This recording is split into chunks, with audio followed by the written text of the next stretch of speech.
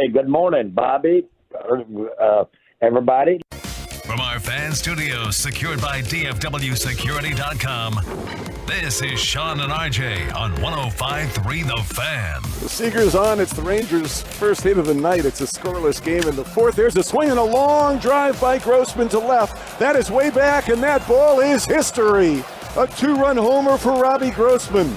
And the Rangers grab a 2-0 lead in the fourth. Good morning, Metroplex. With that, we start the Hump Day edition of Sean and RJ as we try to get you to your weekend and your Friday as quickly as possible here on your home of the Rangers and Cowboys. 105.3 The Fan. Robbie Grossman goes deep. Corey Seager with hit number 1,000. The Rangers beat Toronto again, 6-3 on DFW Sports Station. But what's going on with Max Scherzer and the injury that took place? A tricep spasm, as we were all texting furiously back and forth. RJ tweeting the video. We're trying to get lip readers to figure out what's going on with Max Scherzer and the injury. I don't know exactly what a tricep spasm is supposed to mean, because when he went to go take his, so after he has the trainer come out, he does his little, warm up to see if he can go. And just putting his arm over his head, he said, nope, can't do it. Yeah. Like he went up and did it and he's like, nope, can't do it. A spasm is like a flicker, right? Will you ever have a spasm, your finger will just twitch? Right. Hey, when you get our age, the heart palpitations, you think you're having a heart attack, a little spasm of the heart. Not something that you can't literally move your arm over your head with. So I've come to believe absolutely nothing this team tells me anyway. Well, you saw Max say it. No, yeah, but tricep. But the word spasm. The word spasm is supposed to alleviate some kind of concern. Yeah. I've come to believe absolutely nothing this team has said. Right. Period. I would have sworn this was lower half. He had the play right before where he got out of the way with the ball back up the middle. He wasn't sitting there holding his arm. It looked like when he was going through his windup twice before leaving the game with the warm-ups, that it was something with the legs, the ankle, something in the lower half that wasn't allowing him to complete the windup in terms of the push-off or whatever it was. No, not the case. As you went back, lip read it, he said spasm. At first, I thought he said cramp. And now we're sitting here. This thing's a house of cards.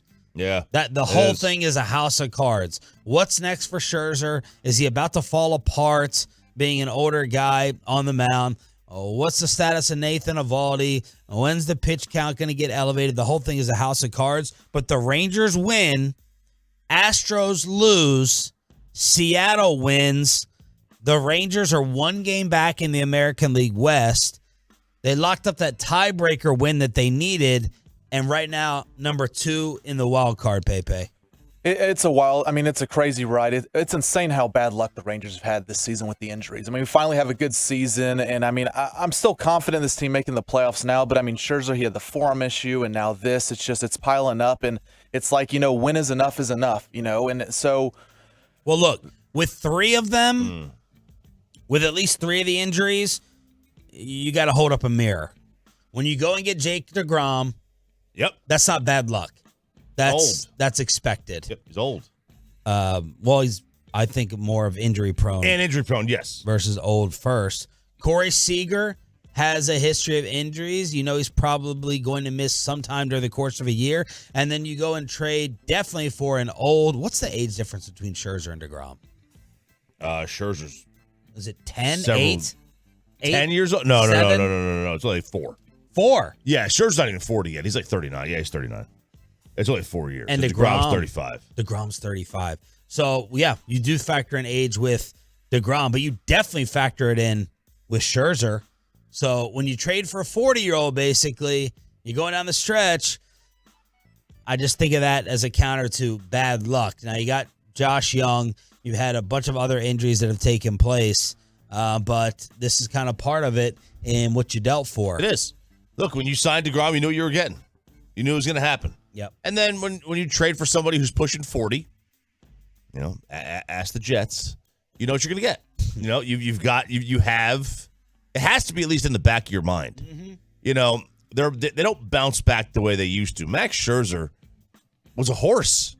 And you don't bounce back the way you used to at this age. It just doesn't happen. And some days you go out there and you've got it, and some days you don't. And that's the risk of getting into business in the 40-year-old pitching department. And you said it yesterday. Any other instance, if you had more of a comfortable lead, you're sitting him. You're giving him another kind of break. If you're way back, you're probably shutting him down for the season. Probably the same thing with Evaldi. The good news is he had a shutout through 6 on 73 pitches, had the really long discussion out there. Hopefully it is just spasm with the tricep. I still don't know what that necessarily means. Jared Sandler will join us at 7:20 during the Expressway. Here's Max on why he left the game. Yeah, I was warming for the 6, and I could tell, kind of my tricep, was kind of starting to tighten up a little bit, and it, felt muscular, so, you can usually kind of work through that. Kind of as the inning progresses, kind of goes away. I was working through the Springer at bat, kind of feel it, but it wasn't awful yet. And then when I threw that curveball to Bichette, I could just feel it. Just felt like a Charlie horse. That's the best sensation. I feel like the Charlie horse, you get in your hamstring. All of a sudden, it's in the my tricep back of the shoulder. I was hoping that I've had like a cramping sensation before like that, and you kind of work it out, and then all of a sudden you can kind of go. But when I kind of got onto the mound and was trying to go through my motion, I could just tell like it didn't release. And my head said, "Don't throw the ball." I was like, "All right, let's try it again and see if I try to get it going." And I could feel like I just wasn't gonna be able to throw another baseball. So I had to come out at that point. I love his explanations. I love when he talks to the media. But when I hear, you're right, spasm is optimistic sounding. When I hear cramp, when I hear that, I'm not thinking strain. Right. I'm not thinking a worst case scenario. And this is where they'll do tests, MRIs. They may not even do an MRI. They'll do tests on them and see where it is. See how it is this morning, and then go from there. They don't have to do anything right now. They don't have to make a decision right now. But when you can't throw the baseball, that's correct me if I'm wrong. That's a bad thing. Okay, I don't think that's what you pay these guys to do, is to not throw it. So they're in a tricky spot because they are in a situation where they need him. There's only 2.5, 3 weeks. There's only 2.5 weeks left of the season. You've got maybe 3 starts out of him. So it's absolutely critical that he's out there for everything. 877-881-1053 is the truckwreck.com text line. You guys think he's going to be fine? You think he's going to be okay? You think this is something worse? Is the house of cards any second away from just absolutely crumbling? This is a race. It's going to be stressful. It's going to be fun as we go down the stretch. We have Brett Boone, the former Seattle Mariner, in the final hour of the show at 9:20 to talk about his Mariners. They've been stumbling as of late. Did we get rain? Yeah, a little bit. I wake up to rain and wetness everywhere. Well, definitely some dew. I got more than dew. My street was not wet. As I got closer to Dallas, it was starting to get a little bit wetter on the roads. Pepe and the Rock. All wet in the neighborhood, and then on the way here over the bridge, it was raining a little bit. I was like, man, oh, finally! I cannot wait to cut off my sprinklers. I was sitting there, my last pool party weeks ago. I was bitching about my water bill, and I'm like, I'm getting ready to pay this in installments. I got a $200 water bill, and everyone else in the pool was like, "Yep, same thing." So that made me feel a little bit better, but I'm like, is the price of this going up like chicken wings? What are we doing with the water in the Metroplex here? It's out of control. It is insane. Maybe the highest I would have is like $80 for years and years and years. Really? Yeah, really. Wow. And now I'm sitting there. Do you know what your water schedule is in terms of your lawn? Or do you know what you have it set at?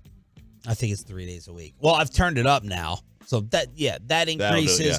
But still, I mean, for 10 minutes of sprinklers, I'm going from $80 to $220. It's that damn bounce house my wife got. Oh, it probably is. An outdoor bounce house to run that thing, floods the yard, and I let her talk me into it. But how often do you guys use that? Well, maybe one. No. No. Maybe once a month. Yeah. Maybe once a month. But still, everyone else, Everyone else in the pool had a $200 water bill. Yeah, in the summers, I went back and looked. Like last summer, once you get the pool, before I had a pool, my water bill was like $80. Ever since the pool has been higher. But the crazy thing, for me, I didn't water my lawn until basically end of July because my sprinklers are busted. And now I'm watering it 6 days a week. The only day I don't water is Monday. This thing's coming back. I'm saving this lawn. And it's high. For winter. It's high. Oh yeah. I had to get it grow back. It's high though. It's in that $200 range. The Aaron Rodgers news is confirmed. We have America's team, but there's a new clear America's college team. Don't talk about this guy's pillow for sure. The crab walker is still on the loose, and a player in the armpit is in deep, deep, deep trouble. It's the Hump Day edition of Sean and RJ. We're just getting started. Glad you're waking up with us on the Fan. Coming up in the next.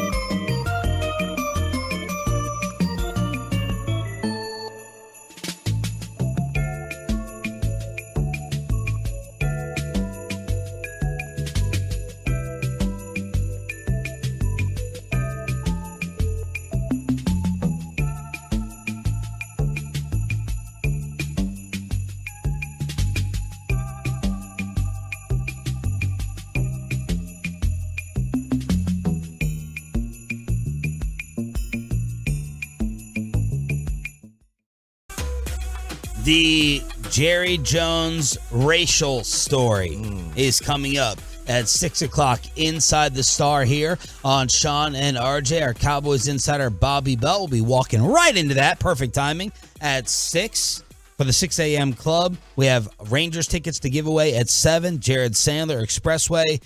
Where are the Cowboys in the NFL Power Rankings? We'll do that at 8. Nick Eatman, Brett Boone, a loaded Wednesday as the show of whales continues here on your home of the Rangers and Cowboys. So the Aaron Rodgers news is confirmed. He is out for the year. By the way, the Jets will owe the Packers a second-round pick. The Packers kind of lose out in this. Aaron had to play 65% of the snaps this year for Green Bay to get the first-round pick. He played 4. That's not 65%. That's not 65%.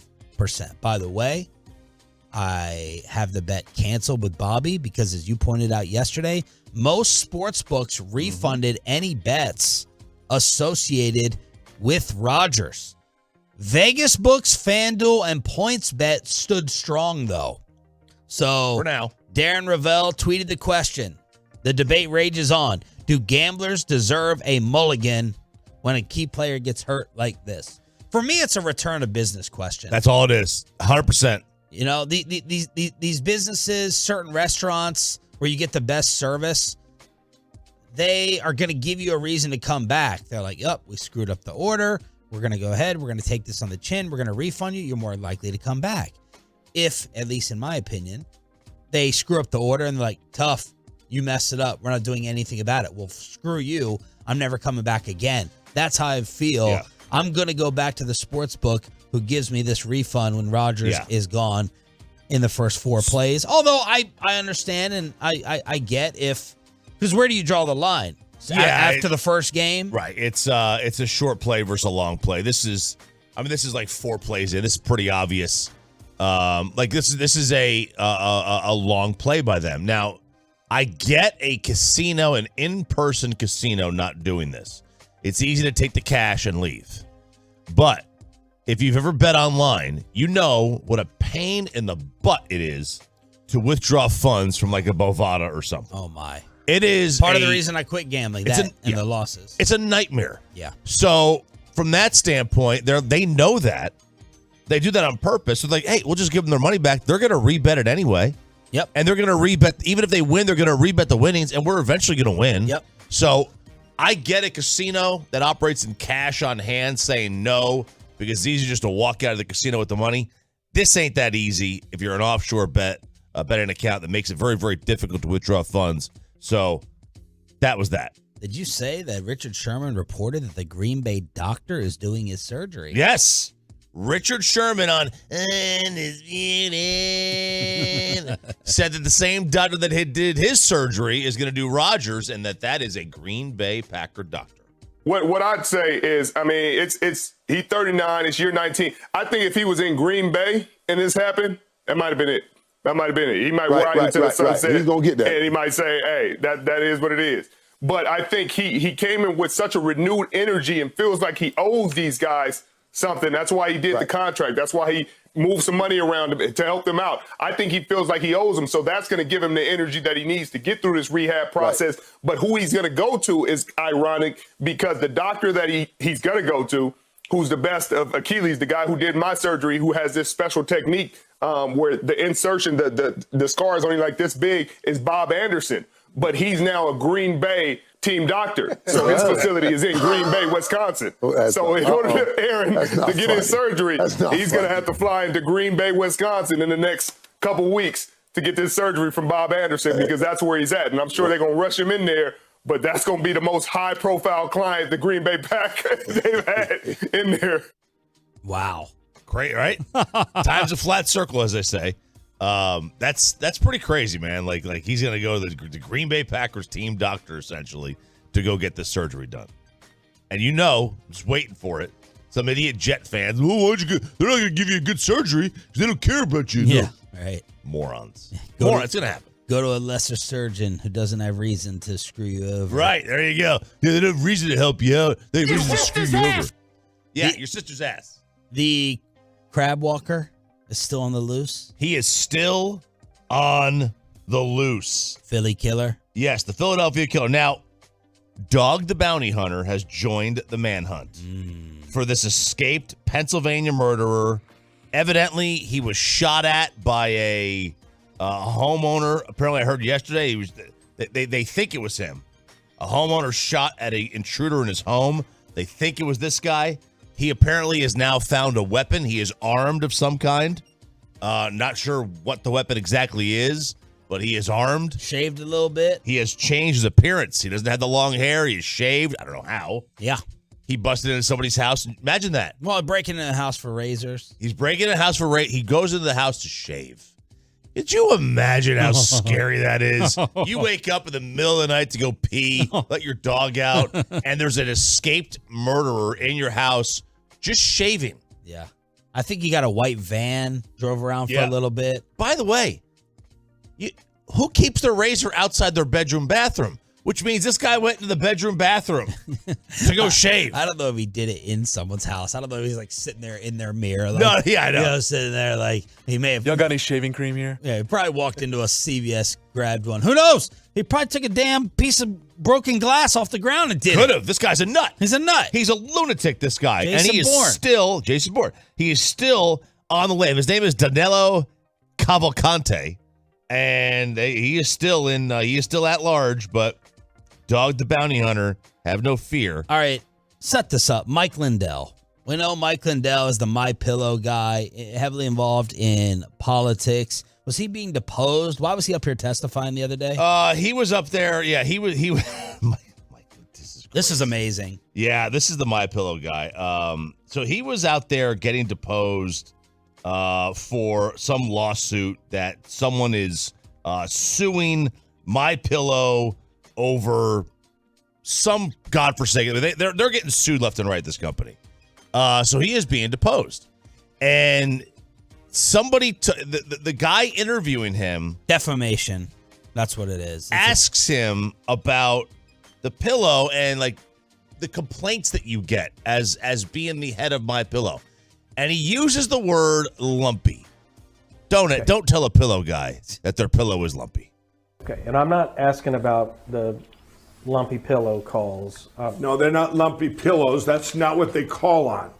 Okay? That when you say lumpy pillows, now you're an asshole. You got that? You're an asshole, is what you are. No, he's an asshole. No, He's an ambulance chasing asshole. That's what you are. Lumpy pillows, kiss my ass. Put that in your book.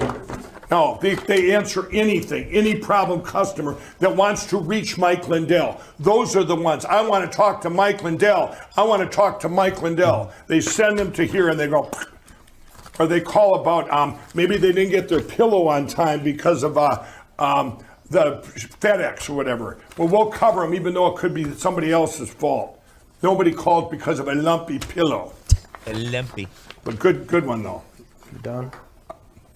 Yeah, I'm done. What I'm saying. Obviously, you don't have a My Pillow too. You don't, do you? What I'm saying is, Mr. Lindell. Asshole. What? Go ahead. No, I'm pissed. I understand. Yeah, go. When you're saying what? Hey, that's A standing lumpy. behind your product. Yeah, a lumpy pillow. What amazing PR. I did admit, I was like, should I get one of these? I remember we did a My Pillow ad like way back when. And I'm like, man, should I go ahead and get this pillow again? He's this passionate and they're definitely not going to be lumpy. I thought about it. Is it a good pillow?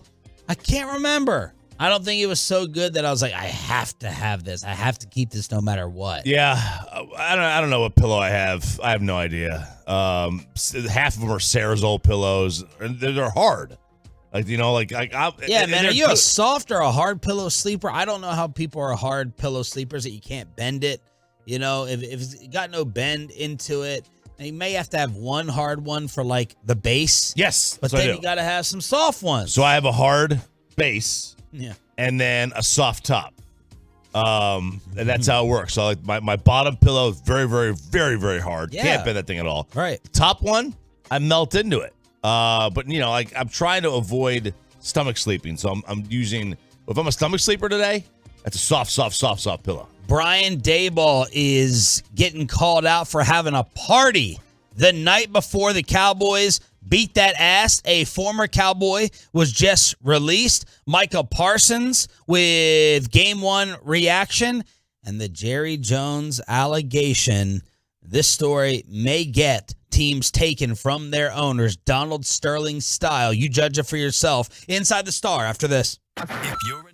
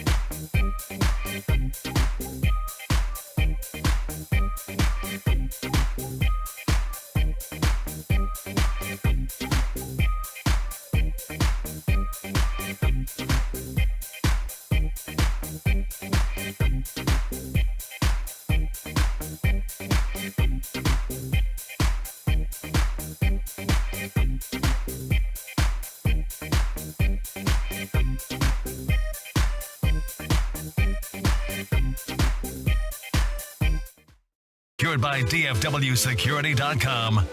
This is Sean and RJ on 105.3 The Fan. From news and notes to the coaches and players for America's team, let us go inside the stars on 105.3 The Fan. Good morning, Metroplex. This is Bobby and everybody here on 105.3 The Fan. I'm Bobby Belt. That's everybody. Got some funny people up here. Voice guy don't know how to say my name half the time, but he got that one right. I was sent about 30 liners, so get ready. Spittle's already up, baby. Yes, that's right. All right, well done. Sean Sharif, RJ Choppy, our Cowboys insider, Bobby Belt. Now you're going to have to go and get where they were butchering my name last week, apparently. Tolos were saying they're saying your name wrong. They're saying your name wrong on the Odyssey app when we're listening. Maybe you can grab that for the end of the segment. Pay. Let's go inside the star, and I think we have to start with the NFL owner's story that does not make Buffalo or Dallas look very good.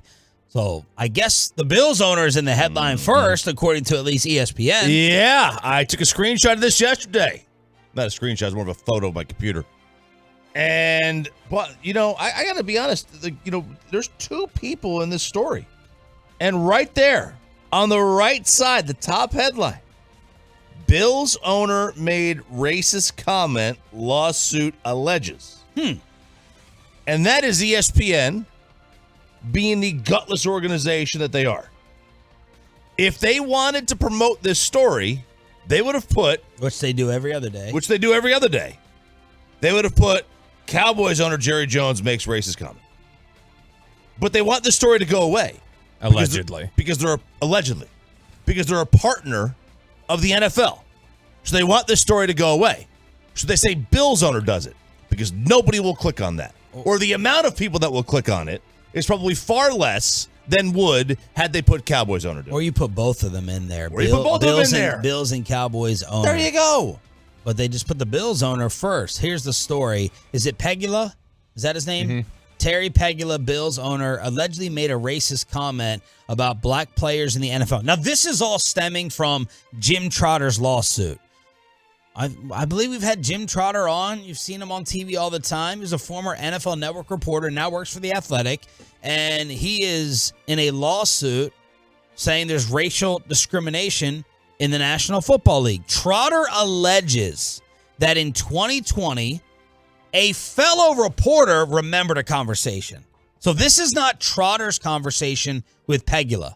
This is a conversation relayed from another reporter in which the Bills owner, apparently, this was while discussing social justice initiatives, Black Lives Matter. The reporter told Trotter and 40 other media coworkers during a Zoom call that Pegula said, quote, "If the black players don't like it here, they should go back to Africa and see how bad it is."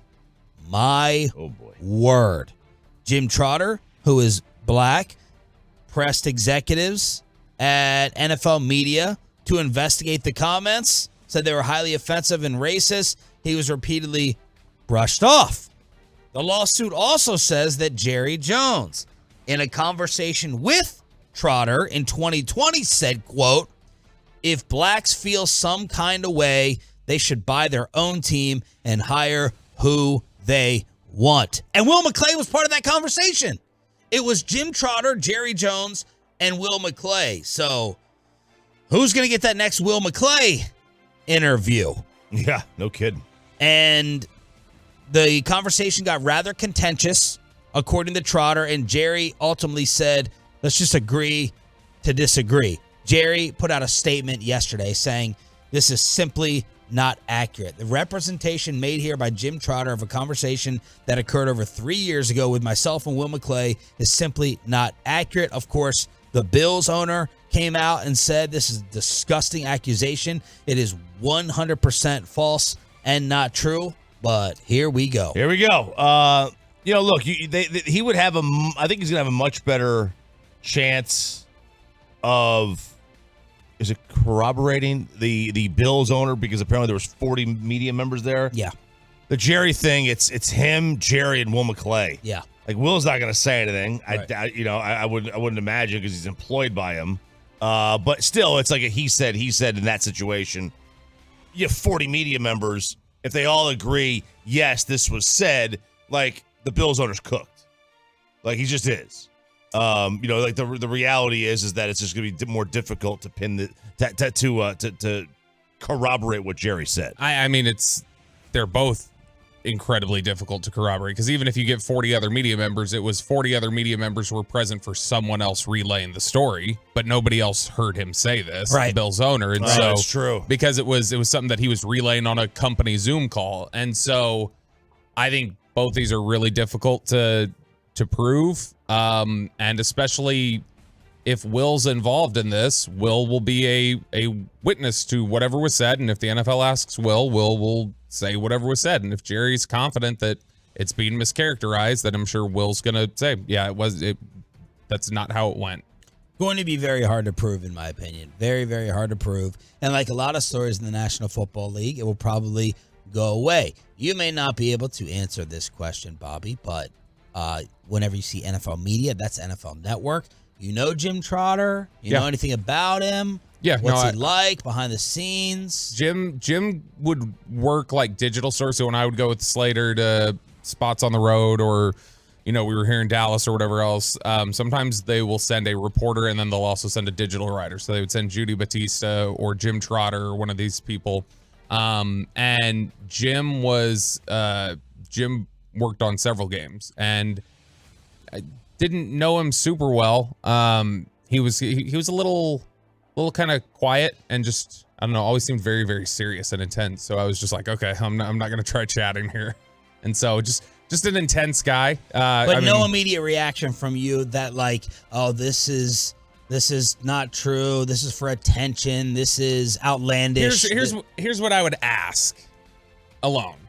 And I understand this is a very sensitive situation just in terms of what the topic is and obviously who it impacts and what it could potentially mean. My question would be if this is something that happened, like for instance, the Jerry one was over 3 years ago. The Bills one sounds like it was a while ago. And he's upset enough about it that he wants to take it into court and he wants to have it addressed legally. Why wasn't it something that he felt the need to take into court until after he lost his job? That's just what I'm getting. And I understand it's similar probably to the Kevin Brown Orioles point that you've made before. Yes. But the way he's talking about how he operated with it, it sounds like, no, I was trying to, rattle some cages when it happened.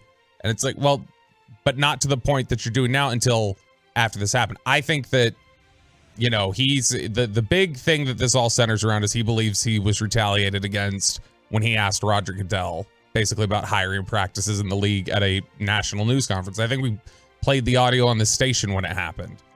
Yeah, I would say to the question, why bring it up now? Like, if I was just going to answer that honestly, it's like, okay, as long as I'm employed, this stays a secret.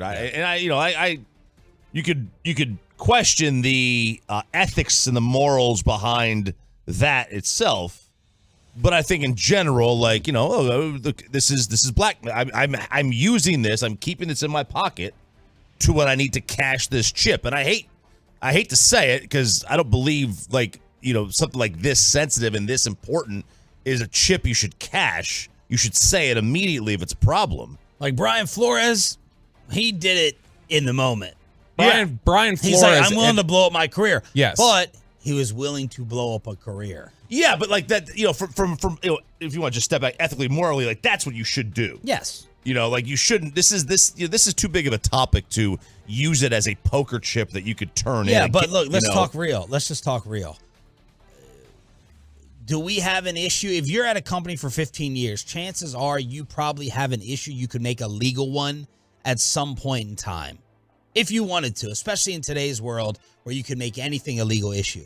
You're not going to do it because you want to keep getting your paycheck. If you get fired, if you have a falling out with your bosses, now I'm going to bring it to the table. I'm ticked off. You fired me. It was unjust. I'm going to get my revenge on you. So I understand, again, to the Orioles point, you're not going to sit there and blow up your job unless it's just something that you can't sleep with. Yeah, and for a lot of people, this is something they can't sleep with. That for others, it's like, okay, I can turn the other cheek and like Will McClay. You think Will McClay? You could argue Will McClay should have just quit in that moment. If it's true, yes, if it's true, if it's true, like, and because Will is in a position where he could probably get any job he wants, so he could like say, all right, I'm just going to quit. Well, Jim Trotter got a job like pretty quick. Yeah. And so he was able to get another job. When you say if it's something that you can't sleep with and it's just that much, like, I mean, that's how he's painted it within the text of the lawsuit, is that it was something that he just couldn't sleep with, and how much it was he fired or did he quit? His contract wasn't renewed. He wasn't even fired. His contract ran out. And the NFL network and the media properties are saying, look, and this is true, we were in a cut down period. We're sitting there and, whether it's Fox, whether it's The Athletic, whether it's ESPN, slicing and dicing with payroll. And they're saying that's all this was. We were reducing payroll in terms of the talent. I mean, I didn't think Kurt Warner was going to be on TV the other day. I know Michael Irvin, before all this hotel drama, was going through an intense negotiation like years and years ago. So, again, you talk about your Kenny Maynes of the world. People have been cut down. I mean, Aditi Kinkabwala, she got let go at the end of her contract. Kim Jones, who G-Bag interviewed last week ahead of the Giants game, Kim Jones got let go when her contract ran out. Jim Trotter was part of several people that were not renewed at the same time. Yeah. And so he was but his part of the claim of his lawsuit is that he was told 6 months prior, his agent was told that there's no reason he wouldn't be renewed. The plan was for him to get a new contract. And then after the league meeting, that's when he didn't get renewed. There is Bobby Belt, apparently running his show here on a hump day. Named one of America's top morning shows by Barrett Sports Media, it's Bobby and Everybody on 105.3 The Fan. All right. Who was this the same guy? Don't let this be the same guy that was butchering my name last week. Let's hear this. I have not heard this yet. Hit it, Pepe. Your busy life is about to collide with your love of Cowboys football. With the free Odyssey app, you can jump back and listen to the moments that matter, even if you missed it live. Catch Super Bowl winning scout Brian Broaddus on G-Bag Nation, or listen to Jerry Jones' interview with Shan and RJ on 105.3 The Fan. And I hope that our fans would understand that I do know how to keep it. Yeah, that's enough. Everyone butchers it, man. Everyone. But the second most butchered name on this station is Broaddus. He gets Brodus. Brodus all the time. But of course they wouldn't butcher it on the promo. No. Yeah. Interesting. Maybe I have my own Jim Trotter lawsuit. Live on the Fan Cam, Twitch, and YouTube. Did you go home? Did you just stew on it all day? On Jerry? Yeah. No. On Jerry saying Bobby and Everybody. Did you just, replaying the sound of silence and just staring at your ceiling? Disturbed. The disturbed version. Yeah. Shannon, RJ, and Chop. Hello, darkness, my old friend. Man, I'll never forgive my mom. I'll never forgive her. I thought you said it was your dad you did forgive. Both of them. Both of them. My mom could have stopped it. She signed off on it. She could have stopped it. Yeah, that's what I said to my mom, because my mom hates my name. She hated Ralph. I was like, you didn't stop Dad. He said, well, it was his name. I'm just following, I bet you they are so PR savvy over there. I bet you next week they go, Sean, RJ, everybody. I bet you that's what he says next Tuesday. All right, I have some ideas on who the Jets could replace Aaron Rodgers with, and are the Rangers going to need to replace Max Scherzer after last night? Next on Bobby and Friends. Everybody, whatever the hell. Let's get you Stupid announcer guy. to K-Post Roofing and Waterproofing, the official roofing and waterproofing partner of the Dallas Cowboys. You want to get that roof.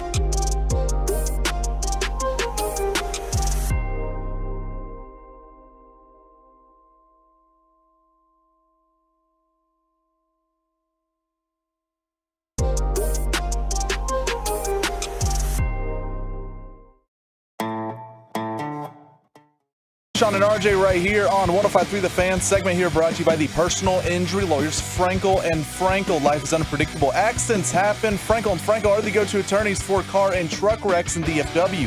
If you or a loved one have been in an accident, contact the Frankels for free at 214-333-3333 or go to truckwreck.com. Next pitch is a line drive over Horwitz and down the right field line, a base hit. Rounding third and coming in to score is Smith. Seager will ease into second with an RBI double. It's 3 doubles in 4 batters here for the Rangers, who now lead 5-0. They win 6-3. Corey Seager with career hit number 1,000. The Astros lose. Seattle wins. And the Rangers get that tiebreaker W over Toronto. They're in the number 2 wild card spot, 1 game behind the armpit, second place in the American League West. Good morning, Metroplex. Sean Sharif, RJ Choppy, and Bobby Belt with you. But the concern now is what's up with Max Scherzer. Bobby, what were you thinking? You and RJ have forecasted the reality of Ranger pitching injuries. He had a shutout through 73 pitches, and the Rangers say he leaves with a tricep spasm. Yeah, I mean, I'm similar to Chop in the idea of I'm not going to believe anything that comes out of that building when they talk about injuries, because they've so frequently misled us on them. And so, it's a concerning thing when he says, even when he describes it as a cramp or a spasm or whatever he said, the fact that he says like, oh no, normally you can just loosen it up. You can pitch through it and it loosens up. And I could just tell when I was going up into my motion that, oh no, this isn't loosening, this is still tight.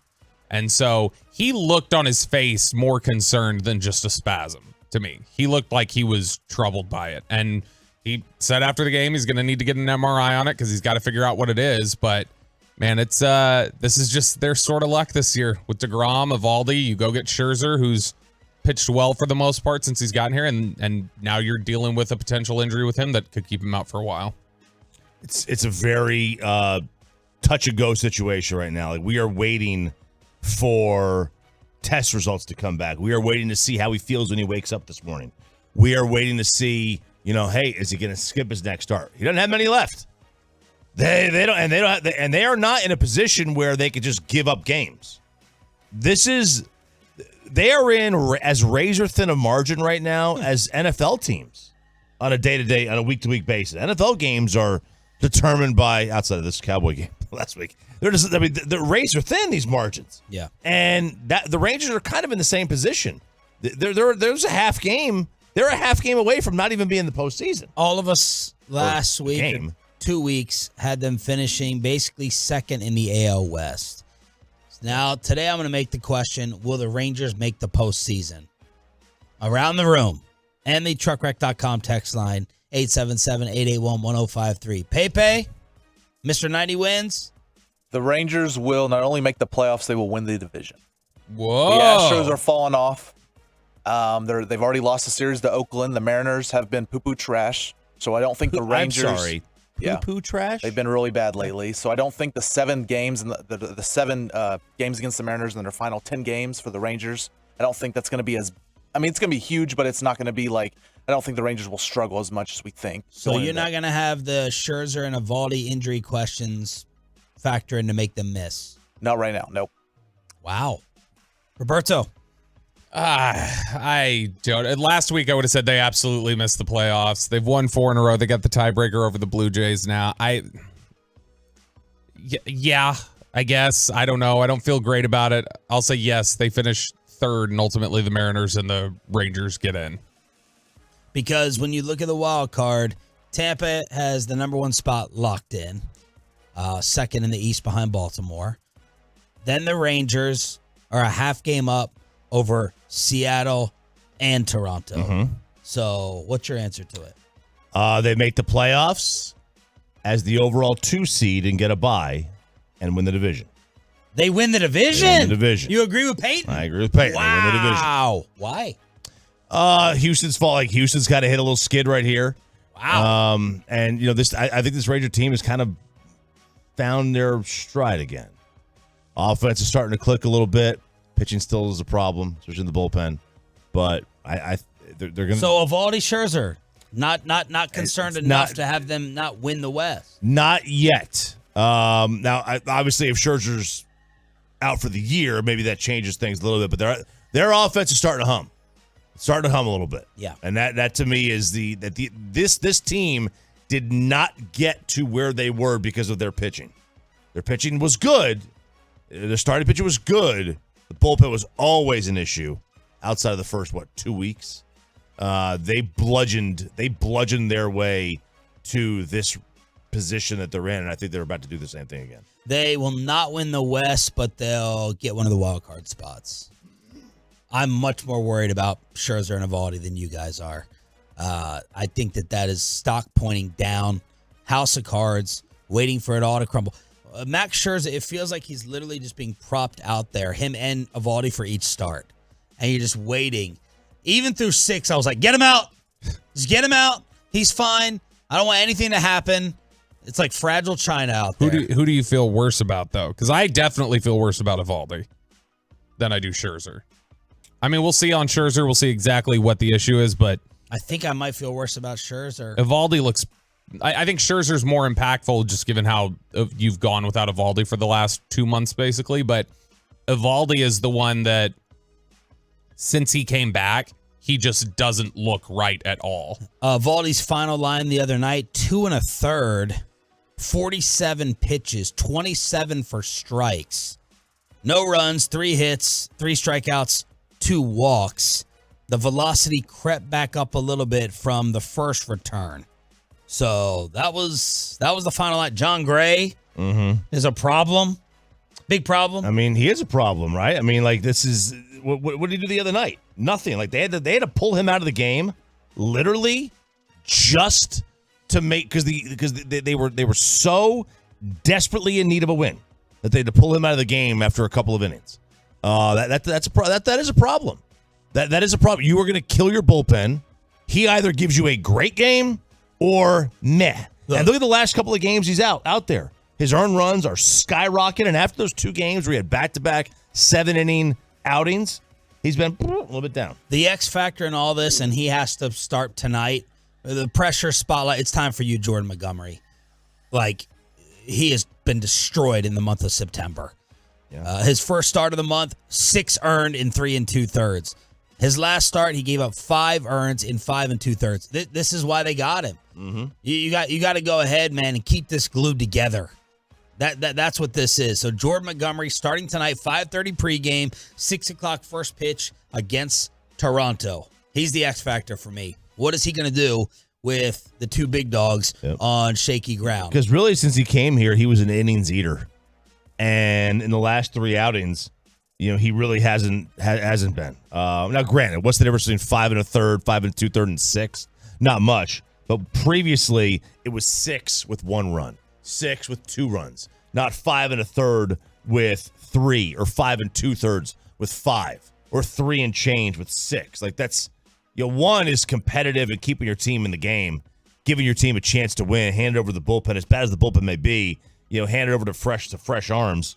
He hadn't done the last 3 outings. Is Aaron Rodgers done playing? The news was confirmed yesterday. He is out for the season. One of his besties, the guy whose show he goes on weekly, Pat McAfee, relaying some A-Rod reaction. What I am hearing from people close to Aaron is he is obviously devastated. This is a very, very, very, very bad morning in Aaron Rodgers' world. Aaron Rodgers put everything into this. Aaron Rodgers had a brand new body guru, was in the best shape of his life, energy-wise, felt like he was 25 again, 26 again, had a whole new building to kind of win over and to influence, had a whole new fan base to impress, a whole new season, a whole new potential legacy being written in a new city for a Hall of Fame career that's already been created. He went all in for this. For it all just to disappear before even getting to reap the benefit from that, I personally, and this is with no information from Aaron Rodgers, I don't think he's going to go out like that.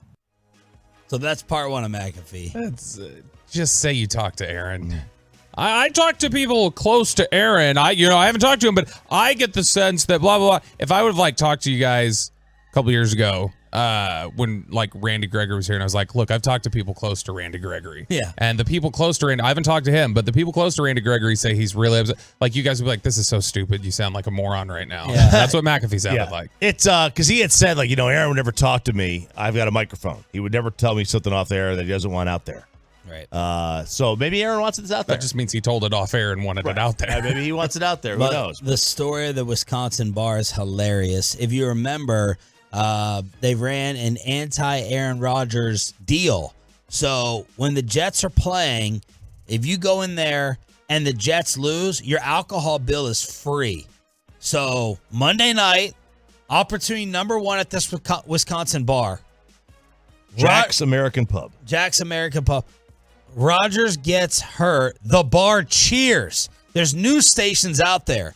The bar gets hurt. What are you going to do in the bar if the Jets lose and your tab is free? You're going to run that bad boy up.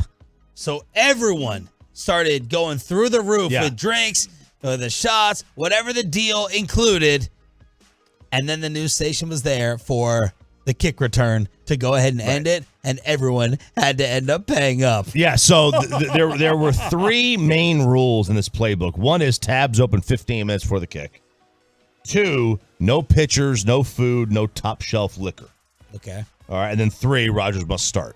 So they all thought they were going to get, once he went down. Wouldn't you? Of course. How much would you be ordering? Oh, my God. Just keep going, baby. Just keep piling it on, man. I would, as Hardy would say, I would drink that bar at the bottom shelf. What point in the game would you have started, slowing your tab down? When you were watching it and go, would there be a moment where it's like, okay, guys, stop ordering? Maybe the Josh Allen 3rd pick?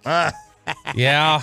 Yeah, the Josh Allen, and I'm saying this being a Josh Allen guy, it's not taking as steep of a Carson Wentz turn as Carson did on me. Still my only miss in 12 years here hosting this show. But Josh looks scared. When I saw his eyes in the second half, and I texted y'all, he looks terrified. I would have maybe slowed down, but I would have been so drunk at that point, I would have just kept going. I'm not gonna slow it down after 11, 12 drinks, you're already there. Yeah, because it was 13-3 at half. And so I'm guessing people were probably still drinking into the second half. And even when, you got to remember, they didn't tie it up till under 5 minutes to go in the game. And so even when Zach Wilson throws that touchdown, it's 13-13. I think everybody's probably thinking, yeah, but they'll come back. And it'll, it's Josh Allen. They'll be fine. Mm-hmm. And so I would guess it wasn't until they got into overtime where people were like, crap. Once you're in overtime, it's a crapshoot anyway, man. Brian Daboll has some Tony Romo trouble on his hands for what he supposedly did before the Cowboys opener, and Micah Parsons on whether he thinks Daboll screwed up as well. That's next on your home of the Cowboys. Shout out to the 6 a.m. Club. Thanks for being the number one listening part of Sean and RJ. We continue on The Fan. But what do you need to know in order to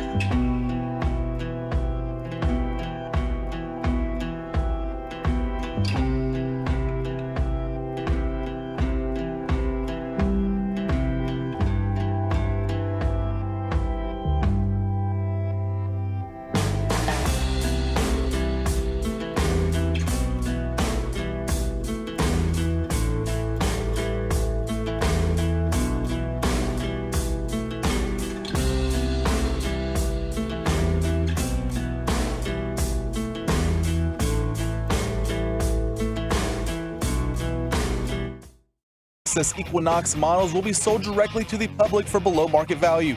See them all today at ClassicChevrolet.com. Do not wait. In less than 10 days, they could all be sold at Classic Chevrolet. Relax and enjoy the difference and find new roads. Texas Ranger ticket giveaway coming up at 7 o'clock. Jared Sandler on the Scherzer injury at 7:20 to kick off the Expressway. We will chop it up. We'll do power rankings in the NFL at 8. Nick Eatman, Brett Boone in the final hour. It's Sean, RJ, and Roberto, our Cowboys insider. Shout out to the 6 a.m. club, including our boss, Gavin Spittle, who was texting us right at 6 a.m. So he is up and Adam, probably to make sure that Bobby shows up on time. We have a Cowboy alert. Spits and studs. We have a Cowboy alert when it comes to Brian Daboll. Michael K., your boy, the voice of the Yankees, on his radio show yesterday, said the following, quote, I have it on good authority that Brian Daboll had a huge party at his house on Saturday night. Oh, the horror. You're not throwing a big party if you're about to get your butt kicked by the Cowboys. So this took everybody by surprise, and that's what's scary. Nobody expected this sort of blowout. They thought they were going to play with them, and they didn't even show up. This scares me, guys. This tells me they don't even know their own team. There's no way the head coach of a team throws a huge party like that the night before the opener if they think there's a chance that they're going to get blown out. So that is Michael K. reporting that Brian Daboll had a shindig the night before the big game. You know, you just can't do this, apparently. No. I mean, you can't have anybody over your house, you can't have a life, can't do anything like that. Yeah, this is why this bothers people. You think Jerry doesn't throw a party every night of the week? Well, I think every as night. the owner versus the head the coach. owner, that's right. He's not studying tape the day before the game. You should be ready. Every waking hour, RJ. Every waking hour. Let me tell you something. If your game plan isn't set Saturday night before a game, you already lost that game.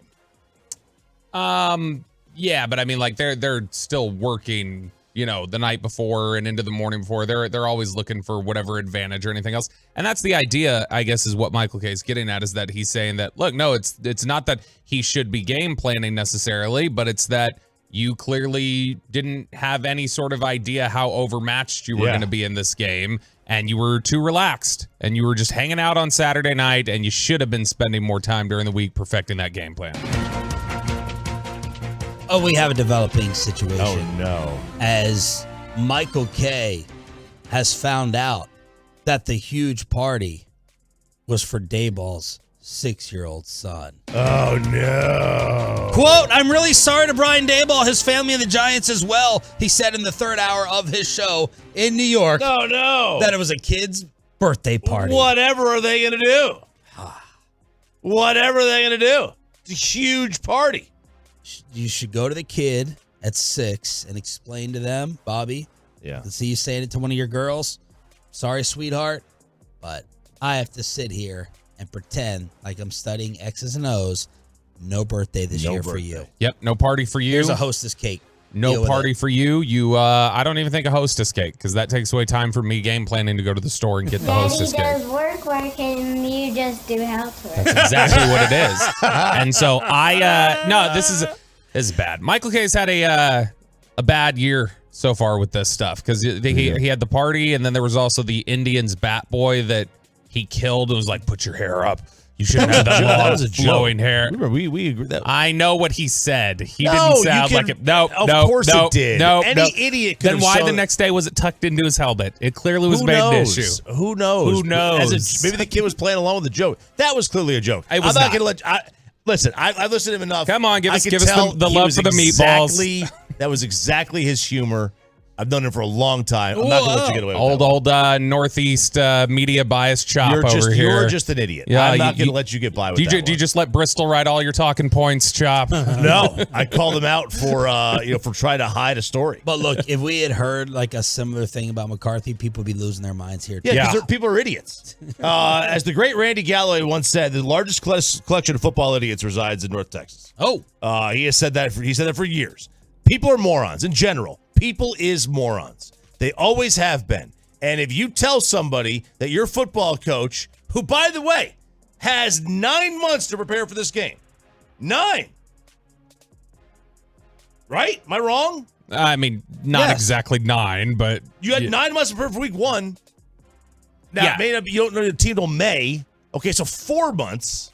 You had 4 months to prepare for this game. If you're not ready the night before, you've already lost. Don't give me that.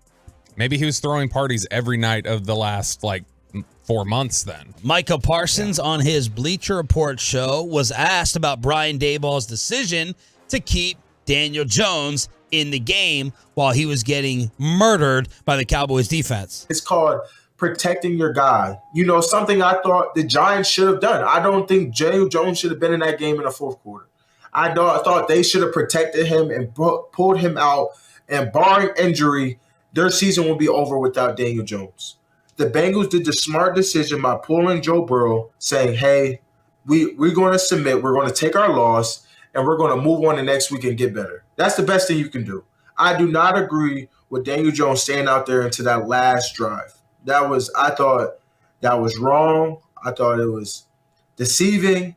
That's your franchise quarterback, and he's out there with the backup offensive line still getting sacked and hit. I just didn't understand. Maybe it was a, prove-it moment by the Giants. I have no idea. A learning lesson. Who knows? But I thought Daniel Jones should have got pulled out. So it technically is not benching. I love the sports talk prep from Micah Parsons. He says he wants to get into this field after he's done playing, and there he is getting ready for it on Bleacher Report. As Chris Collinsworth tried to say, well, this is Daniel Jones. He's earning respect in the locker room. He's proven it to his guys. He won't let himself be taken out. I still thought it was absolutely ignorant and stupid. So there's Micah on that. Parsons on whether this team can join us in Las Vegas for once. We have a chance to have the most dominant defensive line I think the league has seen in a long time. I know. If we learn to keep gelling, keep getting better week in, week out, oh man. Cowboys Nation, you better buckle up and get ready because this is going to the Super Bowl. He is. This show, how many weeks before this show gets him in trouble? 3 max. Couple weeks because he just, there's nothing wrong with what he said, but man, he sounds very comfortable of just what do y'all want to talk about? I've got strong opinions. I got strong opinions on all of it, and I'll give them to you. And we already know the Twitter feed has gotten him burned a couple times, sometimes unfairly so. Yeah. But he's going to say something on this show, and it's going to be like, what? He just, he basically said that Brock Purdy's no better than, Baker Mayfield or something like that. Is he doing this weekly? Yeah. Ooh. Every Monday. If his play continues to be the level it was like that, I mean, he can almost say anything he wants, and nothing will stick to him. Did you talk about the Cowboys with Dez last night? I did not. Dez, I feel bad for Dez.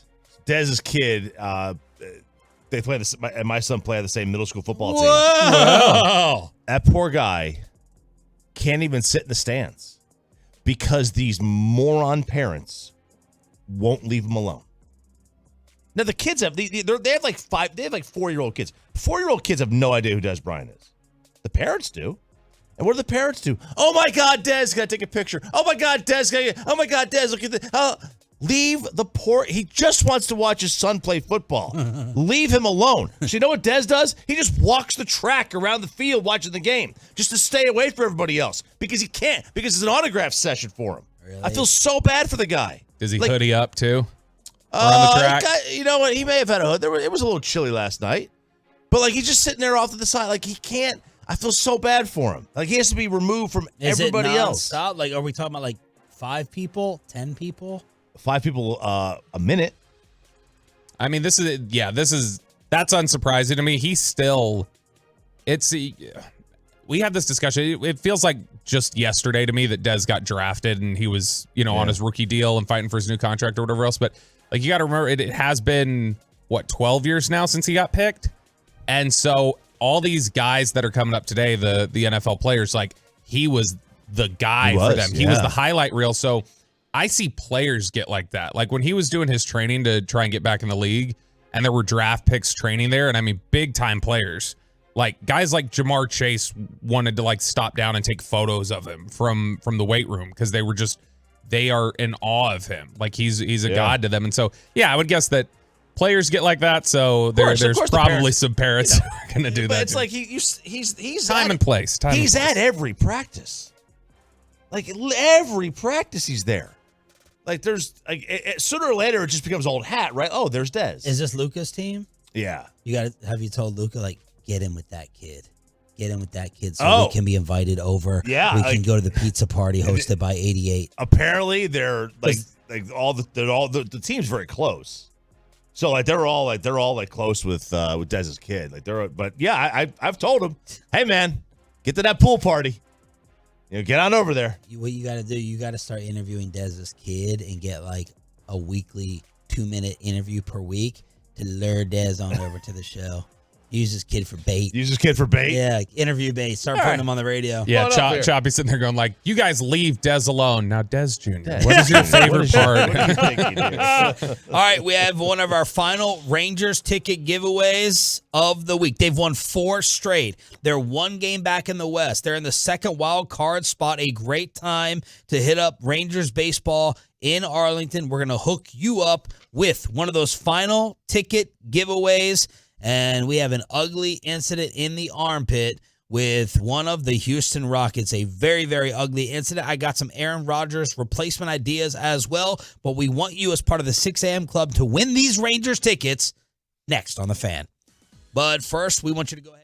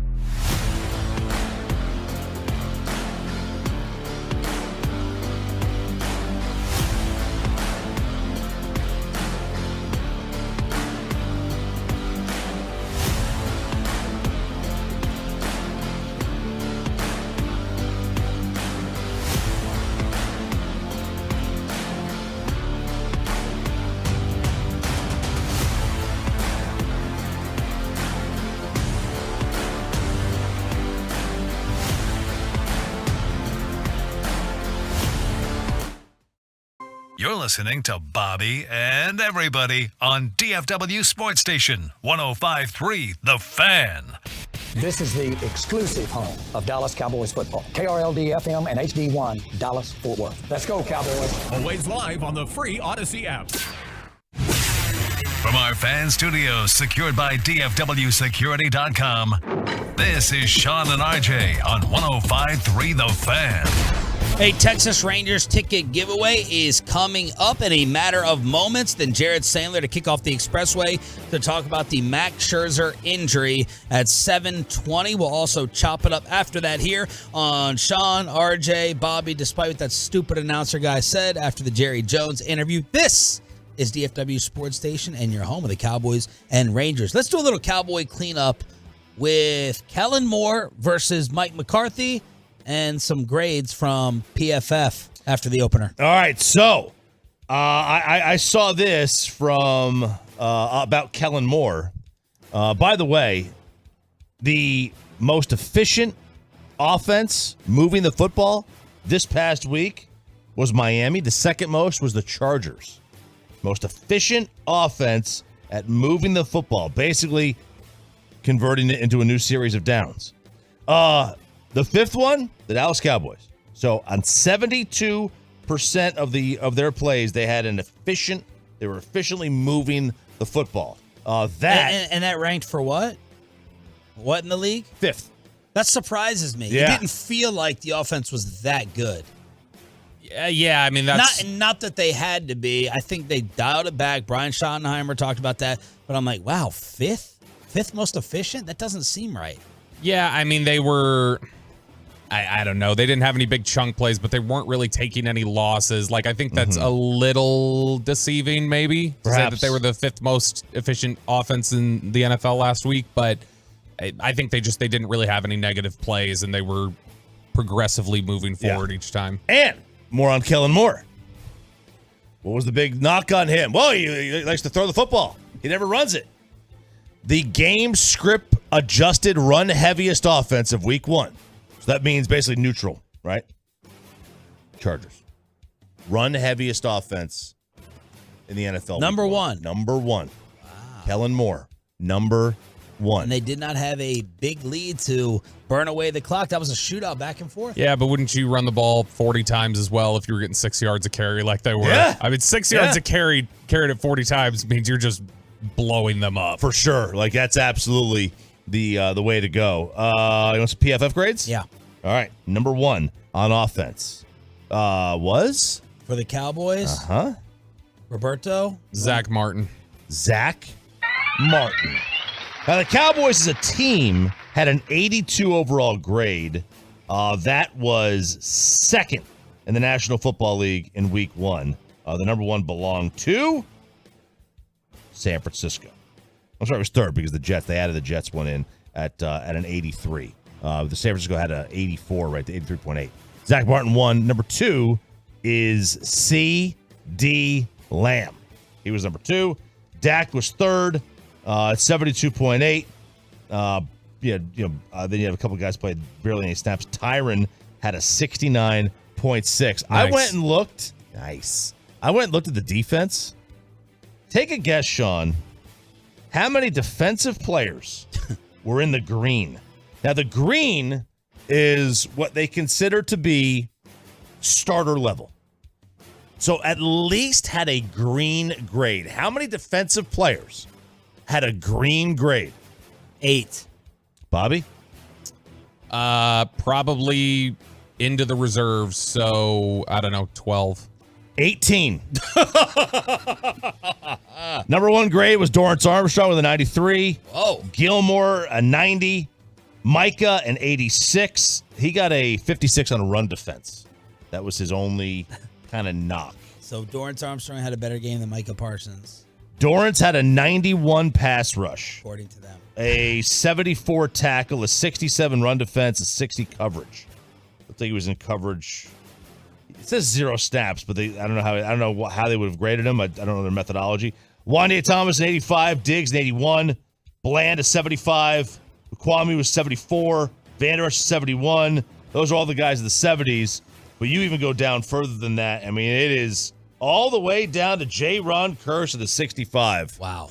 Fantastic performance. So there it is, some PFF grades to clean up the Cowboys' victory. Moving ahead to the Jets, Sunday on the Fan, home opener. The spread has jumped to 9.5. 9.5, which that puts it at, because it was at 3.5 initially. That puts Rodgers at a 6-point number. That's pretty high. That is really, really high. That's probably high. You might be getting a lot of reputation on that one. I'm not sure Rodgers he wasn't 6 points at all last year. And there was no way of knowing what he is. That's a lot. I mean, 6 points?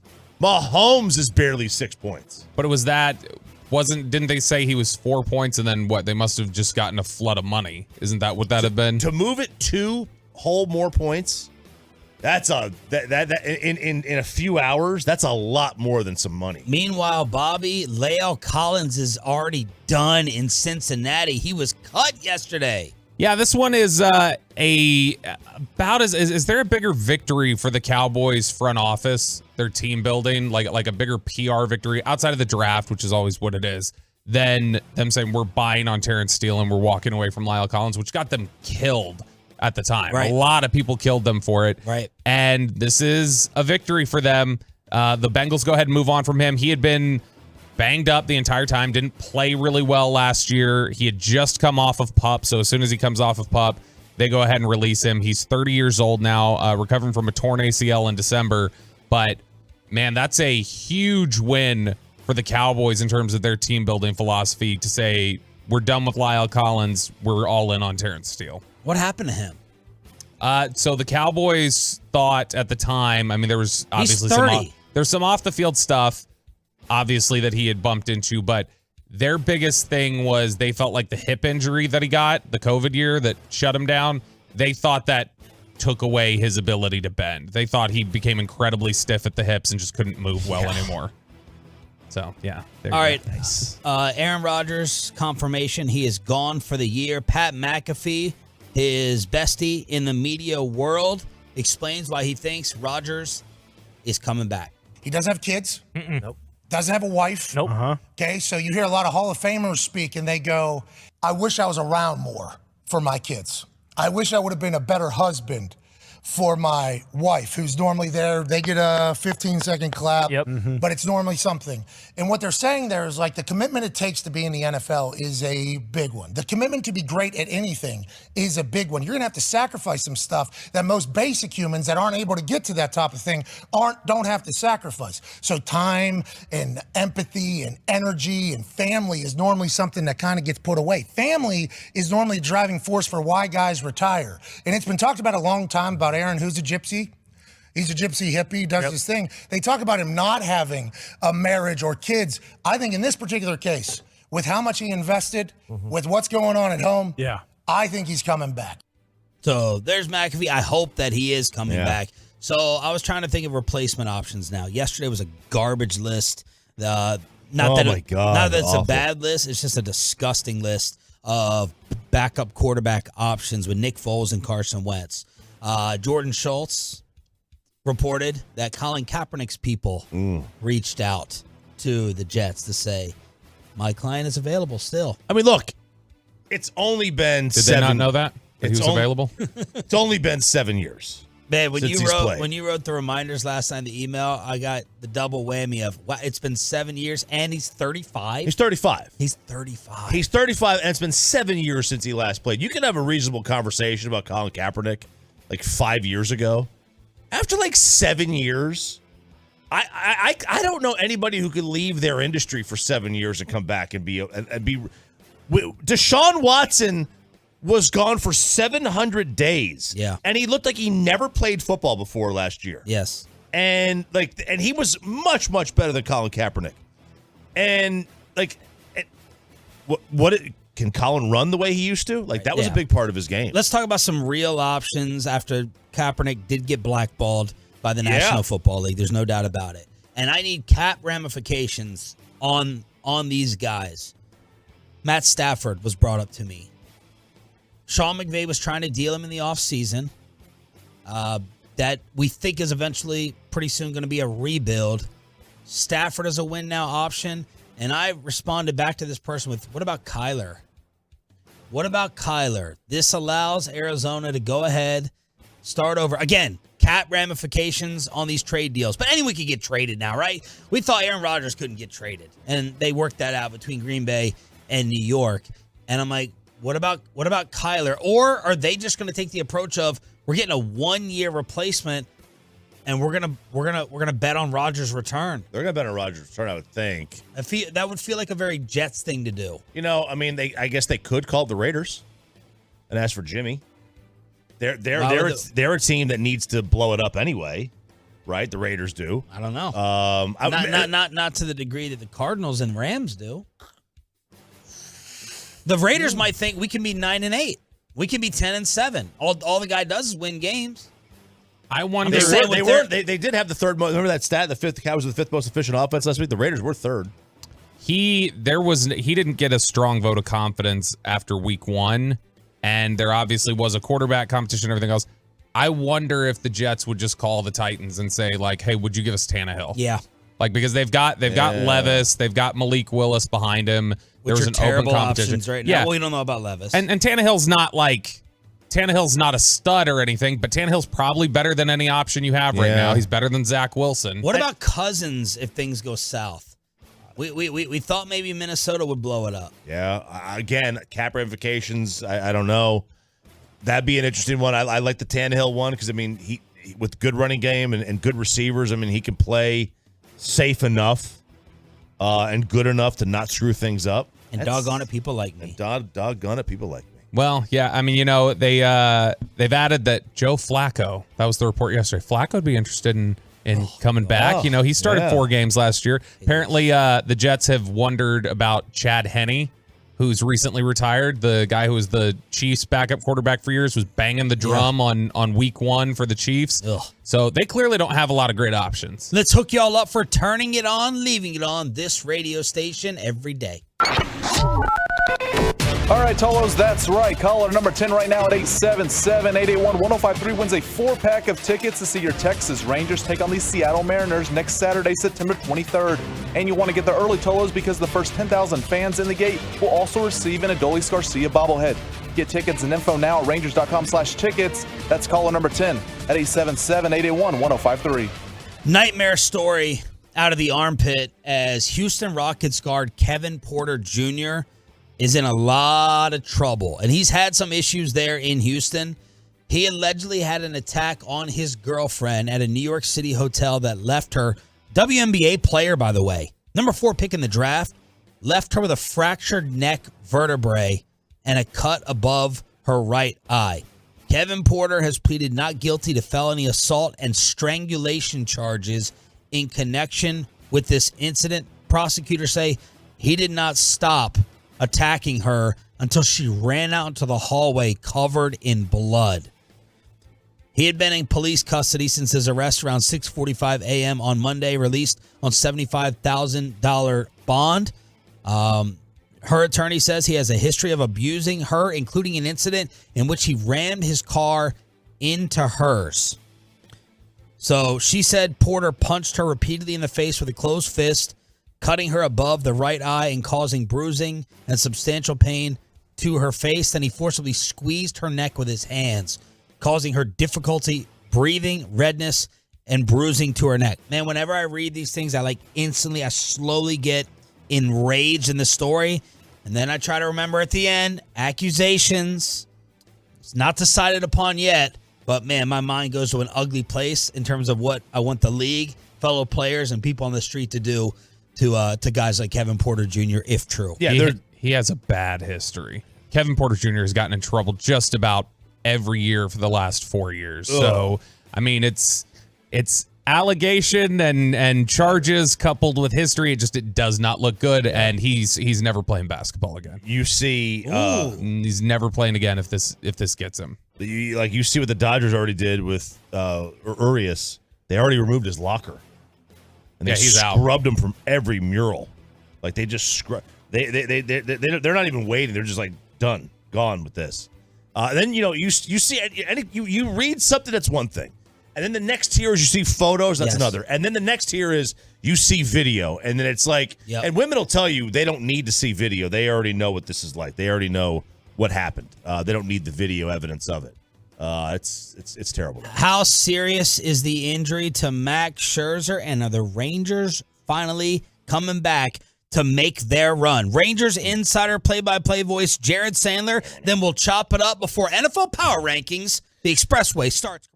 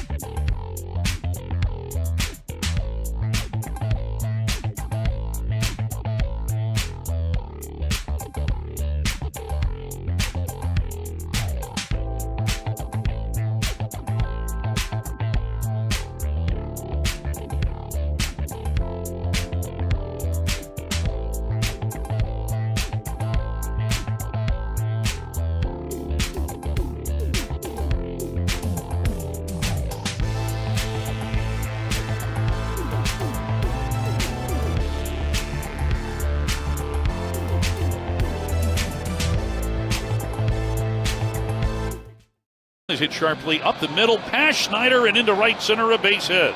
Tavares around third, scores easily. Josh digging for 2. Here's the throw. He dives. He's safe at second.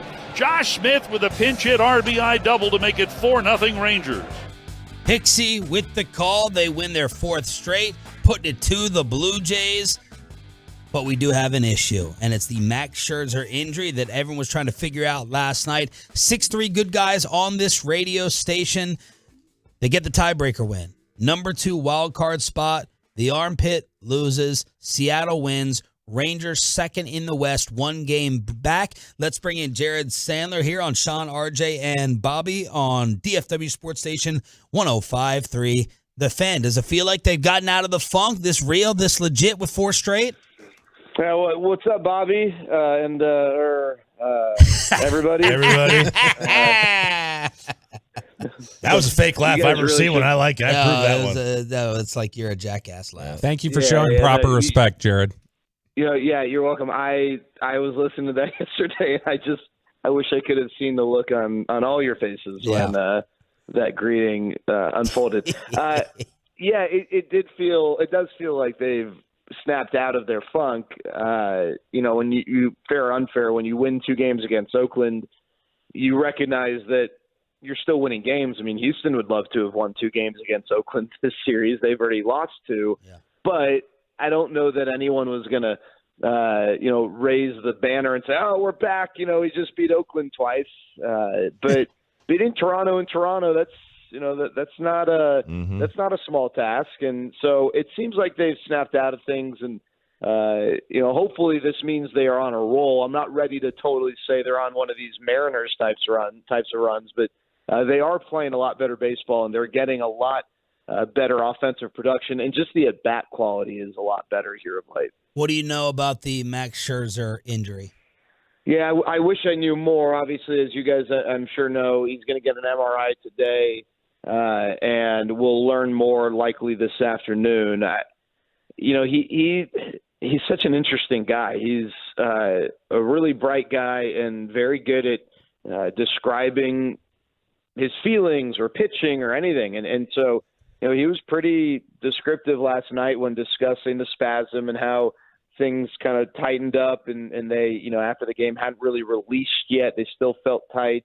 Bruce Bochy after the game had a pretty optimistic tone in his voice, but Max Scherzer was more matter of fact. I spoke to some folks who spent some time around Max after the game, and they said that he wasn't, in an anxious mood or anything like that. So maybe that's a good sign. I don't know, but I really don't know. And as you guys are aware, anytime you have an arm injury of any kind, no matter how minor it seems, you've always got to hold your breath. And while the language after yesterday's exit was not as severe or as strong as some more ominous words that sometimes get utilized when describing a pitcher's arm injury, it's still an arm injury, and it's still something that you got to kind of keep your fingers crossed on. And remember, it's not just about this year. The Rangers got Max Scherzer in part because he was going to help bridge the gap until Jacob deGrom got back. And so, you hope that it is as minor as can be, whether that means he's able to pitch, in a week or 2, or even if just, him being ready for the start of next year.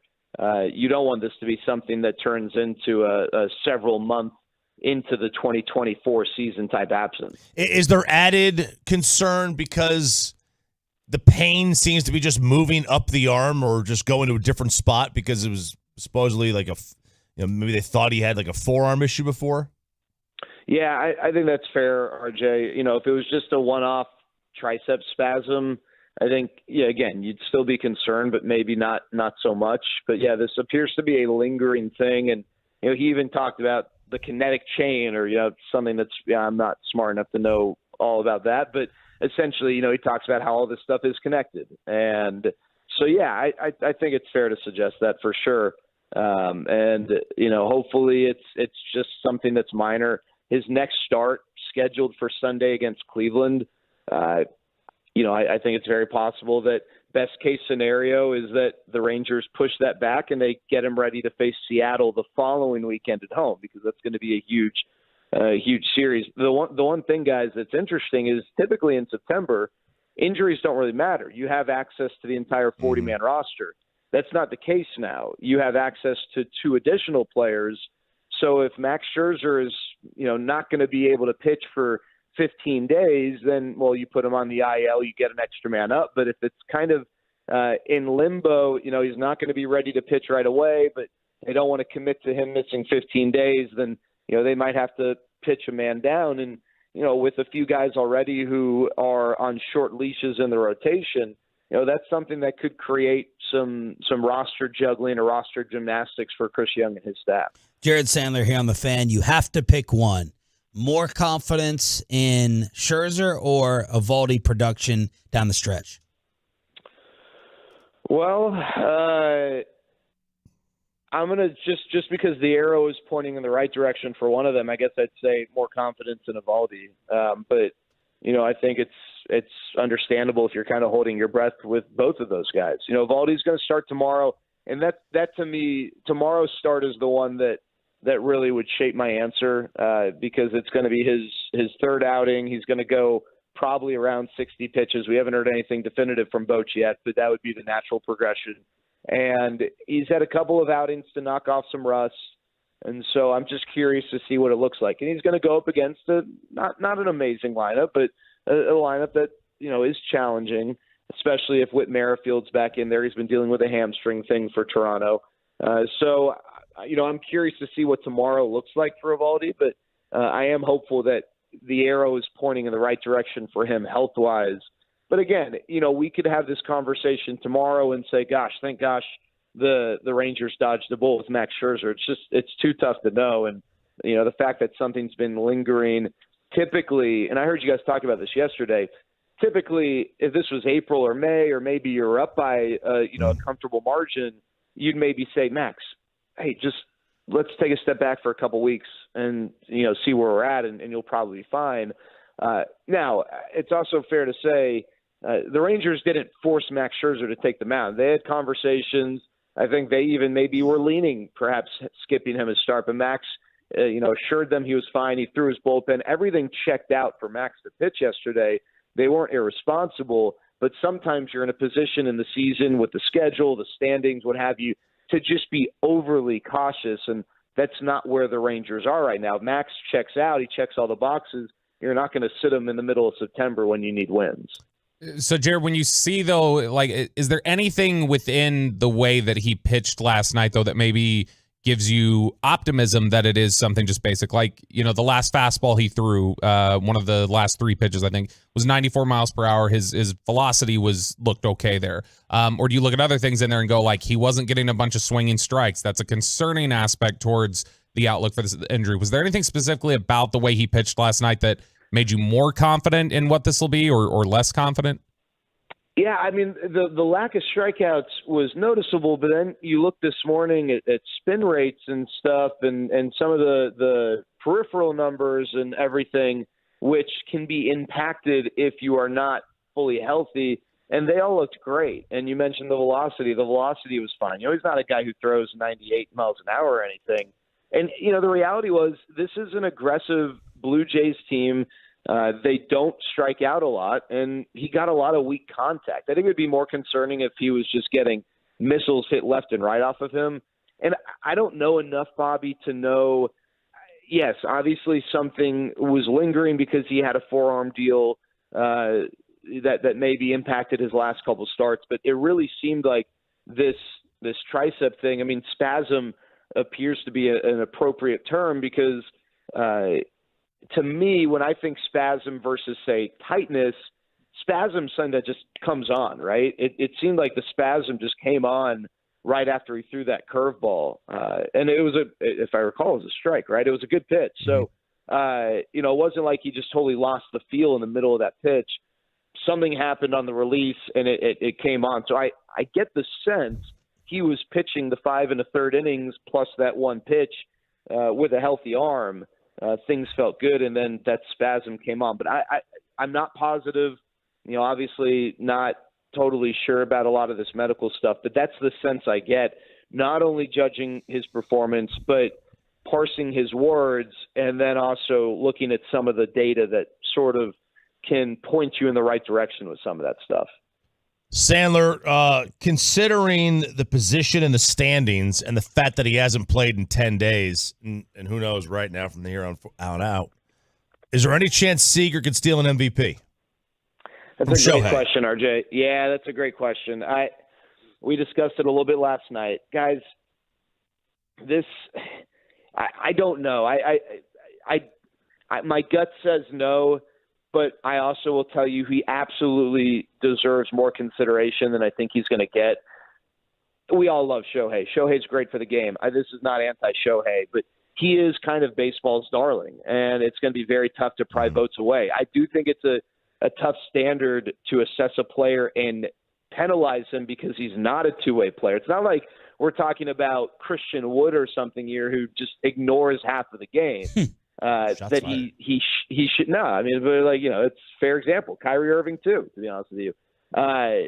This is a player who does everything he is supposed to do. It's not Corey Seager's fault he doesn't pitch, but it's also not Shohei Ohtani's fault that he does. If Shohei Ohtani wasn't having the offensive season he was having, then I think you could make a really strong case. But right now, Shohei Ohtani leads the American League in OPS. He leads the American League in homers. I think he leads the American League in RBIs. So it's not like he's just having a really good season on the mound and a really good season at the plate. He's still having an unreal season at the plate. And the precedent is typically set in baseball where you don't penalize a guy because his team stinks. And I think that's especially the case with Shohei. And it should be that way to the extent that in the NBA, if you've got an MVP candidate on your team and you don't make the playoffs, that's a real eyebrow raiser. But the Angels are a perfect example. They've had 2 MVP candidates on their team at times, and they can't make the playoffs. So it's clearly not on them. But, guys, I'm going to tweet this here in a little bit. Well, Corey Seager, I know we don't usually think of, like, per-game rates for things, but with Corey, because of the injuries, it sometimes helps better illustrate what he's doing. He is averaging .68 extra base hits per game. Now, don't worry about that number. I know that number probably doesn't mean anything to anyone. Why'd you say it? That is the 8th highest rate in a single season in Major League history, behind guys like Babe Ruth and Lou Gehrig and Barry Bonds and then Albert Bell, who had a couple of unreal years. He has 69 extra base hits in 101 games. Nice. He's missed 40 games, and he leads the American League in doubles. It is just unbelievable what this guy is doing, and he should win the American League batting title, and he might even win the Major League batting title if he and Luis Arraez continue to have numbers that move closer and closer towards one another. Jared Sandler right here on 105.3 The Fan. What do you make of the Bob Nightingale report that the Angels would listen to Trout deals? I mean, it just makes sense. They're stuck in the mud. And so, Jared, this would be, you think, with the idea that they still want to re-sign Shohei? No. Because I was like, that doesn't make sense. No, yeah. I think – so a few things here. There's a PR element to this, right? They worded it very carefully to make it seem like if Mike – oh, my God. Hang on a sec. They got the killer in – please tell me that's an Eagles shirt. It is. That's an Eagles hoodie. Oh, my God. They got the Crab Walker in Pennsylvania. Oh, and he's wearing an Eagles long sleeve shirt. There you go. That's all I want to say. Back to you. No, that's actually a big update. That's exciting stuff. No. You sounded like really sarcastic while saying that. No. I'm serious. I just think it's funny he's wearing an Eagles shirt. That'll give us future trash talk. I was about to say, thank gosh he wasn't wearing a Cowboy shirt. Gavin Dawson would have gone a break and told me to go away. So I appreciate you not doing that with the Trey Lance. So I heard Dawson the other day even predicted G-Bag didn't learn from the McCaffrey thing. Dawson predicted the Aaron Rodgers injury or called for it or something like that. What the hell is going on? I mean, the guy, the Twitter account got suspended. The guy who did that on social media, where he predicted that he said we're 2.5 hours away from Aaron Rodgers rupturing his Achilles. Maybe he's trying to get Aaron Rodgers' mom on. Aaron Rodgers doesn't talk to his mom, so we're good there. Yeah, maybe you should just get Mrs. McCaffrey on. We could, that'd be a good conversation again. I just made that joke. No, you said Aaron Rodgers' mom. Well, I said Look, they're cutting the Eagle shirt off of them. They're like, you can't even go in this vehicle wearing that trash, that garbage. We're cutting the shirt off. I haven't seen people cut the shirt off of someone going into the paddy wagon. Look at that. I mean, I didn't know SWAT had medical scissors. That's right. All right, back to Jared Sandler here on The Fan.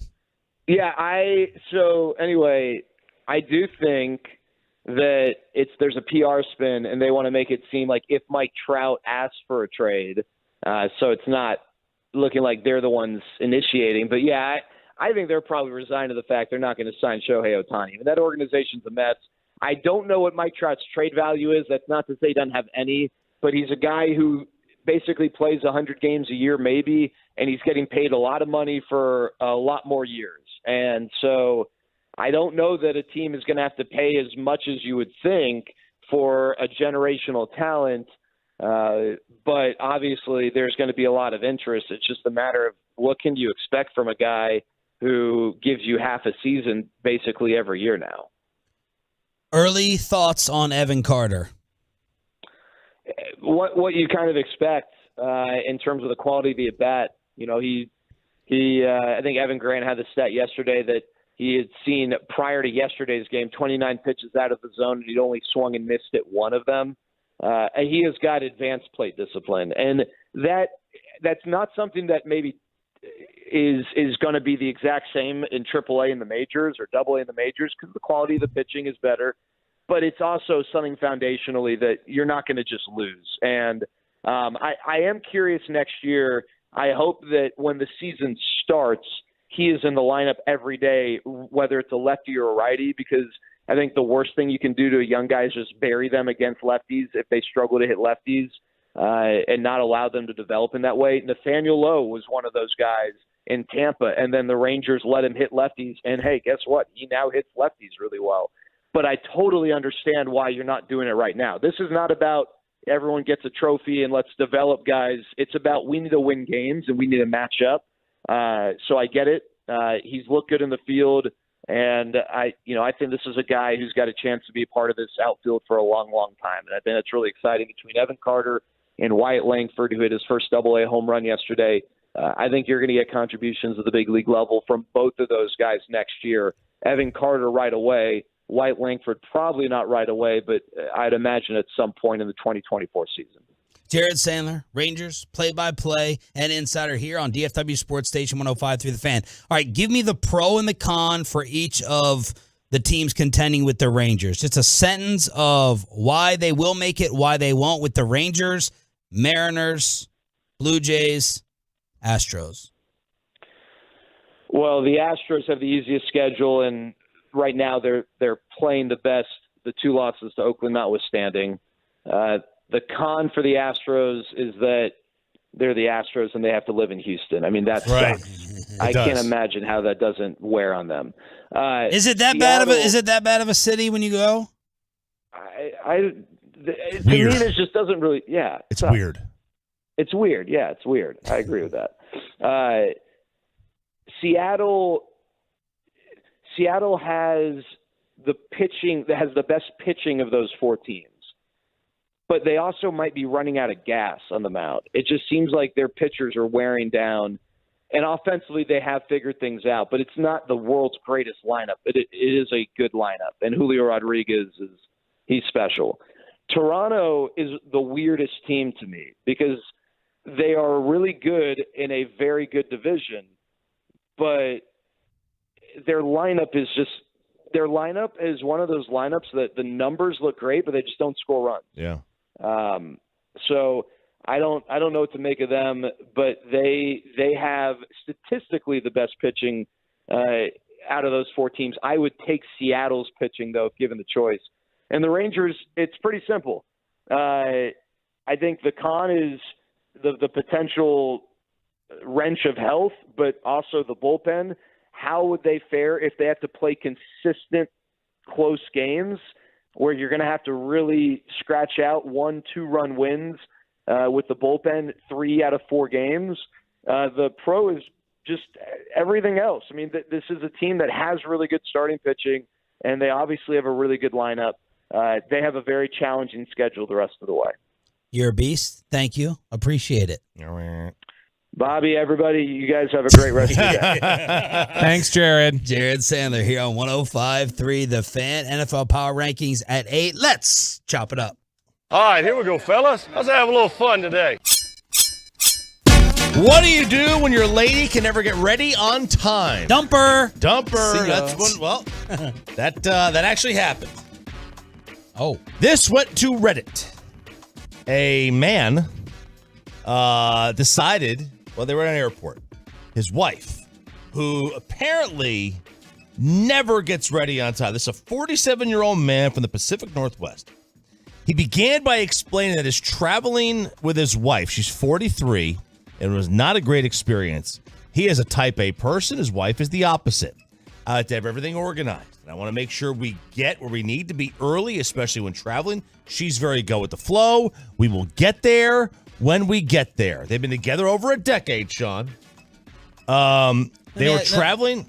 Let me ask you a quick question. Do you guys subscribe 1,000% to the person that is always late, doesn't respect your time? Or do you think they're not really thinking like that? Because that's the saying. Someone's always late. They don't have any respect for someone else's time. Or do you think that statement takes it too far?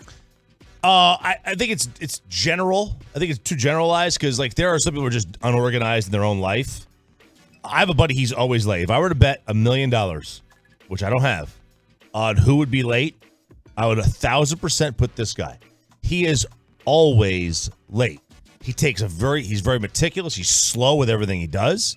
He does 3.5-hour workouts because he can't do his time properly. Yeah.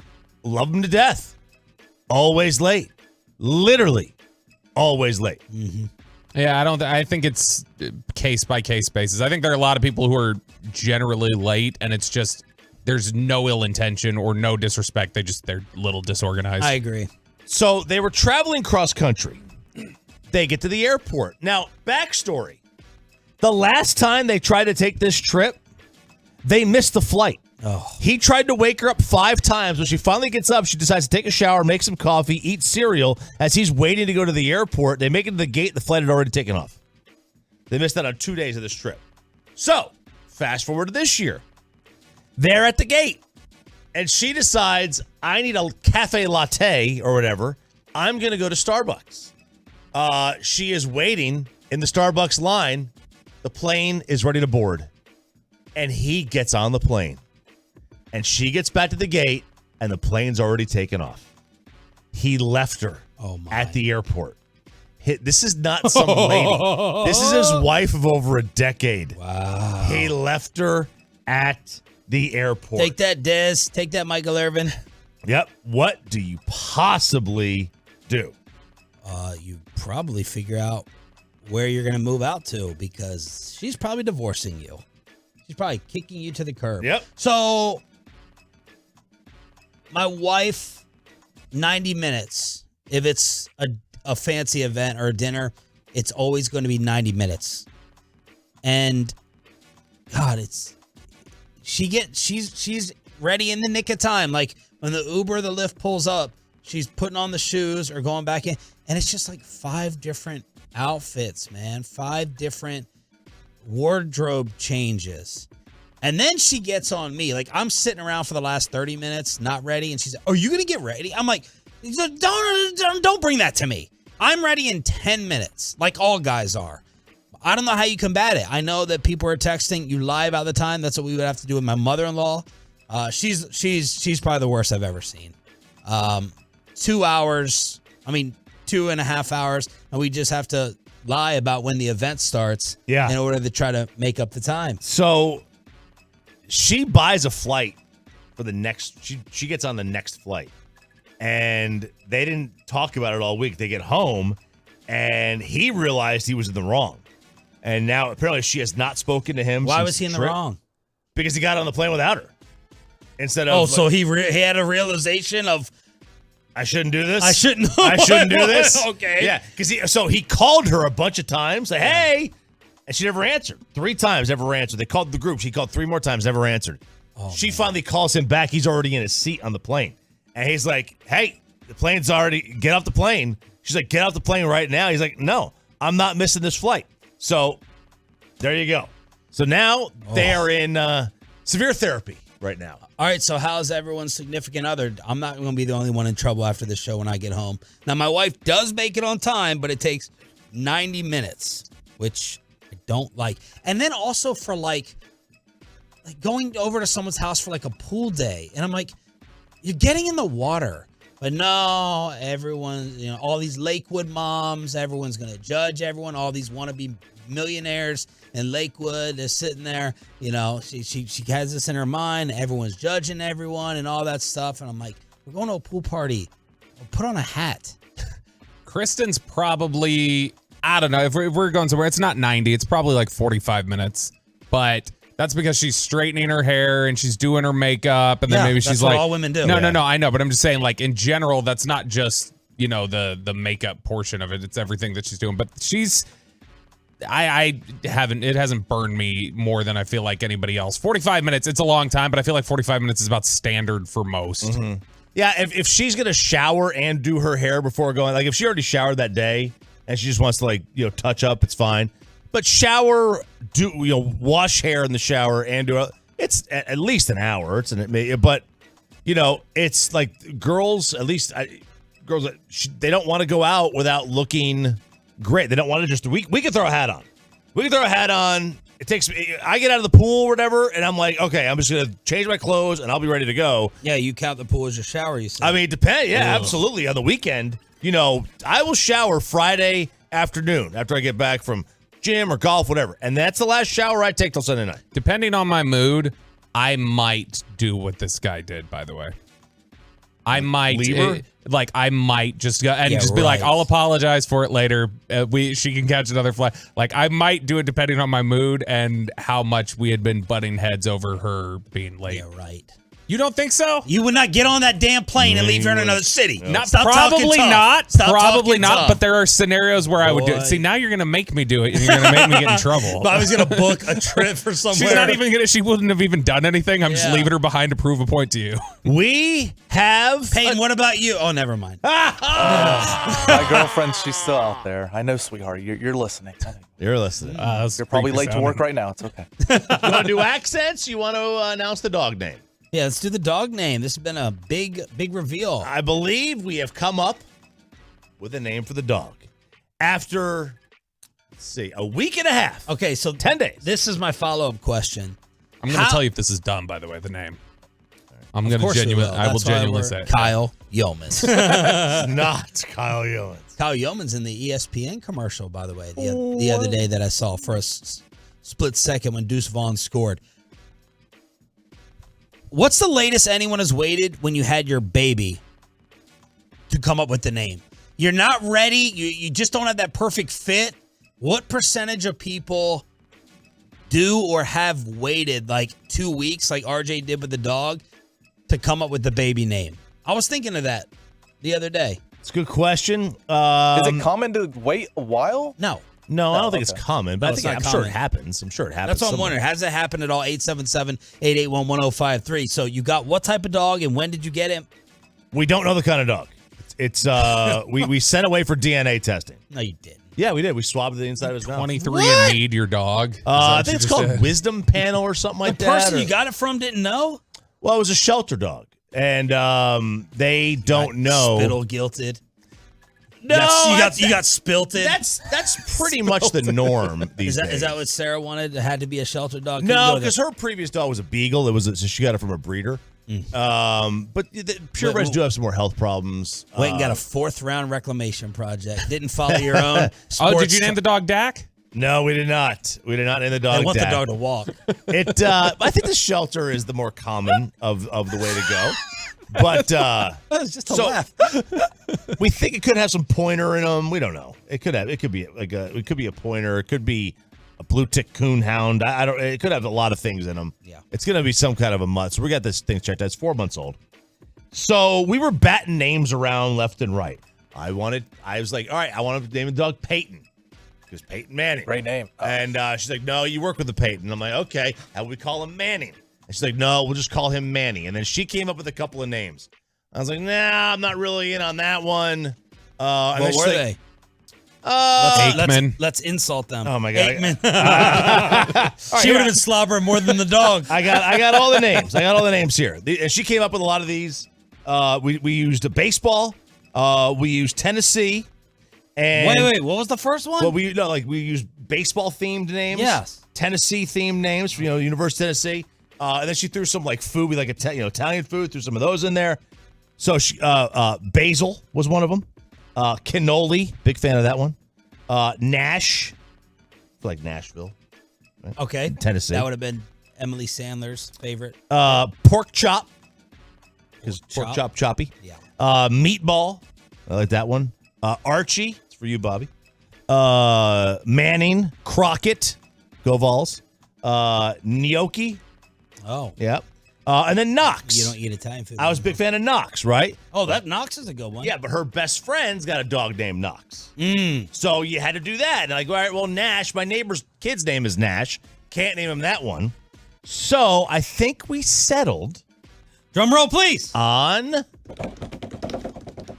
I also wanted Smokey in there, but she's Smokey! Great that one. Smokey! We settled on Pudge. Ah. I Who's like her favorite baseball player.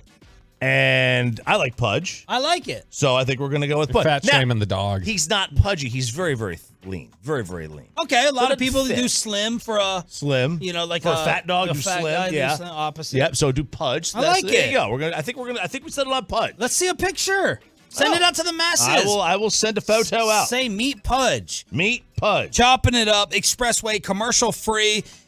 It's the first series of NFL Power Rankings after week 1. Where do we, you, and everyone else in the country have the Detroit Lions next on The Fan?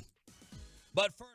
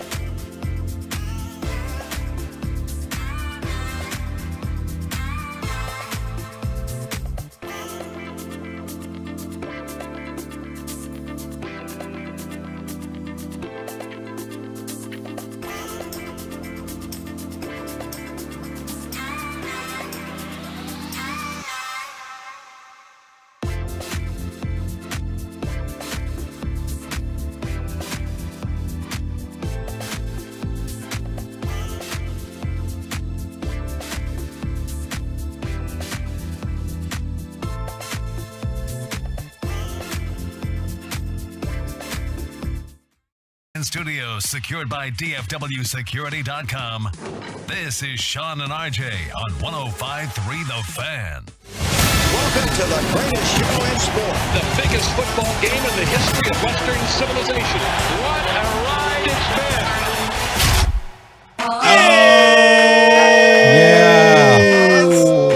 Time. I can't do the. No, you can't, Bruce. I can't do the Bruce. It's, you know what, for copyright issues. This is, if you're brand new to this show, every single hump day at 8 o'clock, we do NFL Power Rankings. This is where Bobby Belt gained his first of like 3 victories on this program with the San Francisco 49ers and Brock Purdy last year. 3 victories a day, maybe. This is where we figure out who's willing to hold strong and who's going to fold and who has the most and least NFL knowledge. On the program, Sean Sharif, RJ Choppy, Cowboys Insider, Roberto, and Pepe, live on the Fan Cam, Twitch, and YouTube. What we need from you on the truckwreck.com text line is your 1 through 5 best teams in the NFL, the way I do mine, if they played right here on that field off of 75 and fits you, who would win today. That's the way I'm doing mine. All right? Yeah, I don't care about record. Whoever's the best team still today. 877-881-1053. We are going to go 5 through 1. Ralph James, start us off. All right. I will start us off with number 5. Boy, I struggle with these. Bobby did too. I struggled with these because there are 3 teams that I think clearly were above and beyond everybody else in week 1. I think they all have some flaw somewhere. But number 5, this was, I thought, the best road win of the weekend. They're really good. It comes with an asterisk because this guy was out there playing with guys he just met. But I have Detroit at 5. It's the win. A road win is nothing to poo-poo. They were playing against a team that had a quarterback that was having to be Superman out there by himself, and he still almost came away with a victory. But I mean, for a team that had so many high expectations and never has played with expectations, that was as good of a win as I think you can expect from Detroit. So I have them at 5. Yeah, this was incredibly difficult this entire run because, 3 of the teams we're all really high on, I would think. Bengals, Bills, Chiefs, like they all lost and in some cases lost really bad games. And so it kind of threw off a lot of what I was looking at here and what I anticipated. Number 5 for me is the Miami Dolphins. And I don't necessarily feel super great about that, but offensively they were absolutely incredible. They had the great start last year, cooled off obviously as the year went on and Tua started to get hurt. But I've got the Dolphins with that big victory over the Chargers at number 5. Yeah, the 469 would agree with you, Bobby, on the truckwreck.com fan text. They have Miami. I am with Choppy on this one. I have the Detroit Lions at number 5. I have the Chiefs. Whoa. What? Yeah. Now, look, they did just get Chris Jones, but I got to see the off. And I know Pat Mahomes did it without Tyreek. I just want to see it all together. I want to see Kelsey. I want to see Chris Jones. They could easily go from 5 to 1 real quick. But right now, today, I would have Kansas City number 5 in my power rankings. They will probably be moving up. The offense looked rough. I know there were some drops, but let's be real. They weren't on their way to scoring 30. All right. What did they end up with? 20.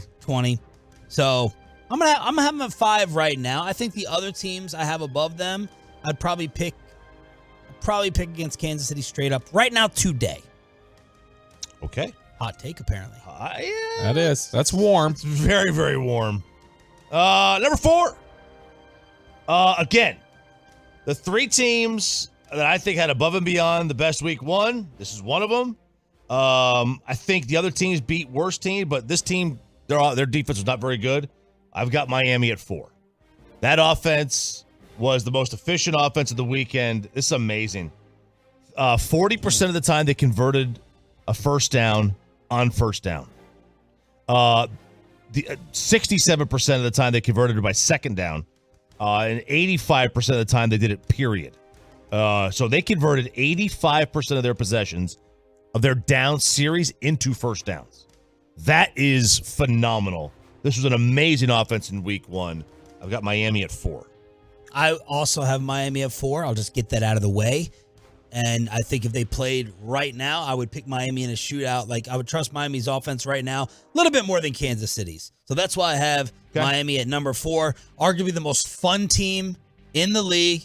Tua and Tyreek, maybe 1 and 2 in MVP voting, player of the week after week 1. Miami's my 4. Philly is 4. Philly was 3 before the year for me, and like they won, but they were not impressive against New England. The running attack, which was a big boost for them, did not look the same against New England. Jalen Hurts was 20th this week in QBR. He was a few spots behind Mac Jones. They did not look as good as they did last year. So, yeah, they won, but they get bumped down a spot. My number 4 is the Dallas Cowboys. I don't think it's a knock to them. I got to see more consistency from Dak. You know, wow. The defense is there, but I got to see it again. It's not a knock. Wow. Just number 4 right now. What's hotter? Cowboys 4, Chiefs 5. Chiefs 5. Chiefs 5, probably. Are you? Cowboys 4. Are you unwell? Wow. Are you unwell? No, it's hump day. I'm well. Hump day. Hump day. I think hump day is like a bottom 3 day of the week. Cowboys 4 from Pepe. All right. I'm flummoxed. 877-881-1053. Number 3 power rankings. Struggled putting these teams in the proper order.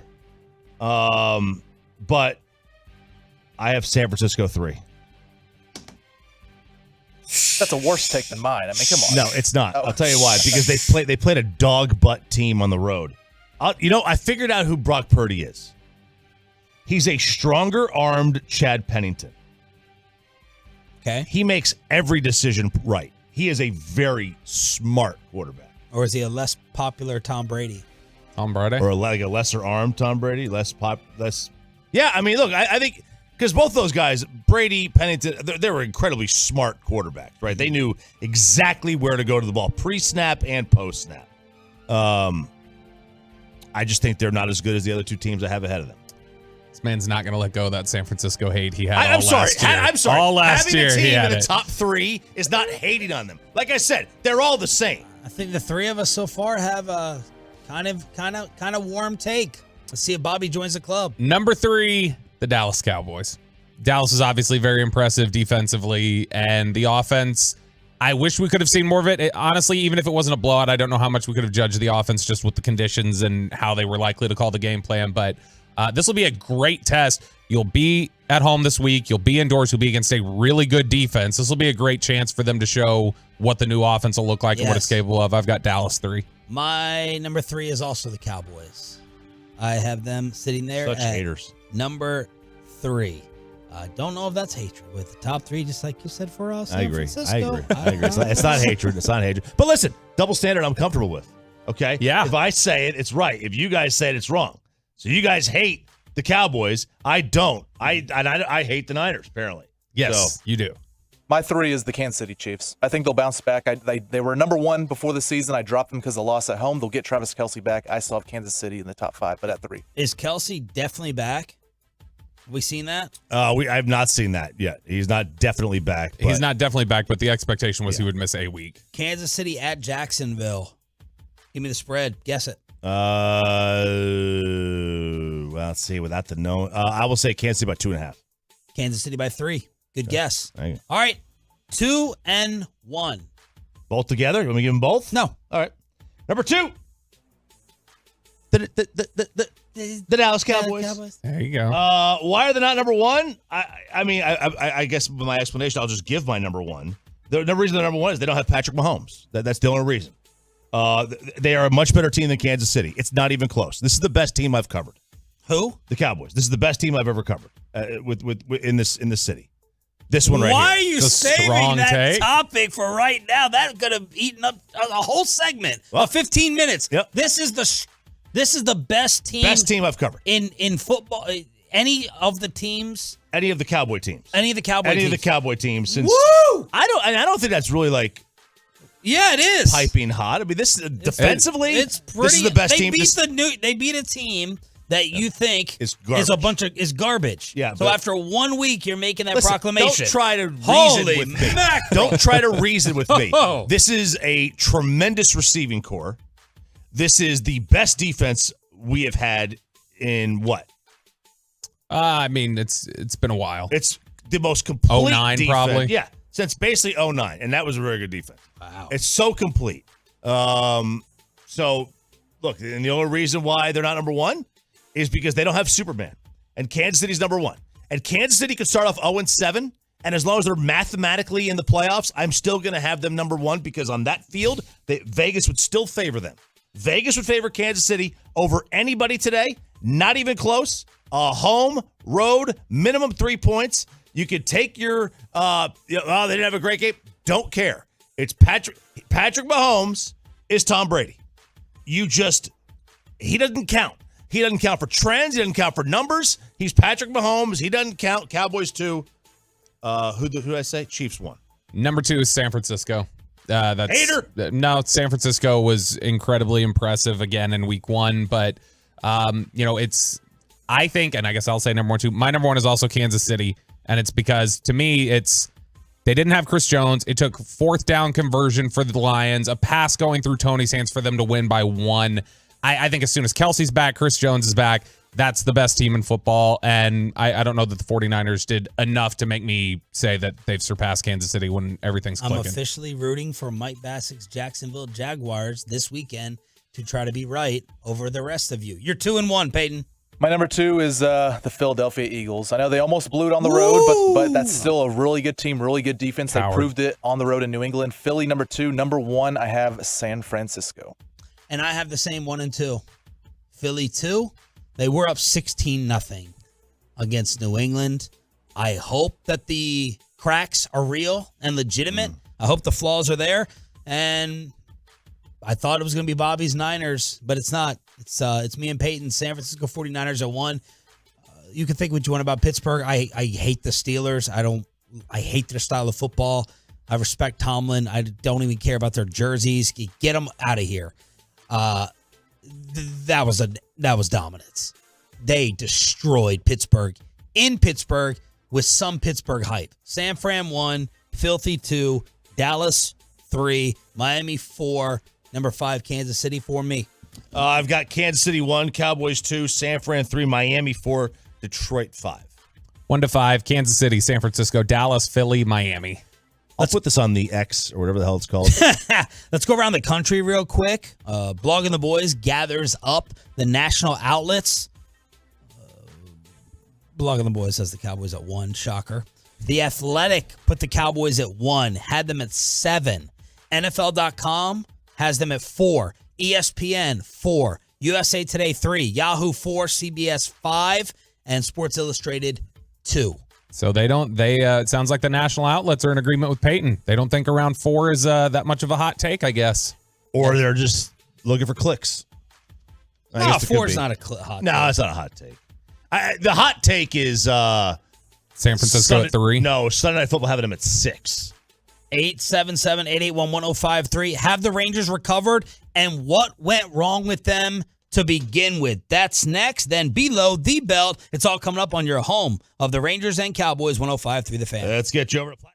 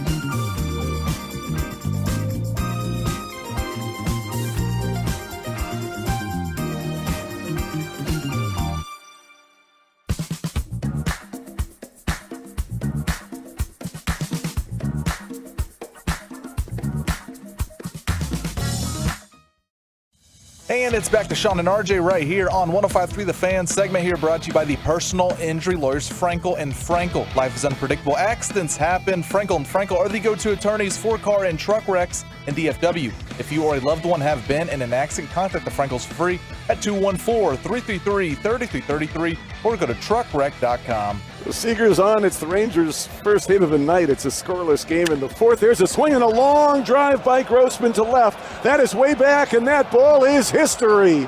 A two-run homer for Robbie Grossman.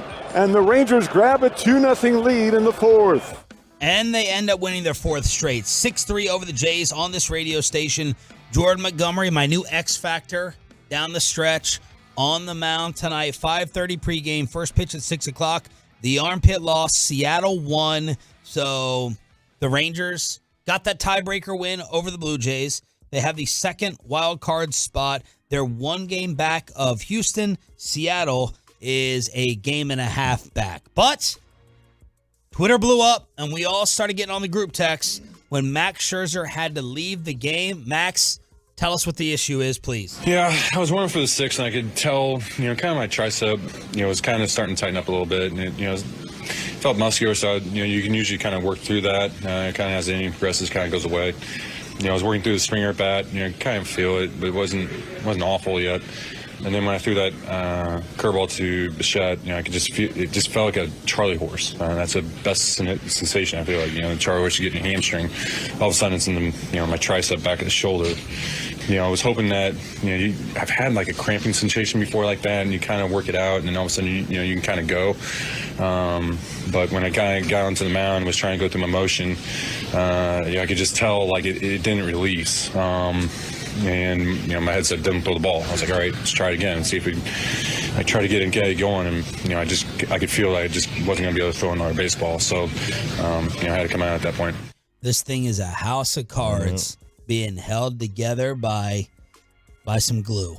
That's all this is. With Evaldi and Scherzer, we'll talk to Brett Boone about it. Host of the Brett Boone podcast, an Odyssey original at 9:20, featuring the most notable names in baseball and all-around sports every week. Former Mariner Brett Boone, 1 hour from now. And it's not even that good, strong Gorilla Glue. It's like the hot glue gun glue that really could just peel off. Yeah. Although I have found some weakness in Gorilla Glue. I didn't think it could be defeated. I thought it was undefeated. Bite your tongue, sir. My oven handle, the right side of it has come off, and 2 different times gone with the Gorilla Glue, and I thought it would remain on the undefeated streak. Nope. So it's not the perfect season for the Gorilla Glue. What was there in Gorilla Glue and like Crazy Glue or Super Glue? Same thing. One is crazy and one's called Gorilla. I have no idea. They're incredibly sticky. What went wrong with the Rangers before the 4-game winning streak? It's a great question. But Thank you. I stole it from the article. August 15th, they beat the Angels. They had just won 12 of 14 over the 2 weeks that they had after the trade deadline of getting Scherzer and Jordan Montgomery. Dominant. They were on pace to win 97 games, Sean. Run differential of 105 win team, which means they were actually underachieving at that point. They had a 79% chance to win the AL West and a 99% chance to make the postseason. They had an 8-game losing streak. They lost 16 of 20. And basically, what happened? They got hurt and they got cold. And everyone will point to the bullpen. Everyone will point to the bullpen because it's easy. We don't care about bullpen pitchers. They come and go, right? They're not really... You don't invest yourself in bullpen arms. As a fan. But as a fan. You names, you don't necessarily worry about names, but you also don't want them to be what this bullpen has been. Right. So generally, like the fans subconsciously, we don't want to blame the everyday players. We want to blame the bullpen. It's easier to blame the bullpen. You don't have to worry about seeing them next year for the most part. They went 2-7 when Seager was hurt in July. The rotation was 11th in ERA and 6th in quality starts through July 18th. Since then, and that was when Evaldi got the forearm strain. Since then, 24th in starter ERA with over a 5. Josh Young got hurt. Jonah Heim got hurt. Adolis got hurt. The bullpen obviously was the problem. It's been a problem all year. This isn't something new. But everything turned when everybody got hurt and regression. Adolis, OPS dropped 100 points. Duran, OPS dropped 170. From first half to second half of the season. Josh Young, OPS dropped 85. Tavares dropped 110. Jonah Heim, it dropped over 200. You just can't make that up. The reason they were in first place, a lot of it was an offense that was... Well, we could make it up because we talked about regression. Yeah, we could. Yeah. We said it was going to come back down to earth. This is plumb. This is way more down. I mean, this is not regressing to your average. This is regressing below your average at times. For the season, it does though. Yes. Because you played so above your head, and you're now playing below. You're now probably averaging out to where you're about supposed to be. Because I mean, this is the thing. There was that point. I think it was in May, maybe June. It was fairly deep into the season where the OPS plus of 8 of the 9 guys in the starting lineup was 120 or better, which means they were hitting 20% better than the league average player. They were absolutely mashing the ball. And so, yeah, some of this was to be expected, was that you were going to slide back a little bit. So that's the offense, okay? And now you get into the bullpen, the pitching, all right? Obviously, 26th in bullpen ERA, more blown saves than saves. And things feel as if they don't have a reliever capable of getting a clean inning. They don't just feel that way. They are that way. Go look around. I mean, this team, since the beginning of September, the bullpen ERA is almost 7. And it's allowing an OPS of nearly 1,000. It's a massive, massive problem.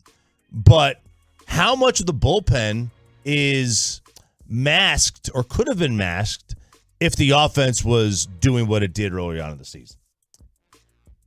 Yeah, but that's part of it. Unrealistic, right.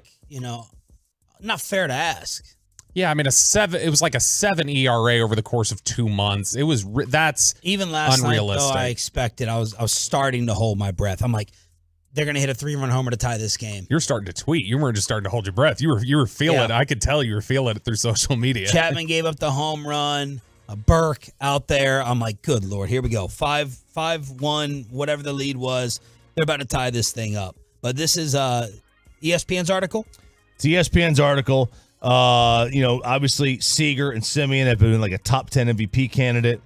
And Garcia, even before the injury, he was not hitting. In the 25 games prior, he was batting 147. His OPS was 550. Yeah, he hadn't been good. And look, Bradford Doolittle basically says it's like this. We obviously have bullpen's been a problem. That's probably not going to be fixed at this point. Right. You've got the injury situation that can be fixed. You're going to get healthier. In some of those instances, that can be remedied a little bit. And then the regression to the mean can be addressed in other ways. So they basically view it as 3 things that have to happen. You've got to just be patient a little bit and get healthier. You're going to get Josh Young back eventually. Adolis back eventually. Although there is an interesting note in here from Bradford Doolittle that because he got to hang around Texas and talk to Chris Young, talk to Max Scherzer. He mentions in there, he says Josh Young, even though he's come back, he said his thumb is not going to be right until the offseason when he can get it addressed. So that's something where even when you're getting Josh Young back, apparently he's not going to be 100%. You need the starters to go deeper into the games, kind of take it out of the bullpen's hands as much as you can, and then you just need Seager and Simeon. That's one of the big things. Seager and Simeon have to just play out of their minds. You need the stars to perform at star levels. And the good thing is when it gets to the postseason, the bullpen does shrink. You'll see more Martin Perez and more Dane Dunning if he's not in the rotation. You know what I mean? You'll see more of those guys than you will the 5th guy out of the bullpen. You'll see Chapman. You'll see Smith. I mean, who else? Like that. It may be a really, really shrunken bullpen. Yeah, and look, I mean, they have to really hit their stride again. Scherzer said in the article, he says, look, the difference is always the details. Like that is it's small things, but those small things are the things that take you from good to great or take you from league average to like being one of the best is those little details. And that's what has ultimately caused this tailspin was little details being off. Best audio of the day. This may top the Sean Mraz New York Giant whining that happened on WFAN. This is also on WFAN. Can Mike Bassick save the New York Jets? I don't know if this is legit, real, or a Coach Ballsack bit, if you're familiar with that, from Mikey. This is BT, Brandon Tierney. Big Jet fan. Huge. RJ's meathead brother on WFAN giving a pep talk that the Jets season is not over with Rodgers gone for the year. And 4 plays in, he's done. He's done. Do not tell me today that the season is over. Get up. Stop walking around work like a loser. Get your act together. We're playing until January. There is no way that I'm tapping out now. No chance. If you didn't kill us last night, we are unkillable. I have Zach's Stop it for a sec. Is that someone's chair squeaking? What is no, that? he stood up and he. Oh, it's the mic stand. He's doing his mic. Corey Major's mic stand. Yeah, he's just doing his mic. All right, thing. let's finish up the Rudy speech from BT. I have Zach's back. Whoa. I'm not saying Super Bowl, but I am saying playoffs with Zach. And I think the season, in fact, might be over, BT. I hate to break it to you. Listen, that's fine. That's fine. That's fine. Okay. That's what I want to know. Was this legit from him as a diehard, or was this give us a pep talk to try to save the season? Be Robert Saleh. That's what I need to know. I think it was a combination of both. Good Lord. I think it was more towards the fan base. Because if that was real, legit from him, and I like when Brandon comes in here, he hops on the show, he's probably going to do it. Man, that's lame. It was 2A. Yeah. Get up! I think it was like freaking lame. The way I understood it, they were getting a lot of calls of like dejected Jet fans. Yeah. Just like, and the sky is falling, and then he had just had it. He had just had it with it. He was like, all right, still want to know. It is a good team. The Jets do have a good roster. If they get any semblance of competent quarterback play, they could win 9 games. That feels like theater. I think it's just Yes. like, all right, let's lead into this and give a coach, like you said, Coach Ballsack prep talk. You want to bet on the Jets winning 9 games? Oh no, I don't think they can get competent quarterback play. Okay. If they get I think if we all agree, if they get league average quarterback play, yes, that's a good team. You can have a league average quarterback and not get league average quarterback play with that offensive line, though. Which rant was better or worse? Giants or Jets won? Ooh. Oh, the Giants won. Giants. Because that felt sort of genuine that he was annoyed with the person he was talking to. Yeah, the Giants won. All right. Kissed his ass. The teams that His voice bothers me though. Moraz? Yeah. It's very whiny. Very high pitch, very whiny. The teams that cannot afford to go 0-2. This is one of my favorite stats in all of sports. What happens now in the NFL if you go 0-2? The teams that can least afford to do it next in Below the Belt with Bobby and everybody else on the Fan. Let's get you over to Q.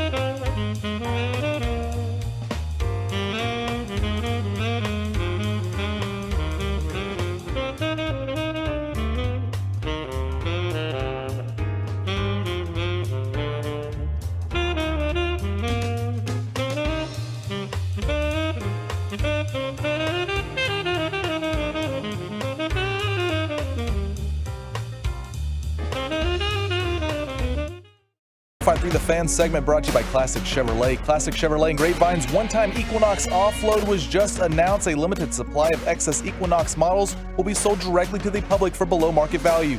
See them all today at ClassicChevrolet.com. Do not wait. In less than 10 days, they could all be sold at Classic Chevrolet. Relax, enjoy the difference, and find new roads. The great Bobby Belt. Don't make me take off my belt. Don't make me take off my belt. We're not. Why Jerry Jones owes Matt Rule a bottle of 1942.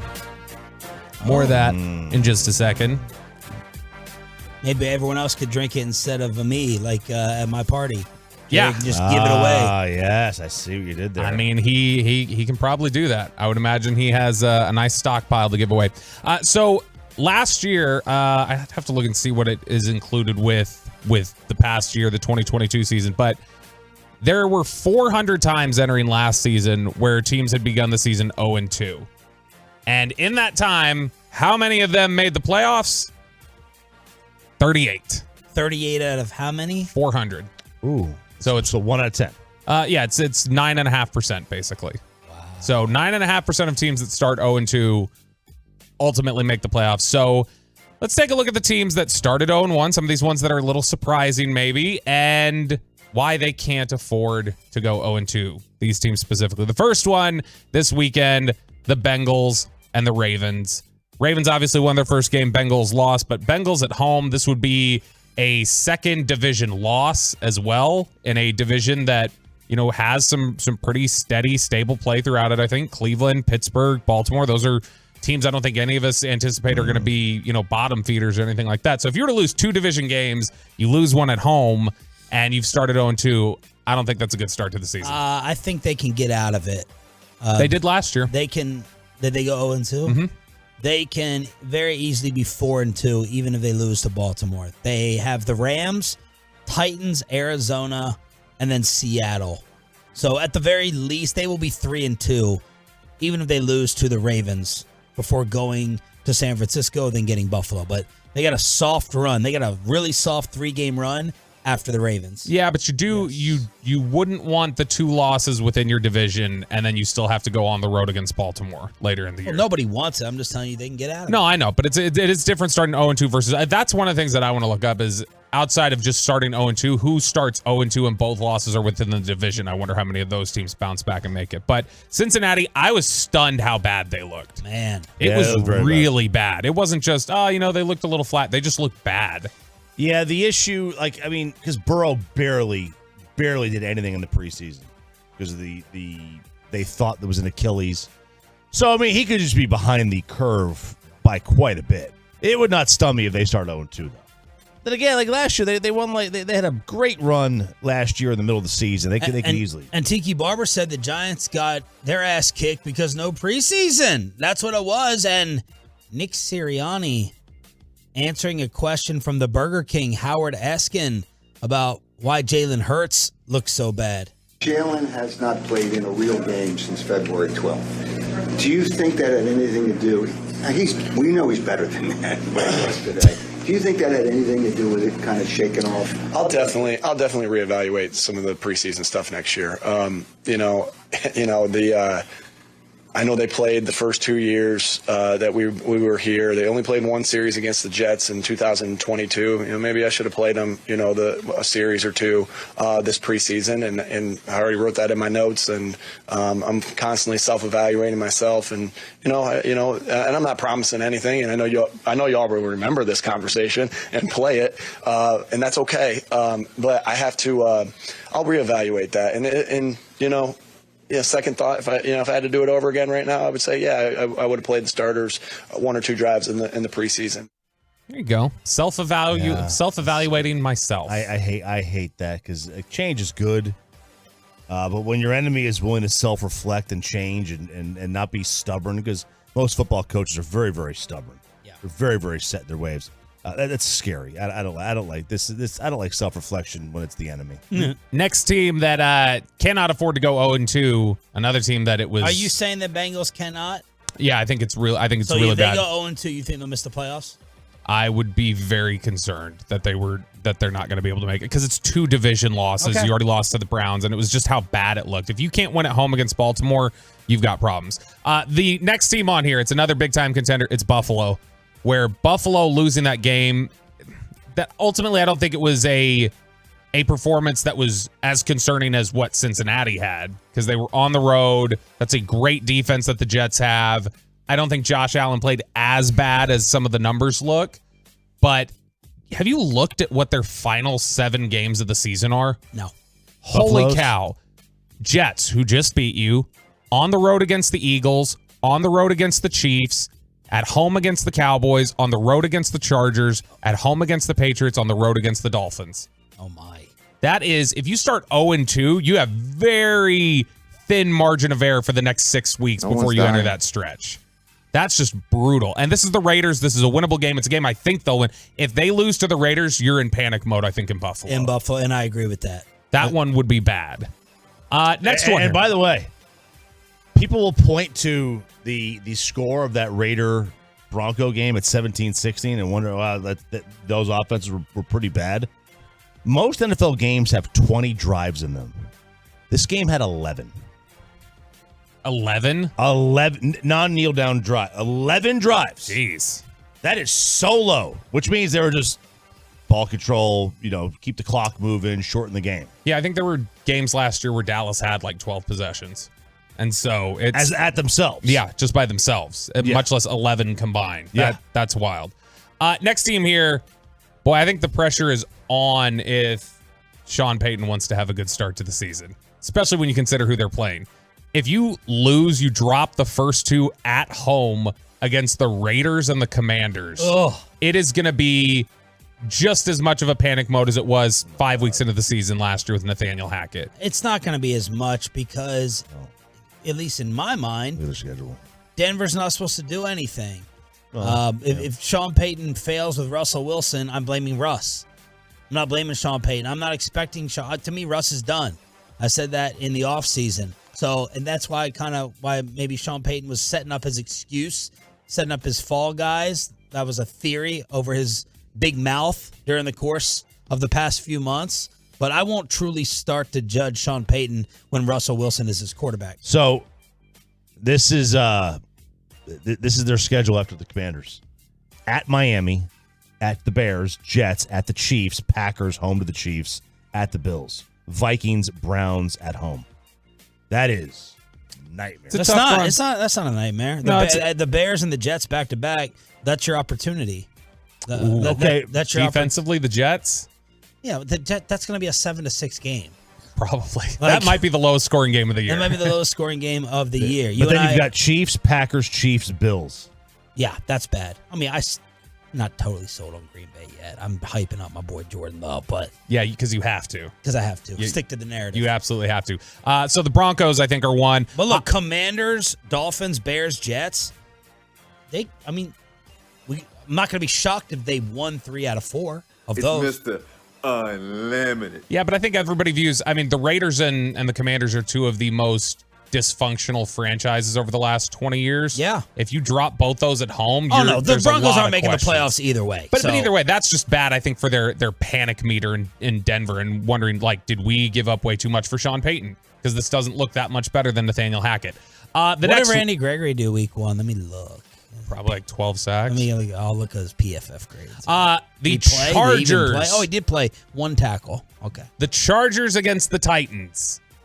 Now, the Chargers they had very thin margins last year getting into the playoffs the way they did. They always do. The AFC obviously is incredibly stacked. Miami, you lose against Miami, which was a tough loss at home, and that was a game where you played really well overall on offense. If you get into this game and you drop this second one, then I think there's real questions about the Chargers. And this is a Titans team that is struggling. They cannot keep up with you on offense at all. And if you drop those and you're 0-2, I just don't think that sets up very well for their prospects to bounce back and return to the playoffs. They got a chance. They would have a chance to get back to 2-2 if they lost to Tennessee.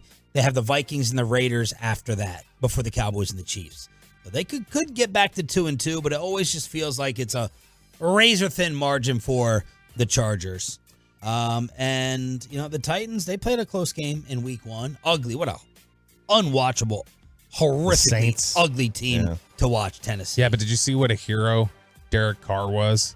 Like the mic'd up segment. I didn't even play it. Of course you didn't. I didn't even play Did you read the article I sent you? I read the recap. I just felt like walking away from football. It was so tough leaving my guys, leaving my boys. I was like, this is the perfect Sean article. Have I poisoned you? No, I love the it. Hallmark card? I'll say this. I'll say what was funny to me was he said, it hurt because I wanted to be there for my guys and I couldn't. And so blah, blah, blah. I was like, well, okay, you couldn't play, but you voluntarily left the facility for the final 2 weeks. You could have been there. Yeah. And you chose not to. It just hurt him more than anyone else. It stung him more. He would have played for free. He would have. And he said, of course, he texted his brothers. He talks about when he got released, he texted his brothers, I'm free. I'm free. So he was ready to get the hell out of Vegas. Now, why? I hate that I like his brother so much. Why does he has me blocked on Twitter? David? Oh, no. Yeah. At the same network you work at? Yeah. Why? I made a joke about his career or something, and I guess somebody snitch tagged him, and he blocked me. Snitch tag. Yeah.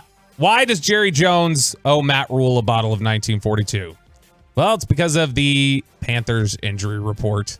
J.C. Horn, who missed 18 games the first 2 years, is going to miss Monday night's game against New Orleans with a hamstring injury, and he is expected, according to David Newton at ESPN, to miss multiple weeks. So J.C. Horn was a guy the Cowboys loved coming out of the draft a couple years ago. If he was there at pick 10, they had 3 guys they really liked heading in that draft. Penei Sewell, who's been really good offensive lineman for the Lions. Patrick Surtain, great corner for the Broncos. And then J.C. Horn, the corner in Carolina. He started off balling. He was, when he's been healthy, he's been really good. It's just he can't stay healthy. And this injury situation, which I don't think is anything anybody projected, has really derailed his career. And what it did was it forced the Cowboys to go, okay, what's our next plan here? Let's move down. We'll wait for either Rashawn Slater or Micah Parsons. Gets their pick. They take Parsons. So if Horn had been there, if the Panthers don't scoop him up, J.C. Horn's probably Cowboy, and Micah Parsons is out there wrecking shop for some other team right now. Did Horn have this in college, this injury? No, not like this. Allegations of racism against Jerry Jones. Let's talk about it with Nick Eatman, DallasCowboys.com, then Brett Boone on the AL West race. Final hour, Hump Day edition with Sean and RJ.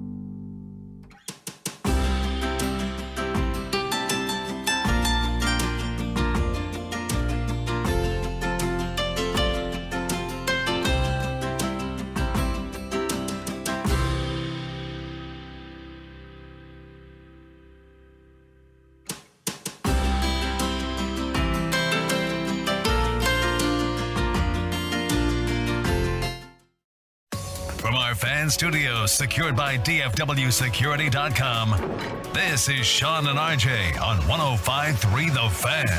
Final hour fist pump time on a hump day. We're live on the Fan Cam, Twitch, and YouTube. Pepe is getting it in the back. Mark that. Sean Sharif, RJ Choppy, and our creepy insider, Bobby Bell, live on the Fan Cam, Twitch, and YouTube. And we're about to be joined by Nick Eatman, DallasCowboys.com, brought to you by WinStar, World Casino and Resort, proud to be the casino of the Dallas Cowboys. Please game responsibly before we bring Nick on, or he can jump into this topic if he'd like. We have Jim Trotter, formerly of the NFL Network, making some pretty strong accusations against Jerry Jones and the Bills owner, Terry Pagula. They allegedly made racist comments when the National Football League was trying to put in place social justice initiatives including Black Lives Matter. The accusation against Terry Pegula, owner of the Bills, is this. If the black players don't like it here, they should go back to Africa and see how bad it is. Of course, the Bills owner has come out and said, that's absolutely false. I'm horrified anyone would make that allegation against me. It also brings up Jerry, who apparently had a conversation with Jim Trotter, and Will McClay was there. Yeah. In 2020, quote, if blacks feel some kind of way, they should buy their own team and hire who they want to hire, close quote. And the conversation got contentious.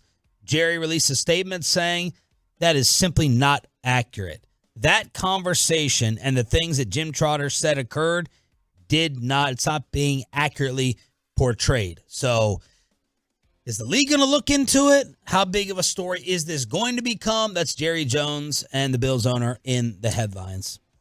It's a big question on how big it's going to become. It's going to be tough to prove unless Will McClay comes out and says, yep, Jerry said this. If Will corroborates this story, like that, like if this actually did happen, that is a world of problem. Now, with the Bills owner, this wasn't even said to Jim Trotter. Trotter said this was said to another media member who relayed to like 40 different reporters. So there's no audio supposedly of Pegula saying it. And absent of audio or video, there's not that Donald Sterling smoking gun. Yeah. Absent of that, again, you are talking about a lot of he said, she said, which still, I mean, you had, remember with who's the Panthers owner? Richardson.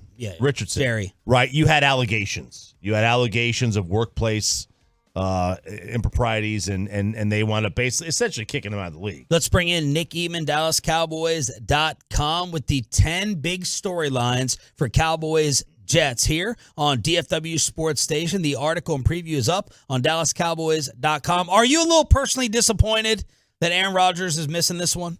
No. I'm sorry. I mean, has he been the biggest? Has he been like the biggest haunt at AT&T? Is it not even close? It's him, and then for AT&T, yeah. I mean, I kind of think of three guys since I've been here that just kind of owned him, and Tom Brady. It didn't happen a lot, because they didn't play all the time. But I mean, Tom Brady until the last game, and then Randy Moss was the biggest one, I think, but Aaron Rodgers, it's happened in playoffs, and that one kind of made it worse. But yeah, I mean, it would have been good to, play them, and then maybe the Cowboys win, and you may not play them again. But as it stands right now, I don't know. I don't know if they're going to face Aaron Rodgers again. Let me ask you this. Let's just say hypothetically that the Giants, because this kind of goes back to our power rankings last hour. Let's say the Giants scored a touchdown on that first drive.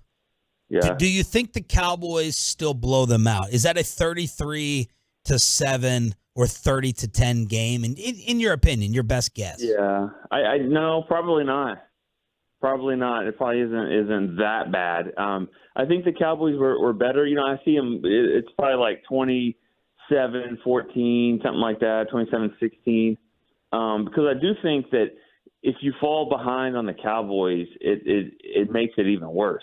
I think if you can run the ball and do what you're doing now they kind of shorted up a little bit, but I still think that if the style of play, if you can run it and be balanced and not be in a hurry, then I think that's a good thing. But if you get down quickly like that, and then you just got to start throwing, it feeds right into what the Cowboys are trying to do defensively. Best defense since when?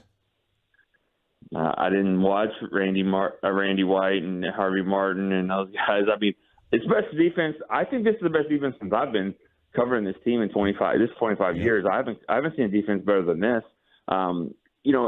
As great as DeMarcus Ware was, I mean, he really was great, but I don't think he had what Micah had. And that's scary to say. A guy just went in the Hall of Fame, but I think Micah demands a little bit more attention. And I do think DeMarcus didn't have as much help as Micah does now, especially the cornerbacks. I mean, the cornerback situation is what kind of makes this thing go to another level. Because Deron Bland could probably be other teams' best corner, maybe right now. I was told, you guys might have heard this. Well, there was some talk at training camp from scouts, coaches, that Deron Bland is the best cornerback on the team. I don't know if I'm ready to go there because I don't know if that's the case, but that's what some people believe. And he's your third corner, and that with a pass rush like that and the corners like that, pretty great combination. Wow. That's something to be excited about hearing. Nick, you mentioned there you're talking about the corner group, and there's a lot of discussion. I know we had it here on the show. There was some stuff on DallasCowboys.com I saw, where Dan Quinn had praised this as well. Is just the physicality that Diggs was playing with. Do you think that was a in the moment type of thing, like just feeling the groundswell and Diggs was in the moment? Because we saw him make a couple physical plays against Cincinnati last year. Or do you think this is a concerted effort of like, this is a new element to my game that I'm going to add. I'm going to be more aggressive and more physical? Yeah, I think he always would have, with Barkley, angled the way he was. I think it's a great thing, great job to come over there and make that hit. I think he would have made that hit last year. I don't know if this is a concerted effort, but I do know that players are sensitive. Players listen. They hear stuff, and they got friends, and family members that hear stuff, which can be dangerous too. And the narrative of him not hitting George Kittle in 49ers games certainly out there. So I think it's just whether it's coincidence, ironic, whatever you want to say. It kind of became full circle that he was able to make that play. I think it's more of a toughness across the board. I think it's kind of just the swag that this defense plays with. And so that's where I think he'll continue to make plays like that, but there's no doubt that he was hearing the noise about him not being physical and making hits. And I think he probably would take that one over an interception all day. Nick Eatman, DallasCowboys.com, brought to you by WinStar. Give us some of the other storylines for this Jets game that you guys have. Yeah, I think for me, it starts off with, from a Cowboys perspective, it's just making sure that you not bounce back, but you kind of put this one away. Just like the Giants are trying to put that away, the Cowboys need to do the same. I was going back to look at other openers that were one-sided like this, and I came across two in back-to-back years, 97 and 98, where they won by 30 points and they won by 28. And both times they lost the next game. So, in one of them, when they beat the Steelers 37-7 on the road in 1997, and then they came back and lost to the Cardinals in overtime. So, it's just an example of just making sure every game is different. And you can't be looking ahead and thinking, oh, well, they're different now with Aaron Rodgers. That team won last week, and they were competitive all last year, too, without Aaron Rodgers. They were a team, on the rise. And so I think as long as the Cowboys kind of make sure and kind of put that one away themselves, and, from the Jets standpoint, one of the storylines is the running game with Breece Hall. You guys, I'm sure, have talked about it. He showed he needed 2 carries to show that he's back. And with a combination with Dalvin Cook, that's a really good duo in the league right now. So that'll be something the Cowboys got to watch. So if the Cowboys defense is absolutely fantastic, then the Jets defense is how close? They seem pretty close. They do it in different ways. They do it in a way where they're very, very physical on the inside. I don't know. I don't think they have the pass rushers depth. I don't think any team has that kind of depth in pass rushers. But the fact that they have a really good, strong defensive tackle there with Quinton Williams, I guess, or Quinton Williams. I don't know if I say it right, but he's a stud. And then, of course, with the corner on the outside, Gardner. So they have, I think, to be an elite defense, to be an elite anything, like any side of the ball, you've got to have at least 2 to 3 elite players. And I think the Jets qualify for that. Injury update. Jerry yesterday was like, all the guys are on the cusp. They're close. What do you think? Yeah, I always believe if you're doubtful one week, you should be you should be at least, questionable to maybe probable this week. I mean, if you're doubtful to play and it's a legit, designation, then yeah, I think that they have a chance. I'm talking about Tyler Smith and Donovan Wilson. Jordan Lewis, I think they just kind of held him out.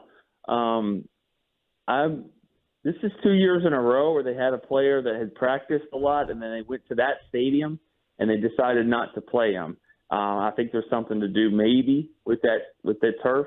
And Michael Gallup could have played last year in that Week 3 game, and they decided to hold him out. And Jordan Lewis maybe the same way. I don't know if they're connected, but I think one more week will hold them out. So I would think Jordan Lewis has a good chance to play, and I'll put the other two guys in the same category. We're talking with Nick Eatman from DallasCowboys.com. Nick, we talked to Jerry yesterday, and he had an interesting quote about Dak and the pre-snap responsibilities where he said the offensive line is making more calls at the line of scrimmage. He's making less calls than he ever has in his career. I thought that was interesting, especially because, McCarthy has talked about how much ownership he wants Dak to have over the offense. And CD had told us in Oxnard about it's really Dak versus the defensive coordinator in a lot of instances. But I found that to be interesting. Do you feel like that is the reality of the situation right now, is that Dak has less on his plate before the snap than he has in previous years? Yeah, that was interesting to hear, and I'm sure McCarthy's going to just love getting asked about that today. He will. But it's one of those where that's good that, that's good to kind of hear. Obviously that's been in conversation. I'd like to kind of hear what McCarthy says about that, or Dak, or both, because I'm sure they kind of all have a different way of explaining it.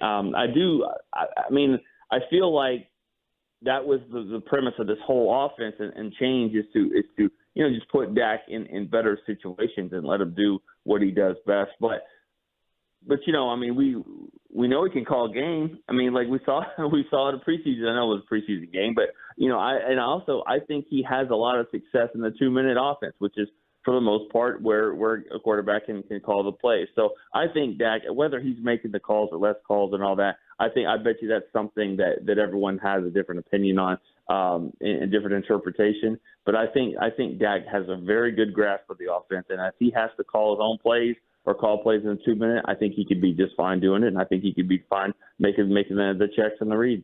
Thank you for changing up the schedule. We'll go ahead and pick this thing on Friday. Appreciate it, boss. Okay. See you guys. Nick Eatman, brought to you by WinStar from DallasCowboys.com. WinStar World Casino and Resort, proud to be the casino of the Dallas Cowboys. Please game responsibly. What is a tricep spasm?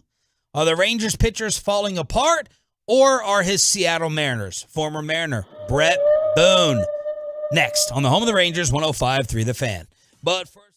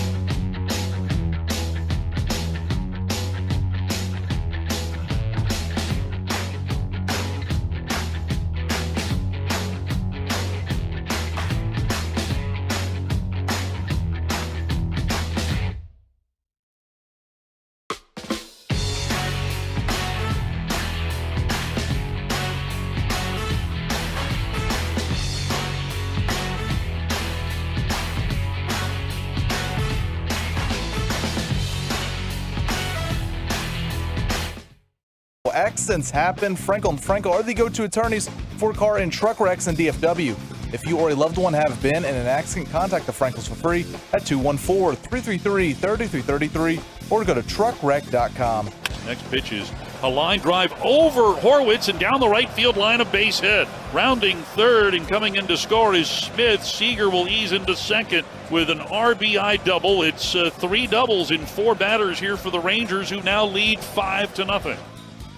That was the call yesterday on your home for Rangers baseball. This is Sean, RJ, and Bobby. We are joined by Brett Boone, host of the Brett Boone Podcast, an Odyssey original featuring the most notable names in baseball and all-around sports every week. After the Rangers won their 4th in a row, 6-3 over Toronto, they're 1 game back in the West. They have that number 2 wild card spot right now. Good morning, Brett. How are you, sir? Good. How you doing? Better than Max Scherzer. What is a triceps spasm? What the heck is that? To be honest with you, I don't know. I think we're going to find out more today. Obviously, if Max came out of the game, something's not right. So hopefully it's something that's passing. Maybe he'll miss a start. Maybe he won't. But I think we're going to get more information today. Texas at this point, you know, they've had a great year. Obviously, in the last month, hit a skid. Starting to play better again. Getting Evaldi back. I know his first outing wasn't great. Scherzer got lit up his last outing, but last night he went out, pitched 5 before the injury, gave up no runs. And I think all along I'm looking at this race, and we all have been looking at this race with Houston, Seattle back in the mix now. And Texas, the key to Texas is you got to have that 1-2 at the top. It's got to be Scherzer, Evaldi down the stretch to kind of carry this team. The offense is obviously quite well off on its own, but pitching wise, you look at all these teams in this race, and I look at it this way. I look at the Blue Jays, obviously not in the division, Houston, Seattle, and Texas. There's 4 really good teams right there. There's only 3 spots in the postseason, so one of those teams is going to be out. Who it's going to be, we'll see down the stretch. I still like this Texas team. Obviously, got to wait for the Scherzer news. He's a huge part of that run, obviously, down the stretch. That's what they got him for. So hopefully the news is good for Rangers fans, and we'll see. But it's going to be a fun race. I mean, these 4 teams are real. It's a shame that one of these teams is not going to be in the postseason because they're 4 really good teams that could go deep into the postseason. We'll wait to see. And by the way, that tricep, whatever it is, I got no clue. I got no clue what that means. I'll be honest with you up front. So, because you know, if a pitcher says they've got a forearm, I think a lot of people are just like, ooh, I know what that usually leads to. The tricep isn't something that kind of the first thing you think of leads to something really, really bad?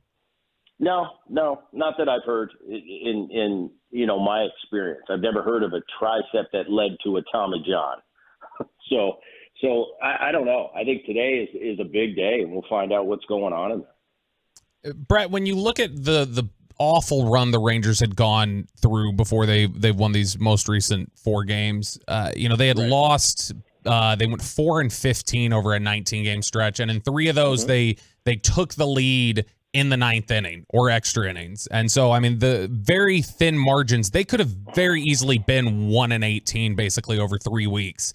When something like that happens and it just feels so unsustainably bad relative to your talent, what do you start looking at? Is that a chemistry thing? Do you start asking questions about, effort or what would you be looking at if you were in that clubhouse? I don't worry about effort at all, with these guys in the field, especially with their skipper, Bruce Bochy. There's so much respect walking into that clubhouse for your skipper. There's not going to be a lack of effort there. You got to look internally. It's those players. I mean, at the end of the day, we can talk about Bruce Bochy and how great of a leader he is. At the end of the day, it's the 26 guys in that clubhouse, and it always has been. Every team I've ever been on, you're going to hit a bump in the road throughout the course of 162. It's just going to happen. I've been on very few teams where we kind of just went wire to wire and really didn't have a hiccup. Very few times in my career that happened. It happened in 2001 and 1999. It kind of happened. I was with the Braves. But other than that, you're gonna have tough sledding at some part of the season. And internally, you just got to find a way. One of their big guys, Garcia, is now down. Jung is a big guy offensively that's been down for him, hoping to get both of those guys back by the end of the season. But the offense isn't the problem. I mean, this offense has been across the board number one in the American League the entire season. I look at Texas. I like that starting rotation. I really do. I think they're as deep as anybody that potentially is going to the postseason here as far as starting pitching-wise. The only thing I look at with everything in today's game, 2023, it's different than it was 20 years ago. Teams now build a power bullpen. They put a lot of money into the bullpen, whereas in past generations and generations of players, it's been pretty much, if you're not good enough to be a starting pitcher, you go to the bullpen. That's not the case anymore. People build their teams around power bullpens. The other teams that the other three that I discussed in the three spots for four teams, they all have solid bullpens. Texas, if there's a weakness, it's their bullpen, and we're going to see how much today's game and building that power bullpen really matters down the stretch, because Texas by far has the weakest out of the four teams I mentioned. Brett Boone, the former Mariner, here on 105.3 The Fan. Seattle 3-7 in their last 10. What has happened to your squad? Exactly. I mean, that's the ebb and flow of these teams. You look at all these teams. Who is the best team in baseball? It's the Atlanta Braves. Yeah. They're the only team that you haven't seen really hit a dry spell and hit a losing streak. Seattle Mariners, because I do pay close attention to them, I do love that starting rotation. I think it's as good as anybody out there. Their offense is in middle of the road offense.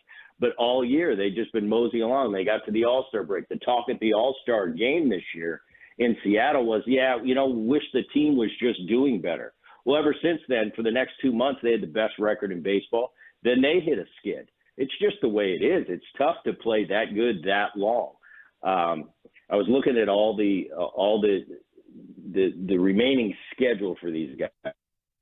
6 games, I think – they have left with teams under 500 when I'm talking to the Texas Rangers. So their schedule's okay.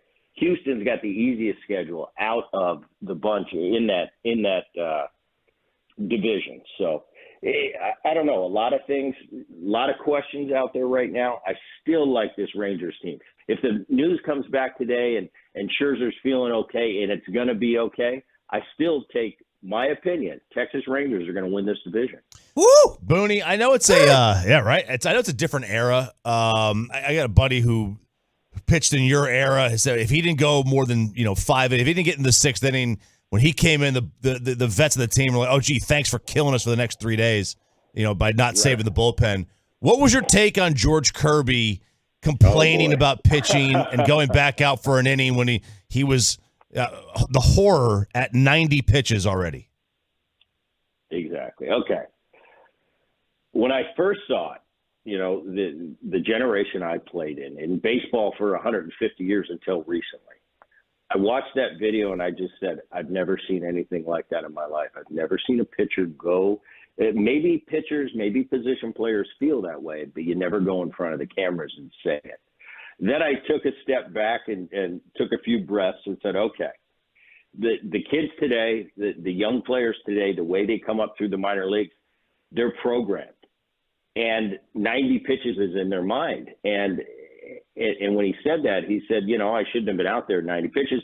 Next day he comes back, retracts a little bit, apologizes, but it's out there. And it's all about how his teammates receive that. I know as a teammate, I'm looking at that going, are you kidding me?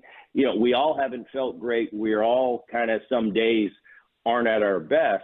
We feel it internally, but we don't verbalize it to the press. So it's going to be really interesting. I think Kirby's pitching tonight. It's going to be really interesting how he comes back that first start after all kind of the scandal that went on with his words on video. I think it's something today's game. They're probably going to get past it. If Kirby goes out today and pitches 6 shutout innings, I think it's going to be something of the past. As a team at this stage, they've got enough veterans in that clubhouse to kind of get past this. They probably had internal talks. Kirby's probably thinking, I didn't really mean to say that. For the guys I've talked to in Seattle, my friends, guys still tied to the organizations, I talked to them privately and asked them, and I got a resounding we really like this Kirby kid. This Kirby kid's a gamer. That's out of character for him to say something like that. So I trust the guys I talk to that are around that team a lot more than I am. And they all had real positive. This guy's a gamer. This guy's got big, I can't say it on air, but he's got some cojones. So I'm hearing that from guys that are around the team on a daily basis. That gives me some positive feedback instead of just jumping onto that soundbite that's going to keep playing and playing. It's not a good look. Definitely wasn't a good look, especially this time where Seattle slid a little bit. But it's all going to be how if Kirby goes out there and pitches the way he's been pitching all year, this is going to be forgotten real quick. Brett, I want your athlete opinion on grass versus turf. This is always a fight in the NFL. We have Jerry Jones on every week. He says there's no reason to go to grass, although players seem to all want it. The NFLPA has just called for grass in all stadiums after the Aaron Rodgers injury. Do you have a major preference, or is there no argument that grass is better for athletes versus turf? Well, I think Major League Baseball, you'll see at the minor league level now, just from a maintenance, just from a fiscal responsibility, there's no maintenance. But in the big leagues, when you had kind of unlimited resources and you have a grounds crew of 15 or 20 guys, I think Major League Baseball loves that grass because it's perfect. And you go out to a Major League field and you see, it is – you can get down there with a protractor or ruler, whatever you want, and it's perfect. So I prefer the grass if you have the people to maintain it. At the lower levels, not really. The only thing is the grass is getting better and better. So it really resembles natural grass as much as you possibly could. And the one thing about the fake grass I liked as an infielder is it was predictable. You were never going to get a bad hop. There was never a divot, when you turn real quick and catch a spike and a divot in the grass. Well, that could come back later if the ball hits there and give you a bad hop. The fake grass, never a bad hop. So I, as a player, prefer it, but I think aesthetically, because you do have the resources at the big league level, the grass, for baseball players, it really doesn't matter. It really doesn't matter as far as a health thing. So you didn't feel more cautious, like running on it, making a turn one versus the other? No, but you remember when I came up, it was the early 90s, so it wasn't this natural, nice grass we have, this 2023 fake grass that they have now that's state-of-the-art. I came up when you're playing in Montreal and you're on that old artificial turf where there was nothing but a thin layer of turf and concrete beneath you. So that was different. It was a fun game back there because it was a step and a dive. It was almost like a video game. The game was a lot faster. The hops were true. It was just faster. I preferred the turf. I loved playing on the turf. I loved playing defense on the turf. But the wear and tear on your body over the years, I definitely started to feel it. I remember as a young player in Cincinnati, we had the artificial turf. And most of the teams, most of the stadiums back then when I first came up did. And I loved playing on the turf. And I always used to say it.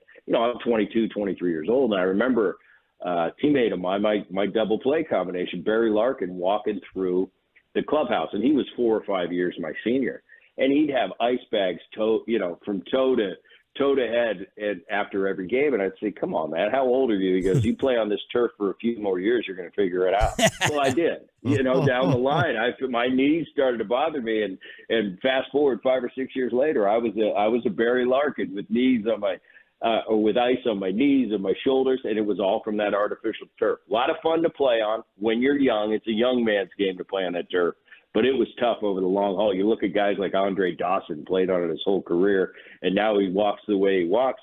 That's what we dealt with back then. But today's guys, you don't have to worry about it from a safety standpoint because that grass is so realistic that they make now. So I just think big leagues, they like having that natural grass turf because they have the resources to take care of it perfectly. Like I said, in the minor leagues where you don't have the resources, it's really nice having that fake grass because it's so consistent and you don't have to maintain it. Great perspective, man. Thank you. We'll do it again next time.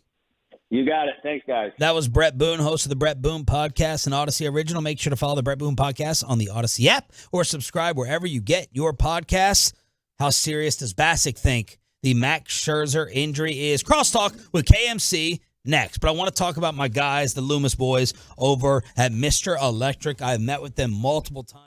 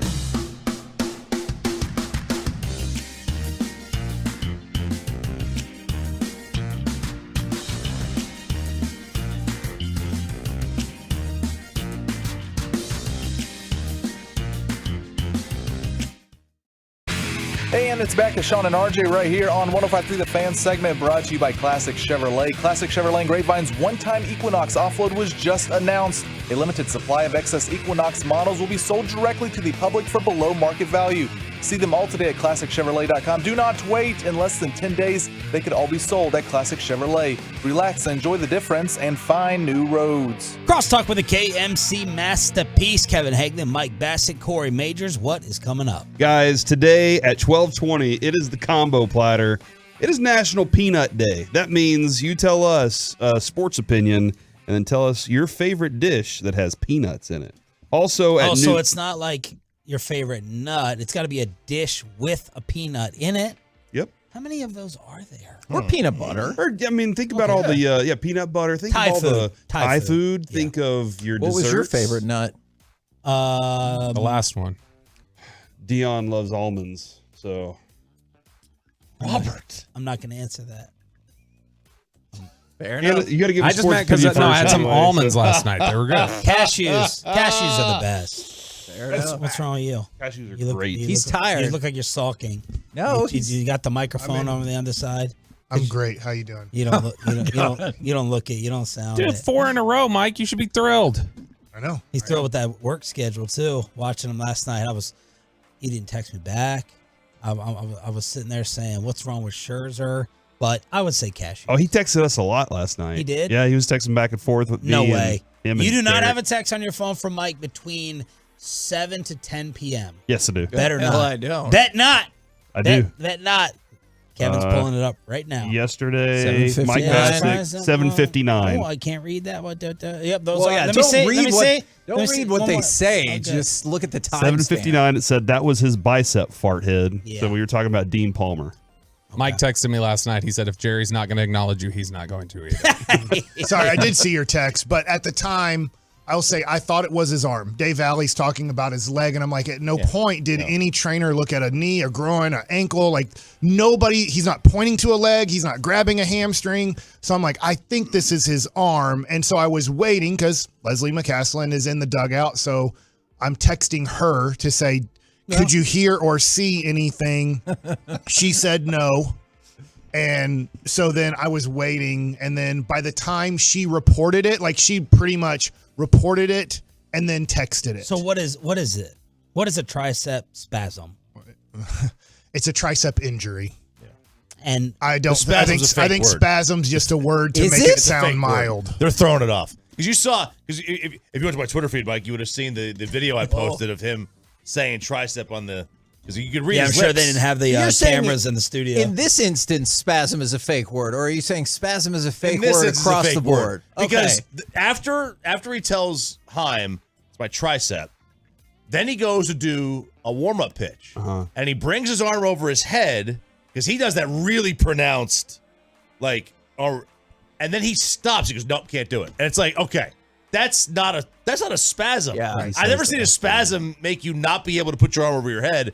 It's a pull of some kind. Or a tear. Or a strain. Yeah. I'm hoping for my honest opinion is I'm hoping for a strain, because a strain that would be the end of the season for him. But he would be good for next year. You're hoping for that? You think that's like best case scenario?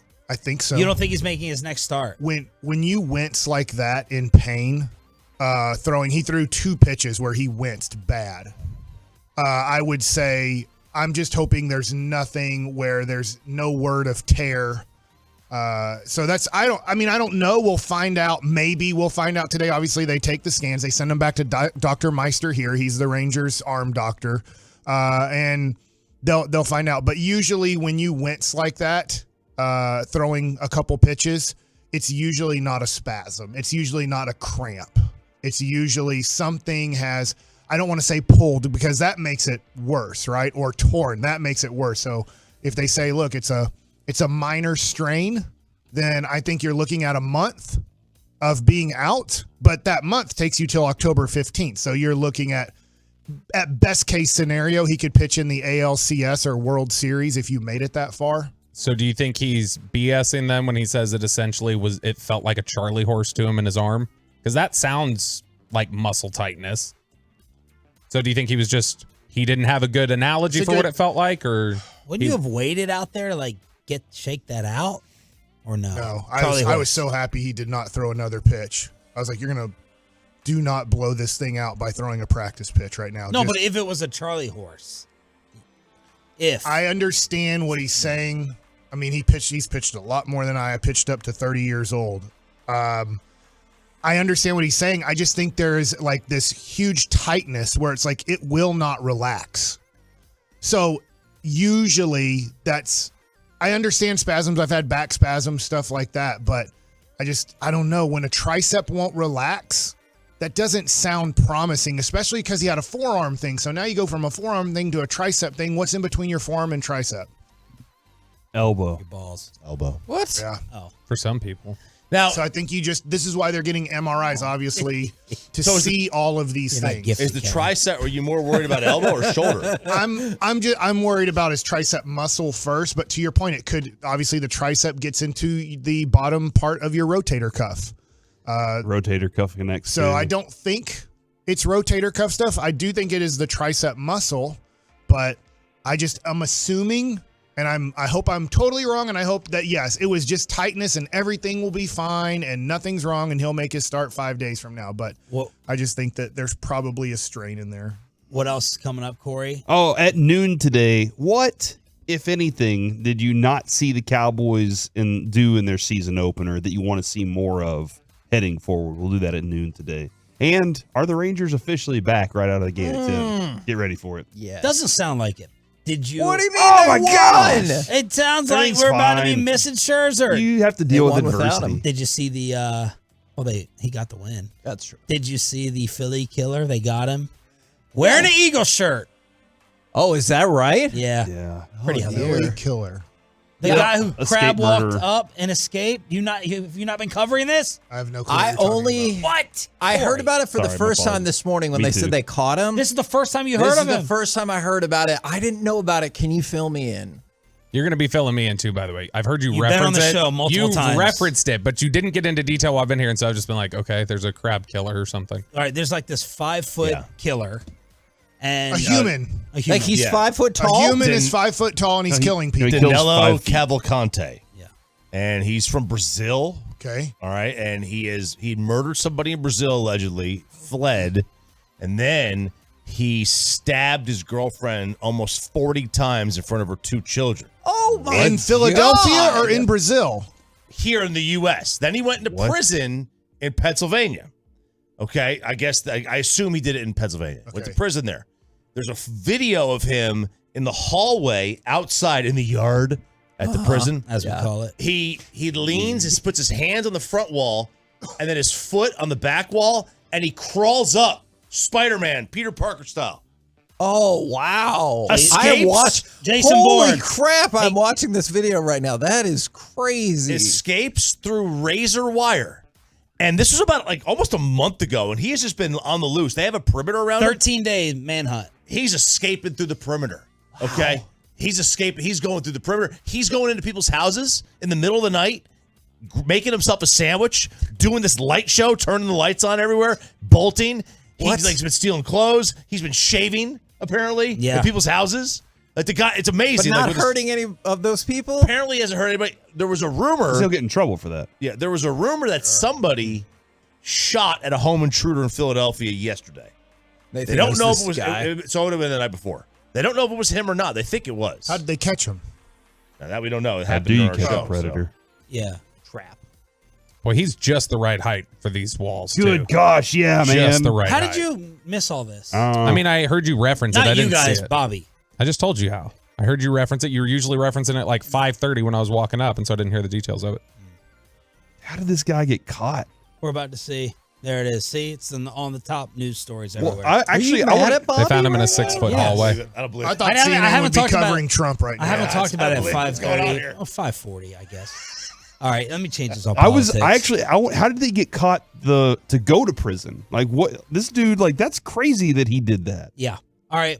I thought there were only 2 stories in the world. It was Trump impeachment and Hunter Biden did a whole bunch of things. You can watch one of them on CNN and one of them on Fox News. Escapee tried to crawl away with gun when he realized he was surrounded. Dogs subdued him. Bassick, need your judgment on whether this is legit anger from a diehard Jets fan or this is Coach Ballsack. Oh, this is BT. You know who that is? Brian Tierney? Brandon Tierney does a Sports Minute, CBS Sports Radio. That's what it's called, WFAN. He's had enough questioning of the Jets without Rodgers. Is this real or Ballsack? And 4 plays in, he's done. He's done.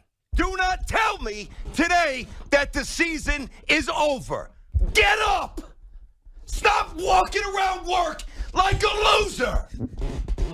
Get your act together. We're playing until January. There is no way that I'm tapping out now. No chance. If you didn't kill us last night, we are unkillable. I have Zach's back. I'm not saying Super Bowl, but I am saying playoffs with Zach. And I think the season, in fact, might be over, BT. I had to break it to you. I like that other guy. I think What do you think, Coach? I think he is a delusional Jets fan. Yes. Just like if 4 plays into the Maverick season, if Luka tears his Achilles, the season is over. I don't want to hear about Kyrie and all the other guys. Hey, they might win some games during the season, but the Jets season ended when that injury happened. Was the people at work he was yelling at just people in regular work or people at the Jets facility? That's a good question. I think he was yelling at the callers. Oh, okay. Like, the sky's falling. Oh, we're never going to win a game. We're the Jets. Oh, what's going on here? I felt like they were really, the Jets fans were delusional when they were cheering so much 20 minutes after the game, still in the stadium when they're interviewing Garrett Wilson on ESPN and everything, like, you know, doing the Jets chants and everything. I'm like, dude, you guys, I understand you won. Be excited about that win, but reality has to set in here that you guys are now done for the season. What do you think the Cowboys spread is Sunday? I heard, is it all the way up to 9? Yeah. I heard 9.5, yeah. I'm thinking. I heard RJ say yesterday. I don't mind saying this. I'm picking 27-0. I have another shutout. Okay, so it'll be 10-7. Yeah, I could be totally wrong. Obviously, I'm really good at this at being wrong. But I'm 27-0 who? 27-0 Cowboys, and the next game against the Cardinals will be 50-0. Dang it! What would it be if it was the Jaguars? We're never giving up a point all year. Jaguars 27-26. Oh, okay. The KMC masterpiece is next on 105.3 The Fan.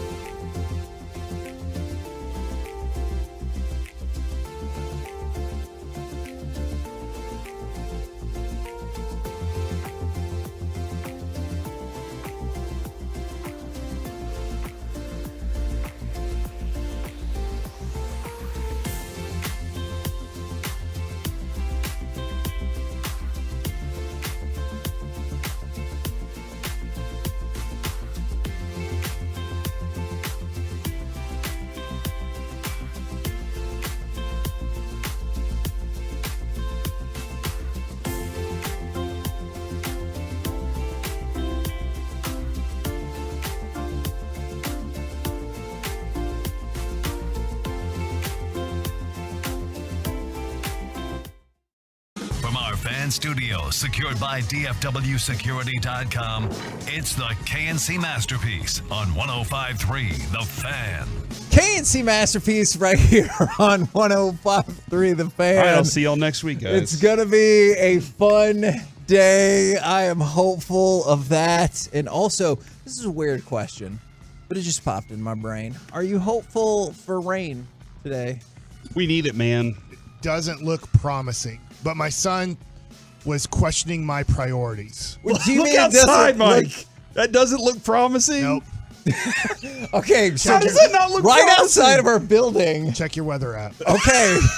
I'll just. What, you want to get Dan Brunoff? You want me to ask him to send an email? Biceps Brunoff. Actually, he did send an email this morning. I should have looked at it. I saw where it's going to rain like in the morning. Sure. Like early in the morning. It's tomorrow. What? We need the rain. So all those clouds right there, you're like, They don't have precipitation in it. Going to pass over. They're not heavy enough. I don't know. I looked at my app because my son wants to play at Bishop. No, he wants to play at Brian Adams to destroy Corey's heart. And he said, "Where are your priorities?" Because I said, "Man, I hope it rains." I'm showing up. Where are with your a priorities, tom-tom. Dad? I have a baseball game, and I said, "We really need rain." Has a young person ever earnestly said, "We really need the rain"? Yes, all the time. They go outside, they look up in the sky, they look at the cracks in the soil, and they go, "We really need this rain." that kid is dead inside. That kid is me. That kid is, Like, that's what I grew up. understand. I grew up always looking up in the sky and trying to figure out if it was raining or not. Still one of the most amazing things I ever heard Corey say on the show was he could go outside and tell you if it was going to rain or not. Yeah. And I was like, sure. I wanted that to be a makes sense. meteorologist growing up. That's what I loved when it would rain and thunderstorm in DFW. I loved to sit at the window, watch the lightning, hear the thunder, time it, and then watch you remember the Doppler that you had on TV that was just the big belt line going around DFW, and then I would point at it and be like, "We live right here. This is exactly where we are," and we'd watch it. We'd watch it all night. It was awesome. I actually co-wrote a song about the rain that was actually an analogy for somebody cheating on their spouse. So I don't know if you ever checked that out. It's a pretty popular country song. Yeah. Against your window, you can't stand the rain. No, it had to do with thunder and stuff. Yeah, 9%, 15%. I hear what you're saying, but You know what that means, Was that right? dreams? Are you talking about dreams? Lies. That means that it's No, only. it's called the Thunder Rolls. This is pretty popular. That You means should it's check it out. only 19% of the area will get precipitation. Okay, well, from the 214. Not just that. There's an added component anyway. Drizzling in Lancaster right now from the 972. Been slow rain outside of Canton this morning. It's starting to stop. We have to stop this because I've heard Lancaster? the morning show do this. Yes. Lancaster. I'm from Duncanville. Lancaster. I'm close to Lancaster. Uh-huh. It's Lancaster. It's Lancaster.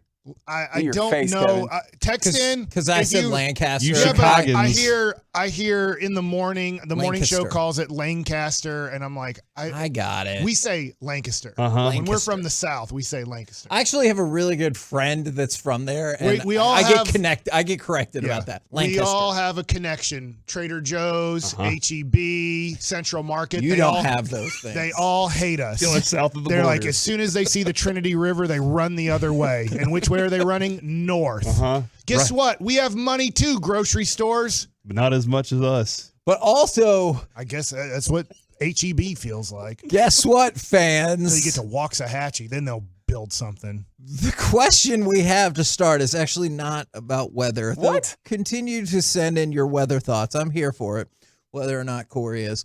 what you did Is there. cut number one.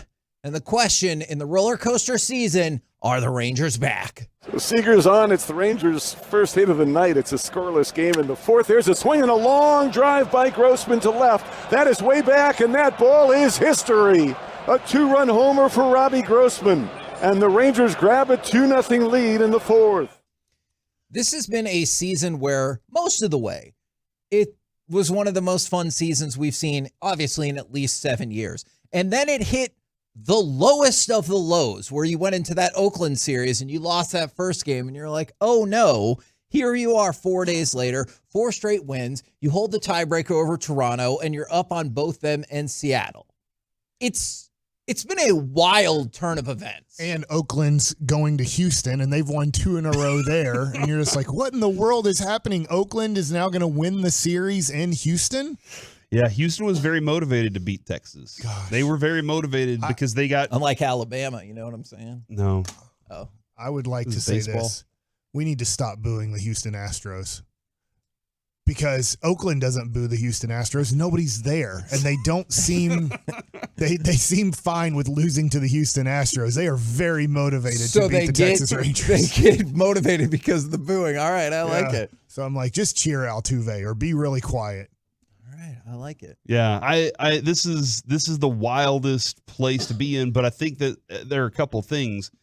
We started questioning whether the Rangers were what we thought they were early in the season, and right now they're kind of showing us, look, we can win a bunch of games in a row against teams that we need to win games against, and their backs are kind of against the wall. They lost first place. I love this idea too, Kevin. This is my wild ass theory here. All right, is that early in the season, what was going on? It was us against the world, right? Bochy walks in, it's like nobody believes in us, so let's go out there and let's just win and show everybody. And then they get a little too high on their horse, right? And then they get knocked down. Bochy's kind of watching this all tumble. And now, how are you guys going to get up and y'all are going to do this together? Are y'all going to be all against the world again? Or are y'all just going to sit there and flounder? And here they are responding at the right time of the season. This is a great time for them to make this response, run away with the division, and then say, see you later, we're going into the playoffs and into the World Series, just like San Francisco did back in the day. Holy cow. Kevin. So you have already skipped ahead of being in the playoffs is nice. You're now, let's overcome the Astros and then go from there. Rangers are going to demolish Seattle in the last 7 of 10 games. And then they have the Angels in between that, Kevin. I know you got Boston and Cleveland, and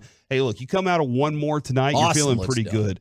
But, man, I think that I think Seattle's realizing they're going to be like, man, we just can't do this. We can't hang on to what they're doing right now. They're too hot right now.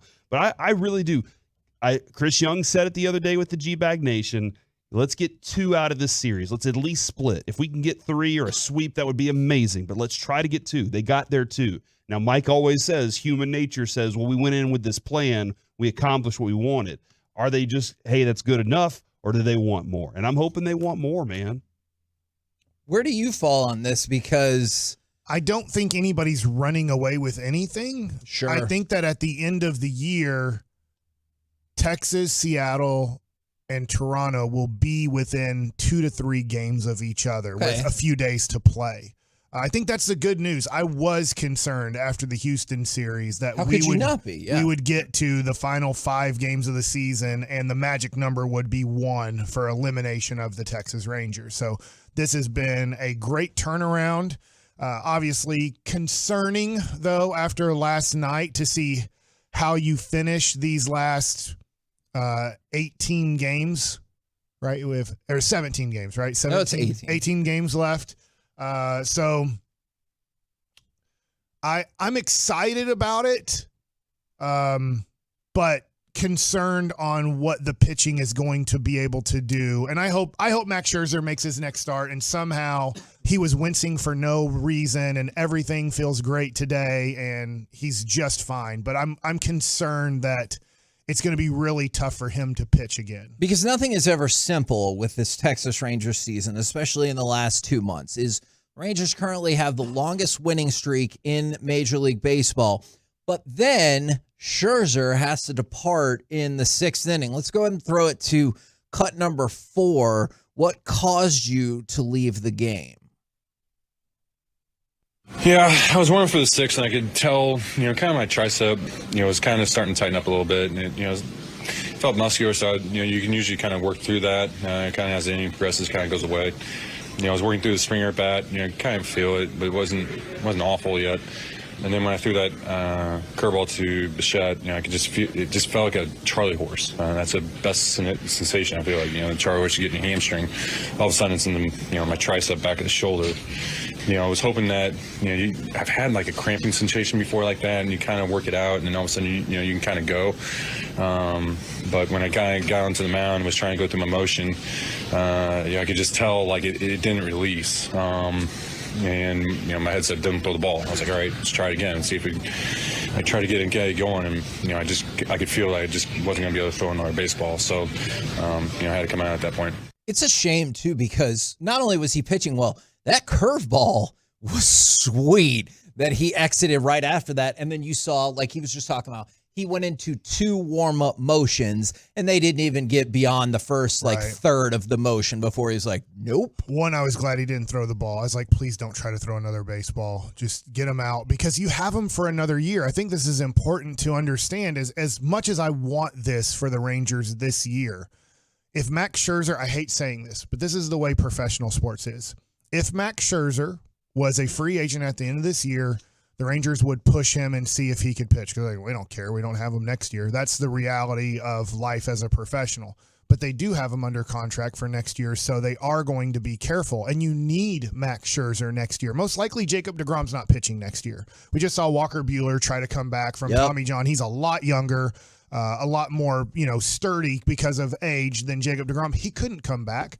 Most likely Jacob deGrom's not coming back next year. He'll be ready in 2025. So you just start looking at your future, and Max Scherzer has to be part of a staff that makes a lot of starts for you next year. So I look at it and go, as much as I want Max Scherzer to pitch the rest of this season, I think you have to be careful knowing you have him another year in your organization. Yeah, and hopefully we'll get updates no later than tomorrow. He's getting an MRI today, right? Yeah. Okay. All right. All right. They send those back to, they don't let the Toronto doctors check. I mean, they might, but they don't really care. They're going to send it to Meister, who's here. I hate to say this, and y'all can yell at me if you like, but I'm just going to throw this out there. Don't be a hater. I don't think this is being a hater. I think this is examining the way the season is played out. Are you going to believe what the Rangers say? No. Because okay, good. But I try not to believe anything management says to us because I'm always a little skeptical of their motive. Yeah. But whenever we present it as news, I have to say this happened because that's what we've been told. You're right. But I can also be skeptical. Because in 2 months, Eovaldi pitched one time. Yeah. He pitched well. But he pitched one time because of his arm fatigue. It was arm fatigue the entire time. Saving him for the playoffs. Yeah, and then with deGrom, we think he might have tweaked something or we're checking it out. And then all of a sudden after this mystery bullpen, he tore his UCL. I get it. You don't necessarily have management directly come out and be like, oh, yeah, he's screwed. Mm-hmm. But it does feel like sometimes they are very much slow playing medical information, maybe for competitive reasons, and I understand that as well. So the Rangers come out and say something today. Let's say they're just like, oh, yeah, it's just tightness. We'll see if he can make his next start. I want to believe what that. What do you think the reason is for that? Do you think it's for competitive advantage? Do you think that they're just afraid of telling the fans what's going on because they think the fans will stop showing up? What do you think the reason is for them being so secretive and hiding things like that? See, with Eovaldi, the competitive advantage made a lot of sense to me because you were still running into some issues before the trade deadline. And so, if Eovaldi just needs to skip one more start, then when you're looking for trades, people can't hold you over a barrel. Uh-huh. But if you're like, oh, yeah, he's going to be out for 2 months, well, then when you make those phone calls, they're going to be like, I bet you do need some assistance. So Yeah. I don't know if that competitive advantage is there right now, and maybe you'll get a little bit more honestness, or I wasn't there. Maybe that is really what happened. I just don't know if I totally buy all. I think it's a great question. I really don't know. I don't know why the Rangers or any organization say what they say about injuries. Some are very upfront and honest. Some hold things back. Some completely lie to you. I don't know the reasoning behind it, but I do think that Kevin brought up a great point on Eovaldi. Sometimes you have to say something because it is trade season and you don't want them to know whether it's the NBA and your center's done for the year. You want to just say, no, we think he's coming back. We're really positive. Rehab's going well. So when you're talking to a team, they're not going, we know you need a center. You have to trade us what we want because we know your playoff season is done if you do not get a center replacement. So I understand around trade season to make sure you lie as much as possible to get the best type of trade situation for you. And sometimes they don't even lie. They just push it off and wait. And that's like, if you break your wife's favorite bowl, and you try to super glue that bowl back together, you shove it in the back of the pantry somewhere, and you hope that she never asks about it or never needs it. And then I think they're like, maybe the media won't ask us about it. What? Did you break your wife's favorite bowl? It was very early in our marriage. that I broke a very nice bowl that we got for our wedding. You hope the media wouldn't ask about it. And I just kind of super glued it back together and hoped that she wouldn't ask about it. When But did that guess fall what? apart for you? 2 days. We're the KNC Masterpiece right here on 105.3 The Fan. Coming up next, who are the most and least likable players in the NFL? I cannot wait to find out how people feel about this guy. Let's talk about it next right here on The Fan.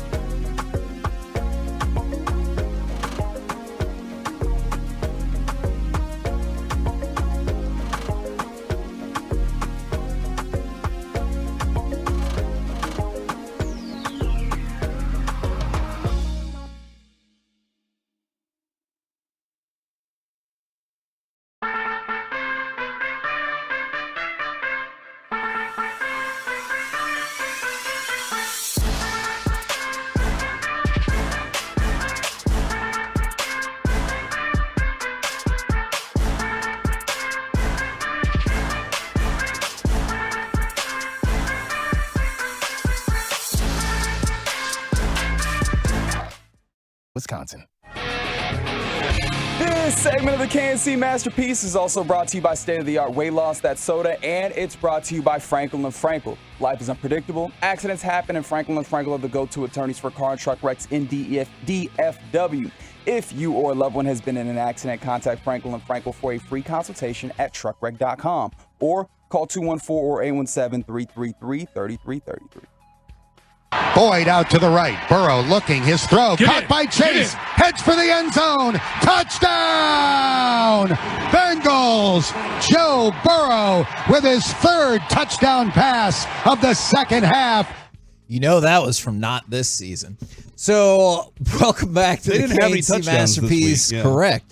On 105.3 The Fan. So, this question stemmed from an article, Corey, that you sent that we didn't get a chance to chop up last week. It came from Fox Sports, and it says Patrick Mahomes has reached the level of greatness that inspires envy. And it kind of had a discussion that maybe Patrick Mahomes is not likable anymore because he's been so successful. That's it. I quit. Why would you quit? He didn't say that's his opinion. I do not believe that. But then it got us talking about who said this.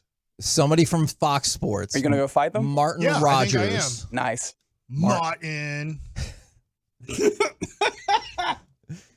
Thank you, Mike. That was delightful. He's the man. So then we asked who are the most likable and least likable players in the NFL, and I thought let's hear that from Martin. He's the expert. I thought that was a great cut to come back with because I think Joe Burrow falls into the category of polarizing and most and least likable. I find him to be likable, but I can understand if you're a fan of a team in that division. I can't remember. I think the Bobby and Everybody Else show has an opinion that Joe Burrow is the D word, you know, that like he's not diva. Cool. Like He's no a Richard? A douche. Okay. That he's not likable. And I can't remember if it's Sean that thinks that or if it's Bobby, but one of them does think that. And I see now your polarizing part because he seems super likable to me. Yes, me too. He's Joe Cool from LSU. He won the national championship. He's smoking a cigar and, you know, afterwards and everything. And he gets to the Super Bowl in year 2. There's a lot of cool things about him. And then when you hear like how he is, his presence in the huddle, he's watching the game and he's like, I got to go take control of this game. And then he does. Or he's just, everybody thinks that or talks about how his heart rate is the heart rate of a serial killer. And have you heard that?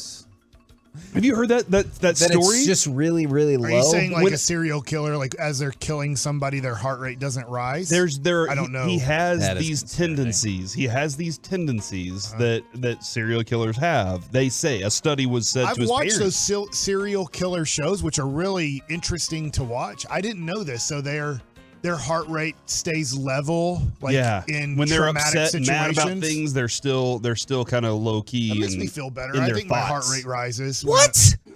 I feel like I could be a serial killer at times. Nah. You're more like you just go nuts and a lot of people are in trouble, kind of, you know, at the same time.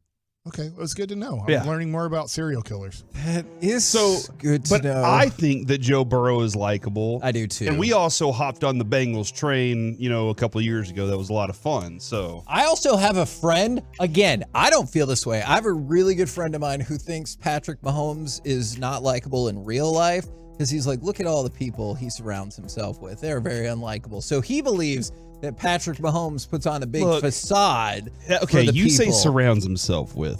Those The people have brother's been not his fault, They've been right? attached to him since forever. Like he met his wife in high school. So like that's not a Great lady. Yeah, they stuck together. So that's their thing. So I think That's an interesting take. Wife, mother. He gets to do all these things in Sports owner. in spite of the people that are surrounding Okay. him. Okay. I like Patrick Mahomes, but who's on your most and least likable list? This might be a weird answer. I just feel like it's in the moment. Is most likable for everyone right now is DeMar Hamlin, right? Yeah. Because he's inspirational and I don't know. There's you don't know enough about him to be like he's off. I think some people who don't follow football are like, oh, he's not active. It's like, yeah, he was a backup. special teams, yeah. Like, he was active for that game because of so many injuries. Yeah. I will tell you one that is retired that obviously he's likable because he's on every damn commercial that I turn on is Dwayne Wade. I can't stand that human being. In the NFL, who are the most and least likable players in the NFL? Justin Jefferson's very likable. I agree with that. Like that dude goes out and he plays like crazy. He's fun. He created a dance that everybody wants to do whenever and they he's hurt celebrate. nobody in the NFL because he's on a crappy team. How quickly could that change? I mean, I think Patrick Mahomes is a great example of he's still only been starting for like 5 full years, and I know now we're moving into another one, and there's already a contingent of people who really don't like him. Mike has a really good point, though. Whenever you are not a threat to the home team, then you're fine with the guy. It's like people hated Tim Duncan because he was a threat to the Mavericks, even though Tim Duncan was like the most fundamentally sound guy. You're like, yeah, what is to hate? And we're just like, it's just because he's a Spur.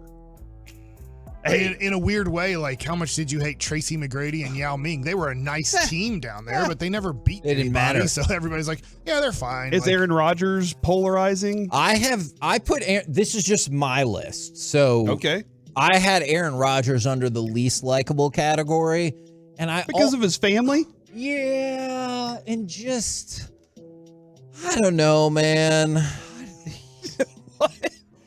You don't know why he's least likable? He's just the way he talks sometimes is like Ian Rappaport is like reaching out for comment, and he's like, I don't even know how you got my number, bro, but you don't know anything. And he's like, right. So I was literally reaching out to you to find out if you can tell me something. He's like, lose my number. I was like, okay, well, you can't. The guy tried to do his job by reaching out to you, and you're like, no, you're not Pat McAfee. I also think Russell Wilson is on that list. What? Because look, I neither like nor hate him. And I need you to pick a side, Switzerland. Okay. All right. When he's like, I try to have neutral thoughts. He feels like the person who tries to make you like him by doing all the things that he thinks you like. Like he feels like Andy from The Office when he's trying to replicate Michael Scott by just saying the things that he says, but really, you don't know. Yeah. You have no idea. And plus, I still think it's weird, the naked photo shoots with the kids. I think that's weird. And if you've done that before, like, more power to you. Live your life how you like. I just think that's odd. Baker Mayfield is not likable. That's fair. There may have been a time where you're like, those commercials are funny, but that's it. That's about as far as it goes. He is not likable for sure. This name has come up a couple of times. Derrick Henry's likable. I do think Derrick. I think everybody just kind of respects the work that he puts in. You're just like, yeah, dude, I want to tackle him. Probably a little afraid too. Yeah. Oh, absolutely. I don't know if people hate Lamar Jackson, but he's very decisive as a quarterback. Divisive? Yeah, divisive. If he was more decisive, they'd be a better offense. Yeah, that's true. You were close, Mike. You knew what you wanted to say. Make better decisions with the ball. So he was decisive with using the wrong word. I'm tired. Man, this is from the 830. Stephon Diggs is the Kyrie Irving of football. No one likes him, and I don't like Baker Mayfield personally from the 830. Diggs is what I was thinking about when I asked the question about Justin Jefferson, because you could say Stephon Diggs was in the place that Justin Jefferson was, what, like 2-3 seasons ago? Yeah. I mean, now dude's he's to super the point skilled, where, I guess interesting. the more people start like whining about their place, the more you start to dislike them. What about then? Okay, see, that's interesting because we've talked about people that are like dislikable because of saturation or because they don't like their status. I have seen multiple people say Kyler Murray, but that one is a work ethic issue or a perceived work ethic issue that people have with him. I like Kyler Murray a lot just because I covered him from back in the day, and I feel like I got to cover him and watch him grow up. But I understand that maybe he is not the most likable for some people right now. I would like to present a name to you that this is a world. He has two different places, because if you were a fantasy owner, you probably love this guy. Tyreek Hill. All right, so this is tough. I'm going to bring this up right now, and some people will be mad at me. My son, I asked him who kind of maybe his 3 favorite football players were to think about, getting him a new football jersey for the season. And he said he really likes the Dolphins jersey and really likes Tyreek Hill. And I said, man, I don't want to get you a Tyreek Hill jersey. Yeah. And I was like, because, you know, There's he's some possibly controversies beat that up he's been women involved. before, Yeah. and I don't want you wearing a jersey of somebody who seems to possibly beat up women. I do not want that to be a role model of yours. Yeah, that makes sense. So that's the tough thing about Tyreek Hill, that, like, I think he's great. I loved what he did, you know, for the Chiefs when I'm rooting for Patrick Mahomes. But at the same time, I'm not a fan of Tyreek Hill because I believe, it's only my opinion, I believe there's some truth about him beating up women. So I don't really want my son. He pled guilty to that, Yeah. just for the record. So that's the tough thing about Tyreek Hill is, yes, I think, you know, he's obviously spectacular on the football Yeah. field, but he might not be he's not a person I want my sons thinking of as a role model. Like, do you watch that dude make explosive plays that we just don't see in the NFL? And you're like, good God, how can I not cheer for this guy? And then you're like, oh, you're kind of torn. And so I think Jamal Williams is a good option too. The running back down in New Orleans. His personality is just a blast. I don't know, Corey. Can you agree with the fact that he thinks beignets are overrated? You about to change your opinion? I love New On a Orleans, dime. and I love beignets in New Orleans. I'm not gonna let. He's kind of right. It is kind of like a funnel cake. Do you honey them up? Do you honey them, or do you just eat them as the powder and just dip it in the coffee? They already powdered them, you know? Yeah, I'm gonna have the powder and the coffee. I'm good. But he also likes Pokemon. He's real, you know, ecstatic about that stuff. So I think he's another option there. This comes up from the 817, but I didn't get the context. I put this down in probably most and least likable. What about Micah Parsons? I think he is very likable, but I also know he's on your team. Exactly. And he's the kind of person that if he was not on my team, I would be like, bro, shut up about whatever. How good you are. Yeah. And he's strong enough, physical enough, gets to the quarterback enough. He might accidentally Theismann somebody, and then they're really not going to like him. Well, hold on. Did people not like Lawrence Taylor after that? I bet if you're a Washington fan, you weren't too pleased that Lawrence Taylor ended Joe Theismann's career. Yeah, probably so. I could see that. Are there any other Cowboy? Like, is Dak likable or not? I think Dak is very likable, and for a lot of people, we're really partial to him, not only because he's on our team, but he does speak out a lot in the mental health space. Lots of different spaces, yeah. And I think that makes him uber likable, but I realize that is not necessarily an issue for everybody. CeeDee Lamb? I don't think anybody really knows him well enough to hate him yet. I don't know. I don't know how other fans feel about the Cowboys players. I really don't. I do think a lot of people hate Dak because of the Cowboys, because you guys hate the Boston Red Sox New York Yankee rivalry. Why do you hate it? Because it's just everywhere all the time. And that's why they hate Dak Prescott. That I do get. Dak also has some of what you were talking about with Russ Wilson. Not to the same extent, because Russell Wilson does it up a ton. But like he's the dude who's like a whole pack of Badgers on Sunday Night Football because he can't commit, right? But Dak Prescott does do the kind of playing to everybody. Sure. And I think some people dislike that. We're the KNC Masterpiece right here on 105 through the Fan, man. Awesome feedback already this morning. Y'all appreciate it very, very much. Coming up next, time for baseball nuggets with Mike Bassett. Let's talk more about this Rangers series in Toronto next. Now, if you guys are struggling to peel off visceral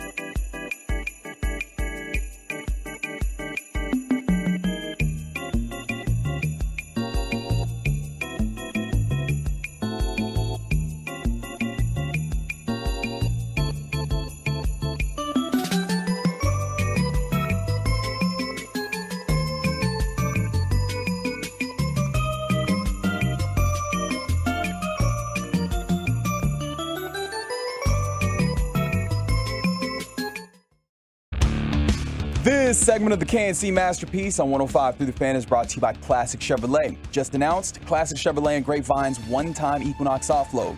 There's a limited supply of excess Equinox models that will be sold direct to the public below market value. See them all at ClassicChevrolet.com, but don't wait. In less than 10 days, they could all be sold at Classic Chevrolet. Find new roads.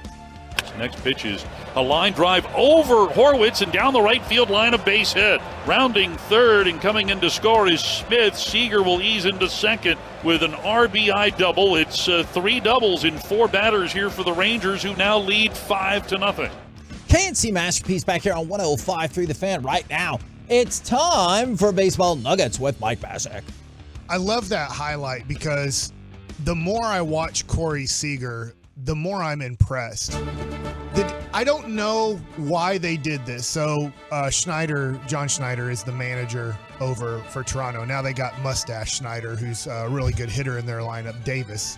But it's 4-0, so I get it, right? But the game's not out of hand. They're actually making a pitching change. They're going to a lefty with a runner on second base. And I believe in that at bat. I know he gets a base hit. I think it was just a single because the double was off a curveball from Ryu. I'm like, what are they doing? They're bringing in a lefty? I'm like, thank God. Pray to the baseball gods that they're bringing in a lefty to pitch to Corey Seager here. Like, how upset would we be if it was the other way around? Let's take out Toronto. Let's just take in a big situation. It's Yordan Alvarez. And behind him, it's really tough because they have such a deep lineup. Behind him, let's just put Jeremy Pena. I'm mixing up Houston's lineup just to give you an idea on what they decided. Yordan Alvarez is coming up with a runner on second, and these are desperate times. Like, we really can't give up any more runs. They're like, let's pitch to Yordan Alvarez with Will Smith pitching. And you're like, what are we doing? Mm-hmm. Why don't we just keep in a righty, or we can bring in a lefty and pitch to nothing against the guy, nothing against Robbie Grossman. He came through, he hit a big home run in the 4th inning. Why in the world are they pitching to Corey Seager? So he drives the ball into right field. We get another run, and it's 5-0. So then the next inning, when Max Scherzer, well, it's after the inning of Max Scherzer, but when you give up a leadoff double, Jose Leclerc, then he gets a long fly ball out that it was scared it was a home run off of the bat, but it's a warning track out. Then you bring in Brock Burke. He immediately gives up 2 hits. And you're like, do you know the difference in this game right now if it's only 4 runs on the board for the Rangers instead of 5? Like, that was a huge run. And I don't understand. It's great. Why are they pitching to Corey Seager? Okay, I do have this question to you in all seriousness. Yeah. When you pitched to Barry Bonds all day that day, right? Right. Why wasn't there a conversation? Was there a conversation? Yes, before the game. And like, was it with every team that was like that too? Yes. Every team was, but they still did it. There's certain teams. Yeah, but here's the report. Vladimir Guerrero and Barry Bonds were the 2 best hitters for a long time in the National League when I was with the Mets and the Nationals. And what we would say is, do not pitch to them in a situation where they can beat us. Now, that being said, Corey Seager, it was 4-0. So you could look at that situation and go, we're already beat. Okay. It's not he cannot tie the game or win the game.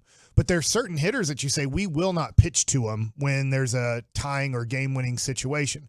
That being said, I like that they're doing it. Right I'm now, you're missing usually. Now, Nate Lowe got dropped to 6th in the batting order, and I give Bruce Bochy credit for this. Yes. Bruce Bochy is mixing things up. He's like, you know what? For most of the year, we've gone with Nate Lowe batting 3rd most of the time. Every once in a while, you see Josh Young bat 3rd because it was a lefty, and they moved Nate Lowe to 5th. But he moved Nate Lowe all the way down to 6th because he wanted to load up the lineup with righties. And I think we're going to see this again tonight because it worked. They ended up being able to knock out Ryu, and then as soon as they knocked him out, Evan Carter came into the game. And hey, guess what, Toronto? I get it. He just turned 21. We don't swing at balls in the dirt. This is Evan effing the franchise Carter here. Sometimes he doesn't swing at balls after strike two. Hey, though. you shut your mouth. Okay. What are you doing over here, you know man? what? What's a 500 on base percentage? Are you okay with that? Because he struck out and he walked last night. Are you okay with? I'm just here to reel you in, Mike. Do not reel me in with the franchise. He's okay, 600 slugging right now, Kevin. Come on. Yeah. Oh, there's Kevin over there. Oh, but he struck out. You know what? He worked it from 0-2 to 3-2, and so he took strike 3. I wasn't happy with it either, but I wasn't going to bring it up on the show. Yeah, he's a rookie. They kept throwing, but they did. And then his next at bat, they did keep trying to throw balls on the plate below the zone, and it's like we don't swing at that. Too bad. Deal with it. I do wonder also with Corey Seager why people pitch strikes to him early in the count, but you know he's swinging, and you're just like, well, let's just see if he doesn't this time. That doesn't make sense to me. He is one of the best hitters for a season I've ever seen. Obviously, last year he wasn't close to this. He was a solid hitter in the Rangers lineup last year, but nothing special. This year, he's the best hitter in the American League. I know there's an argument for Ohtani, and I totally get it. Some of their numbers are similar when it comes to offense. But I look at Corey Seager and I go, I don't know why you would ever pitch him. To me, he is a little bit, this is too far. He is a little bit on the kind of early 2000s Barry Bonds spectrum where it comes to who's hitting behind him. Right now, there is no hot Adolis Garcia. There is no hot rookie in Josh Young. Nate Lowe got pushed back to 6, and I would still rather pitch to Nate Lowe. Nothing against Nate Lowe. Nothing against Robbie Grossman or Mitch Garver. Why in the world would you let Corey Seager come up in an RBI opportunity and let him hit? Now, the great news is the next at bat, they go, you know what we're going to do? First and third, 2 outs. We're not allowing this situation to happen again. We screwed up the first time, and they walked Corey Seager, intentional walk, and then Jankowski first pitch hits a line drive to left field, and you still get an RBI. But I will take my chances 100 times out of 100 against anybody in the Rangers lineup. I don't even care if it's Simeon. I would rather face anybody in that lineup than Corey Seager. I feel like, I know his stats aren't this, it feels like he's going to bat 500 in big situations.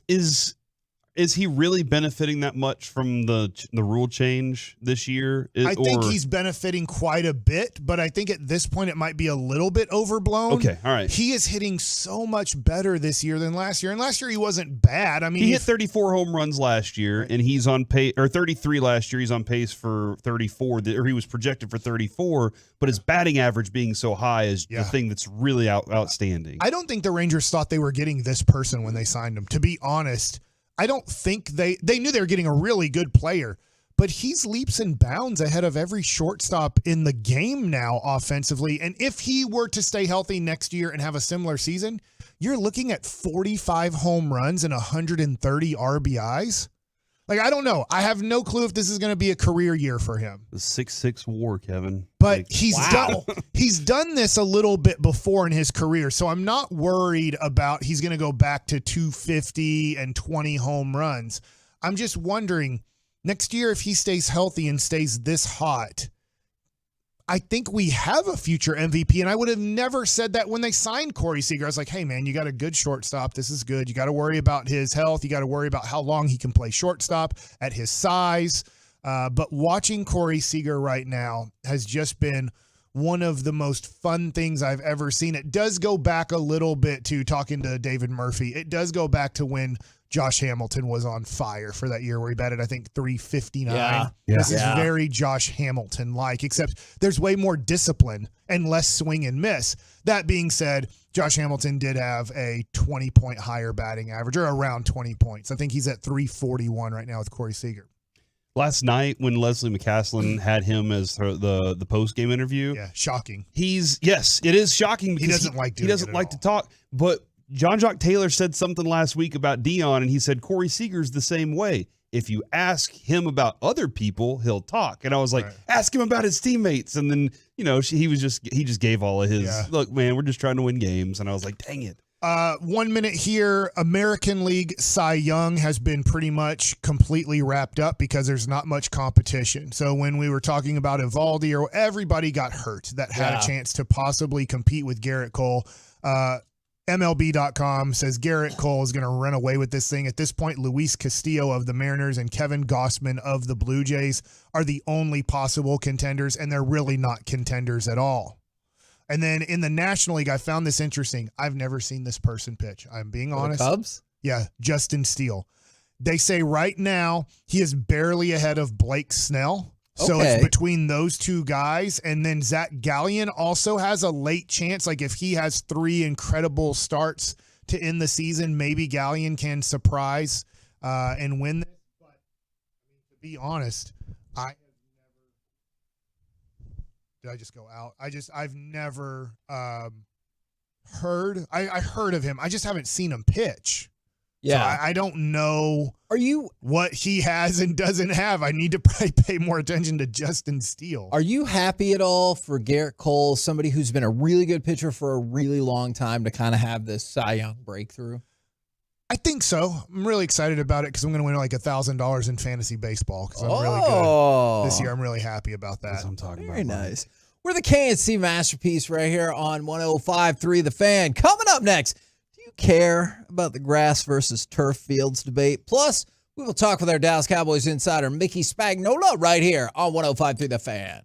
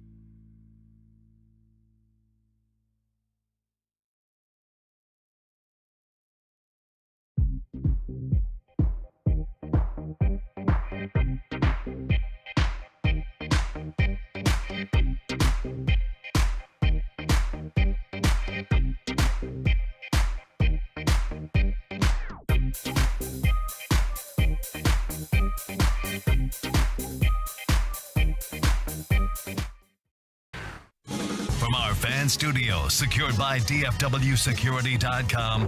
It's the KNC Masterpiece on 105.3 The Fan. KNC Masterpiece right here on 105.3 The Fan right now, brought to you by Ford. Built for Texas, built for you. Perhaps in 1 second, we will talk with our Dallas Cowboys insider, Mickey Spagnola. But rest assured, it is still brought to you by Ford. Built for Texas, built for you. Now, Mickey Spagnola, good morning, sir. We have a connection. We have a connection indeed. Hopefully like Dak and CeeDee Lamb all week against the Giants all night long.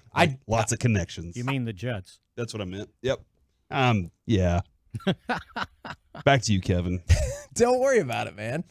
Who do you think's a better quarterback, Zach Wilson or Daniel Jones? Are you asking me? Yeah, I'm asking you, Corey. I'm trying to get back in the flow. Man. I don't know that. Aaron Rodgers. Aaron Rodgers. I was going to say, I don't know that I've seen enough of Zach Wilson to know why, they gave up on him. And traded for Aaron Rodgers. Are you hoping that... I think at one time he threw the defense under the bus after a loss, and they were kind of carrying the team, and he wasn't a great leader. It was that game, they lost 10-3, and he goes, hey, we all need to step up. Yeah. And the defensive people were like, do we now? All of us? And so that's where that thing came in, that he wasn't a good leader. Yeah. He wasn't likable. Yeah, that was definitely part of it. That'll do it. Absolutely. I was curious, and I want to go back to the Giants game for one more thing, but it's not necessarily just about the Giants game. Is Saquon Barkley was talking about, you just got to move on from a 40-0 loss.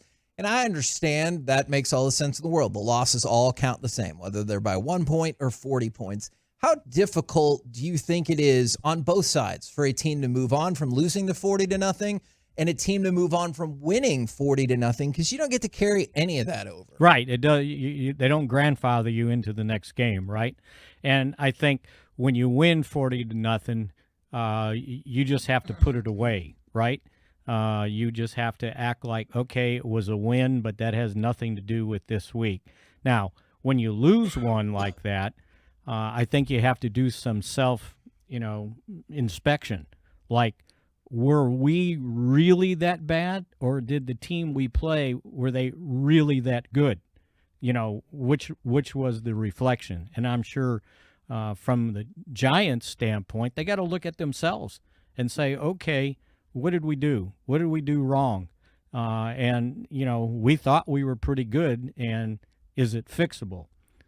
So I think that's the way they kind of got to look at it. And from the Cowboys' standpoint, you got to treat it like you won 10-0. And go back, and I'm sure there was a lot of stuff to clean up and get ready for the next one, because the next one ends up being, as big a challenge, even if Aaron Rodgers isn't there. I was kind of curious on your thoughts of Osa's game, for one, and is he taking that next step into maybe like a top 5, top 3 category for that position? Can he get there? You mean in the league or for the Cowboys? Yeah, in the league. Well, I think what we saw is what we saw in training camp. Mm-hmm. I mean, he was the best defensive tackle in training camp, and he carried into the first game. Now, but it's not one game, right? You gotta be consistent. And sometimes it's matchups, and but now the next week, is it matchups again, or is it the real deal? So off to a very good start. I thought he was good last year, and it's not all about getting sacks, right? You got to play the run, and let's see how he does, because I guarantee you the Jets are going to challenge the Cowboys running the ball and see if they fixed the problems they had against the run last year. I don't know if you have confirmed this with your own research or not, but it appears as though Tyron Smith allowed no pressures to Kayvon Thibodeau, who didn't have a single game last year where he didn't register a quarterback pressure. That seems pretty impressive to me. Yeah, he played well. And he played well with, somebody next to him that, wasn't supposed to be there, and Udoga played well. the left side, and that surprised me because, like I keep saying, I go back to, what I see in training camp, and he was one of those guys I was sucking air through my teeth. Like, I don't know. But maybe playing guard was more conducive to his talents than when he was out at tackle where he struggled. But then all the tackles struggled when they were playing against the first defensive line, which included Micah Parsons, right? So yeah, good on Tyler, and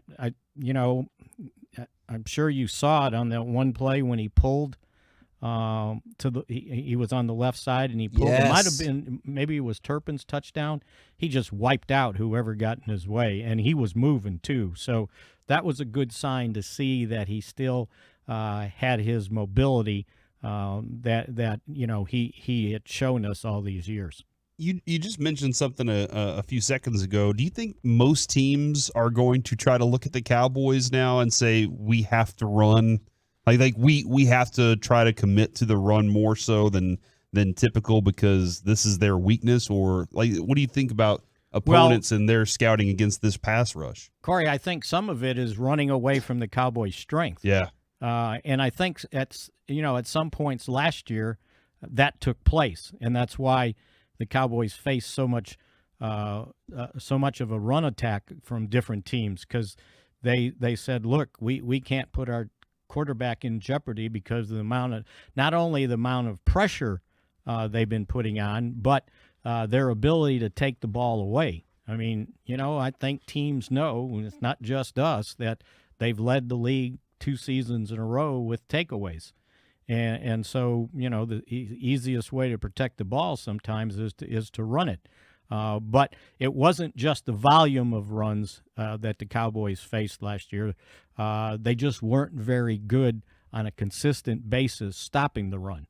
And I think we'll get a better idea of what's happening this year in this game, because I'm sure they're going to try to run the football. The Giants did it that first series, although a lot of it was Daniel Jones running, and they've been susceptible to quarterbacks running called plays, not just scrambling out of the pocket. Now, they say they made some adjustments after that first series, but for some reason, the Giants, the second series, when they went 3 and out, pass. It's like, well, it's perfect. You just ran right down the field. Why did you come out throwing the ball just because you're behind 6-0? So, I think they had to take some culpability for, how they ran their offense to what happened, and leaving Daniel Jones in there as long as they did. And he was still running. Yeah, I know. What he are you had to doing? prove his toughness, I guess. Well, I guess. I don't know. Sometimes stubbornness will get you in trouble. If you're the Cowboys, you should probably not throw the ball this weekend, right? Because Jordan Whitehead will intercept anything in his. Did you see? He already got it. He already got his bonus, Kevin. He already got it. For the year, Mickey. Is that what his bonus was? He got a bonus of $250,000 if he got 3 interceptions for the season. He got 3 interceptions in that first game. Do they have to pay it right now? Ooh, that's a good question. See, because what happens with bonuses like that, if you haven't earned them before, then they don't count against your salary cap if you earn them till next year. Oh, yeah. Interesting. I mean, look, I would hope if you made 3 interceptions in the game, whether you're supposed to pay that bonus or not now, you hope figure your out a way to. Quarterback doesn't throw balloons up there. That is true. I mean, those were some of the worst passes I think I've seen. They were not needed, right?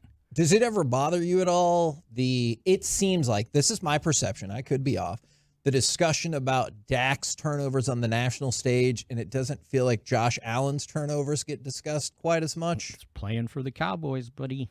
Yeah. I mean, that's just kind of the way it's always been, By the way, I was going to tell you guys, so after, watching the Jets Monday night or whatever, knowing the Cowboys had to play them, I finally went back and watched the last 3 episodes of Hard Knocks. Okay. And so we might not have known about Xavier Gipson from Dallas-Fort Worth, right? Mm-hmm. From Woodrow Wilson. Right. Well, he was one of the storylines in those Hard Knocks episodes. And the last one, It was he and the other undrafted wide receiver, big tall guy. He was wearing 16. I don't know if he got to keep that number or not, but they were kind of buddies because they were sort of in the same situation. And when they had cut day, Jason Brownlee. Yes, thank you. And so they showed Brownlee making it, right? Mm-hmm. And then Gibson was called in, and it was Sala and the GM. And they're going on and on about, hey, we really appreciate the hard work you did. You did everything you can do. But, this is a 53-man roster, and it's a business decision, and we can't keep everybody. And you could see him dying on the couch, right? He's dying. And they go, but we had room for you. And he almost passed out. He goes, oh, man, why'd you do that to me, That right? is cold. And then what happens in the first game? He wins it for him with a punt return in overtime. Heck of a decision. The script is real. But they were following him the last couple series, so I thought it was pretty interesting. Appreciate it as always, good sir. We will catch up with you tomorrow. Okay, sounds good. See ya. Bye, Mick. There you go, ladies and gentlemen. Mickey Spagnola right here on 105.3 The Fan. Now, to go along in the football space, I was curious because, now the NFLPA has stepped out and they have things to say about the grass versus turf fields. Lloyd Howell, the executive director for the NFLPA, said, quote, moving all stadium fields to high-quality natural grass surfaces is the easiest decision the NFL can make. Really? The players overwhelmingly prefer it, and the data is clear, now tell the Joneses, that the grass is simply safer than artificial turf. It's an issue that's been near the top of the players' list, and he goes on and on. With no contract at stake or anything like that, how likely is this to happen? And then I guess my other question is, do you care about this at all? I think it's very unlikely. But Mike, you and I both watched Wrexham. I know it just started. The new season. I haven't started. watched season 2 at all. But in season 1, remember they had to replace their whole playing turf, and it was going to cost them like $3 million or something to do that. And that's where I think the owners will look at it and go, "What's the cost effectiveness?" More than anything, is it cost effective to us to change this? They can't do it because ask Taylor Swift, ask George Strait, ask whoever, I don't know, Kanye West. Like they want 80,000 seat concert venues. That's huge money to these owners, and they want Monster Car, and they want all those things. You have to have turf. Love me some Monster Car. Monster Car for sure. Whatever it's called. Like they have to. It's Monster Sedan. They have to have that. And you know what's interesting? That's one of the things that got brought up is those other events in this statement. It makes no sense that stadiums can flip over to superior grass surfaces when the World Cup comes or soccer clubs come to visit for exhibition games, but then we get the artificial surface. Yeah. That is interesting because then I wonder if you could turf it up for the George Straits, Taylor Swifts of the world. Well, I just wonder do you remember how, I guess it didn't cause major injury. I just go back to my Cowboy days. Do you remember how they had to lay new turf in the middle of Candlestick Park for that game because it was so muddy and so soaked because they're on the bay and they're like, look, we can't replace all the turf, but all the new turf was just slipping from under them. So the whatever you want to call them, slabs of turf, they hadn't set. They weren't able to grab into the ground and really grow. So yes, it looked like this brand new turf, but it wasn't able to set. So I don't know. I don't know what the answer is here because we've decided, which I totally understand. For Jerry Jones, I don't know. What do you think he makes? $50 million a year off of non-Cowboy events there? Probably something like that. Does he want the Cotton Bowl? Does he want the kickoff classic sometimes that happens there? Does he want a college team ripping up the grass field and then a day later or 8 days later trying to replace all of those things to get his Cowboys on the field? Yeah, it is. It's an interesting question. All right, you sound invested then. I am. It's interesting. I just don't.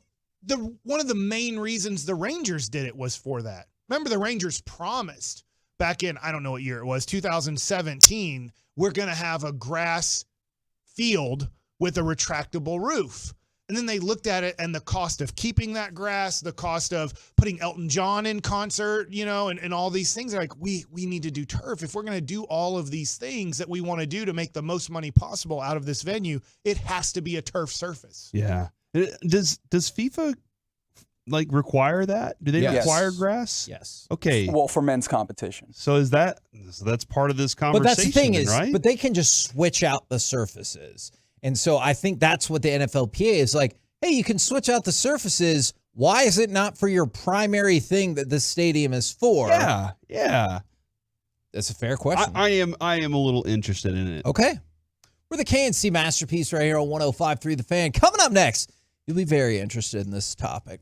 Whether as a kid or now, and even if you don't have a good reason, what brand are you loyal to? 877-881-1053. Let's do it next right here in The Fan.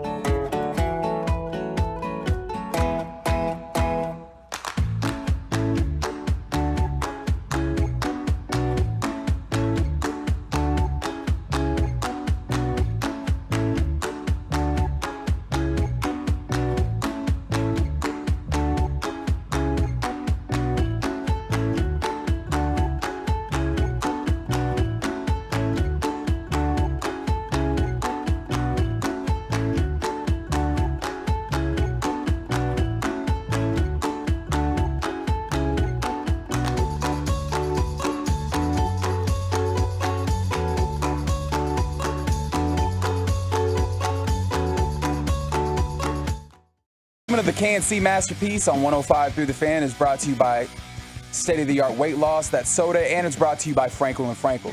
Life is unpredictable. Accidents happen, and Franklin & Frankel are the go-to attorneys for car and truck wrecks in DFW. If you or a loved one has been in an accident, contact Franklin & Frankel for a free consultation at truckwreck.com or call 214 or 817-333-3333. KNC Masterpiece back here on 105 Through the Fan. Some of these answers are already amazing. And also, I think Mike will be on during this segment. We're maybe having some technical How many issues that they're engineers working does it on. take to At least 3 fix a is what I microphone? saw. Is at least what I saw. Whether as a kid or now, and even if you don't have a good reason or not, what brand are you loyal to? But real quick, I want to take 45 seconds for a brand new segment, Petty or Not. Frontier is our internet company. We have had great success with them. However, our internet has been out for the last 24 hours. They sent out an email that said, don't settle for spotty Wi-Fi, and it's hyping up like their next thing. Petty or not, I responded to the email and said, hey, the Wi-Fi doesn't work in my house right now. Why don't you focus on that before all of this? All right, 2 things here, Kevin. I have found that tweeting at Frontier helps. I've just been like, hey, my Wi-Fi's out. And they say, please DM us and let us know. And then I walk through it, and they've helped me out plenty of times faster than putting in whatever thing I have to put in. Do you know what happened? Every time? Well, no, in this time for us. Oh, no. There was a cord cut at a construction site in Wiley. Okay. That has just decimated. I don't know. Okay. That's what I was told. That is wild. But yeah, they've always helped me. So I always check out the option for Twitter, man. Okay. They're good. They're pretty good at answering. Now, this segment, it started because of your Carter, right? Yes, my son Carter has found the ability to scooter up to the dollar store next to our house. Uh-huh. And what's really wild about this, Mike, is we have a dollar store and a Dollar General within 15 feet of each other. It's really weird that they're both next to each other. And there's a spot in Garland, like heading towards 30 off of Centerville, where there's like even a discount dollar place. Oh, really? It's like Crazy Joe's Dollar Buys with a Z or whatever. My wife went in there and she's like, it made me sad. And now, obviously, this is very far away from our Trader Joe's and our HEB and stuff. But SOBs, why don't you come south of the Trinity? That being said, he found out he can scoot up there, get some. He has his own money. He can buy some snacks or whatever. And the other night, he came home and he had Kool-Aid gum. Now, I've never had Kool-Aid gum. He didn't even offer Fruit Stripes gum. I like that you said Save this. that. Well, that's going to come up. He didn't even offer me any Kool-Aid gum. And he's telling me about how much he likes this Kool-Aid gum. And he said, and Dad, I saw Fruit Stripes sitting there, but I just couldn't do it. I have to stay loyal to Kool-Aid brand. And I was like, what? You have to stay loyal to a gum? And that's the way his mind is that he must from now on eat Kool-Aid gum. I also think that he's trying to do a scheme at school where he buys like a bulk of stuff at the dollar store and then sells it for $1 more. A scheme, thank you very much. That's just early entrepreneurship. Back Have you in never the done day, that? exactly. Back in the day at Sam's Club, before I was aware of what Costco was, they would sell blow pops in packs of 100 for approximately $5. I bought a box of those blow pops, sold them around school for 25 cents a piece. Net profit, $20 a box. I could turn a box around in 2 days. For like a 6th grader, I was pretty stoked about that. I don't think Did that's you get in a trouble? scheme. Nope. He's in the 6th grade. By the way, a kid when Avery was at the same school, a kid was doing that exact thing and got in trouble for it. Yeah, because schools are haters. But you know what I mean? Every school has the candy man. Yeah, so I am haters. trying to let him know if you're gonna do this, A, don't get caught. B, make sure that you're distributing to people that you know and you trust, and also don't do it out openly in front of people. Yeah, now you're limiting the clientele. And also, that's starting to sound like you're talking about something else. It's gum. That It's is gum also and candy. entrepreneurship. Yeah. So anyway, so he is loyal to Kool-Aid brand gum, which I was like, all right, son. He is very loyal to that. And I started thinking, what brand are you loyal to? And by the way, Fruit Stripe is, come on, what's he doing? How long does gum flavor last for you? Like Fruit Stripes, is it a 10-minute deal? Or is it less It's than not even 10? close. I think it's less than Once that. I've Yeah. tasted it, it's time to throw it away because the flavor's gone now. Yeah. That's with most gums, right? Does Kool-Aid gum, is it in like fat squares or rectangles, or is it Looks like a stick. Okay. That's a stick of gum. Was that gum or was that candy? Was it Bonkers that was in the square and it had like two colors and it kind of looked like gum, but it might have just been chewable candy? It had like squirt in it, right? That might be a different. I know what you're talking about. I think that might be a different Like it had thing. some sort of like, yeah. All right, we're gonna get to the bottom of this in To this me, segment. mine is Heinz ketchup. When we were first married, my wife bought Hunt's ketchup, and I was like, I'll try it. And then I was like, you know what? Get this crap out of here. I was like, I understand Hunt's is cheaper, but it's cheaper for a reason. And I don't know what it is. I have no clue what Heinz does. And I will say this. Obviously, I love like Whataburger ketchup. We get Whataburger ketchup, and we'll get Heinz ketchup, and we'll obviously get the spicy Whataburger ketchup. But to me, the generic brand is just not the same as Heinz ketchup. Yeah, no, I think you're right. And I did have to do the taste test up here, and I tasted them and was like, okay. And I nailed Whataburger easy. Like that one just has everything's different. But those two are pretty close. One tastes one way, one tastes the other. I just didn't know which one tasted that way, but you're right. Heinz is the best. And you learn along the way which are the brands where you cannot accept the substitute, right? Because there are some people who you can flip out whatever cereal you want for the bag cereal, no problem. There are other people that are like, the hell you did bring me this Archduke Chocula. Get the hell out of here. Like, that's not going to work for me. For me, and again, I don't know if this is logical, it was Mrs. Baird's Donuts. The mini donuts? Okay, but that's the deal. Is the miniature ones, if they were Mrs. Baird's, in. If they were not, Hostess? Yeah, if Hostess, what? Out. At the time, as a kid, they had to be Mrs. Baird's because I had decided along the way they tasted better. Did they really taste better? I would say yes, but I'm sure somebody can analyze it and be like, it's not really that different. But in my mind, if it was Hostess, pass. If it was Mrs. Baird's, bring them on over. I was a very loyal Iron Kids bread kid back in the day. Host? And that was good commercial. You never had Iron Kids bread? No. From Mako or whatever? Not one. Mako? The people that do like breaks? Hold on just a second. Hey, we make breaks and bread. What could possibly go wrong? I see what went wrong. I think Iron Kids bread is still around, isn't it? Yeah, and Rainbow from Rainbow. I'm sorry, it was Iron Kids bread. Now, and how'd you get Mako from Rainbow? It rhymes-ish. I don't know exactly Got what you it there. was, but the commercials made me believe that if I ate that white bread, I was getting better vitamins than regular bread. Did you eat Flintstones chewable vitamins? Hell yeah, I ate That was the Flintstones thing. kids. I felt like parents 10 million strong and growing. and I feel like parents hated it because of that. Because you're like, you can get the Genera vitamins, and you're like, no, I gotta it's work. not Flintstones. I won't get to be big and strong. Yeah, how am I going to yabba dabba do this son of a gun?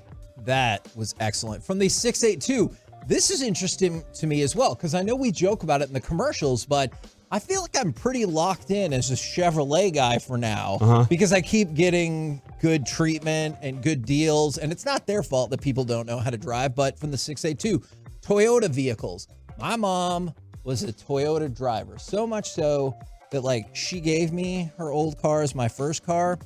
And then it eventually stopped working, which of course she blamed on me. The Tercel? No, it was a Camry. The Camry, okay, I remember that and one. she goes, I had that car for 14 years or whatever it was. And I was She like, blamed you? Oh, yeah. And I was like, Mom, do you ever think it's because you had this car for 14 years that now it doesn't work anymore? Not because it's the same I thing. feel like you had that for at least 6 years. That was a 20-year-old car. That was a later Okay, car. all right, gotcha, all It was right. the same thing when she gave me a fridge that she'd had for like 20 years. And she goes, I never had a problem with this fridge. And I was like, well, maybe it's just really old now. And that's why it stopped working. But yeah, do y'all have car loyalties then? Because Toyota comes up right here. Platinum Chevy every single time. Smart. My dad was a Chevy guy. He was construction. He was doing woodwork, and so he always had to have his tools in the back of the truck and go do work. So Platinum Chevy, man. I used to have Reebok loyalty, but that's because they paid me money to have Reebok loyalty. That's a great way to have loyalty. Makes a lot of sense. Somebody texted in that they are loyal to Yeti, the Yeti brand specifically. Oh, okay. And that feels like the scammiest of loyalties, doesn't it? Why is that? Because, I mean, a lot of the Yetis and like Arctic is another brand. Arctic, and yeah, I get Arctic because they're cheaper. They're made in the same like places, just with different brands and a markup. Yep, that's pretty much what it is. But I mean, people like the Yeti look. They like, and it's Yeti not just the was cans. first, right? The coolers are also like very culty. You know, like my friend, I have a Yeti cooler that I was given. My buddy has one. He loves it. Like he is Yeti all the way. It's really interesting that you say that because are they to the point where that's what they're all called, right? Because if you've ever blown your nose, it's into a Kleenex, even though that's a brand. Yeah. But I think anybody who buys a Or Band-Aid. or Band-Aid. Yep. You're like, I had to go, or Frisbee or whatever. No It's one's like, I need to go get an adhesive bandage. yeah, exactly. And I wonder if those other companies are like, son of a gun, we do that too. And you're like, oh, like Band-Aid? No, that's our competitor. In the South, don't we say we want a Coke? Yep. I used to be exceedingly loyal to Coke, and I don't know why, because I still think Pepsi is good as well. But it felt like there was a real time, and I know the Cola Wars will sound ridiculous. No, it was. But there was a time when it felt like you had to pick a politic your side, drinks. especially as like a 10-year-old. Now, as an adult, you could look at it and be like, well, that's stupid. I can do whatever I want. But as a 10-year-old, when you're at the then Wet and Wild, you felt the pressure to get those challenges right. Yep. Now, that was the Pepsi challenge. Yeah, though. yeah, but hey, I was gonna take the prizes because I knew the difference. One had more bubbles than the other. That's all I needed to know. I remember one that I did. I was so happy because the 7 people in front of me, Pepsi was on the left side every time. So I just picked the one that was on the left side because I was like, well, that's what it always is. The other thing too, like with Yeti or whatever, there are certain times like go look at people's kitchens. They're like, okay, I'm going Whirlpool everything, or LG everything, or KitchenAid everything. Because they want it to look the same, you know, instead of being like, is this the best product? Is this the best fridge and oven and dishwasher? Like a lot of people will be like, they're so OCD that it has to be all the same brand of something. This is not necessarily a brand. Do you have only one acceptable percentage of milk? Whole milk. That's it? Yeah. Okay. That's it. It doesn't matter too much to me, but my wife doesn't like whole milk. She needs it to be either 1% or fat-free. Okay. See, I usually do like the 2%, but yeah, but it's not like a deal breaker. Okay. For me. From the A17, Kraft mac and cheese, no off-brand mac and cheese, no other brand. It's all, and same with Pop-Tarts. Man, is it the same thing where if you go to like a restaurant where they're like, this macaroni is homemade, and you're like, pass, give me that blue box Carter's up in that way. here. My Carter definitely, he does not like he wants the Kraft mac and cheese. I'm like, what about shells? And he's like, nope. That is amazing. We're the KNC Masterpiece right here on 105 through the Fan. Coming up next, it's time for Gridiron Gravy, the most unlikely battle of QB greatness. We'll do it next right here on the Fan. Post roofing.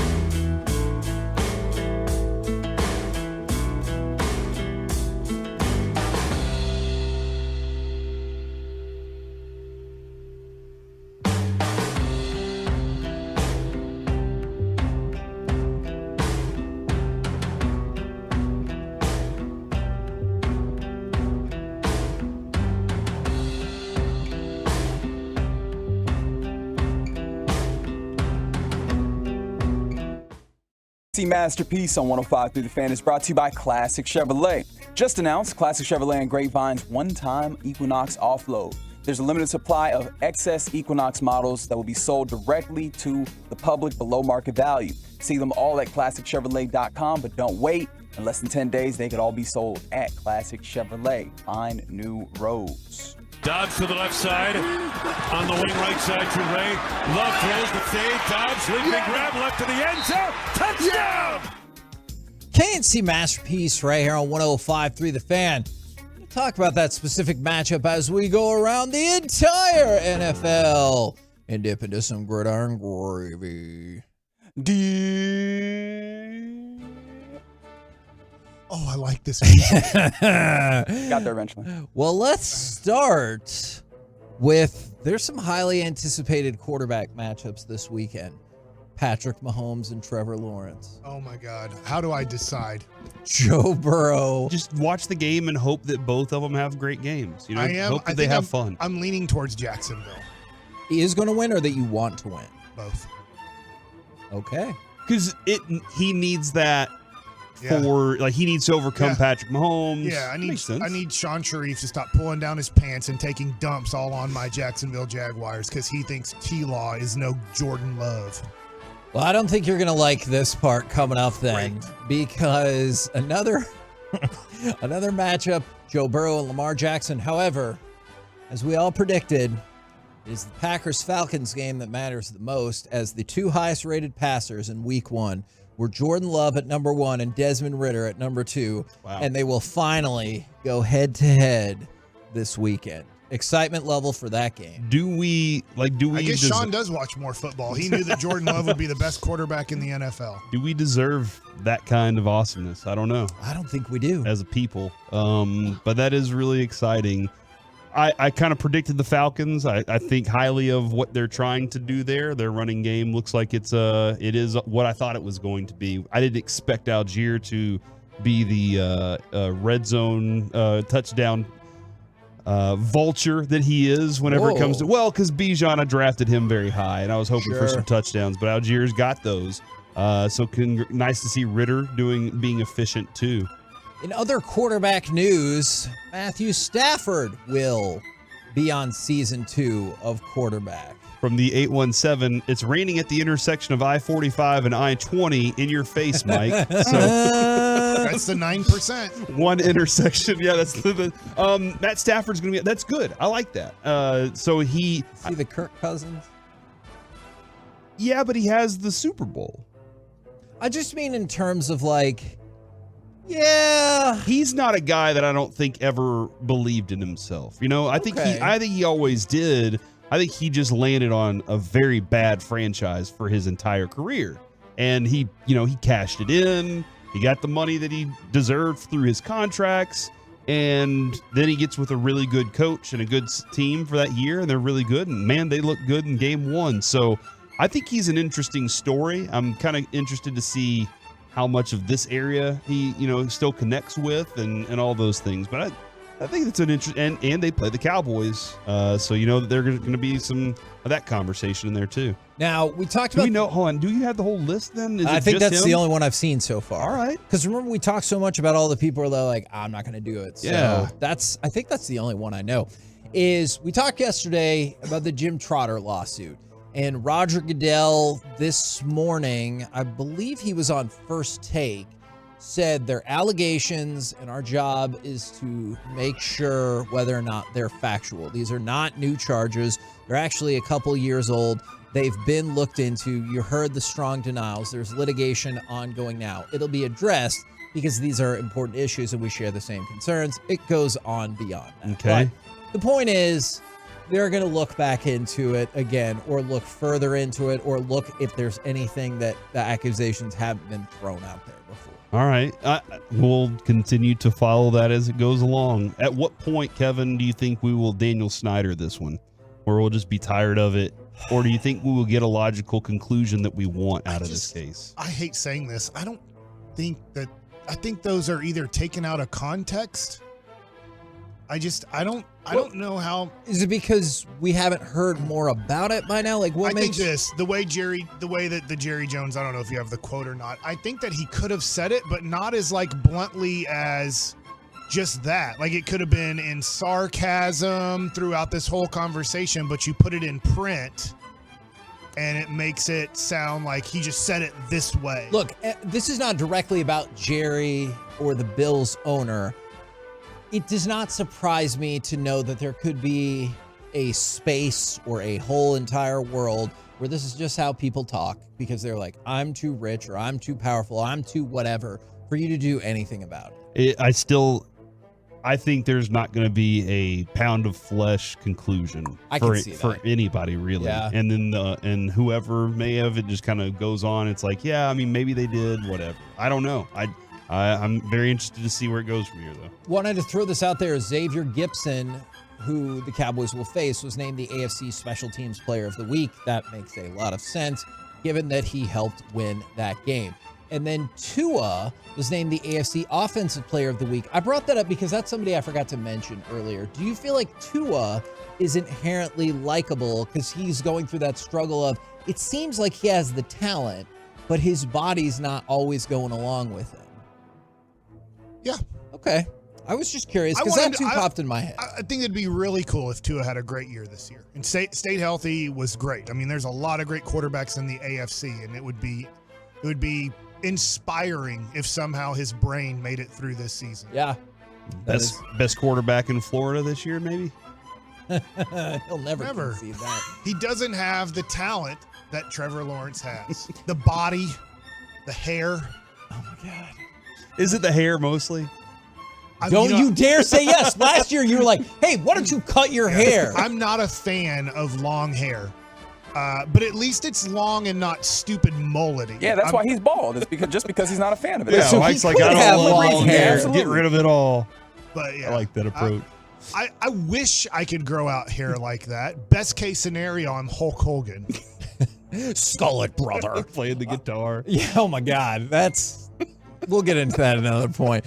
Bills-Jets will, in fact, be the new Monday Night Football record for ESPN.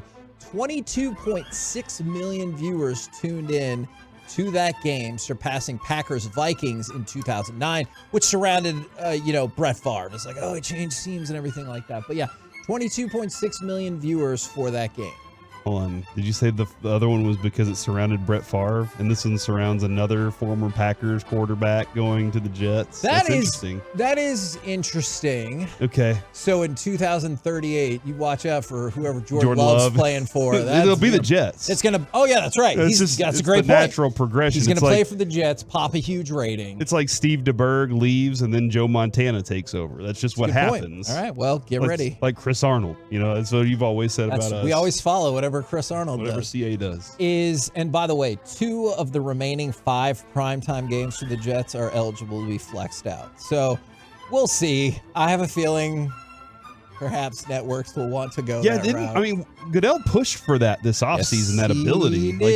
I don't think he foresaw this, but I think like in that manner, he was like, look, let's make sure we have the best matchups if possible. Couple quick hits for you. The Bengals released Lyle Collins off of PUP. So they're like, hey, you're not going to play. Go do whatever.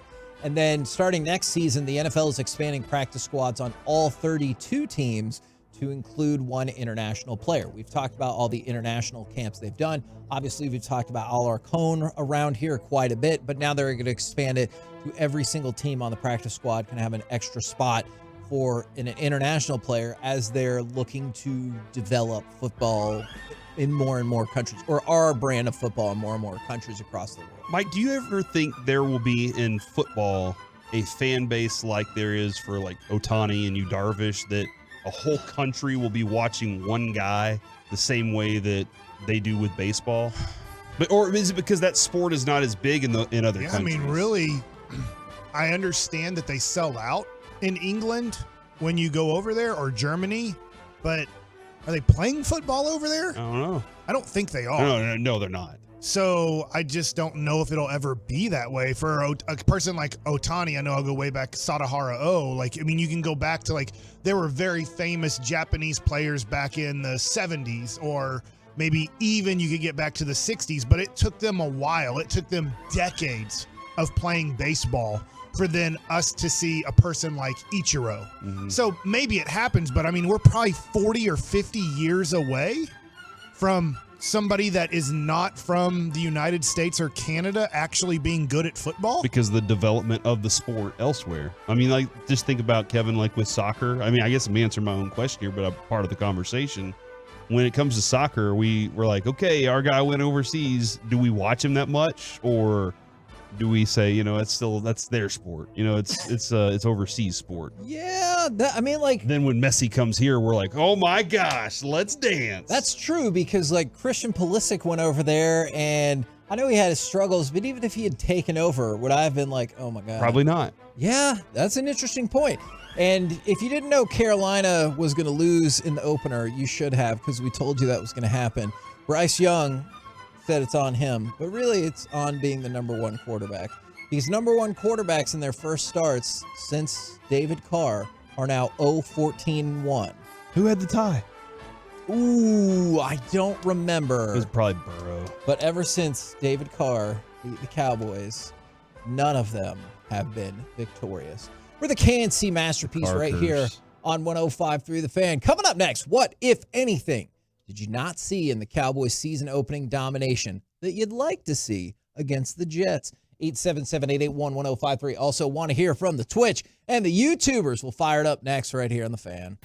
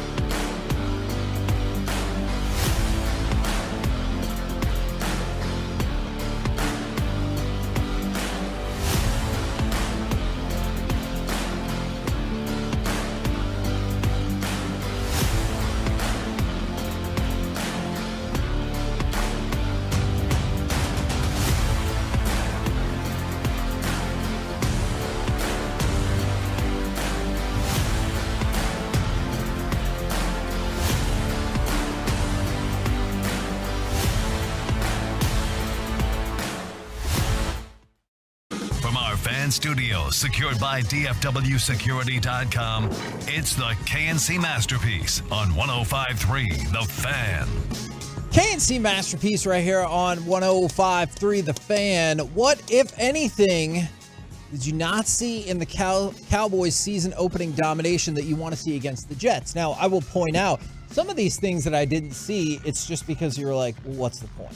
If you were looking for them to break it open to Cooks a little bit more, or like, why, when was that going to happen when it was pouring rain and the game was essentially over? But that's something that I think the Cowboys fans wanted to see. Absolutely. And because they couldn't see it there, you feel like you should be able to see that at AT&T this Sunday, right? Yeah. Because the field conditions won't be, there's not going to be a rainstorm inside of AT&T. It's not going to happen. Controlled environment. So I think fans will probably get that opportunity to see a Dak Prescott let it loose to Brandon Cooks like we saw in training camp multiple times. Didn't get to see that in preseason, right? Because they didn't exist together on the field at the same time at all. So that's what I think fans want to see.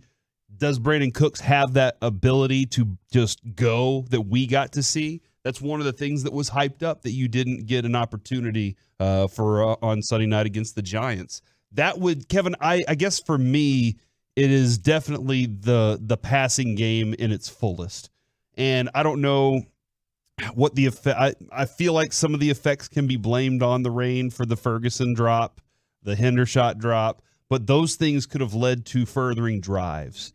And I wanted to see the Cowboys be able to put together long drives with their new short passing game or their quick passing game, and see also some of those passes develop into, because we saw it with Aaron Rodgers, we've seen it with the McCarthy offense before. The West Coast offense can create big time plays because of the way you're drawing up your routes that allow for space down the field. You don't necessarily have to throw the ball 25 yards down the field all the time because you can create yards after catch. Look, I'm with you on one specific aspect of it. It probably won't surprise you to know what it is offensively, since we've already brought this up a couple of times, is I want to see that our tight ends can make clutch catches. And the thing about Ferguson, I know they were both here last year, but there was still Dalton Schultz. Yep. Right? And he took away from them when they were on the field together. Yeah. And he was a security blanket that found himself open a lot of times without anybody around, right, when Dak Prescott needed him. And so now that they're not here, I want to see the guys make big catches, because Ferguson, look, you won 40-0. It didn't end up mattering at all. We're not complaining here. But Ferguson dropped the ball that should have extended a drive that you ended up settling for a field goal. And then Hendershot dropped the ball that was a sure touchdown. Now, I realize that Pollard ended up scoring that touchdown anyway. But my point is, when you get more competitive environments, I tell you there's going to be two drops. One of them is going to cost you a first down where you have to kick a field goal, and the other one's going to cost you a touchdown. That could be everything in a lot of games this season. So one of the things I think about is I would like to see the tight ends, and if you want to throw Scooney into the mix, I want to see the new tight ends make catches when it matters. Do you want to see more Schoonmaker than like that, or are you saying no, it's just these guys? I don't think it's necessary because I really liked, that's what we came up with the name, Ferguson. I really liked Ferguson and Hendershot last year as potential build-up tight ends, and clearly the Cowboys did as well. I think they have, especially Ferguson, to kind of take the lead in that group. I think they can do it. Okay, all right. But second-round pick is second-round pick for a reason. Yeah, right? From the 2-1-4, I want to see less drops to not set ourselves up for bad situations on third down. Defense continue to grow and let this hype train keep rolling. Hashtag Tolo. Yes. I think that we did see the defense start its thing. You saw the big play component that I think you've Dan Quinn's kind of been building on for a little bit now. You saw some big plays happen, but man, I think that could be a big play a week kind of defense. If it's like what we saw this week, and they truly have those aspirations to be that great. You hear it from Micah a lot. The aspiration of, look, we don't want to just be a certain team. We want to be a team that's scoring also and limiting the scoring as much as possible. I think the other thing that immediately comes to mind is, and I was going back to try to double check before the false start and the snap, and clearly everything fell apart in that first drive for the Giants. 8 runs for 52 yards. All right, so you're talking about 6.5 yards a carry, I believe. Now, one drive does not define the entirety of the game. Clearly, it defined nothing about this game. Right. But that is worrisome because if there is a flaw in this Cowboys defense, is it could be A, over pursuit, but it's B, stopping the run. And when the first drive out the gate, you give up 8 rushes for 52 yards, you're like, whoa, that's not to say the Cowboys couldn't have adjusted. And eventually the game got to the point where there was, why would New York run the ball? But I would like to see a faster start for the run defense. That doesn't mean you have to brick wall it every single time, but maybe you're giving up 4 yards a carry. Yeah, I do wonder because, you hear the idea behind the 15 scripted plays is because that's your opportunity to gather information on the opponent. Sure. You're running these plays because, A, you think they can be successful, but maybe they can also set something up later in the game for you. You're trying to see what they're trying to do against you. It's much like a pitcher going up to the plate and having his scouting report. But if on this day specifically, their scouting report said don't swing at first pitches, and you thought they were going to swing at every first pitch, now you're trying to figure out, okay, what game are we playing here? So maybe the Cowboys, maybe that's Dan Quinn's way of saying, look, we will adjust to that, but we're not letting anybody open a game with big plays down the field against us. But if you were scripting those plays, because of what happened with Aaron Rodgers and everything, you're going pretty run heavy. Against the Cowboys? Yeah. Absolutely. Yeah, I want to find out how, when they're willing to come up with the safeties. But even still, Kevin, when they decided they wanted to pass, it more often than not became Daniel Jones having to scramble away because the Cowboys were pressuring. And so that early in that game, they were disruptive. And that's a massive part of that. So, but yeah, I'm going to try to run against the Cowboys as frequently as possible. I want to see Hankins. I want to see Mozzie. I want to see them hold their ground. I do want to see more of Mozzie and Hankins saying it's plugged. You're not getting by. You're going to have to run around us. This is the problem for you. And absorbing two offensive linemen at a time. Nothing. Thanks, they were Mike. awesome. They're going to do it again. I'm going to shut them out. The only way that New York scores is if the Jets, who have a great defense, turn over the Cowboys and get favorable field position. They will not drive the ball more than 40 yards in any possession. I think one of the things we saw interceptions from the Cowboys. I think you could ask for more out of this defense this week. Because you asked the question earlier, who's worse or who's a better quarterback, Zach Wilson or Daniel Jones? It's Daniel Jones. I think Zach Wilson is terrified of playing the position still right now. I think he thought he was going to have a whole season behind Aaron Rodgers to learn, and now he's got thrown right back into the mix. Not a lot of the dudes trust that he's that guy yet. You could see the look on Salah's face. So I think, Kevin, this is another opportunity to force this kid to scramble for his life. You're already good in coverage. That's the whole plan in the NFL now. Be great at your pass rush and be really good in coverage, and you're going to be a really good team because the run game, like you said, Kevin, it can sustain a drive. Yeah. But what's most likely going to happen if you're trying to sustain long drives? You saw it with Daniel Jones. There's the false start, then there's the aborted snap. Yep. So you got still those jarring to hear that terminology. So right? It is a really good opportunity to basically kind of have a similar type game. Now, their defense is good. They have a talented defense. So that's something that I think this is what I want to see too. I want to see the Cowboys beat a good defense. I didn't get to see that last week because they kind of folded up their play sheet and said, we'll store that for another day. But I want to see them beat a good defense, especially with some really talented quarterbacks on that team. From the 940, I just want to see everyone stay healthy and the defense stop the run. Man, what's fascinating? The first part of that makes it sound like it's a preseason game. The Jets do have a damn fine defense. I will tell you that. I'm not here to defend their quarterback or anything like that. But just the way you're I just hope everyone's healthy. going into an actual regular season game. From the 817, does Breece Hall concern you? Yes. Breece Hall came away from that game saying, I just wanted to prove that I'm still that guy when I get on the field. And he did. So, yes, I think Breece Hall does concern me a little bit. And that's probably going to be their main focus is try to protect our quarterback as much as possible, not let him get those opportunities to give the game away by turning it over. And let's use our running backs. Let's use as many of them as we can. This is an interesting philosophy from the 806 is an early, preferably legal hard hit to rattle the QB. And I don't think that just has to go in this game. I think that goes throughout the year because Mike had talked about something coming out of that Giants game is it feels like in this moment, the Cowboys defense is legitimately scary. Like scary. Yeah. If you can continue that kind of it doesn't have to always be a shutout, but like by holding points low and dropping some heavy hits or getting a bunch of pressures and sacks, that aura is going to continue to build around the defense. I guess we did see that dog mentality immediately in this game.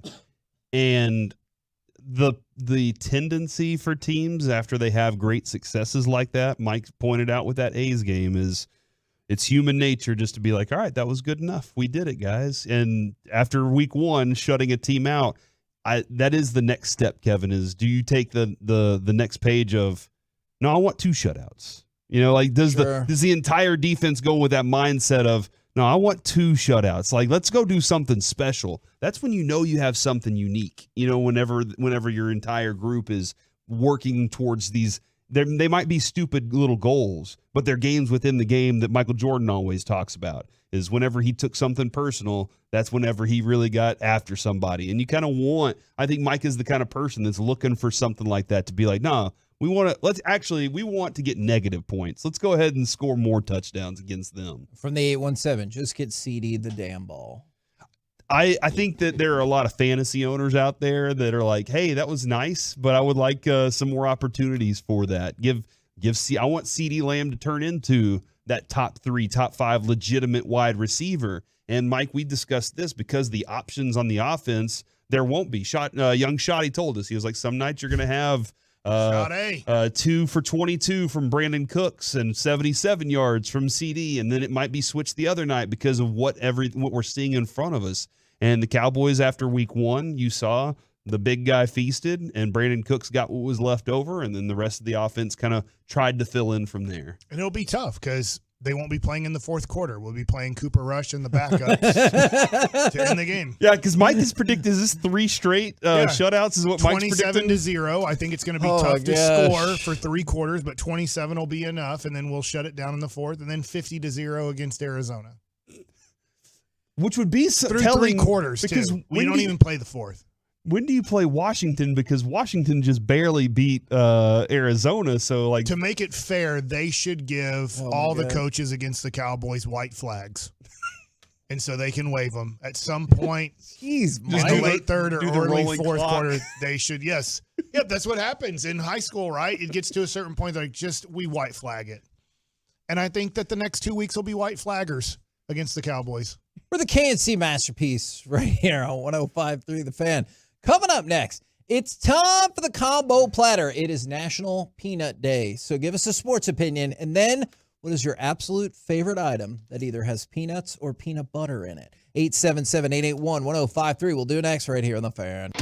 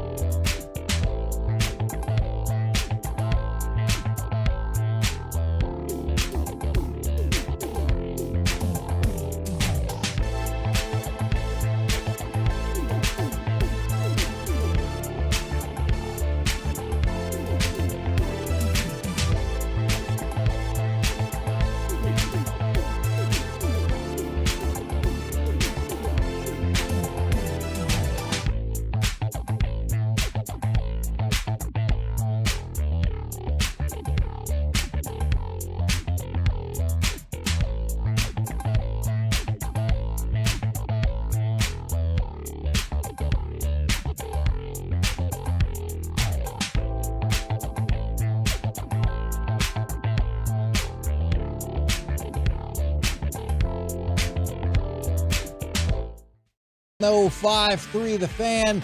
Still riding high on those Cowboys and Rangers victories. Texas Rangers 4 straight, longest winning streak in all of Major League Baseball. Right now, We're going to do a combo platter to celebrate National Peanut Day. Give us a sports opinion, and then what is your favorite singular food item that has peanuts or peanut butter in it? I'm going to have to let Mike go first here. This one's tough. I'm having a very difficult time because I like a lot of things with peanut butter in them, just not things with peanut butter and chocolate. Which is still wild to me. The Cowboys get practice games until they play the San Francisco 49ers. Is it the Patriots right before the 49ers? Practice game. Oh, my God. You think that defense is I'm fine with that. Is that on the road or at home? Doesn't matter. Hold on, I got... That is... Big Mac attack Jones. That guy's in trouble. That's at home. Who's he going to throw to? Shlomo Glickstein? I don't even know Kendrick who's on Bourne? Kendrick Bourne. Never heard of him. Juju Smith-Schuster's on the team as well. Yeah. Sucks. I like Juju Smith-Schuster at times. I also don't at times. But I like him when he plays against us. He's horrible. Kendrick Bourne found himself in the red zone a lot in last Philly? week's game. Yeah. So I don't know if that was Philly just, not being that great or what, but that's where he found himself, in the end zone. I love peanut butter. I would say the thing I eat the most is peanut butter and jelly sandwiches. But I wouldn't say that's what I love the most. I would say that Reese's peanut butter cups are amazing. I don't even know if that's real peanut butter, but it tastes really good. I feel like I didn't even think high level. it is not. What? It is a peanut flavored filling, a peanut cream, if you will. Mike, I think I looked you this might up. be because it doesn't really taste like what you would consider to me like just Skippy or Peter Pan or whatever. I'm gonna have to change my answer in a second. I'm probably gonna go in that direction too. The peanut, it's like we a need peanut to come cream. right to you. We bring to you a segment I like to call Corey Reading. But it's really good. Those are great. I mean, it's getting close to Halloween. Those are tough to say no to. Second is like a chocolate peanut butter cheesecake. So I think that would be like some sort of kind of peanut butter pie, peanut butter cheesecake thing. So I'm a fan of peanut. I'm a fan of peanut butter. And so I would lean towards the sugary peanut butter treats over the savory peanut butter treats. Now, I do want to acknowledge this from the 817. I apologize to this person. F this holiday. I'm allergic. Oh, no! I'm very sorry. Well, I mean, look, if it's an opportunity for you to celebrate something, go ahead and celebrate. But I do apologize that you're allergic. Mike has, I think, asked this question before, and it sounds like it's not a nice question to ask. But hey, dude, this is science. Back in the day, before we knew of nut allergies, did people just die and we were like, well, they died? Or did we learn? I guess we learned from it over time, right? People died. Learned they ate a peanut. People died and lived very uncomfortably. That's the answer. Yeah. Because, you can't, at our schools, dude, you can't have peanut butter things at lunch. Or those kids have to sit on another side of the table or they'll die. Oh my gosh. Are you saying let the kids die, Kevin? No, my God, no. It just seems like it's a weird allergy. I Wouldn't know it- that. I don't know what's the percent of people that have. Yeah, the it just seems like it peanut would make allergy? more sense to Do they put have the almond allergy or Yeah. is it just the peanut? It just feels like it would be more logical just to put the peanut allergy people on the other table as opposed to Put them on their own island move is what you're every saying. other person. No. What? No. If you Then have just- a peanut allergy, you live here. No, I'm not saying that. I'm just saying for lunch purposes, then to put everybody else, because isn't the number of people who don't have this allergy way bigger? So it makes sense that you would not move all those other people. According to the American College of Allergy, Asthma, and Immunology, a 2017 study reported that peanut allergy in children had increased 21% since 2010, and that nearly 2.5% of U.S. children may have an allergy. There you go. Do you think George Washington Carver knew that whenever he was inventing the peanut? But he didn't invent the peanut, He right? did. Pretty sure that's how it worked. Oh, He was like, look at this. The is- peanut I present. From the 601, fair. The Ravens should trade for Dalvin Cook, and Reese's Pieces are awesome. From the 469, the Dallas Mavericks will surprise people this season. In what way? I assumed in a good way, but to be fair, I don't know that. In a peanut butter old-fashioned, at Ellen's is the best. That sounds good. I think I know who texted that, by the way. Ellen's, what's Ellen's? And I trust them. A bar, Yeah. I'm assuming? All right, because I went to Ellen's Fairway as a kid. That's gone, so. Have you ever been to the Ellen show? That show's over. I think it's right? over I think because it's she's over a too. tyrant. Yeah, gosh. she's a really mean lady. Yeah, she Oh. would throw her headphones at people and Hey. at people, Kevin. I was gonna Dance say, on their grave. I threw mine at the table. All right, I didn't want to hit anybody. I was just really mad. What is happening right now? I'm getting attacked for this. I just don't like peanut butter and chocolate together. It's okay for me not to like that. See, Corey, that's what happens to me. You're not telling anybody how they have to live their never life, said you but couldn't they're do that. still mad at you. I just That's think what I have you're to deal disgusting with. for eating it. Oh my gosh, that is maybe too far. From the 4-6-9, the Cowboys will lose in the second round of the playoffs in deep-fried peanut butter and jelly at the State Fair. Oh, My little brother has started playing football, and now he's found peanut butter and jelly because my mom was like, do you want me to have peanut butter and jelly in the house? And he was like, no, I hate it. It's disgusting. And after like one of his practices, he comes home and he's like, man, these peanut butter and jellies are so great. And she was like, I've been trying to have you eat these forever. With the crust or without the crust? With the crust, because he ain't wasting no food. What do you think about the Yeah, we're not from Plano where we can just throw away half the That's bread. right. You Jeez. live in a really nice neighborhood, Mike. Oh, yeah. Ask H-E-B and Trader Joe's and Central Market if it's a nice area. You will never let this go. What do you think about the premix They've peanut butter lied and to our jelly? community for years that they were God. bringing groceries. Go run for city council or something. That would be He's awesome. thinking about it right now. Just to get a grocery store. There in has our been area. dumber reasons people have run for city Oh, boy. council. I guarantee you that. Politics? Politics. From the 214, Cowboys are finally getting past the divisional round. Their favorite item is peanut butter cream. Now, is this an ice cream or is this making fun of things that we have said on this show in the past? Because that's what I'm afraid of. No, dude, peanut butter cream. I think that's the same stuff that goes in like the Reese's. Oh, okay. Well, I think that's what they call like they're like it's not really just peanut butter, it's peanut butter cream. Oh, I peanut butter do frosting. love a peanut butter banana milkshake. Ooh, That's a good one too, Okay. dude. That is a really good one. He's right. I know, but I don't want to say anything about milkshakes because then Mike's going to get mad at Are me. they overrated? No. I think my favorite milkshake is a vanilla milkshake. It's really good. Khaleesi's That milkshake makes is all my the favorite. sense in the world. What Kevin. did you say? I will say this: you are very consistent. Khaleesi's milkshake? Is that what you just said? Khalees? Oh, okay. I'm sorry. I thought you were talking about Game of Thrones. My apologies. Corey, have you had time to think, or do I need to go to Reggie? I want Reggie to sing the song. What, Khalees? No, the other one. I don't know what other song you're talking Game of about. Thrones song. This song. I got this. I can handle this one right now. Yeah, didn't this? Did this Yeah, he passed singer away just recently. die? He's no longer with us. Oh, I didn't know that. God, I have Mike. lots of sports opinions. Somebody already said the Rangers are back, so I'm not going to go with that one. Somebody, I missed it now, but somebody said the Rangers were playing mind games with people. You know I think that. I know I told that you you my do. wild ass I theory know this that morning you that I can't do. say because Mike would just be like, Corey, stop. So I can't say it on air, but I'm totally invested. I want to talk about Shedeur Sanders, but I don't want to agree with Mel Kiper. So here's what I'm going to go with. What?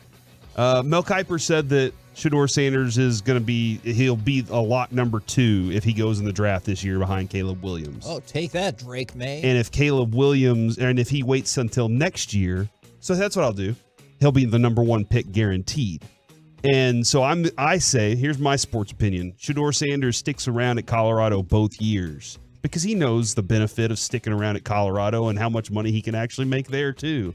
While he's playing in college with his dad and has a lot of freedoms that he has there before he has to go be a pro. Then would it be him against Travis Hunter for the number 1 pick the year after? Maybe that's a possibility, but I think that Shedeur and Travis Hunter want to go 1-2 in next year's draft. And Was then there anybody last year in the draft that everybody's like, this is a consensus first round pick, and they said, hey, I'm enjoying my time in college because I am making $5 million. Like, not has yet. it happened? It hasn't happened yet, right? Not yet. I mean, Bijan went ahead and went pro, and he Yeah. probably could have stuck around at UT. I thought he could have made so much money by sticking around. But I think that he's probably looking at contracts and seeing all the other things that come along with being in the NFL. But my peanut butter Kevin option here is Maxine's peanut brittle. That's my grandma. About to ask about peanut brittle. She makes homemade peanut brittle, and I didn't love peanut brittle like anybody else's, but hers was, I guess, is the amount of butter that she puts in it or whatever. It was phenomenal. Mike, I know you like to bake. If by any chance this Christmas or this Thanksgiving you want to make peanut brittle, and I would love to try some of your peanut brittle. I've never had I've had peanut brittle. I've never made peanut brittle before. Yeah. It seems I'm challenging you now. It seems very tough to make. Good luck. Okay. I'll try. Challenge accepted, it sounded like. From the We'll feed it to Kevin. I'll put extra crunchy salt on top. Salt I like flakes. that. Dude, it's so good. It is so good. Do you like brownies? I do. If they had pieces of salt on top that you could see. Is it the sea salt or Yeah. what? You Could just don't. I don't need Could you it. eat it? I don't Could you need be like, it. or I is would it- probably is it try the- to brush it off. I would. Dude, it adds to the flavor palette. Okay. It makes your tongue go, what's happening And right that's now? why I don't run a food business, right? I just think brownies by themselves are delicious. I think a lot of people like you run a food business. I've been to their restaurants and I'm like, nobody's tasting this food. It is horrible. And I just think to myself, wow, the person who runs this restaurant and then hires a cook, they have no flavor palette and they don't know how bad this food actually is. Now, I'm not saying that's you, but I do think a lot of people. But it could be. Yeah. I do think a lot of people that are pathetic. I don't want to call out certain places in the Oak Cliff area that I'm like, so you guys have never tasted food before, right? Yeah, and I don't know. I just wouldn't think it was necessary, and I'd probably just try to brush it off. From the 903, the Rangers will win the division, and Uncrustables are the best peanut butter snack. Do you go peanut butter and jelly, peanut butter and honey? I want to know what the story is with that. It's the strawberry jelly ones are the best.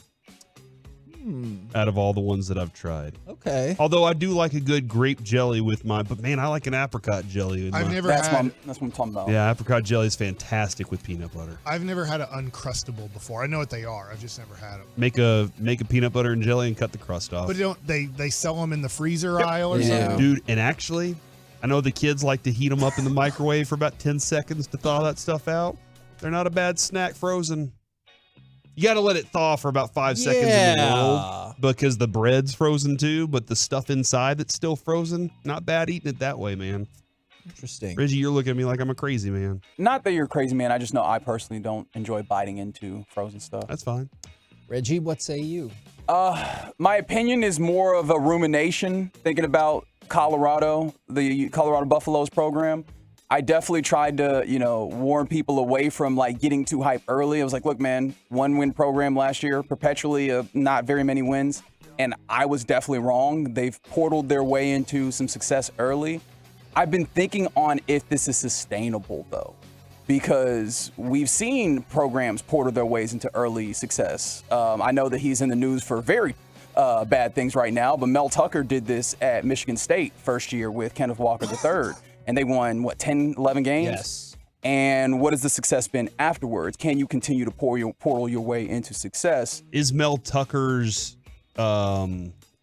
recruiting the same maybe as Deion's is what I'm curious about. Like, I don't know. Deion is singular, right? Like his personality, and it seems like he has that singular draw. Like he was able to steal away the #1 recruit in Travis Hunter at Jackson State. So that's the thing is I'm bouncing back and forth between is that a sustainable, but then also can anything prior compared to what Deion is in college football? Reggie, and I don't know this, somebody can answer this. Does anybody know where Travis Hunter was going to go?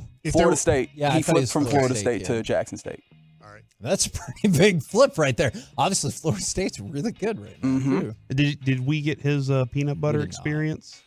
Oh, honey roasted peanuts, right? Like I feel like we're making this too difficult. We're trying to find the places, whoever makes it, right? But a nice simple, I'm not talking about like bar peanuts. Now that's the bridge too far. But a nice simple, honey roasted peanuts, a snack that you can just kind of munch on. Smile Great. back.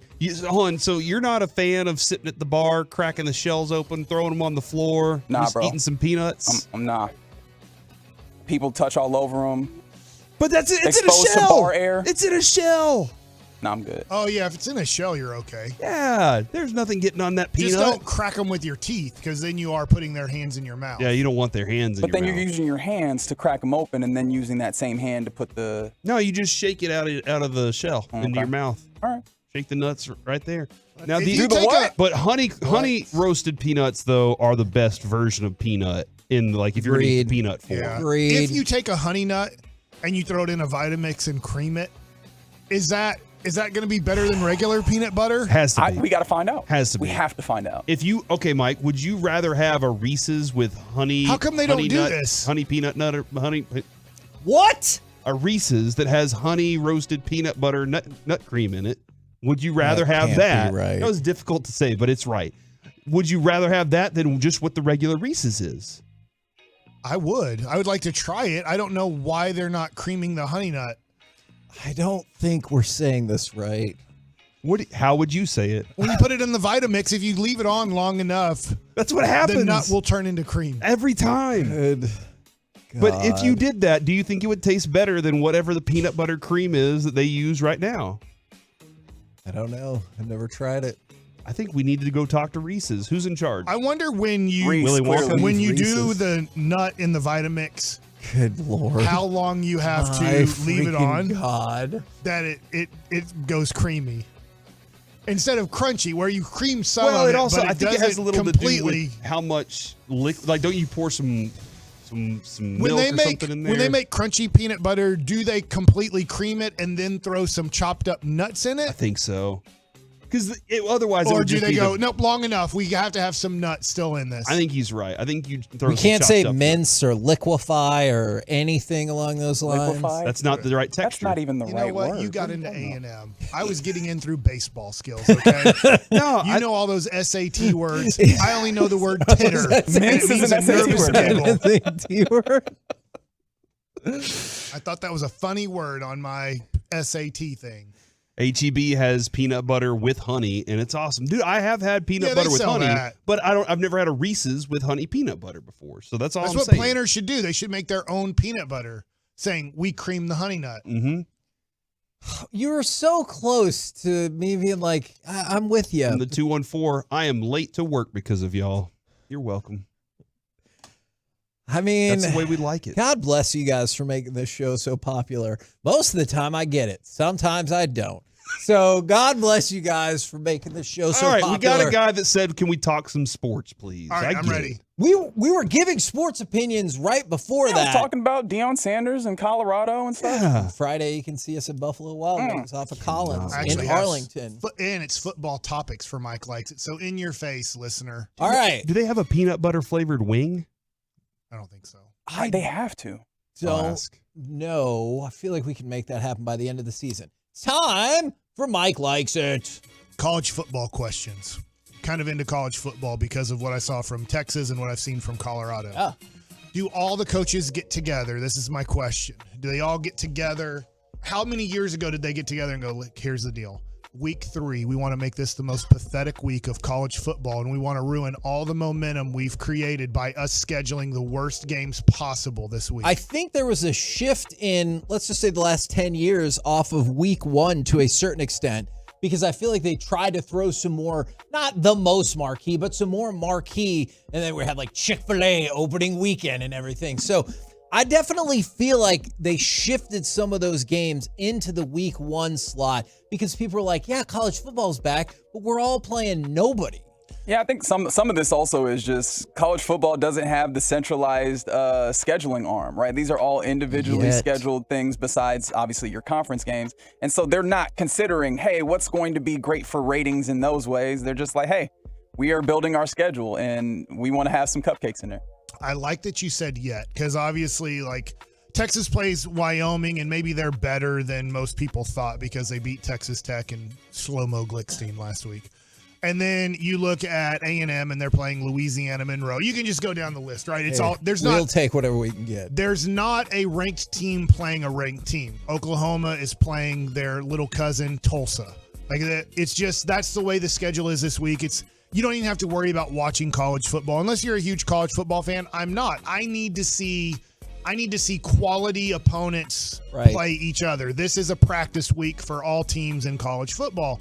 So it's really frustrating to me. But you said yet, Kevin. I'm wondering when we get to the Super SEC and there's 22 teams in it, and we get to the Super Big Ten and there's 24 teams in it, and you have 23 teams in your conference that you could play.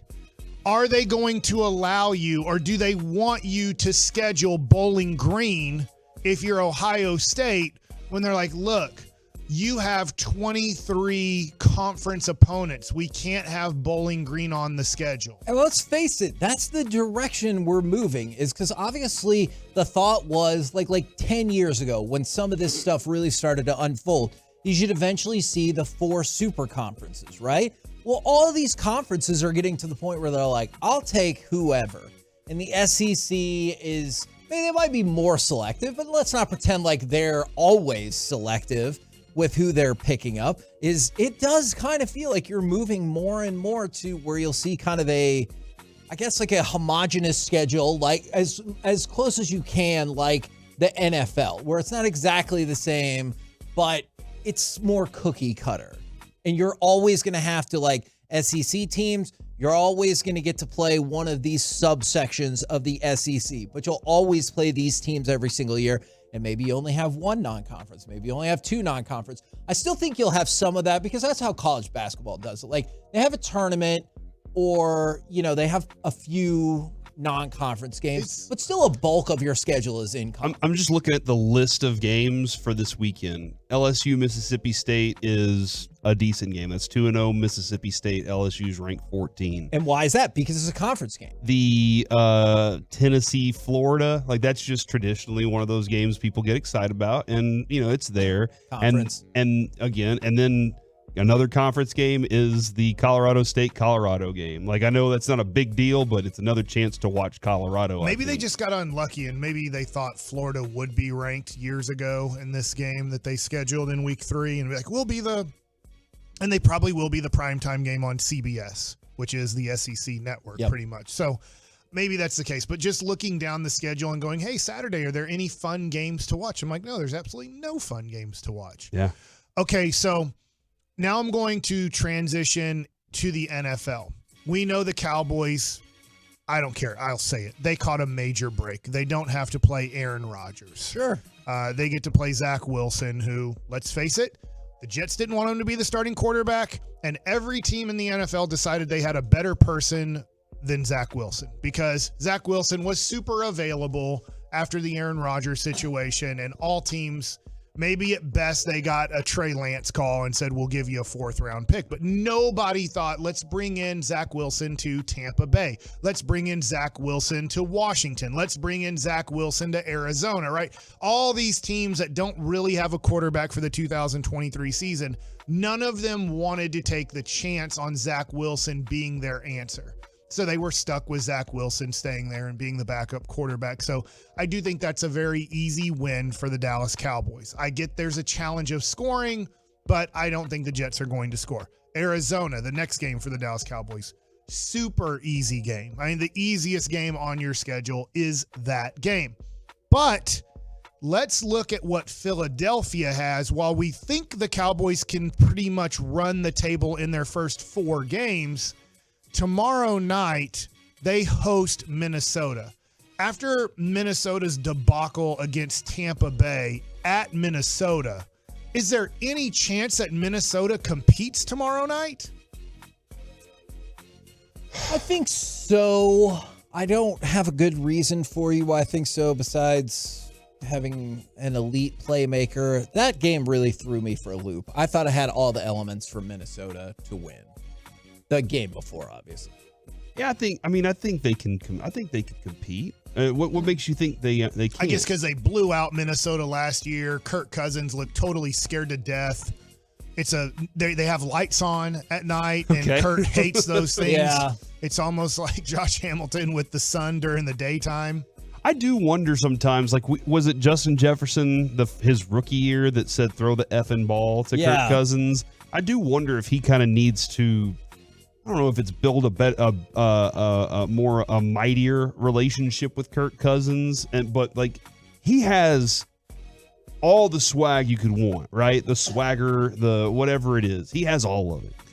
And Kirk Cousins does not. And he needs to get Kirk Cousins to, like, remember when they put all the chains on him in the airplane and they were just like, hey, dude, and he was all grilled out and everything. They were having fun with it. Is it too late for that? Like, he's been in the league for so long. Yes, he is what he is. That. But if that's the only way I think that team is going to get over whatever mental hurdle they deal with is that Kirk Cousins has to believe that he is the leader of those guys, and they support him 100% like he supports them. The Cowboys have obviously given us a lot of confidence after the Sunday night game that they are going to have a great record.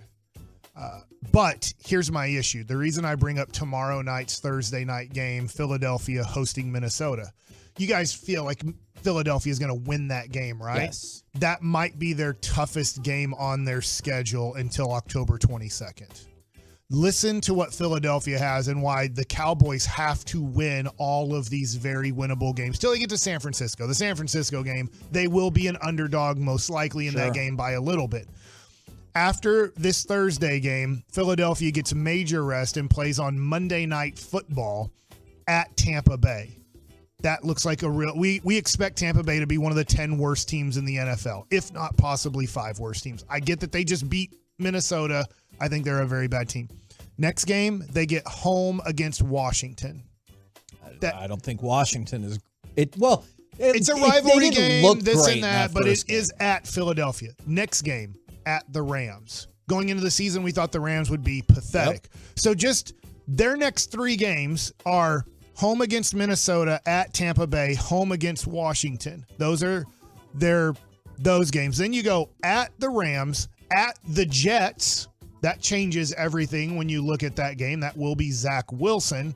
Then they get a little bit tougher schedule. On October 22nd, they are home against Miami, at the Washington, whatever they're called, and then home against the Dallas Cowboys. So their first 9 games, to me, they have 2 losable games, Miami and Dallas.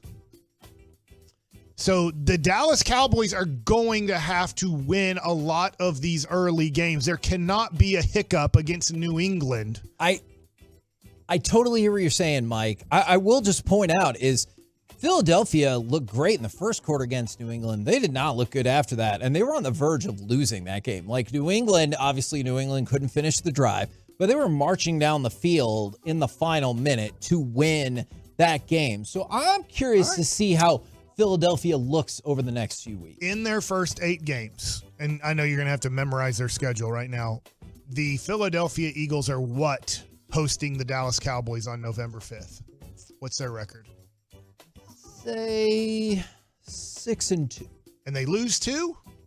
They lose to the Dolphins and a game that I cannot predict. Like, they lose a game along the way that you're like, how did they lose a game, but I think they're going to be 7-1. Okay. I think 6-2 is pretty good. I think that they're going to be competitive tomorrow night. I think the Vikings get them. I think they want a little payback for what happened to them last year.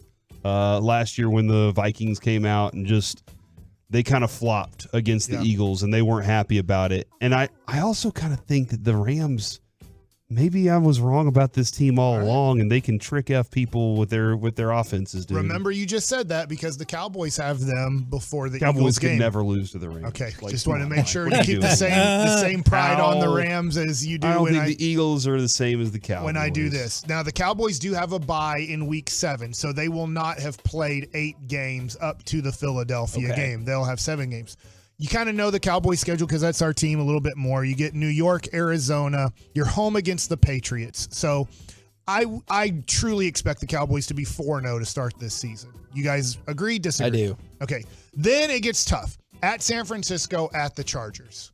I mean, I don't have them winning that San Francisco game. I think they're going to lose one of those games. I hope they don't lose both. I'm going to say they lose one of those games. And then they host after the bye. They host the Rams. And this is where I'm tripped up just a little bit because 6-1 makes a lot of sense to me. But I do think NFL logic applies to the Cowboys the same way it applies to the Eagles, in that they lose a game that you're like, well, why or how did they lose that game? So I'm kind of bouncing between 5-2, 6-1. That 49ers game, I do not believe they will win based on now. Gotcha. My last Mike likes it here is just looking at ticket prices for Cowboy games. I understand at San Francisco, tickets as low as $308. That's before taxes and fees. So you're looking at over $400 right now on the marketplace to go to San Francisco to watch the Cowboys play, whether you're a 49ers fan or Cowboys fan. Here's the most shocking one to me, which is way more than any other game besides the San Francisco game. Lowest ticket price, Cowboys, November 19th at Carolina. Tickets as low as $268. That's over $300 a ticket after taxes and fees. No other game comes close. The other really high-priced game, just to show how far it is, at Carolina to watch the Cowboys, is at Miami, $171. That's the next highest price. So it's $308 before fees at San Francisco. It is $268 at Carolina, and it is $171 at Miami. That doesn't make any sense to me. Yeah. Why is the Carolina game that expensive? Is there that many Cowboy fans in the Carolina area? And they are Bryce Young fever? I have no idea. I mean, the Bryce Young thing, Cowboys fans, I have no clue either why that would be. Maybe did they jack their prices up? Because they're like, we're not selling many tickets. We need to raise the prices on them so that we can, I don't know, at least get value back for the ones interesting. we sell. It was interesting to me to see the at Carolina price, and it's confusing to me why it'd be so expensive for that game. For the KNC Masterpiece right here on 105.3 The Fan. Coming up next, it's time for the C Block starring Corey Majors. Why Luka will never be Jokic. Also, oh my gosh, aliens. Next on The Fan. Flag.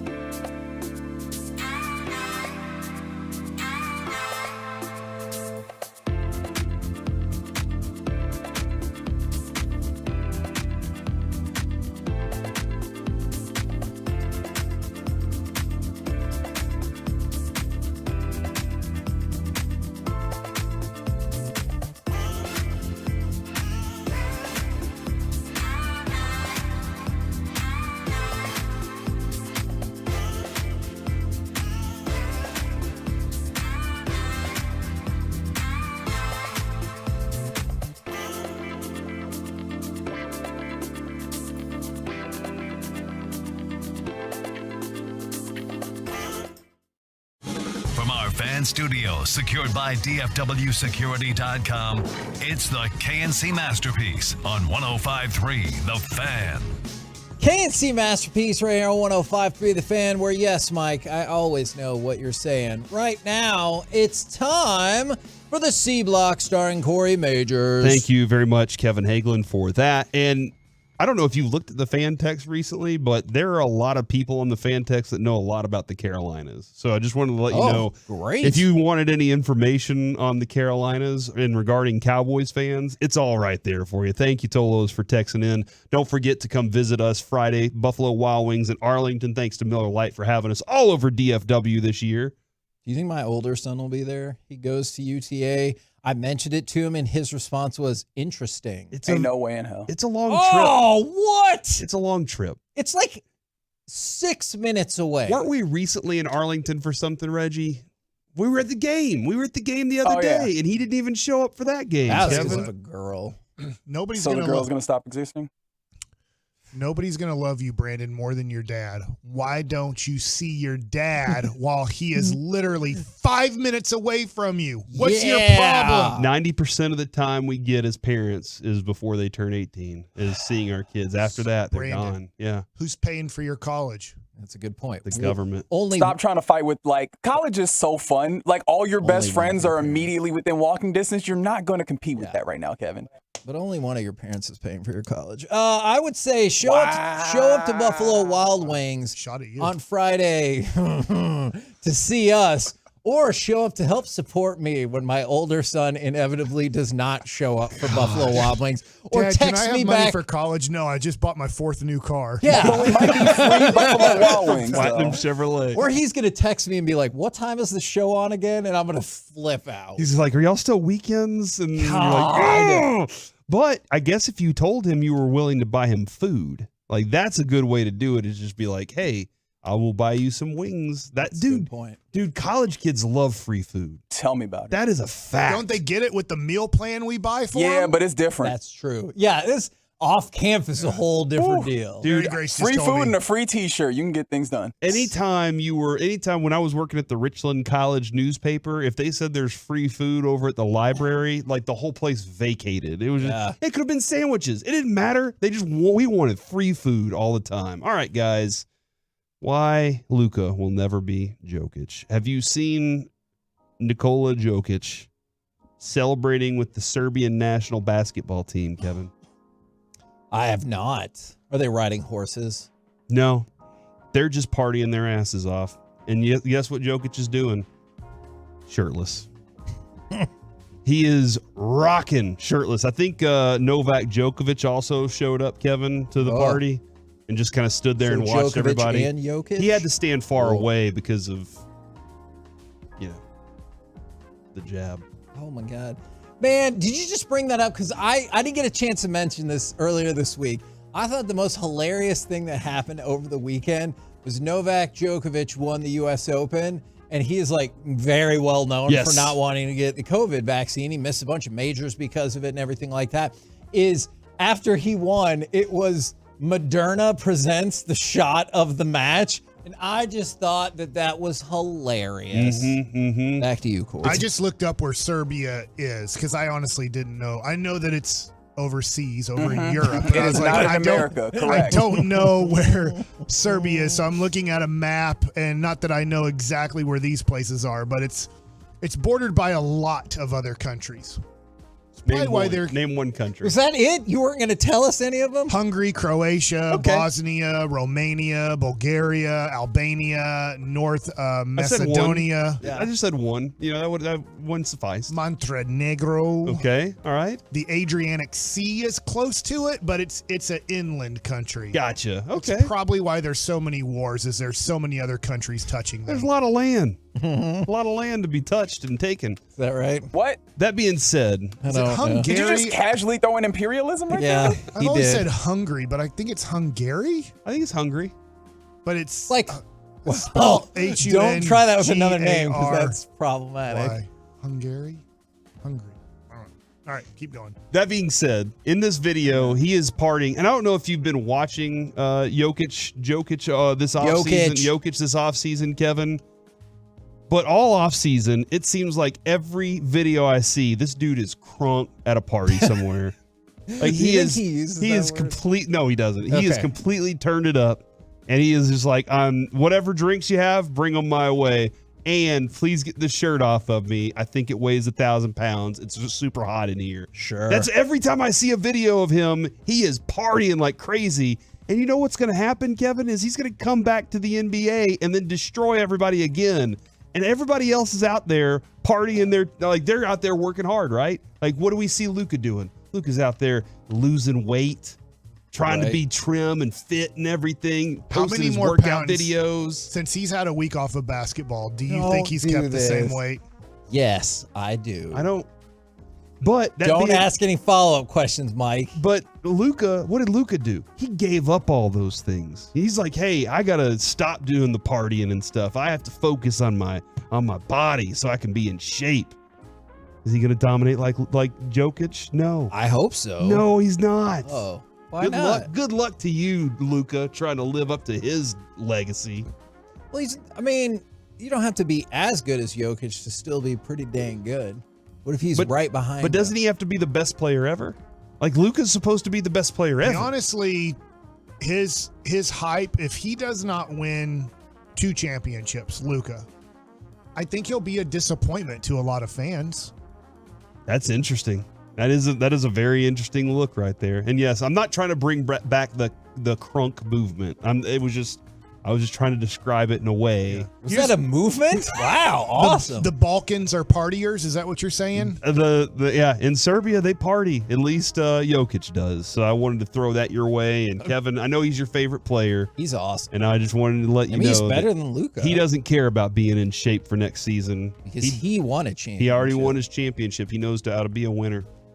A journalist and researcher on UFOs in Mexico. And for the record, I did look to see if there were stories saying like this is definitely fake outside of the skepticism that comes along with it. I did not find it. I don't believe in UFOs. He has presented the remains of purported non-human beings to Congress in Mexico or lawmakers. Tuesday, it was yesterday, during the country's first public congressional hearing on the topic. So this is wild to me. The Congress of Mexico said, hey, let's discuss aliens now. Let's have this conversation. Is this real? They brought 2 boxes containing what they said were small stuffed bodies of extraterrestrials recovered in Peru in 2017. He said carbon-14 dating carried out by the NAU of Mexico had determined the remains were 700 and 1,800 years old. Now, Mike, I know you don't believe in carbon dating. But oh God, not this again. So that's kind of where we'll sit on that. I'm not saying you're wrong. I believe in it to a point. Each of the figures only has 3 fingers on each hand, elongated heads resembling at least superficially the Hollywood-born character of E.T. That's why I'm less inclined to believe, because I feel like if you see an alien, it's gonna, Glangorg is gonna look nothing like you think he's supposed to look, or she. Mm-hmm. We would assume that if there are aliens, that they're from another galaxy. Would you say that? I think so. We've studied quite a bit of the, let's say, planets around us, right? We know Venus, we know Mars pretty well. Can you name all the planets? I think so, but I don't want to right now. Okay. All right, and Pluto, I don't even know if it counts or not. No, I think it's a moon. Back and forth. Mickey Mouse's It's dog. a dead moon, right? But I understand we're saying, well, their technology is far superior than our technology. But we've made pretty big jumps in the last 100 years. We barely had cars 100 years ago. We couldn't fly. I don't know. Like, could they already move at such a speed that they're getting into another galaxy, into ours, and then leaving our galaxy and getting back into their galaxy to report on what they saw? Like, I don't know, let's say months later. Maybe it does take a year. Maybe it takes them a whole year. What if they don't even have, what if their UFOs are just like they teleport, and they're just able to teleport all over the place? That's why I just don't believe in them. I'll say yet. There just has not been any information to me that tells me yes for sure. And the other thing too, I just think it would be so tough to hide. I do think every country, think about how much we hate other countries and how much other countries hate us. And that they've all decided as a world that we are going to keep this information together. Like Putin and Biden have really come to a pact on the UFO situation. They're like, hold on, neither one of us is going to expose this. It's just an agreed upon thing so far. But here Mexico is trying to shed light on UFOs and the potential of it. So I appreciate that. I want to know more about any UFO documentation that the United States or any other country has. Weren't they going to raid Area 51 back in the day? Everybody was like, let's go. And like that's what they thought was going to happen. And like 4 people showed up and they were like, never mind. I'm sure that the world is searching for other life forms in the galaxy or in space. But I don't know if we've really discovered anything that this is true life, or we can live in this. Obviously, they've discovered we cannot live on any other planet. I would love to send Mike to Mexico for this, though, so that he can get a full report and bring it back to us on what's going on with Congress. How scared are you of Mexico when you hear all the reports of what could happen in Mexico? Well, Adrian was planning a trip there, and all the women that were thinking about going decided to go somewhere else.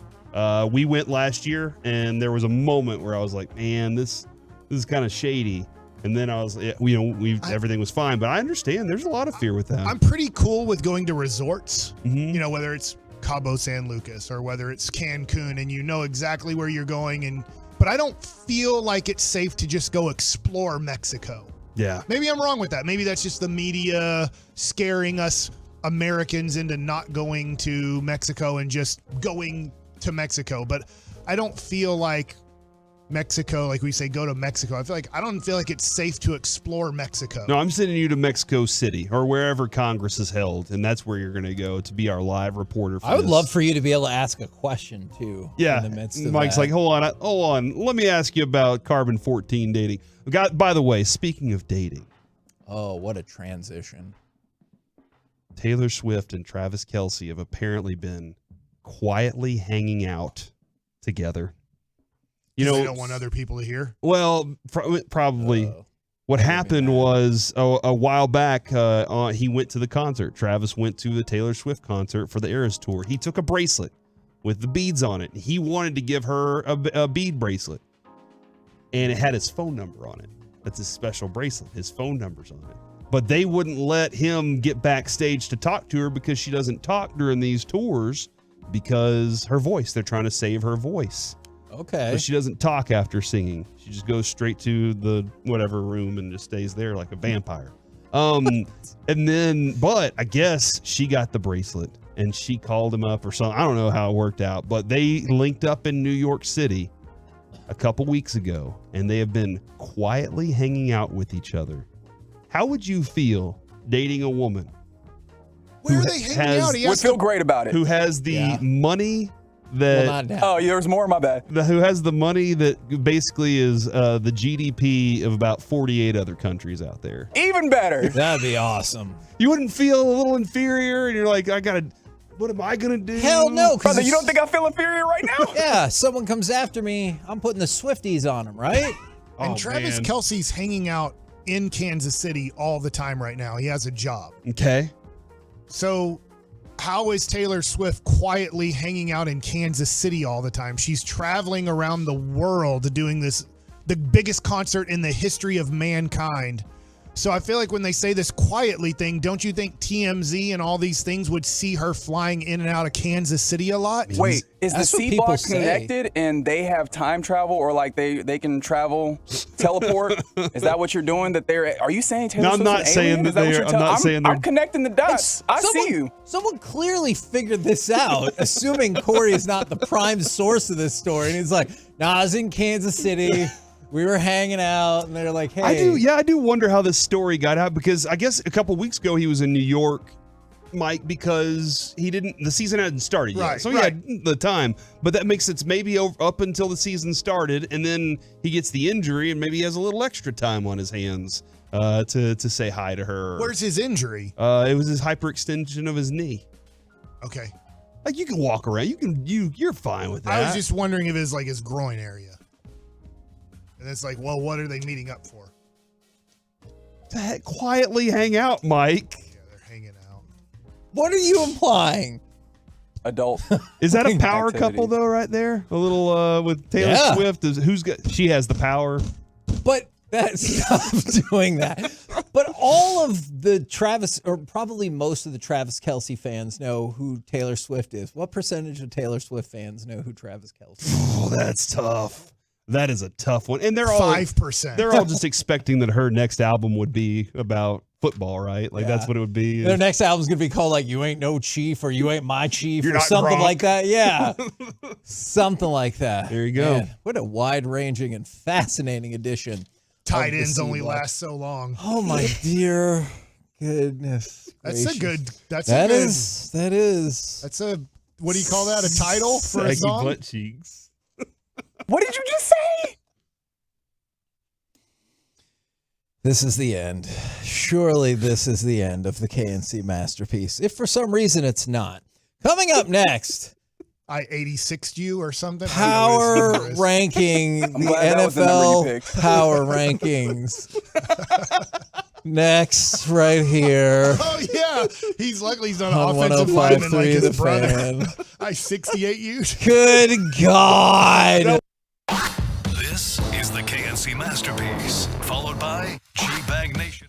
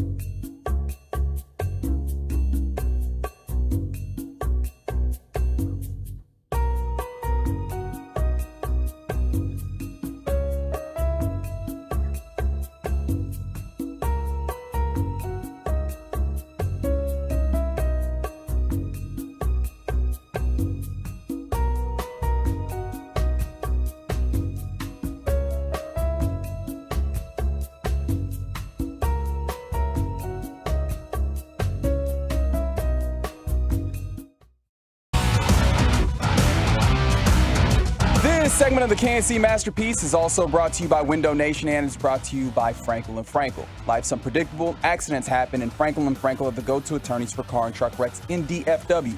If you or a loved one has been in an accident, contact Frankel & Frankel for a free consultation at truckwreck.com or call 214 or 817-333-3330. Ferguson, Turpin, and Cooks have each caught 2. It's going to be a toss left. Third and goal. It's a toss left to Turpin. Tyron Smith opens a massive hole, and Turpin blows through that and runs into the end zone for his first NFL touchdown from scrimmage. KNC Masterpiece right here on 105.3 The Fan. Where do you think the Cowboys should sit in the NFL Power Rankings? 877-881-1053. I will warn you, it will depend where you choose because there is a lot of discrepancy between The Athletic, ESPN, and NFL.com. Who would you like to go with? The NFL runs things. Why not their website? That's a great point. Do you co-sign this, Corey? I'm good with that. I'm good with the NFL. I trust them like I trust NASA. Do you want to break the NASA news? Tomorrow morning at 7 a.m. Sacramento time. So that's 9 o'clock here, I believe. Thank you, Lucy. I really appreciate that. They will release their findings on UFOs. Their UFO study that they did last year was chartered independently in 2022, and tomorrow they will have that 30 minutes. So it's 6:30. So that'll be 8:30, Kevin. Yep. They will publish their findings. So I will be reading that and scanning that for the C Block tomorrow. All right, let's get to this list. I have the quarterback power rankings. Ooh, do you want to do those first? It's up to you. You're the leader. You led us to that last segment. I do not want to take any of the blame. That was an amazing or segment. I don't even know why people think All they're right. going to get fired for that. You tell me, do you want team or quarterback? Give me quarterback. All right. Number 1, always, I guess he's hated now, Patrick Mahomes. For the record, we don't hate him. Okay, I love him. Number 2, they are definitely going off of history because number 2 is Joe Burrow. He threw for 82 yards, Right. So that's weird. Number 3, Jalen Hurts. Number 4, sorry about it. Oh, no. I fought the law and the law won. T-Law, number 4. Number 5, a lot of people are going to be upset with this one because Zach Wolchek hates his guts, and Kevin's right behind him. Justin Herbert? Justin Herbert, number 5. All right, now that I've given you the top 5, who do you think should be in the top 5 that was not in the top 5? Top 5, Mahomes, Burrow, Hurts, T-Law, and Justin Herbert. I feel like Allen's probably coming up soon. Tua? Yeah. Tua threw for 466 yards and 1. Yeah. I mean, if we're doing this for real, if we're doing this like, hey, we're gonna put history into this, but how is Justin Herbert ranked higher than Tua T? Yeah, that didn't make any sense to me. That is a great question. And if like the likes of Josh Allen and Lamar Jackson are up in the top 10, that doesn't make sense either. Considering You don't think it's going off what's happening? Yeah, it's going off the pedigree of the guy. You know, it's like rather than dude that was miserable what they put out on the field. 6 through 10, Josh Allen, Lamar Jackson, Dak Prescott, number 8, Brock Purdy, number 9, and Tua T, number 10. Those are your top 10 power rank quarterbacks according to CBS Sports, which we've been doing for years here. Dak, Kevin, yes, that is true.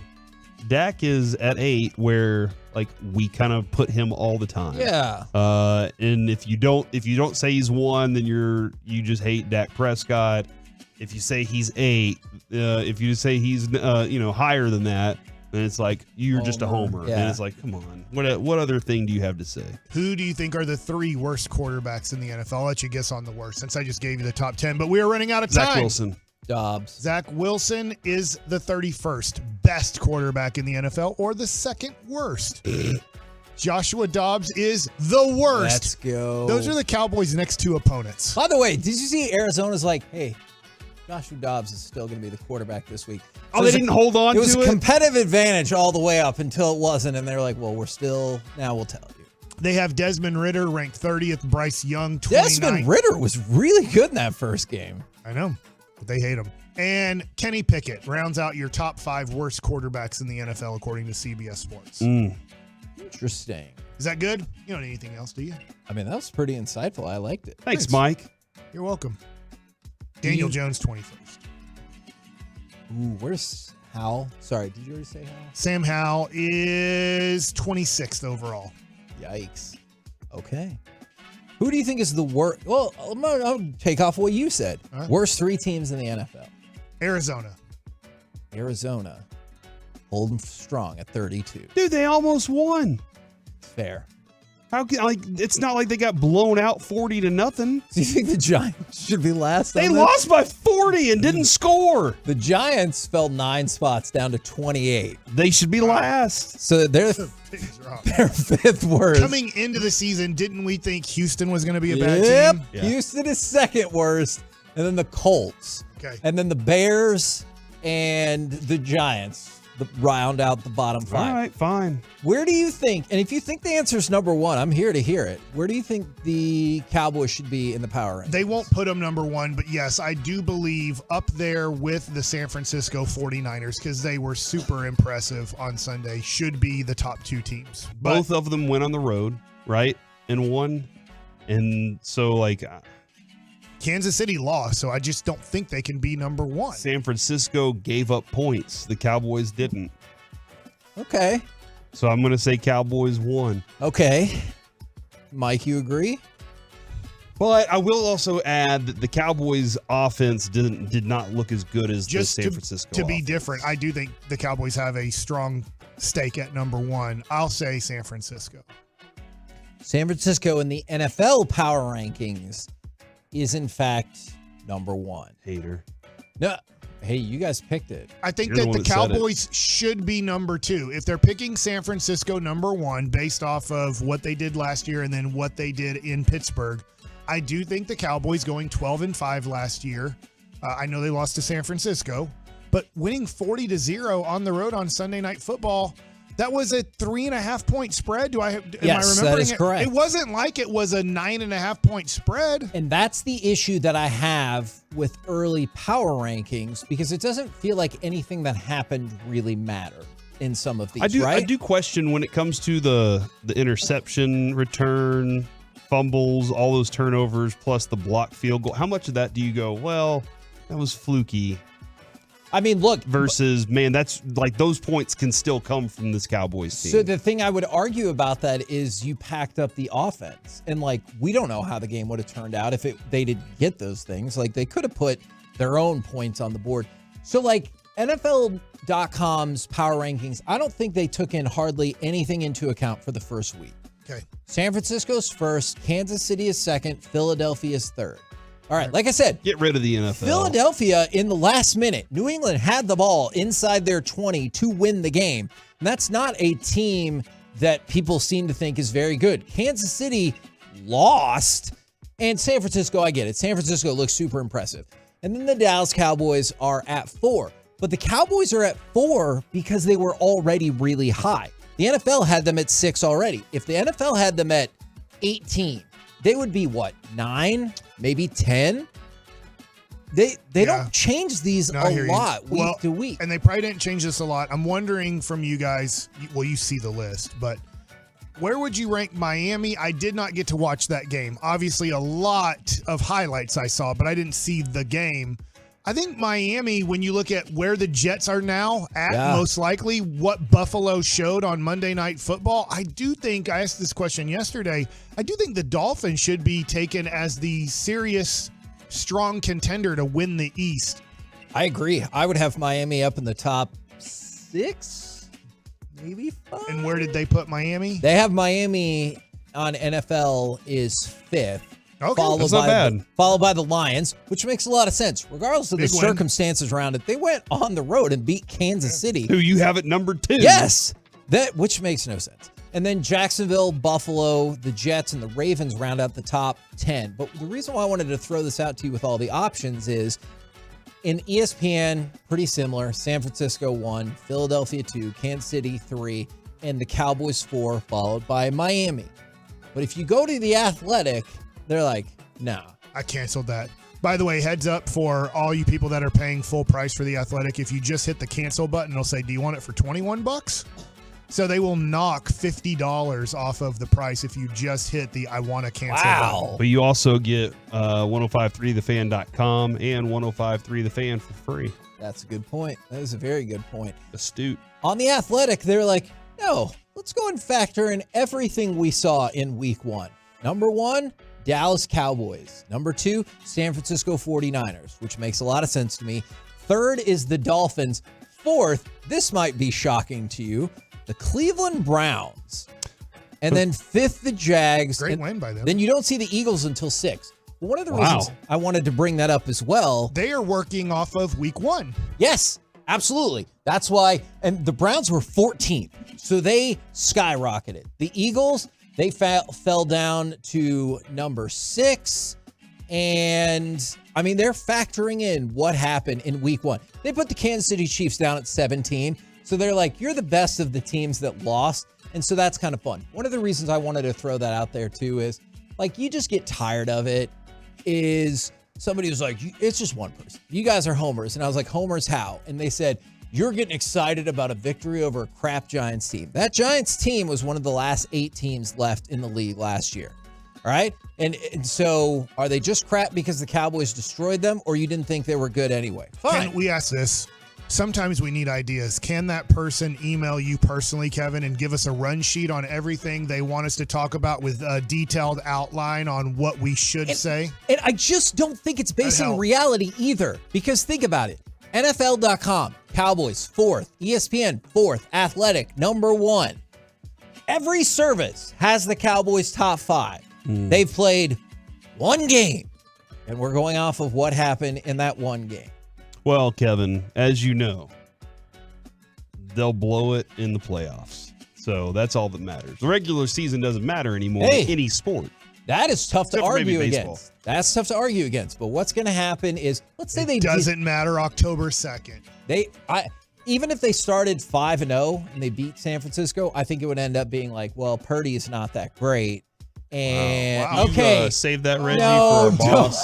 Yes, please. No, Brock. Damn it, that's going to cost me. Brock. What do you think of Purdy Spittle? It's not that great, and they're not that good this year, or whatever the case is. Like I understand the argument about the playoffs. That's fair, but we're not in the playoffs right now. The Cowboys are one of the best teams in the NFL after 1 week. That was all that was said, and you can't dispute that. Well, you can, but you're wrong. Dunk on them. We're the KNC masterpiece. All I heard you was taking a shot at our major boss here at the station. It was not that Purdy. Coming up next.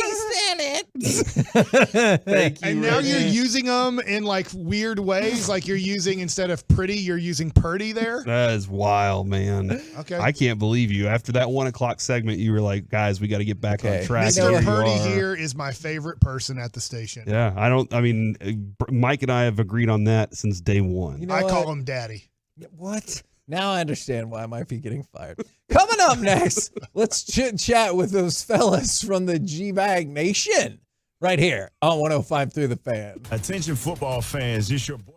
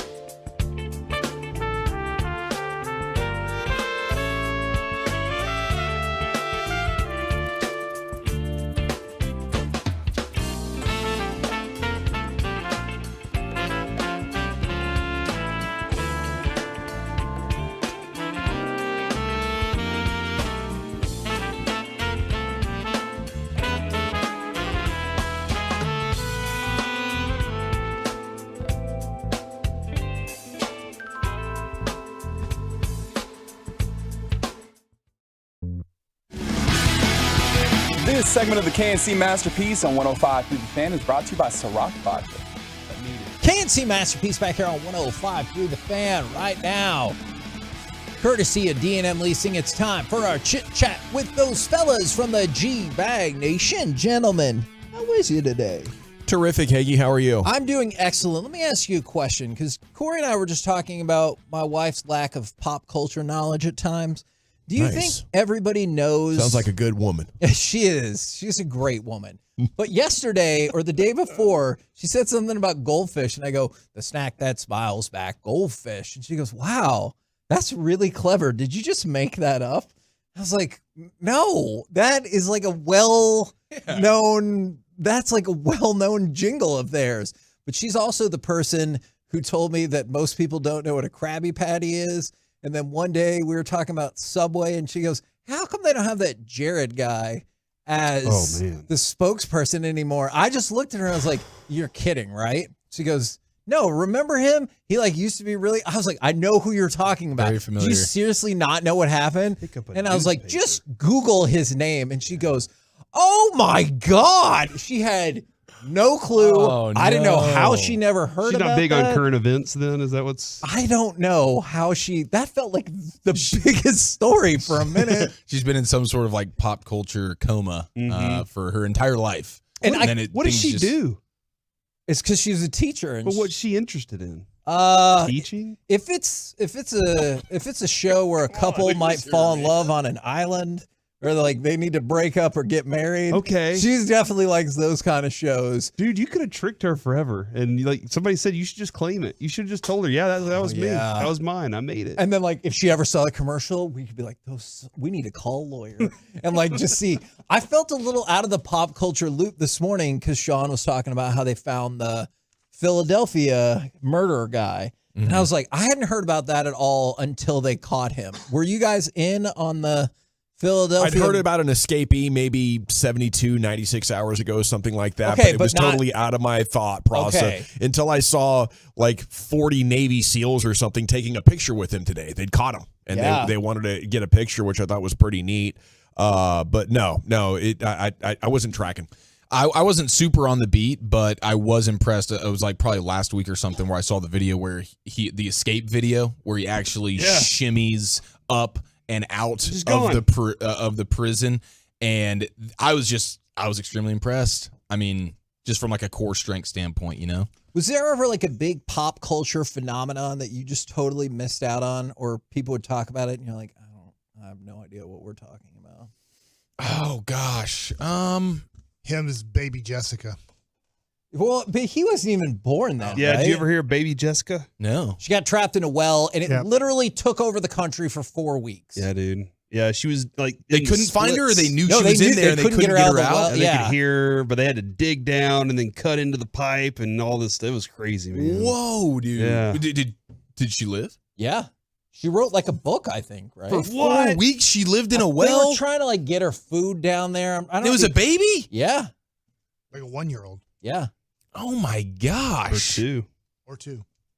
I'm blown away right now. That's a pretty amazing story. Jessica. It was this is back when the news probably held a more prominent role in people's everyday life. This is when they smoked on air. Yeah. Yeah. Every day they were like, that's them pulling news her about Baby Jessica. Oh my gosh. Wait, so I'm sorry, these questions have already been answered, I'm sure, a million times. But how was a baby getting it to the bottom of a well? It was obviously it bad was parents, wandering around in the backyard and fell in. There used to be a rock on top of the pipe or whatever, and just went bloop right down the pipe. And our slid all the way technology down. wasn't very good at trying to get this done. Yeah. We were way, way behind times on how to get this They done. couldn't just put a rope down there because she didn't have her little baby hands. No. Oh, yeah. So if you just Bad type genes, in obviously. Baby Jessica, it's like Baby Jessica now. Baby How old is she Jessica now? Whale. Baby Baby Jessica. She's 37 because been looking this up. She fell into a well at 18 months.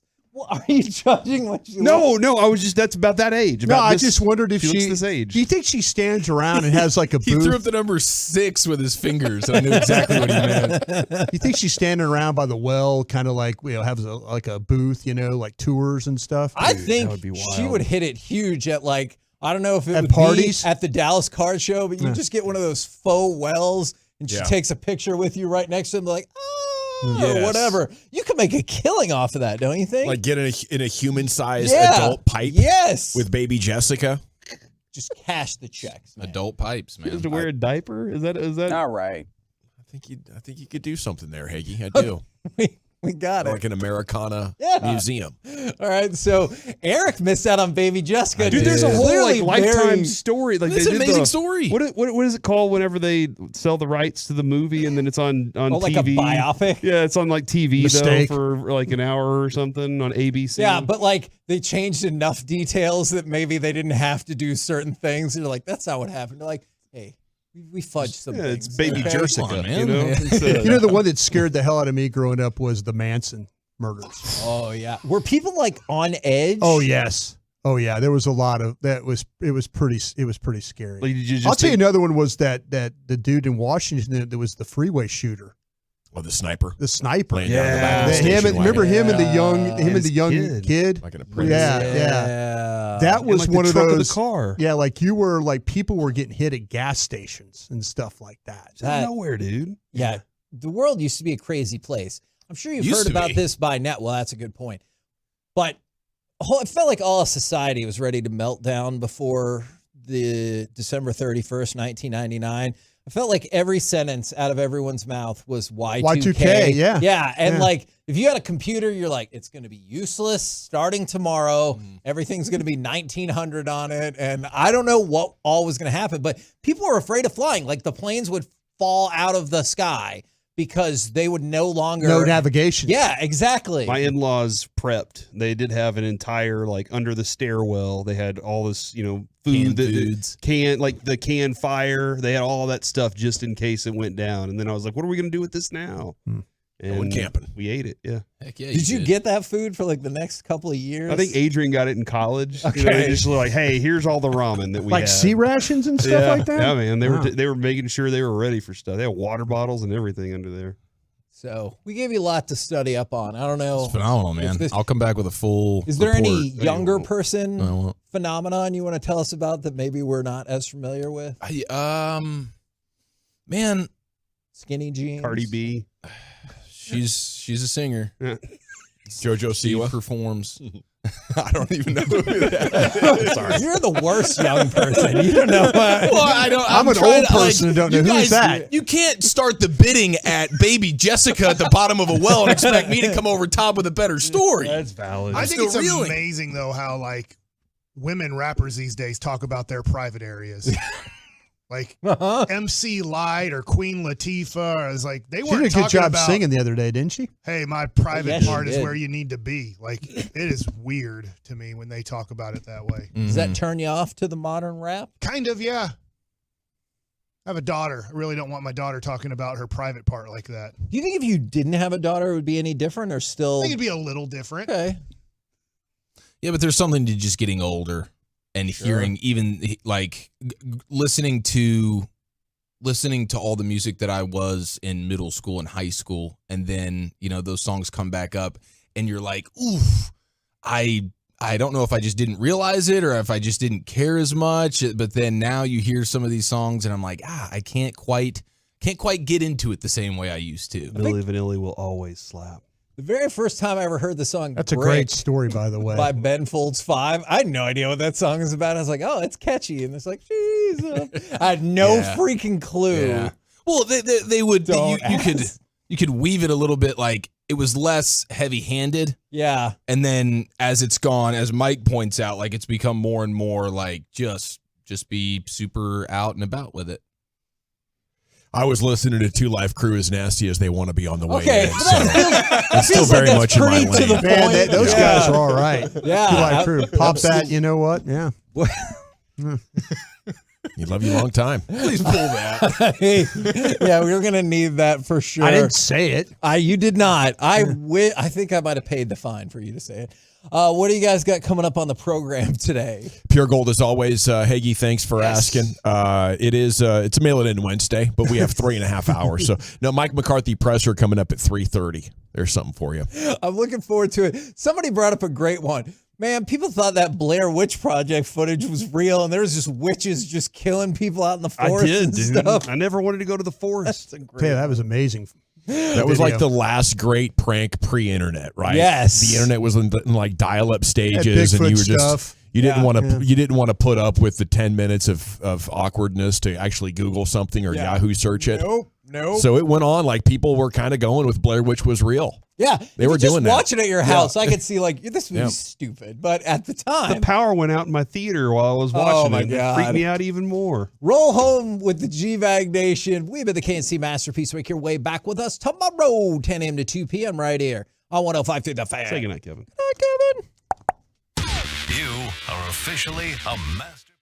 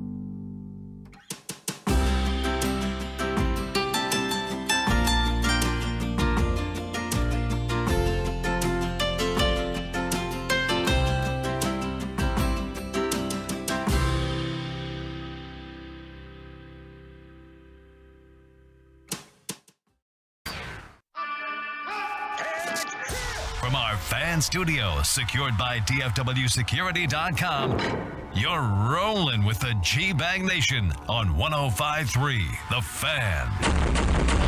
Here we go. It's hour one, G-Bag Nation, 105.3 The Fan. We are experiencing a rebirth of Texas Rangers excitement. The pregame's coming up at 5:30.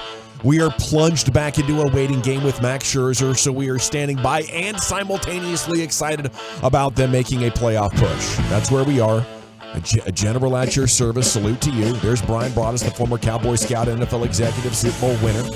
Lucius Alexander's in the Pimp Cup and Master Control over there here at 75 and Fitzhugh. You do have Eric Chiafalo. Zach Wolchuk is on assignment. Carter Freeman's coordinating your video at 105thefan.com, Twitch, and on YouTube. Bully will be back tomorrow, right? Just a little short-term deal? Yeah, just a little short-term. That's all. Right on. Tightened up after 73 pitches of shutout baseball. 5 1/3, I guess, and now we need to know what the MRI is going to say. And, but the lip readers saw him say it's the triceps, and it definitely was. It's a triceps spasm after the forearm tightness a couple of weeks ago. He described it last night as a Charlie horse in his triceps that wouldn't go away when he talked to Evan Grant 30 minutes after the game had gone final, which is like an hour and a half after he walked off the hill. Here's what he said, guys. Past couple games have been my forearm feeling tight. It's probably related because the kinetic chain, the forearm's tight, the stress goes somewhere else in the kinetic chain for me. That's what it is in my head right now. All of a sudden, your triceps area picks up more stress, and I can't handle it. So I didn't do anything that damaged my forearm, but here I am with a triceps injury.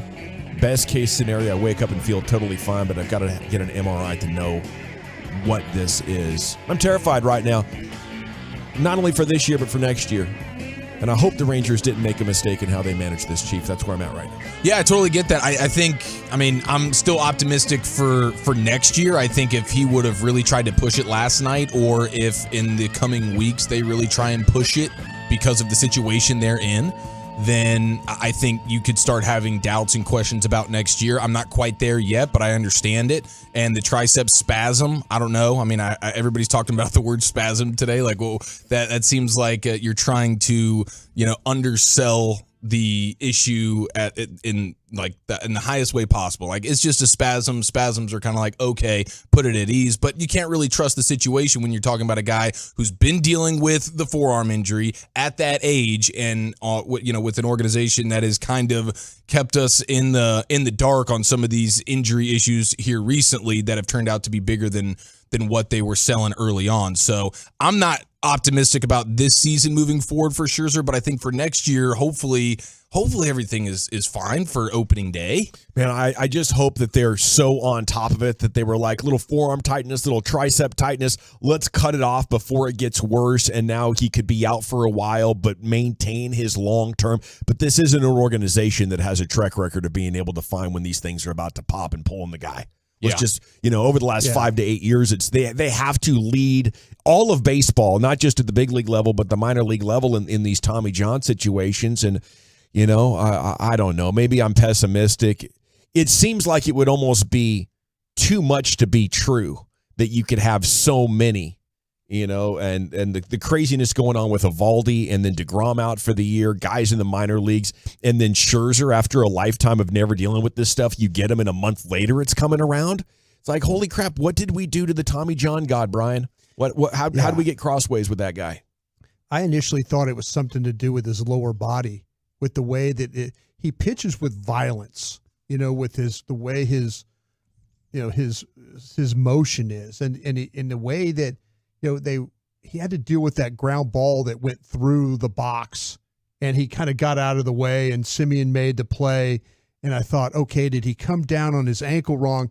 Because then when he tried the two pitches, remember, he got up on the mound, and I'm thinking, and he just couldn't even step. And I was thinking, okay, it has to be something. And then as the lip readers that are all, kind of following the conversation, and when he was talking about the tricep and all that, and you're like going, okay, but I can't get his arm above his head. Yeah, you're just, and I hate to say this, but man, I'm fearing the worst here. Yeah, I'm fearing the worst. I mean, the fact hoping for the best, but fearing the worst. The Rangers have had just a terrible run here, with DeGrom and what they had to deal with that, with Eovaldi and what they had to deal with that, and now here's Max.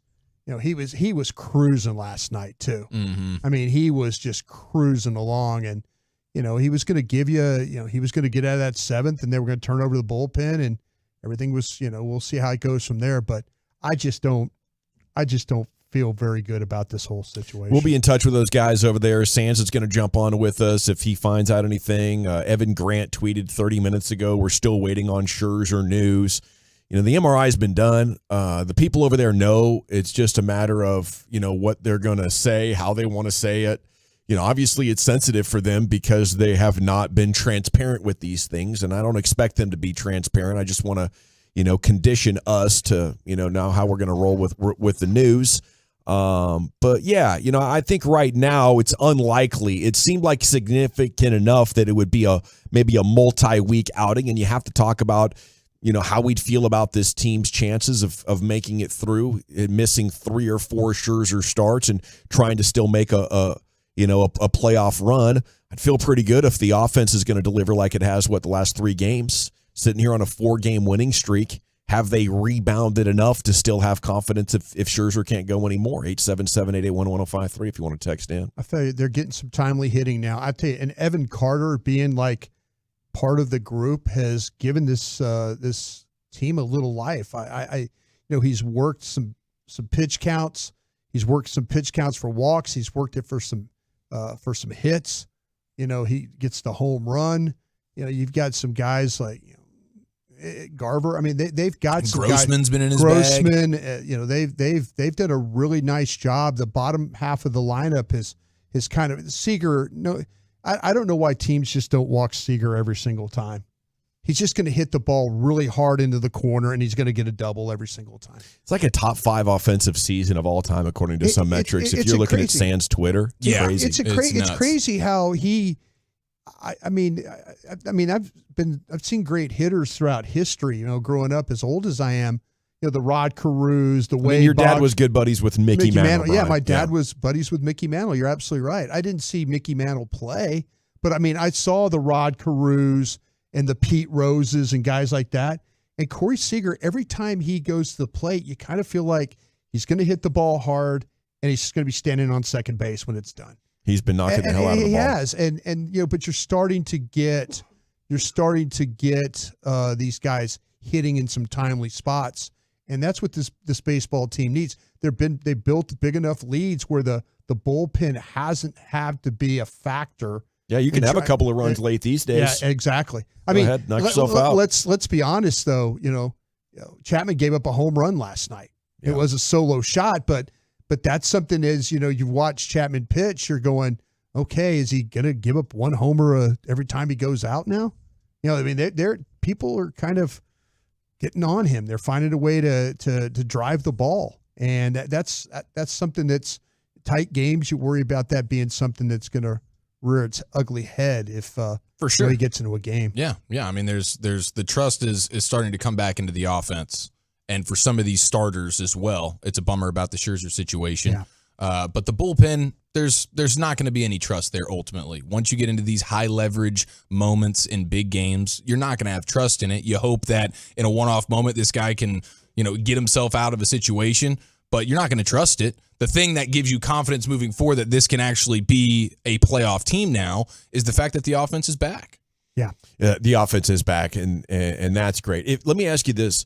If I told you right now he's out for the rest of this year and playoffs, but you get him back next spring in surprise, are you taking that? I am. Yeah. I am too. Because you're not going to have DeGrom, that you're going to need maybe August. Yeah, September for a couple weeks till he gets hurt again. You're gonna need somebody to anchor this thing until you figure out a way to. Dude, those 1 or 2 DeGrom starts in September are going to be badass. Man, hopefully those are going to be sick. Could put you over the top. Yeah, not nail down a playoff spot. I mean, it's crazy that you're one game back of the AL West lead right now. Let's go. After such a tough stretch of baseball, you got 18 more games. It's going to be a fun, wild ride. But gosh darn it, we're here and we're in the thick of it after going through just a bleep storm for 6 weeks. Who knew that the A's were like doing everything in their power not to lose 100 games? The A's have been taking names. The A's have been Spoiler. A's have been on 99 losses now for the last 2 nights and gone out there and. I think they're like zooming in Dan Campbell from Detroit, and he's just giving them pregame pep talks. Like, we know we're not like Dan Campbell is the guy who looks his team in the eyes and goes, "We're out of it," but we want to make sure the guys on the other side of the field are also going to be out of it. That makes sense. I think it's a heady play by the guys in Oakland, man. Absolutely is. Just don't do it. Don't zoom in Dan Campbell when it's Rangers time. All right. Keep him out there. Whatever the case, it is amazing. I think the A's beat Framber Valdez last night. Yeah. So Houston's dropped a couple. Now you're just one game back of them. You're up on Seattle. You're in a great spot in the wild card. Last night you clinched tiebreaker against Toronto if you need it. Yeah. I mean, a lot of good things are coming around now with this baseball team, and you've won 4 in a row. So we do have to take stock of all the good things happening. The Mariners did snap out of their losing streak finally, but they're now behind the Rangers by a half game. So the other teams are taking their turns sliding, and the Rangers are figuring it out. And we saw when they hit this kind of mode early in the season, they lost to Grom. This guy or that guy was out, and they were picking up the slack left and right. So why not continue on with that? But if I'm CY in the offseason, we got to nuke almost everything in this pitching operation other than Mike Maddox and try to root out the contagion. Just have Mike fill out all the other spots. I mean, Scouts, they've taken a bunch of dudes that have gotten hurt. If you're the Tommy John scout, I'm doing a very thorough eval, The Tommy John scout. What's that? Who keeps highly recommending all these kids that are breaking down, What is it? That would be a terrible, if you were a scout. Yeah. And they're like, hey, Broadus, you're the Tommy John scout, and we're going to have to let you go. 65% of the dudes you take. I mean, no. How about I scouted Mahomes, and no, you're the Tommy John scout, and there's some problems here. Yeah, this is your label forever now, sir. God, I'd hate to be the Tommy John scout. If he exists, I know there's a lot of great scouts over there at the Rangers organization, so I don't want to point any fingers. You did. You just called one of the Tommy John scouts. If there's one guy responsible for getting a lot of them, that guy's got to go because, he can't see it. We got to bring Nolan Ryan back in here, number 2. Oh, yeah. And you got to turn over everything, like the training staff in the minor leagues. You got to leave nothing unimagined as far as what could be causing all these damn Tommy Johns that are just devastating. I mean, obviously Jacob deGrom was going to happen. That's nobody's fault, but maybe C-Wise for acquiring the guy. But everything else, it's uncanny. It's like the worst possible luck that's happened to your bullpen with blowing more saves than you've actually finished off. That's the horrible luck that is happening to your pitching development. And if I'm the owner, I'm going to CY this offseason and saying, item number 1 is freaking fix this, bro. Who have we developed in my 13 years owning the team? Is it Martin Perez, and is there anybody else? It's got to be well, there's more of the position players. Yeah, the position players. Right, yes. Yeah. Position players. Right. So from a pitching standpoint, you want to go let's go into Atlanta or something, and can we steal somebody out of their system that has an idea of how to just keep replenishing the mound every time one guy's down? Okay, here's a new guy that's ready to just throw heat. Yeah. I think you don't have to necessarily be that, but just be average right now. If you're average at these things, maybe you do win it in 15 and 16 or 11. Maybe you wouldn't have been horrible for 7 years in a row if you could just be average at developing pitching talent. And it's been a franchise history-wide thing. It's not like this has just popped up recently, but we got to get it fixed, Brian. It's gone on too long. Yeah, was C.J. Wilson a guy you kind of developed? Was that a pitcher from back in the day that was went through the system? Or that he might have, but bullpen to starter. I think you can claim C.J. Wilson, but he had come through already in 2008. That predated Ray Davis's ownership. Yeah, there you go. I was just thinking about guys you developed. Yeah. That's how far back you got to go, though. That's the frustrating part. Mm-hmm. Oh, Cowboys practice today. Wilson and Tyler Smith were getting some good work, Brian. I had the opportunity to do my work with the Cowboys break, and just happened to. Those two guys looked like they were out there with Britt Brown and just walking by, and it's nice to see them moving around. Okay. Didn't seem like there was any kind of, again, the scouting eye was just, you have to keep going. You can't sit there and just gawk, but looked like they were moving around pretty well. Okay. What I was saying. So hopefully things will work out for them there. Chief, you have any interest in Lyle Collins, who the Bengals released? Former Cowboy offensive lineman? Yeah, I mean, on the surface, yes, I want to at least figure it out, but the Cowboys know him better than anybody, and at this point, he's probably a broken down sort of player that is not somebody you could really depend on. Yeah. That'd be my guess. Yeah, I think you absolutely nailed it. It's, his body has taken a real beating, and there's the injuries, the mobility, it's deterrent from him actually being very productive for the long haul. Yeah, is kind of what you're looking at. I mean, right Cincinnati, who needs all the offensive linemen they can handle right now, is is just letting him go for nothing. There's some serious injury concerns, I would imagine, behind that. All right, G-Bag of the Day is coming up at 2:30, Chief. Where would you like to go next? Got some Cowboys things to know, featuring lots of stuff that'll put a smile on your face next, right here on The Fan. All righty. I'd love to chat Twin Peaks with you, though, because it's the place to go for eats, drinks, and scenic views 24/7, 365. We have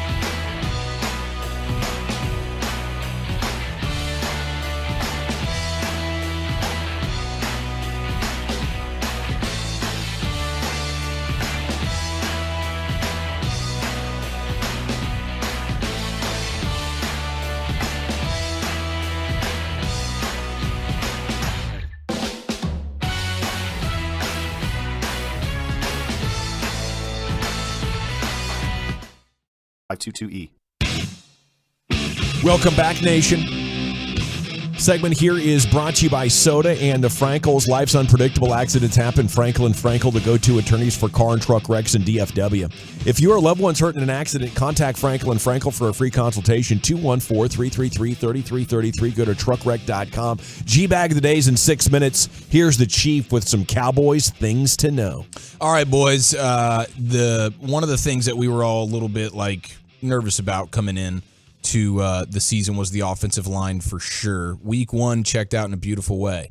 Now, a lot of the concerns involve the depth with the offensive line, which has already been tested to some extent with Tyler Smith missing the first game. Brought us at the start of today, seeing Tyler Smith moving around, looking pretty good, breaking a sweat. So hopefully that's good news for this week. But when you put together all of the pass protection ratings from all the different sources, Pro Football Focus, SIS, ESPN, and the way that they all grade the pass blocking, when you just average it all out, the Cowboys for week 1 were the 5th best offensive line when it comes to pass protection through week 1. So that was certainly a positive to see. And then when you look around at others, like the Eagles were bottom 3rd, Niners bottom 3rd. And again, just 1 week and level of competition certainly plays a role in that. But seeing the Cowboys in the top 5 when you average all the different ways to measure offensive line play, that was encouraging. I will say, for as much of a numbers guy as I am, I do think the pass protection stuff, the run blocking, most of that is best determined when you just, eye in the sky, Broadus, when you're watching it. And I think you would confirm that. I'm really glad you brought that up because when in Krusty's Corner, I'm going to break down the Jets for you on defense. And if you look at metrics, they had a lot of missed tackles. That's what the metrics said.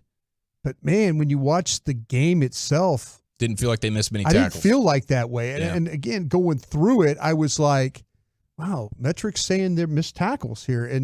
But we're going to talk about a front seven. I feel like the tackles pretty well. There's going to be one guy that I feel like that if you do take the ball at, you might have a a good opportunity. But we'll get in that at 2:40. I like the great report card on the Cowboys offensive line, though. I think getting rid of the ball quicker is a factor. Tyron finding the fountain of youth. Terrence Steele bouncing back from injury. A lot to like there. Well, Adoga actually playing. Playing respectably. I felt like Adoga could very well be a liability there, and he wasn't. And that's a good defensive line. Yeah, absolutely it is. The other thing, too, is people now pointing out, okay, you're not going to play Aaron Rodgers, so when you start to stack up the quarterbacks that this unreal Cowboys defense is about to be tested by, not much to really be the next concerned 3 in a about. row up until San Francisco, right? Yeah, you're talking about Zach Wilson this week, then you'll get Arizona, Josh Dobbs, you'll get Mac Jones, you'll get Brock Purdy, Justin Herbert. That 3-game stretch of Jones, Purdy, Herbert, you're talking about, solid quarterbacks, whatever. And then you'll get the bye week, and then you'll get Matthew Stafford if he's still healthy by then. Who even knows with him? Then you get Jalen Hurts, Daniel Jones, again, Bryce Young, Sam Howell, Geno Smith. These are the quarterbacks that you're going to be facing all season. You'll get Jalen Hurts once again. You'll get Josh Allen and Tua at the end of the year. We'll see what the status is of either one of those two quarterbacks. Josh Allen might be broken, and Tua might actually not be able to play. Or he might be in the MVP conversation. Yeah, or he'll be. Yeah, if you're playing Tua, if he's playing in that game, which is not a guarantee, then you're talking about a legit quarterback. But when you go through the whole season, you're talking about 4 quarterbacks that legitimately scare you. And even for this defense, you're kind of at a point where none of these quarterbacks scare me that much because the level of defense that we're playing here right now. But my gosh, this whole thing is there for the taking right now, dude. It really is. It's exciting. We'll do our top 5 NFL rankings a little bit later on, but I just find it fascinating how few quality teams there are in the NFC. Still, the majority of good teams are in the AFC. I don't feel like the pipeline of quarterback has improved. We're not getting better at creating good quarterbacks. And now we're down to 2 elite dudes, where for the majority of my life, there's a conversation of is it 4, 5, 6? It's never been down to 2. Josh Allen just got rejected out of it. Tom Brady retired. Aaron Rodgers is hurt, probably done. It's more there for the taking than ever. The only problem is you have a couple of teams in the NFC that really know how to manage the cap, between the Rams, the Niners, and the Eagles, and they're making these huge all-in moves. The opportunity is here for the Cowboys like it's never been in 30 years. Yeah. Even on the AFC side, there's only just a couple of real quality teams, and you could say the Chiefs are still rebuilding.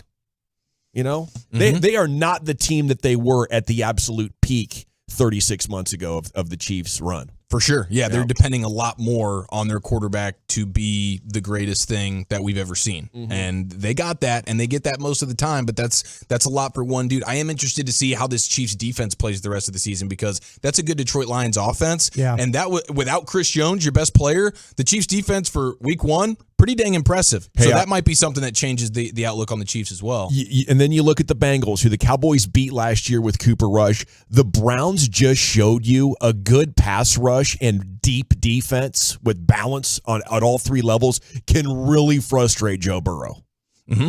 And yes. Again, for the 4th time in 5 games. So I think the Cowboys might line up really well against the Bengals last year, not a coincidence. Got some more stuff on the defense, but I'll just close it down with this one for now. Pro Football Focus actually had Jake Ferguson, Cowboys tight end, as the 2nd highest run blocking grade among all tight ends for week 1. Would you co-sign that? Absolutely. He was blocking his rear end off. And Scooney had some moments, even Hendershot. All those guys were blocking well. The long run that Pollard had, it went 25 yards, was Schoonmaker and Hendershot and those guys. They did a nice job. It's a shame, though, if you said, what would you like to see something different? Catch the football.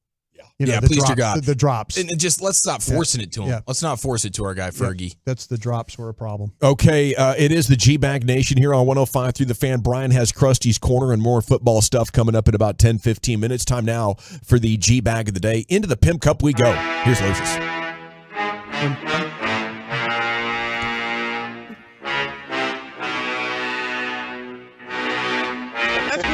That's weed. Yeah, G-Bag of the day. We do it every day on the Fan at 2:30. If you see anything floating out there on social media, don't be afraid to hit me up and throw it in my inbox at Lucky Lucius P. Lucius Alexander out there on Facebook. LaPaul, if you know me. Yeah, if you know me from school, my name is LaPaul, fam. Yeah, it's LA. I'm here, dog. It's me. Our winner and champ is Jerry Jones. He jumped on the morning show. Sean, RJ, Bobby, Peyton. But all he knew was Bobby at the moment. Let's welcome in the 1-0 owner and general manager of your favorite football team. Good morning, Jerry Jones. How are you? Hey, good morning, Bobby. Everybody, let me welcome everybody to a great morning. Hey, that's right. Welcome everybody to a great morning. All of yous. Shoot, Jerry, nothing personal there for Sean and RJ. Jerry doesn't even know half the guys on his own team. Yeah, man, good call. I'm smiling when I say that. I will say Jerry, this. I think Dak's going into year 4. I talked to Sean this morning. I think he took it personal. He did. He Yeah. took it personal. That's the competitor inside him. That's the competitor inside, yeah. I mean, he hates it when we get better ratings than him. Oh, which has been happening a lot lately. It drives him, makes him. He's been angry for 12 months. If he's not taking a nap right now, he's so pissed. What the hell are you guys doing over there now? Well, we got Lucius. We got an LA Live segment's doing really well. Is that it? Well, yeah, it really kind of helps Pretty us. much, man. Yeah, it kind of helps us. Yeah. The U.S. Open was this past weekend. Coco Gauff, she won. Yes, she did. Sure did. People are asking her, what is she going to do with the prize money? Now that you've got all this money, girl, what you going to do? You going to be debt-free after this? You going to pay off all your debts, your bills and everything? Let's see. Somebody said pay off debts. I'm 19. I don't have any debt. I'm not in debt. I'm not in debt. I live with my parents still. Dang. So I'm not in debt. There's 19 years old, top of the world. Y'all don't hear that? What's that? Let's see if y'all get it this time. Somebody said pay off debts. I'm Debs. 19. I don't. Debs. Yeah, she's pronouncing the B in debt. I thought I heard it the first time, but then she corrected it, I think. Yeah, I didn't And want the to say second anything. I time- thought she said it right the second time. She stayed in it. Somebody said pay off debts. I'm 19. I don't have any debt. I'm not in debt.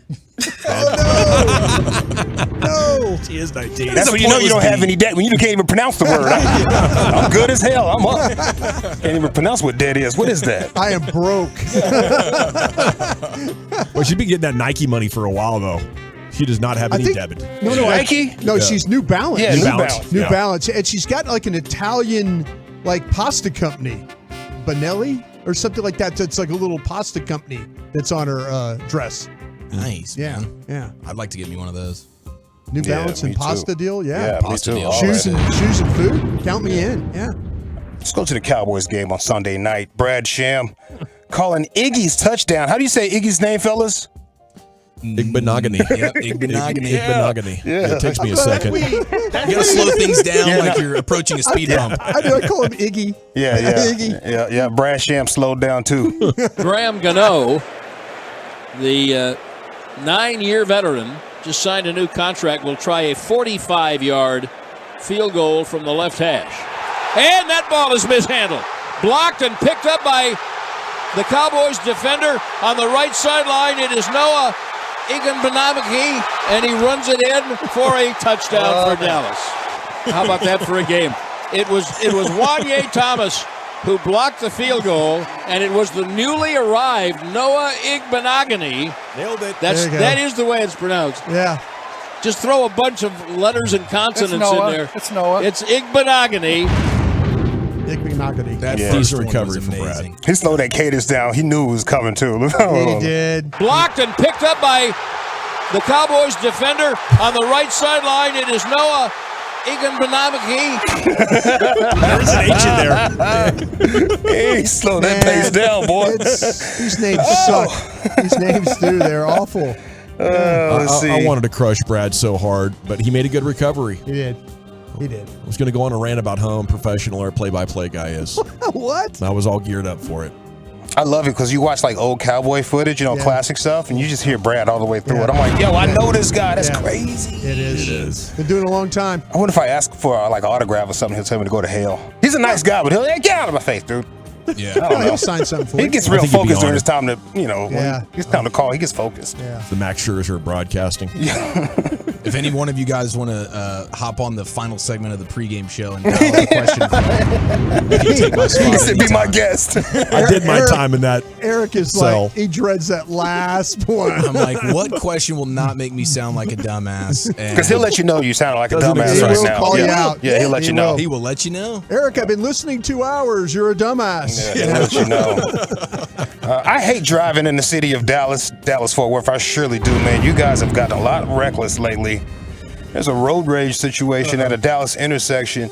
This is just a PSA. It's not one. But dude had his kids in the car. He's flipping off this girl. He's cursing her out. He's driving reckless at her. He had his kids in the car. Come on, bitch. Come on. What are you going to do about it?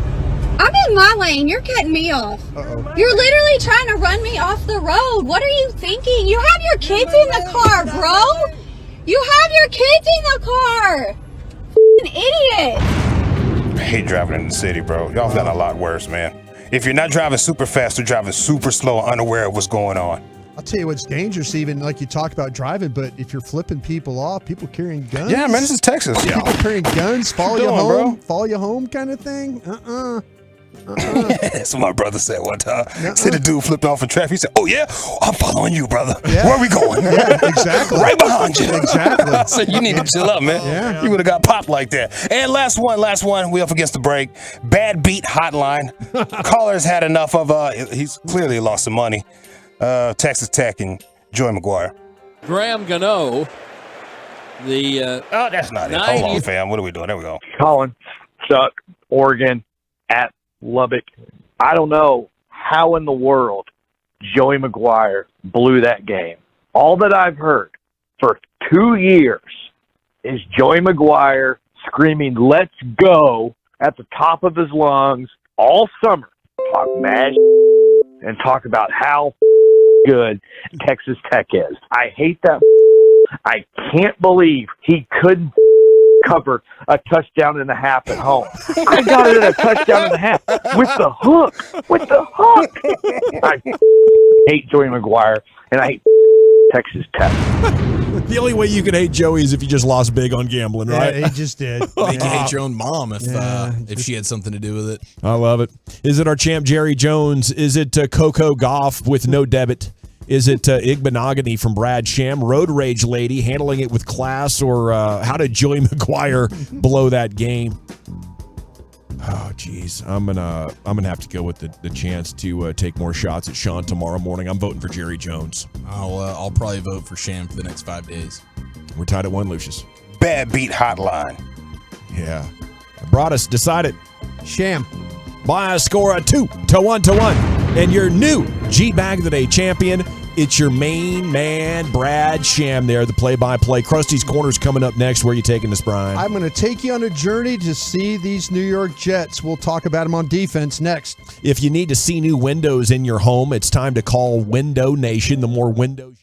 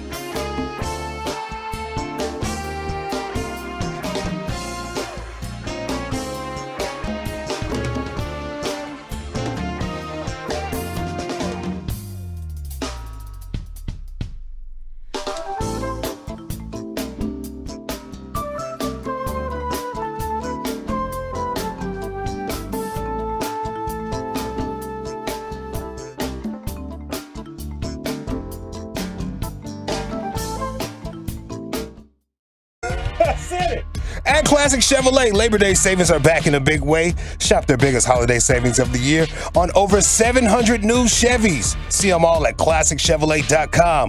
Don't wait. This is Texas. This is Classic Chevrolet. Relax and enjoy the difference and find new roads. Well, thank you very much, Lucius. You got an addition to the injury report. Brandon Cooks did not participate in today's practice with a knee for the Cowboys wide receiver.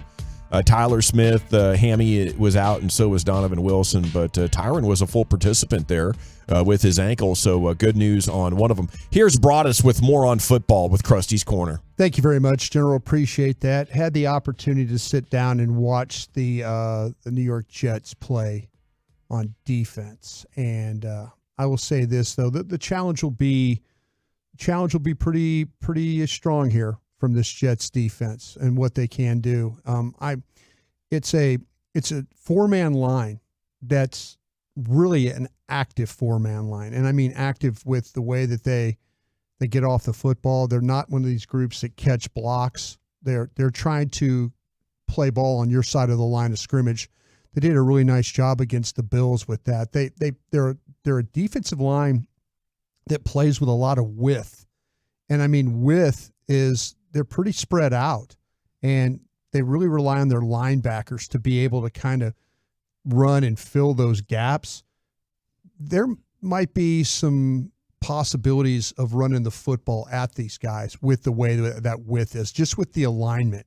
You know, if you could find a way to get, you get your blockers, your second level blockers, your guard, your centers, your tackles, your backside guys, maybe even your tight ends up on their second level guys, you have a little bit of a chance here. But they want to put pressure on you with their 4-man line. That's really what they want to do. They're not a team that blitzed a whole lot in that game against the Bills. The only blitz that I saw really was with the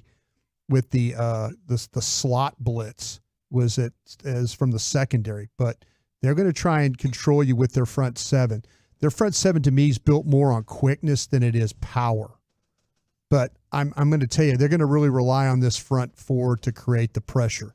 You know, it's interesting. I saw that the highest pressure rate generated in 2.5 seconds or less in week 1, Dallas was first, and then right there behind him was the Jets. Yeah. So, I mean, it is two of probably the two best pass rushing D-lines in the sport. They're all about getting up the field. That is big for them. Everybody knows Quinnen Williams. If you haven't, he's a very talented defensive tackle.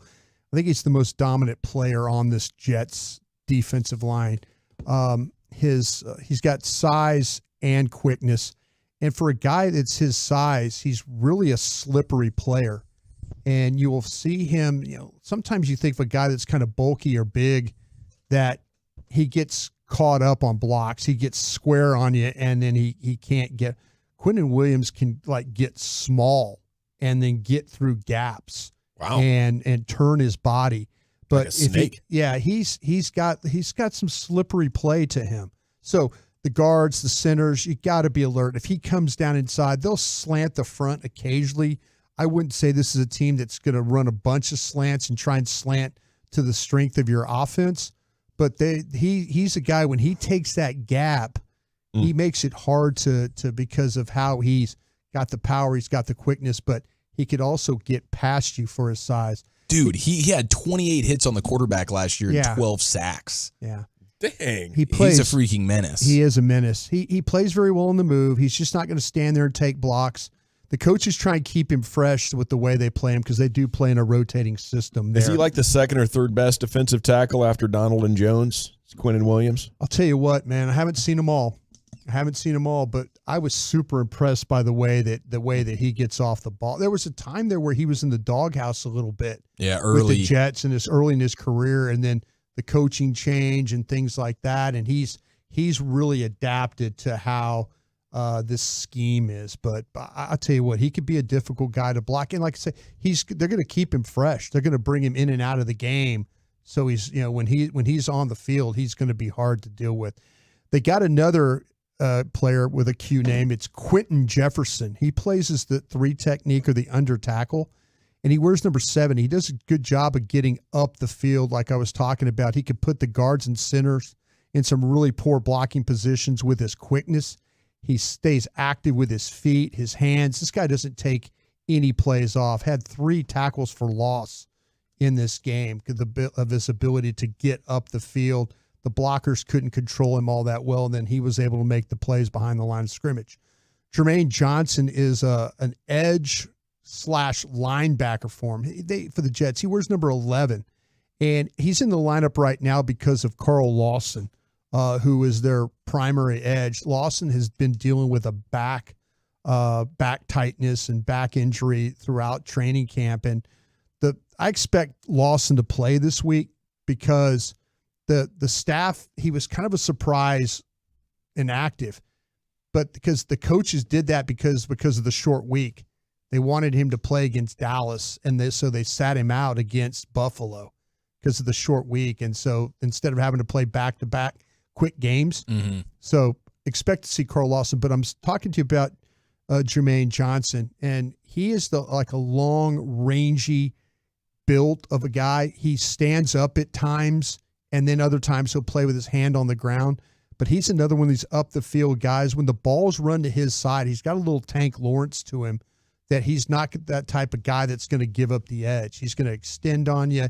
He's going to keep wide. He's going to keep his outside shoulder free, and he's going to make that ball try and spill back into the inside.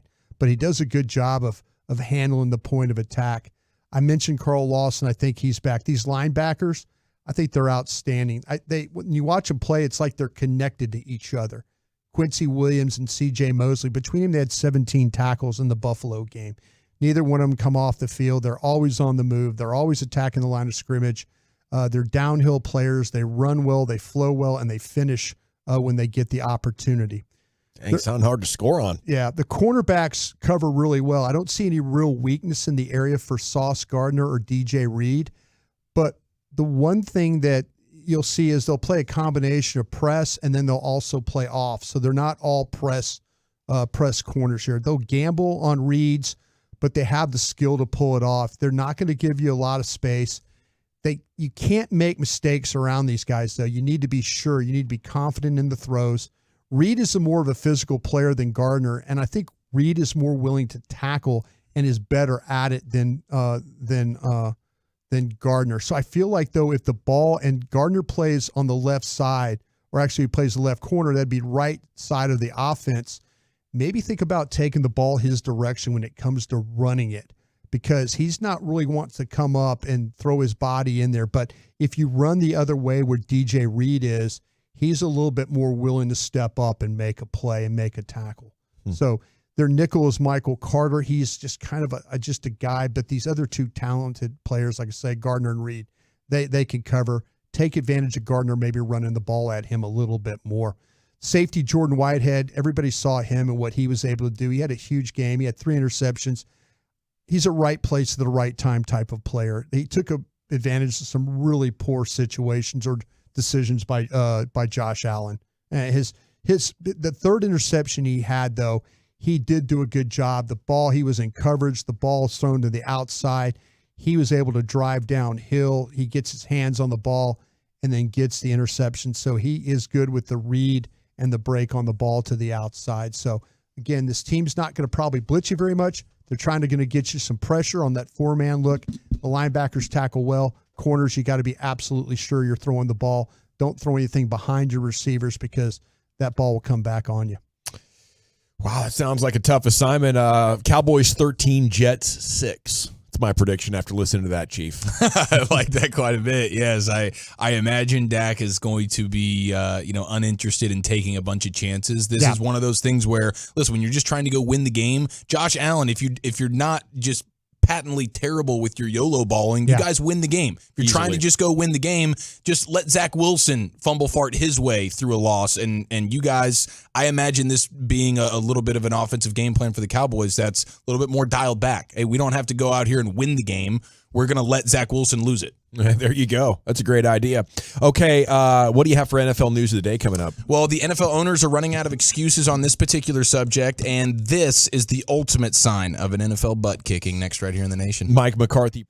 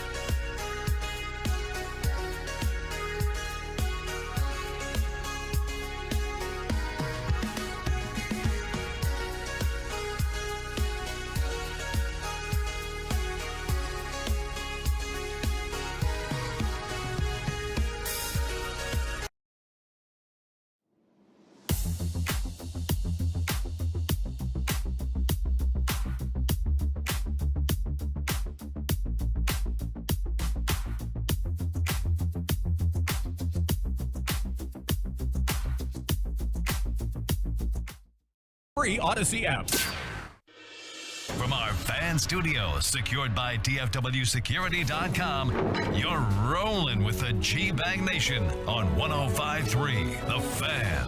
Welcome to the Nation. Here we go, Hour 2, G-Bag Nation on 105.3 The Fan. Hope you're having a great day. It is a Romo Wednesday, if you will. And Cowboys-Jets coming up on Sunday. A lot to go over there, but it is another huge day in the world of pro football news. And Eric Chiafalo has the NFL news of the day. Here he is, Eric. All right, starting next season, the NFL is expanding practice squads on every single team to include one international player.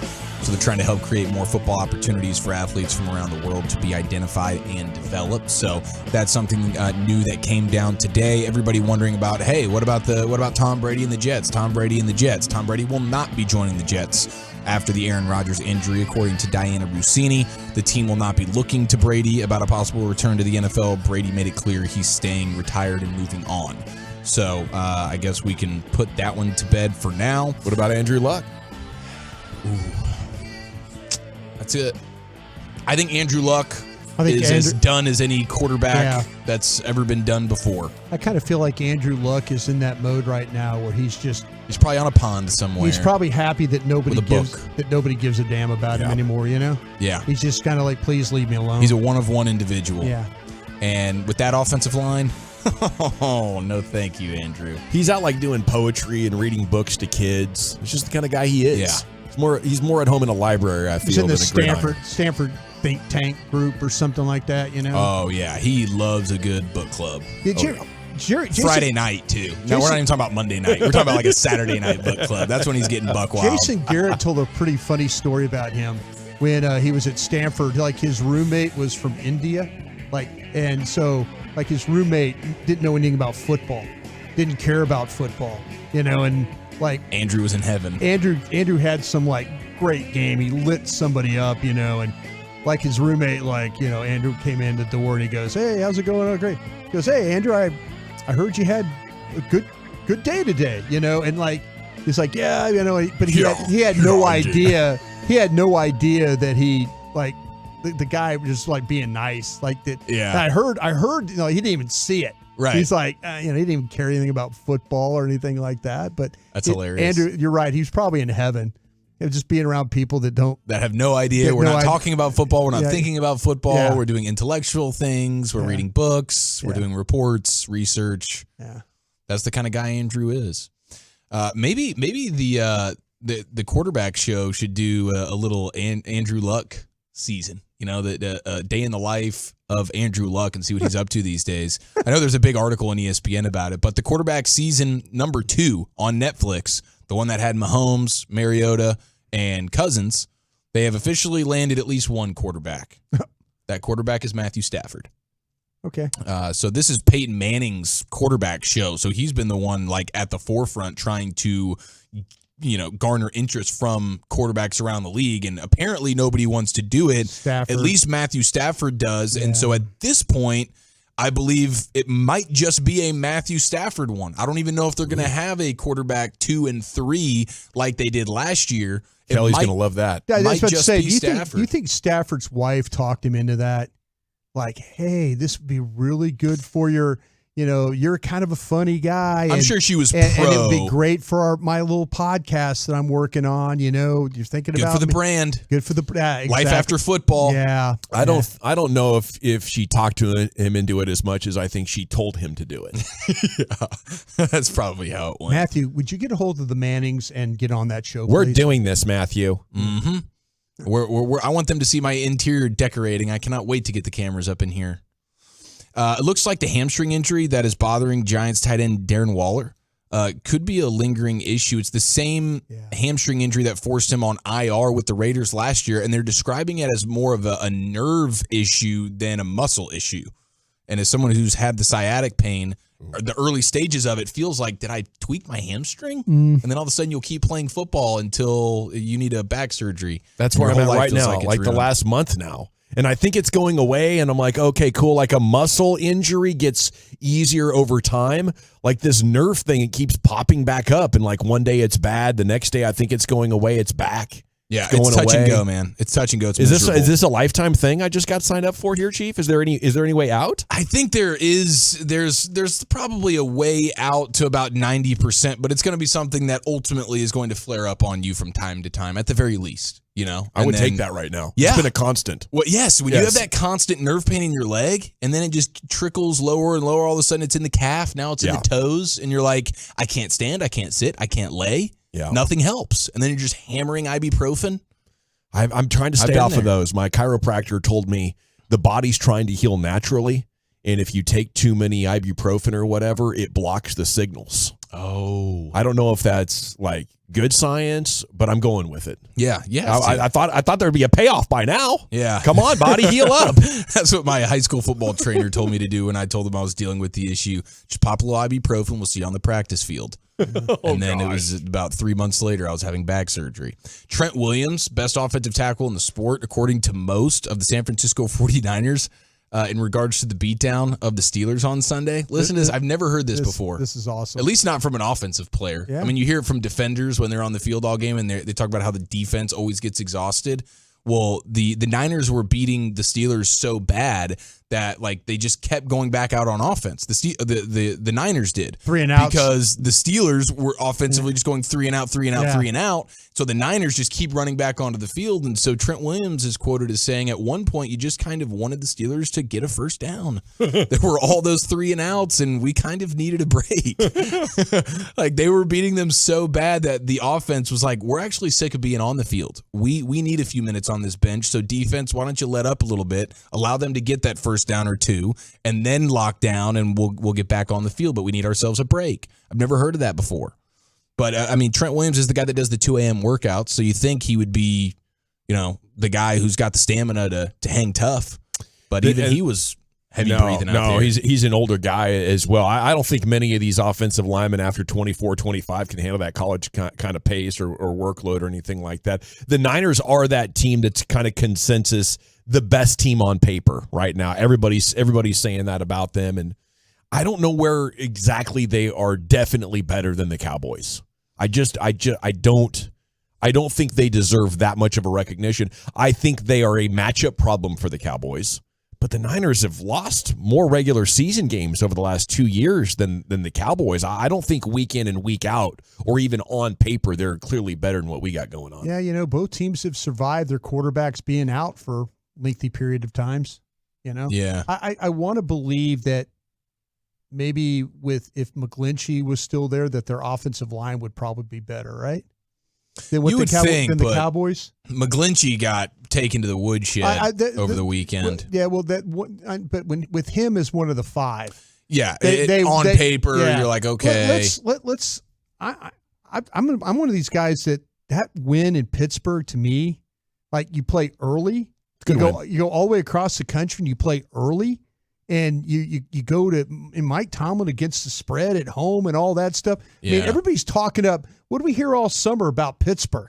Oh, they're this, they're that. They're offensively, look at all the skill they got. Yeah, Mike Tomlin team, they don't lose that, that kind of thing. They dismantled the Steelers. They really did. It was impressive. They went to Pittsburgh and physically, what does Pittsburgh do? They usually beat up on you. San Francisco beat up on them. Yeah. That to me, other than like the Rams winning at Seattle, those were two. I would say that San Francisco win at Pittsburgh was probably one of the most impressive wins I saw all weekend. 40-point shutout do anything for you?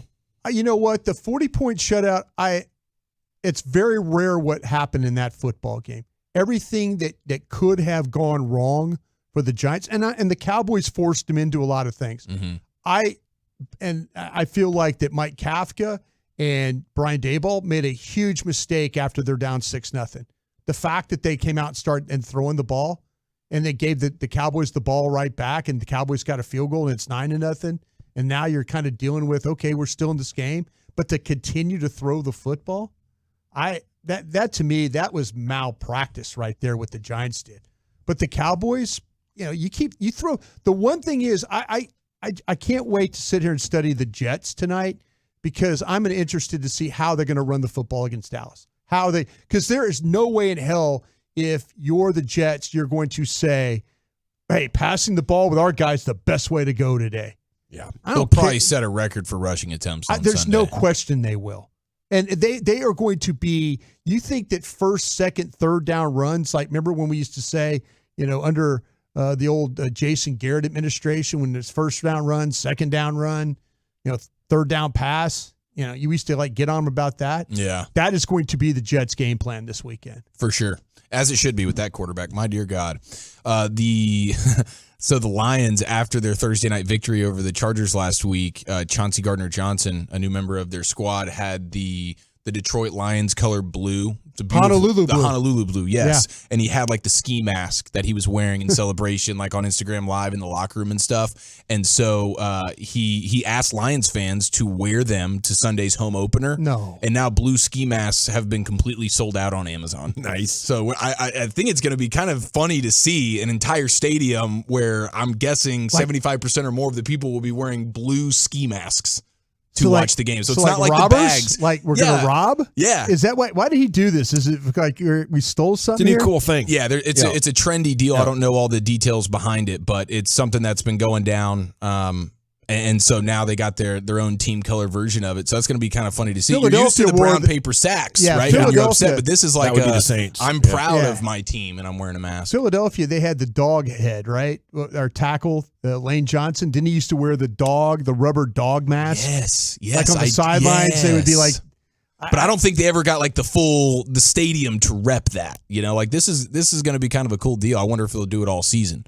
If you don't have one now, you're going to have to make your own. Going to have to make your own. Yeah, they're going to have to start. Supply Honolulu chain issues, blue man. ski mask, huh? Yeah, that's what it's going to be. So everybody's talking about the turf stuff right now, of course, with the Aaron Rodgers injury. And Joe Pompliano, my Italian brother, went ahead and did some good research on this. He's like a business guy, and he goes into depths on the sports business side of things. And he details kind of the start of turf. When it was implemented, it was back in the 1950s or whatever when it first started, and all these different reasons why turf was a good idea. And the most obvious one for sports teams and for owners is just the cost. The cost, exactly, like the convenience of having it and not having to pay for the maintenance and the upkeep of legit grass. Right. And so, you're saving 7 to 8 figures annually in maintenance costs if you have turf in your stadium, plus the added bonus of being able to have different types of events, in your stadium to garner more money as the owner, as Taylor Swift can go to AT&T Stadium for 3 nights in a row. The turf is part of the reason, I guess, that allows for that. I do admire the owners that have the grass field. Like we saw that at Soldier Field, and Soldier Field has a good grass field, but they'll still host events on that grass field, and though when it gets killed off or they have to replace it, they will. So I know that's part of the Chicago Parks deal, but the Bears are responsible for that too. Mm-hmm. So, and it's a lot easier in cooler climates because the grass will bounce back. Like a lot of strains of grass won't grow over 88 degrees or something like that. And so much of our summer is in that. Yeah. So you can only deal with the kind of weed grass that's in all of our yards.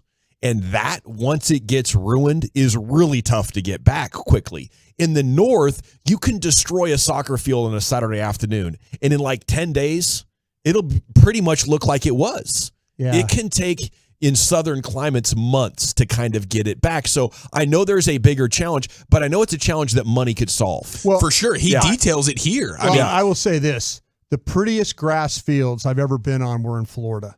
And I'm talking about this is when the Marlins got their own stadium where they were no longer playing at the stadium there that the Dolphins play in right now. What is it? Hard Rock It's Stadium? Hard Rock now. Hard Rock. Some of the prettiest grass fields I've ever seen in my life were on that. And whoever does the grass fields at that place needs to teach the rest of the league how to do the grass field. Wow. Interesting. Tampa was another one.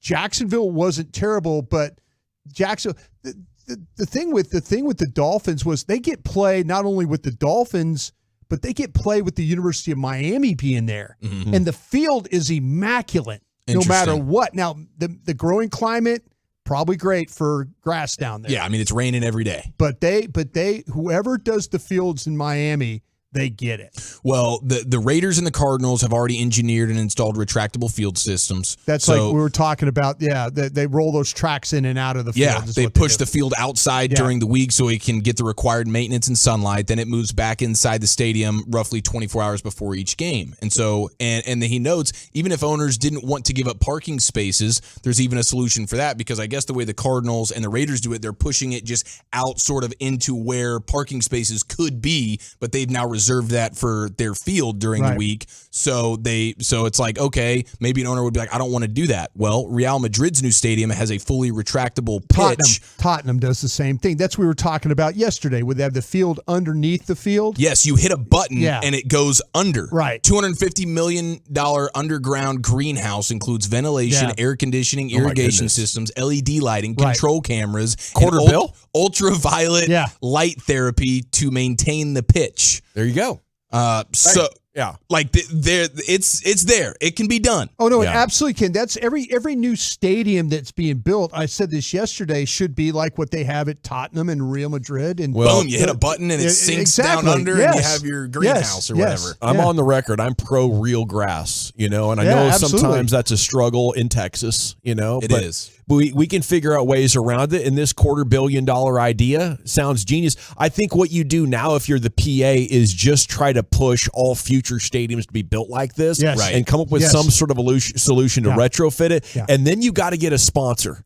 And I don't know if that's a lawn and garden type of company or Home Depot, but you're going to have to figure out a way to, because that's a very significant cost. $250 million. Yeah. I mean, the owners won't even pay cheerleaders more than like $8 an hour. So, you try to get them to do the right thing, ain't happening. Somebody's got to pick up the tab for it. But I think it's worth it. I definitely think it's worth it if we could get everybody playing on the real grass and not have these injuries. It does look a lot better on TV. Man, and it just sucks walking into a stadium with the plastic coming off that field. It's just like there's something so much better about the real grass experience. My whole experience of growing up as a kid, though, was like the games to me watching the Rose Bowl. That field out there at the Rose Bowl, it just seemed like it was just it's always the weather. It's just immaculate, and you're just like, why can't all fields be like that? All right, we got to run. Great stuff. Thank you for filling in for Wolchuk in the NFL news today. Wolchuk will be back tomorrow. What jumped out when I sat down to put together my NFL top 5 at the Mike McCarthy press conference on the other side here of the nation? Why can't all dealerships look like that and feel like that? That's what you'll be asking when you go to Platinum Ford in Terrell. Gilchrist Automotive.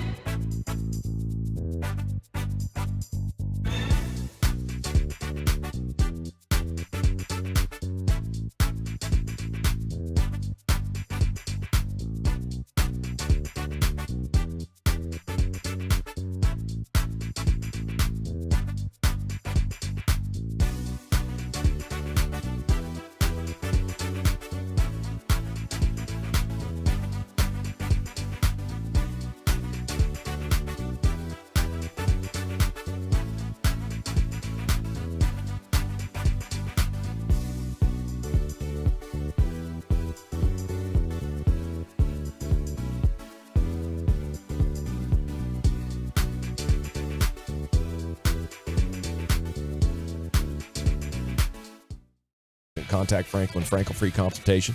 It's 214-333-3333. You can jump online to truckwreck.com. How do you rank them? How do you have the top 5 teams in the NFL right now? I was going through it earlier. I know Sean and RJ do it. I saw somebody else do it on Twitter, and I was like, man, who are my top 5 right now? And you know what jumped out to me is we talked last year about how this NFC is down. It's way worse. You know, Rodgers is gone, Brady's gone. They're both retired. It's not just the conference, it's both conferences. The chance to win the Super Bowl is so there. And right now, I'm not sure there's any more than 6 good teams. There might be as many as 10, but that's it. Like, do you consider the Browns and Ravens for sure good? Probably Baltimore's a playoff team. Do you put the Dolphins in there, or do you just assume Tua is going to go bad? And how far has Buffalo come back to the pack here with Josh Allen playing so bad? I'm not even sure they're good anymore. So my top 5, and I'd love to see yours. Truckwreck.com fan text is open. Leave your name and city you're texting from. Niners are number 1. I'll give them that. Kansas City, number 2. Kelsey and Jones coming back. Yeah. I mean, they're still rebuilding, as I said in the opening hour. I believe that. But this is a rebuilding team that's probably the best team in football right now. To my point. Then the Bird Turds of Philadelphia, followed shortly by the Cowboys. And I have Detroit and Jacksonville tied for 5, Brian. Yeah, I actually but you know my love for Detroit here. I had San Francisco, Kansas City, Philadelphia, Dallas, and Detroit. Those were my 5. So we're pretty much flowing exactly. I'm just pulling in Jacksonville to be tied with Detroit. I wasn't quite sure what to do with them, and I don't even know if I should have Jacksonville in there. They should be in that second group along with Detroit. They should. There's really only 4 good teams for sure. No, they should probably be in there. I've got this love for Detroit. I think I don't know how you don't put them in there going, and even though that Kansas City was down a couple of players, key players, big time players. That team has won, 7 of the last 8 games going to last season. They go to Kansas City on a big Thursday night. Chiefs are unveiling a banner, all that stuff like that, and they go get a win. Mm-hmm. God, they got to be in your top 5. Yeah, and that was a team that really only added to what they had. It wasn't like they lost anything. Detroit's one of those teams they drafted, and they added some players like Chauncey Gardner-Johnson, as we mentioned in the previous segment. So they really just added to what they already had, which was closing down the latter half of last season as one of the hottest teams in the league. So, yeah, I think you can have like that 5th team. As you mentioned, there's legit 4 teams that you feel really good about, where it's in any order, the Niners, the Chiefs, the Cowboys, and then you're still going to give that to the Eagles a little bit. And then do you still give that to Cincinnati and trust that Burrow and company's going to get it figured out after they had a 0-2 start last year and certainly figured it out? We know Wolchuk would if he was here. I'm only going to give one team the benefit of the doubt on that 0-1 start, and it's Kansas City. Okay. That's what that's that in my opinion. I think that Cincinnati started 0-2 last year. Right. And then figured it out. But they're going to have to figure it out for me. 469, why is Philly ahead of over the Cowboys? Is this based on gameplay this year or last year's production? I think the Cowboys are very close to the Eagles. I just think they have a really good offensive line. I'm looking at it more like on paper. The Eagles have been to the Super Bowl twice in the last 6 years. Cowboys can't get out of the divisional round, and I think both their lines of scrimmage are outstanding, and I think that's what'll break the tie. I had Philadelphia over Dallas to start the year, and so I felt like both offenses struggled a little bit with their games this week. Now maybe the Cowboys because of the weather and all that, and they didn't have to really to play, but man, Philadelphia's defense made 3 really key stops to win that game. Dallas, they played very well against the Giants. Have to give them credit, but if you gave me my 5 preseason 5, I would have had Philly over Dallas. I got to keep them there because they won. Yeah, the thing I'm interested most about Philly right now is how they're going to be able to deal with the injury situation, because they had such great injury luck last year on both sides of the ball, and now they're already going to be without 3 starters for sure for tomorrow night's game.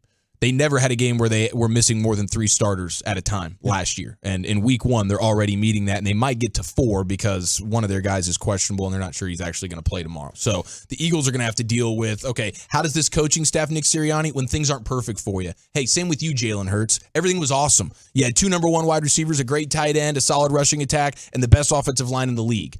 And a really, really good defense. One of the best. I mean, from a sack standpoint, we've never seen anything like it. So that's the perfect conditions that you got to deal with last year. And inevitably, it's not going to be that perfect this year. How do you deal with that?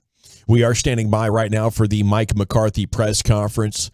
Looks like he might have slid into that Jay Jeezy schedule where he could be about 15 minutes late. Maybe that's a clear sign he's actually working now. Yeah. You know, he doesn't have the flexibility to be on time for all of his media obligations. And you know, if he's going to work better and be more productive, I'm here for it. I'm just trying to decide if you're reaching or preaching right now, Dawson. I'm not sure either. You know, I guess I'm hoping for the best. I'm trying not to crush the guy, but dang it annoys the hell out of me. You know, these guys, they preach punctuality. They act like, you know, the worst thing possible has happened if a player walks into a meeting a couple of minutes late. Mm-hmm. And then they turn around and do the same thing to the media. That means they lack respect for us. And as I've been trying to talk to my daughter who's 12, and she's going through middle school right now where like theft and disrespect is at the peak of humanity. That's where you're going to get the most of it from about 12 to 15, where kids are just trying to figure out what to do with their newfound power and independence and idiocy. I say, you know, you can let a lot of things slide. Don't let the disrespect slide. And damn, when coaches do this to me, I feel disrespected. I do. Yeah, and you're not alone. I mean, these guys are supposed to be detail-oriented, right? Yes. Buttoned up. Okay, a man who knows his way around being disrespectful, Baker Mayfield, has an obnoxious personality, but it might have just had itself a good moment for the first time in a while. He was talking yesterday about if he'd picked up signals from the Vikings defense in Sunday's opening win. And he said, I'm a Texas Rangers fan, not a Houston Astros fan. It's pretty great. Little shots fired. There you go. Pretty great line there from Baker. The Q rating just skyrocketed here locally for sure. Yeah, that increases likability around DFW significantly, and salute to Baker Mayfield for that one. Okay, NBA Board of Governors voting to approve a tougher resting policy. This story is big because we've seen load management rise to an all-time high in the NBA. At the same time, we've been watching cable TV rights values explode.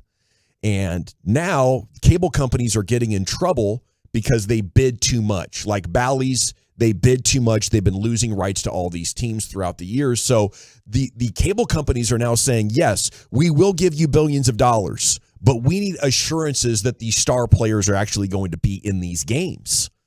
So Adam Silver is going to the teams and to the NBA Players Association and saying, listen, we can't do this, and then turn around and ask the cable companies for billions of dollars if you want to rest your star players all the time. We'll have to pick up this conversation because now it's time for the Mike McCarthy press conference. 2 questions. The first, just as someone who's worked with Aaron and has known him for so long, just did you see that play and just your thoughts and emotions on him, what he has to go through? Yeah, definitely. No, I was watching the game like everybody else. But, yeah, I mean, I think like everybody, you're hoping it wasn't serious. You know, it kind of reminded me of a play in 2018 against the Bears. It happened early in the game. He went in. They told me on a headset that he was done for the year. You know, a fracture in his in the knee joint. And he came out at halftime and threw for 3 touchdowns and won the game and played the rest of the year. So that's what I was hoping was going to happen. So, but yeah, I feel terrible for him. And with him out of the equation now, and just your impressions of Zach Wilson and what you need to do with him. Yeah, I thought he went in and obviously did a nice job. I mean, this is a very good football team. I mean, they have weapons in all 3 phases. You know, the energy, you know, the division game, the Monday night. So I was impressed with their team. Clarence Hill, Fort Worth Star Telegram. Brandon Cooks is on the report. Can you talk about what the situation is with his knee and whether he hurt it? Yeah, I mean, hurt it in the game. I can't give you the specific play. I think it was on the straight pass poker play. But he's doing okay. I mean, he's you know, we're in a jog through format here at 4 o'clock, so But I think he's going to try to do a little bit tomorrow. So he has a chance. Mike Toddars with ESPN. You think there's any letdown that your defenders aren't seeing Aaron, that they wanted to go against him and see what they would do? I think everybody was excited for the challenge. I mean, that's only natural. To play against a great player. But I think at the end of the day, we need to get to 2-0, and that's the focus has been good today. That's where we're looking at it. Saad Yusuf, The Athletic. With Zach Wilson, what have you seen from him throughout his career that what he does bring to the offense? Well, I can see the talent. He can play in the pocket. He can make all the throws. Can hit every quadrant of the field. I think. He looks comfortable in Nathaniel's system. He's played a lot of football for a young guy. So he looks like he's ready to take the next step. John. John Michaud, The Athletic. When you went back and watched Marquise Bell, is that kind of what you expected from him, from what you saw during preseason and that, or did he maybe even exceed some of your expectations? I think really you could see it last year, especially in the special teams part of it. The transition to the linebacker responsibility has been pretty smooth. He looks very natural in there. But yeah, both him and I know I talked on this on Monday. Him and Wanya have. This has been coming. So this is not. I think if you guys were at camp, I thought those guys both had tremendous camps. Garrett Podell, CBS Sports. Mike, I know it's early in the year, but Stephon Gilmore made incredible diving interception in first game. What would you say his impact has been both on and off the field for your team so far? I think he's made a very strong impact. You could see it right away. In training camp once we got to the team drills and so forth. But long before that, during the spring. His connection in the locker room, his leadership, he's been tremendous. So he's impacted us in every possible way that you can. How does James Slater, NFL Network, Breece Hall, what sort of challenge does he pose in the running game when you guys face him? Well, you just got to look at the 85-yard run. That tells you everything. He's, he can run between the tackles, has good vision, accelerates the crease, doesn't jump around. It looks like he doesn't waste any steps. And he could take it to the distance. So very impressive runner. Nick Harris, DallasCowboys.com. Quentin Williams was kind of the challenge with him and that whole defensive front going into Sunday. What's the challenge with him? Everything. He's a dynamic football player. I've been very impressed with him. I've enjoyed watching him the last couple of days. So when you don't. This is an uncommon opponent for us. We haven't played these guys. I know in my time here, I think there's 3 players left on their team since the last time the Cowboys and the Jets have played. So, but no, he's a hell of a football player. Ed. Mike Edwarder, ESPN. On a personal level, you had the experience of competing against Aaron last year in Green Bay. How much were you looking forward to this game and his presence in it in a different uniform? And what, if any, contact have you had with him since the injury? Yeah, I definitely reached out to him. I think, I go back to last year, it was great to see him personally and have a chance to spend some time with him. But, I was really irritated how well he played. It's just, but yeah, it's great to compete against, people you care about and people him and I have been through a lot together. So, I have a tremendous amount of love for him and this is tough. This is, I know he was very excited about this chapter of his life, and I was looking forward to seeing him this weekend. But yeah, I think any time in this game, and it's a, you can see how precious these opportunities are. Every game is such a special opportunity, and it's to compete in this league, and so. But yeah, I think we're all feeling for him personally right now. Calvin. Calvin Watkins, Dallas Morning News. Mazi Smith had his first game as a pro. Your thoughts on how he looked? Well, I saw him. I was walking down the hall with him earlier. Just told him, just so you know, this is not how it normally goes. This is a lot harder than your first game. So, but no, I thought he did a good job. He's young. He plays with a dynamic group. It's that's you talk about an alpha room to be a part of. But I think he fits in very, very well. But no, we're very, very pleased with the progress he's making. Son. Mike, on camp, you guys talked about how deep the roster is. Do you feel like you guys have a lot of players that are playing maybe below where they would normally be slotted? Like maybe a third pass rusher for you would maybe be a number one somewhere else in the league, and is that a benefit for you guys in that way? I don't know. I mean, I love our guys. We definitely have a lot of depth. I think that really the connection of young players and experienced players. I think we have a really good mix, and I think our older guys and we're definitely helping the younger guys. The first year players. I think it's all come together very well. So I am pleased with that. So, but I think each and every year, when you can't sign players back to second contracts, I think that shows you how much depth you have, and obviously what the rest of the league thinks of them. So, and we've had a couple of those guys. So, but yeah, I don't sit here and compare against the other 31 teams. Joe. Joseph Hoyt, Lone Star Live. Dak led the league last week in average time to throw, 2.11 seconds. How important is it for him to get the ball out fast, and what goes into that? Well, I think it's a lot of things. I think what you're doing, who you're playing against. I think the number one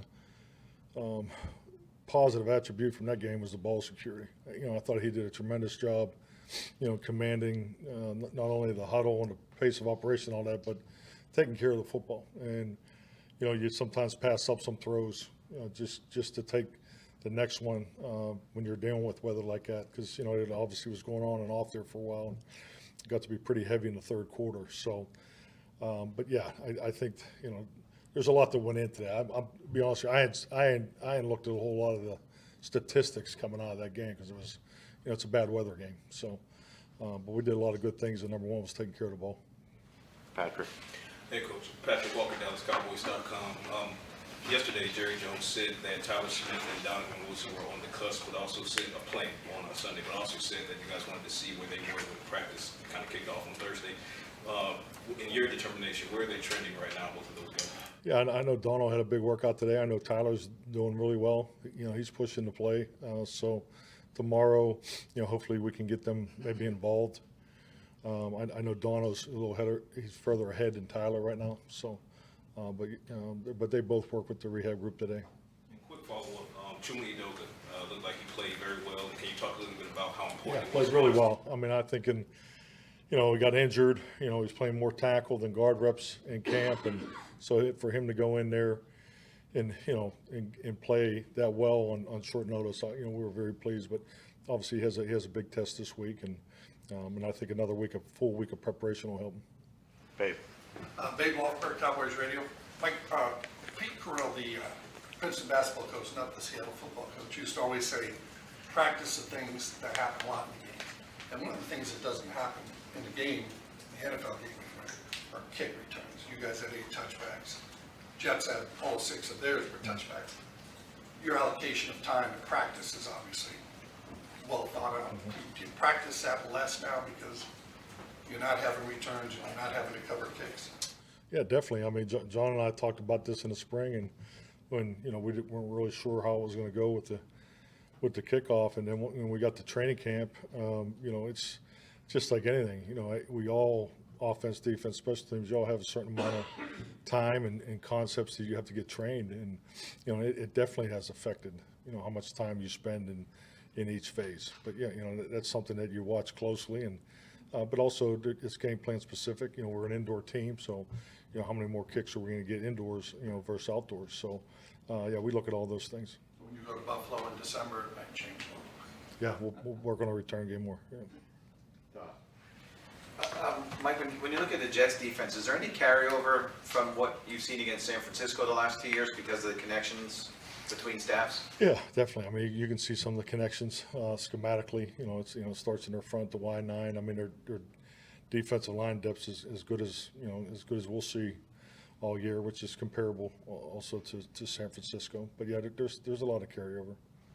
Have you found yourself looking at the playoff games the last 2 years to get a feel at all, or is it just solely on what? Like I said, Todd, we'll get you the game plan tonight. Okay, it's a little early. So. Brad. Mike, Brad Shant, Cowboys Radio. What was your evaluation of the way the tight ends blocked Sunday night? How they blocked? I thought, coming off of last year, we talked a lot about commanding the C gap, and I think we definitely took a step in the right direction. Yeah, so I think we're improving there. I think Fergie is the lead dog in that area. But yeah, I think it did a nice job. All righty. Thank you, Mike. Yeah, thank you.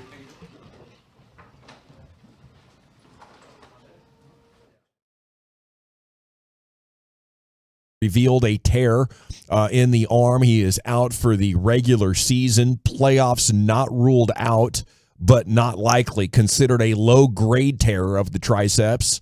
According to Chris Young, not likely to pitch in the postseason, but again, has not been ruled out. So that one's tough. The Rangers have won 4 in a row, and they have moved into playoff position once again, ahead of not only the Blue Jays, but also the Mariners, who've lost 4 of 5. So there's a lot of good things going on with the baseball team. We talked about it in the opening segment.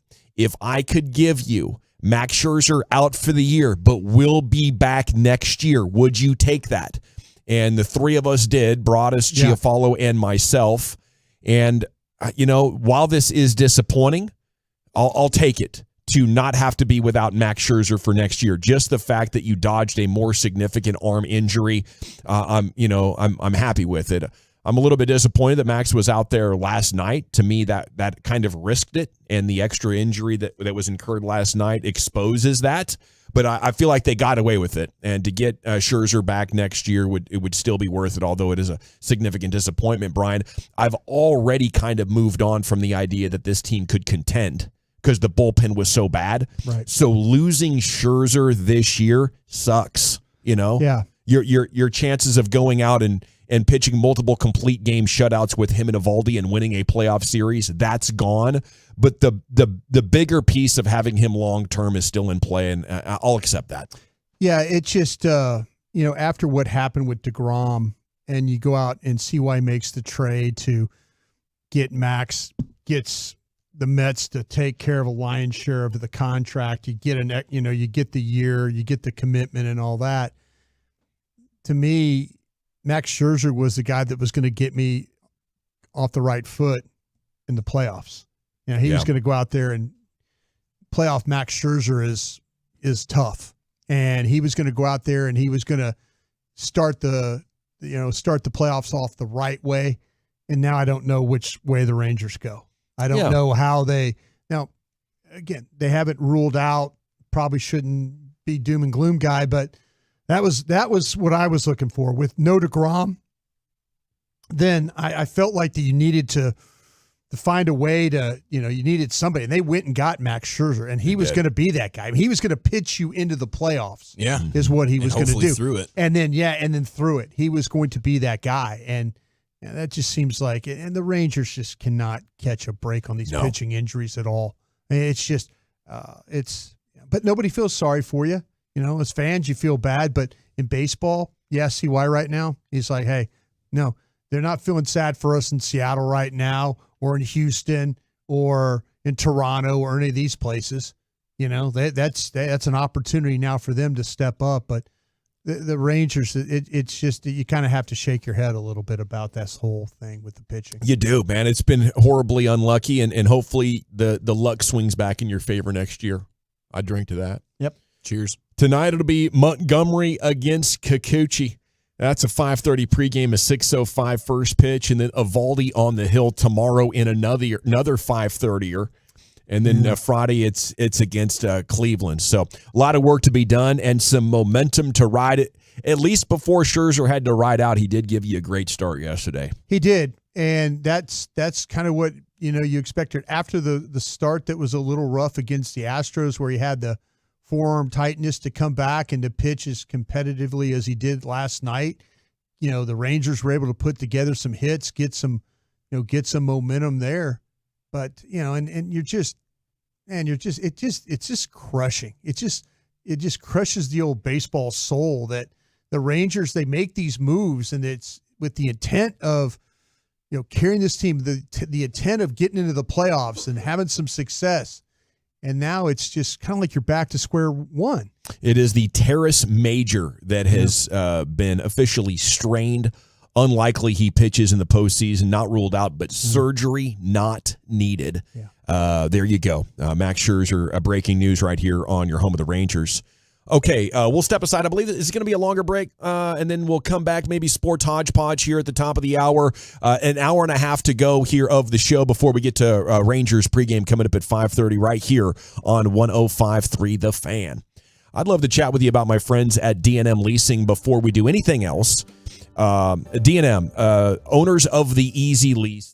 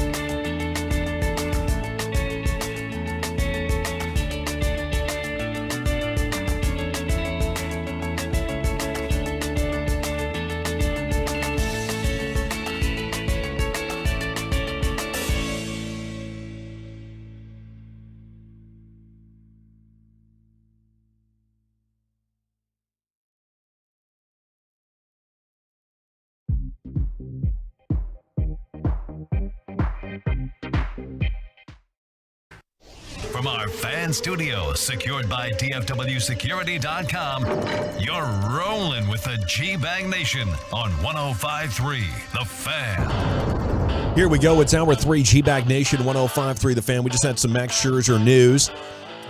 He's got a strain, and that's the teres muscle, something like that. He's out for the regular season. Playoffs not ruled out, but not likely, according to Chris Young. That is your update as right there last night. He's 73 pitches in. He's absolutely dealing his vintage Max Scherzer when you need it the most. And the triceps was bothering him. So the good news is between forearm and triceps, it's not going to require surgery. So next year, still very available for Max Scherzer, but just the latest bad luck development here for these Texas Rangers. The good news is they've won 4 in a row. They're back in playoff position, leading both Seattle and Toronto. And they got their eyes on Oakland now, who lost to the A's again last night. So pregame's coming up at 5:30. Here's your chief, Eric Chiafalo, with a sports hodgepodge. Yes, sir. Thank you. Got plenty to get to here. But, yeah, as you start to just ponder what's next here for the Rangers, man. I mean, is it Perez? Is it Heaney?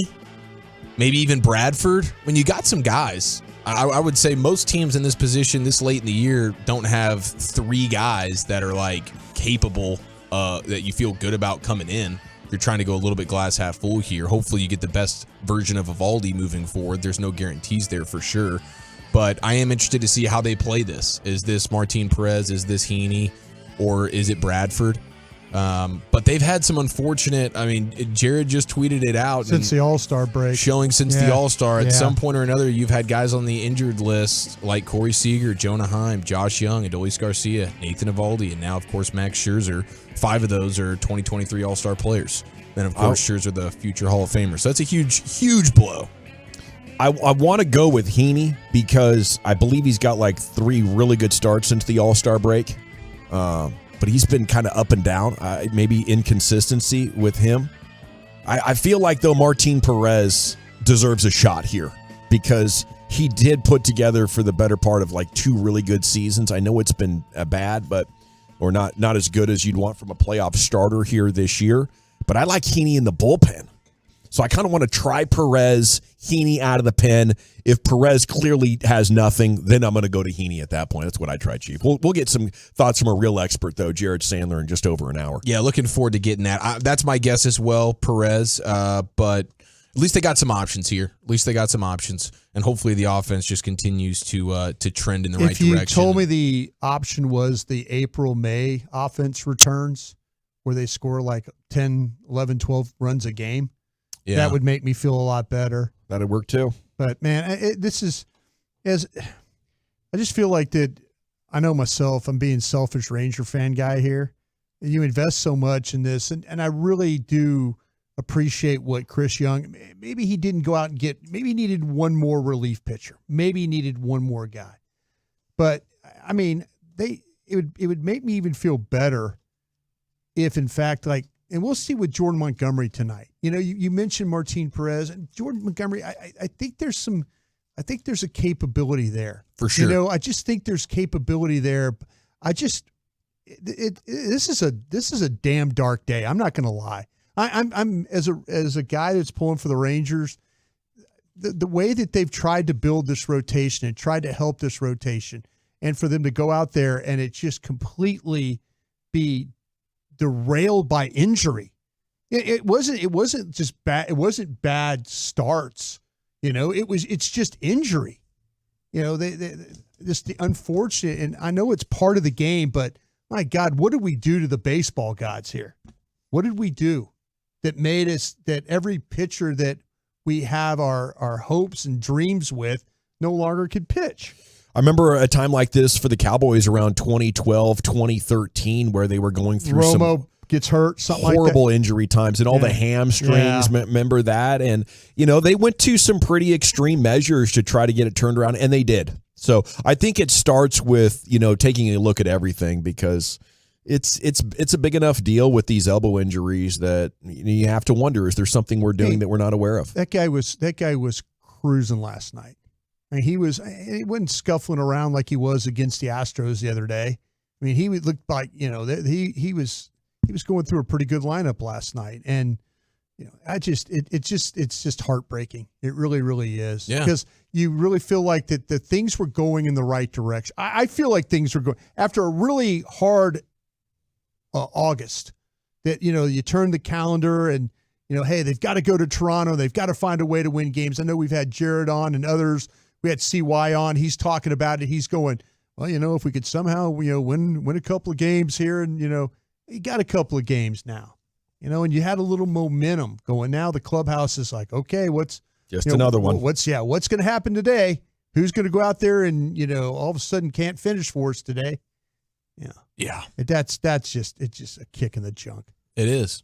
You said it's a dark day. And, it is a dark day, and for me it is. Yeah, good documentary, by the way, about New York homeless community living in the old train tunnels of New York City. Dark Days. Is that what it's called? It's a good documentary. Dark Days. Yeah, that would be rough, man. Oof. We're in the midst of that. I feel like I'm living in I feel like I got hit by a train. Me too. It's out there. And I'm wondering what's going to happen to me whenever I get home, because my wife, she's at home right now. All of our kids are basically sick. And so she texted me like shortly after the Scherzer news broke, and she says, "I'm on the verge of a mental breakdown."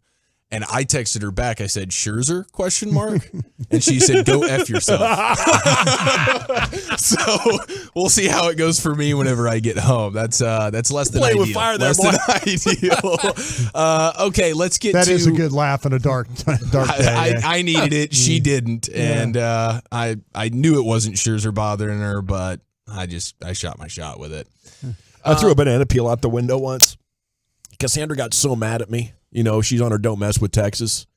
And I said, "What, are you worried about people spinning out behind us?" She gave me a look like, oh, okay. Dude, a Mario Kart joke right now? Dude, that's about it. I thought it was genius. That's exactly what I needed. Wait till I see these turtle shells pop out. I'm going to cry.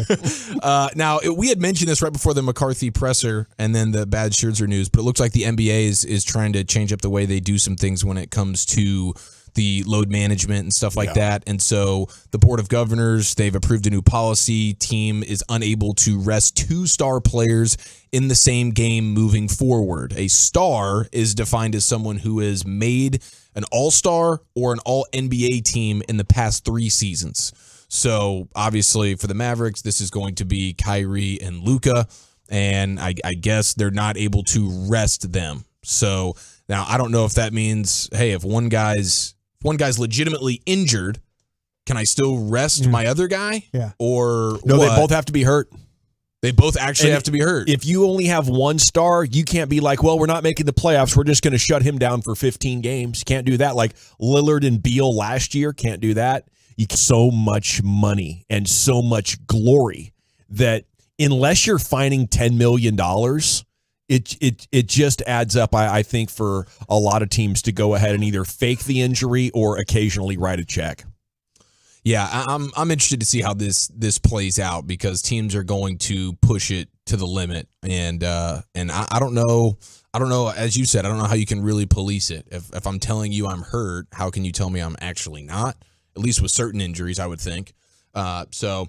Now, a couple other things to see here. I did notice on a good Cowboy front, the highest graded players that are on new teams from an NFL standpoint this week, Stephon Gilmore was 3rd. Yeah. So in week 1, in terms of new or old players in new places, Stephon Gilmore is the early returns are one of the best offseason additions across the entire sport, which is very, very encouraging. And then when you look at the lowest passer ratings allowed, you have 2 of the top 4. Stephon Gilmore allowed a 12.5 passer rating, and Deron Bland allowed a 25 passer rating. Those are 2 of the top 4 lowest passer ratings allowed for week 1. Weather and good pass rush.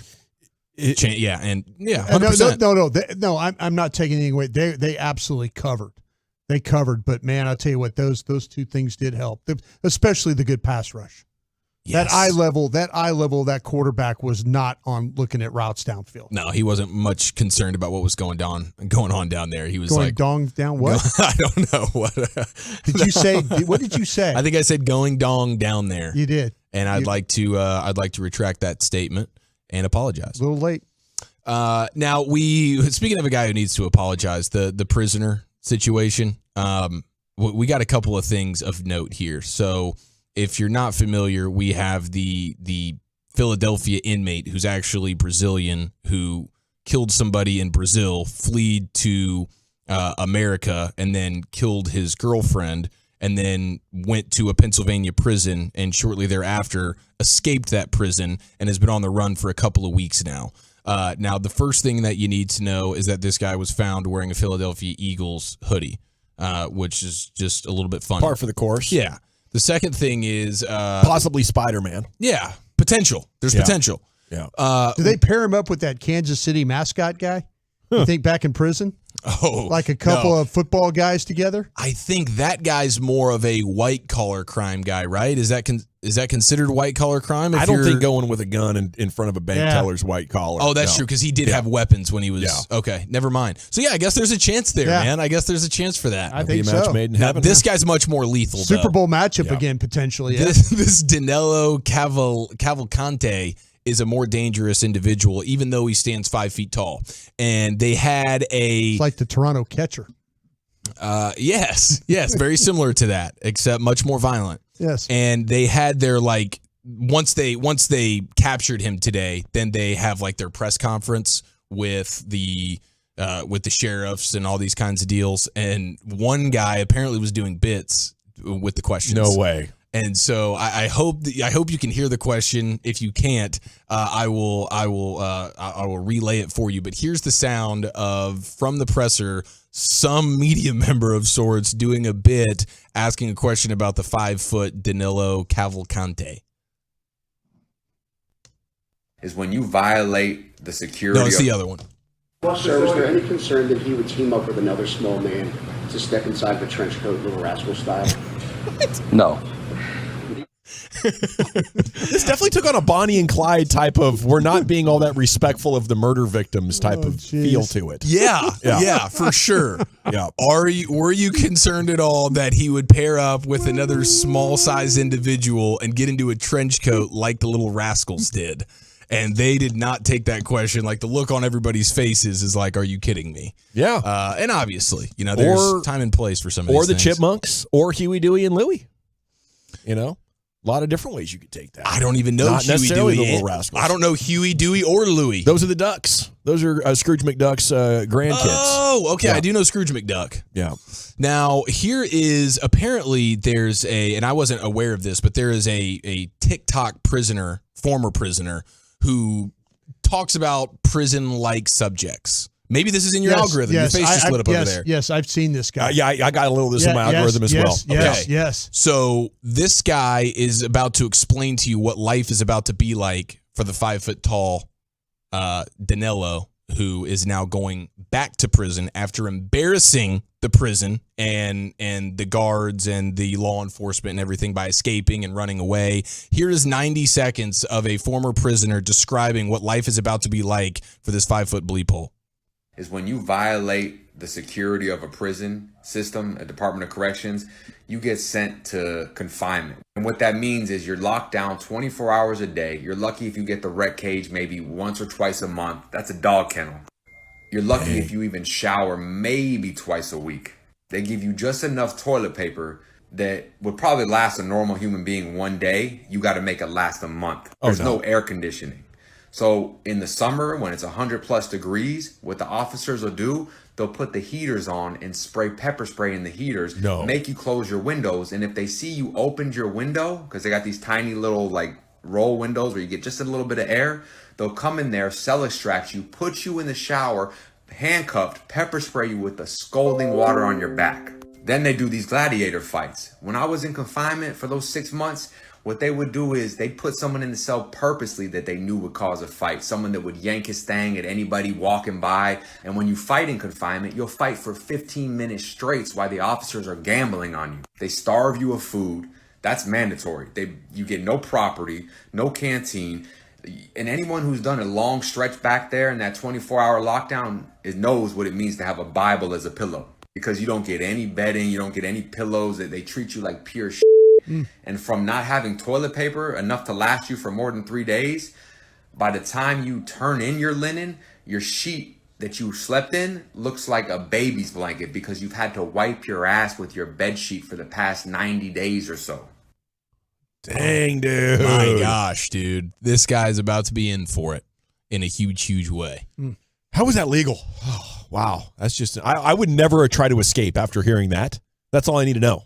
I'm doing my time, bro. Yeah, unless you got a legit after escape become plan. Andy Dufresne. If you're Dufresne Andy Dufresne, and yeah. you got a super high IQ and you got your ducks in a row here for what life is going to be like. This guy's just been running on foot, breaking into houses, making himself sandwiches, stealing some clothes and stuff like that. He's appeared up on like doorbell ring cams and stuff. Like he's just been willy-nilly. See, that was a huge mistake of his not reading up on how to live off the land. You can't get out and panic because you need supplies and start breaking into homes and stealing cars. That's how they track you, bro. You have to be able to get and go stay on a river for 2 years till they forget about you. Pepper spray in the heaters. Dude, I'm done. I'm not escaping. In the summer. That's all I need to know. Well, I don't even understand it. You end up looking like Idris Elba trying to eat Hot Ones wings. Yeah. Dude, just give me the chair. You know, you talk about cruel and unusual punishment. Yeah, I'll take that That's chair. next level right there. Okay, Wooly Bully is out. Zach Wolchuk. His top 10 is every afternoon at 4:20. Who has those broadcast responsibilities today, gentlemen? I'll take it. It's National Kids Take Over the Kitchen Day. We're going to celebrate that. We'll do that next. This could get interesting, folks. Stick around. Broadus doing the top 10. I'm going to tell you about Diamonds Direct and why they're here to...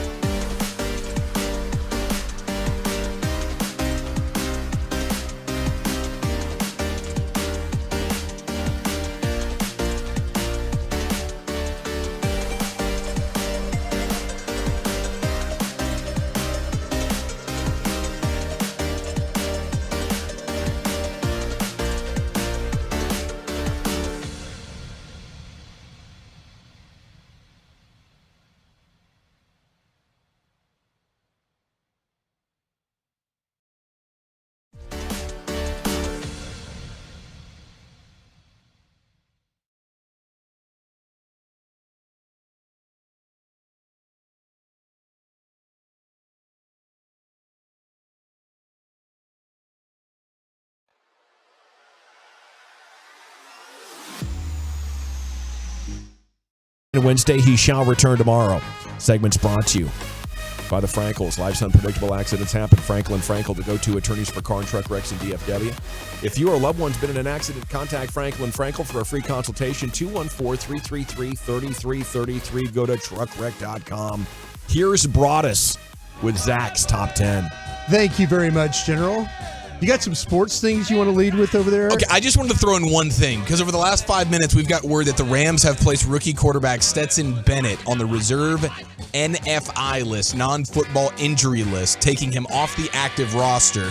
Coach Sean McVay was asked about it, and his quote is, "Out of respect for Stetson and the situation, I'm going to leave all of those specifics and particulars in-house."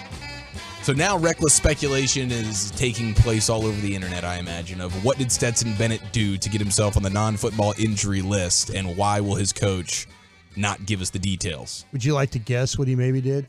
I mean, I think most people are going to assume some level of, like, drunken idiocy, rolling an ankle or something like that.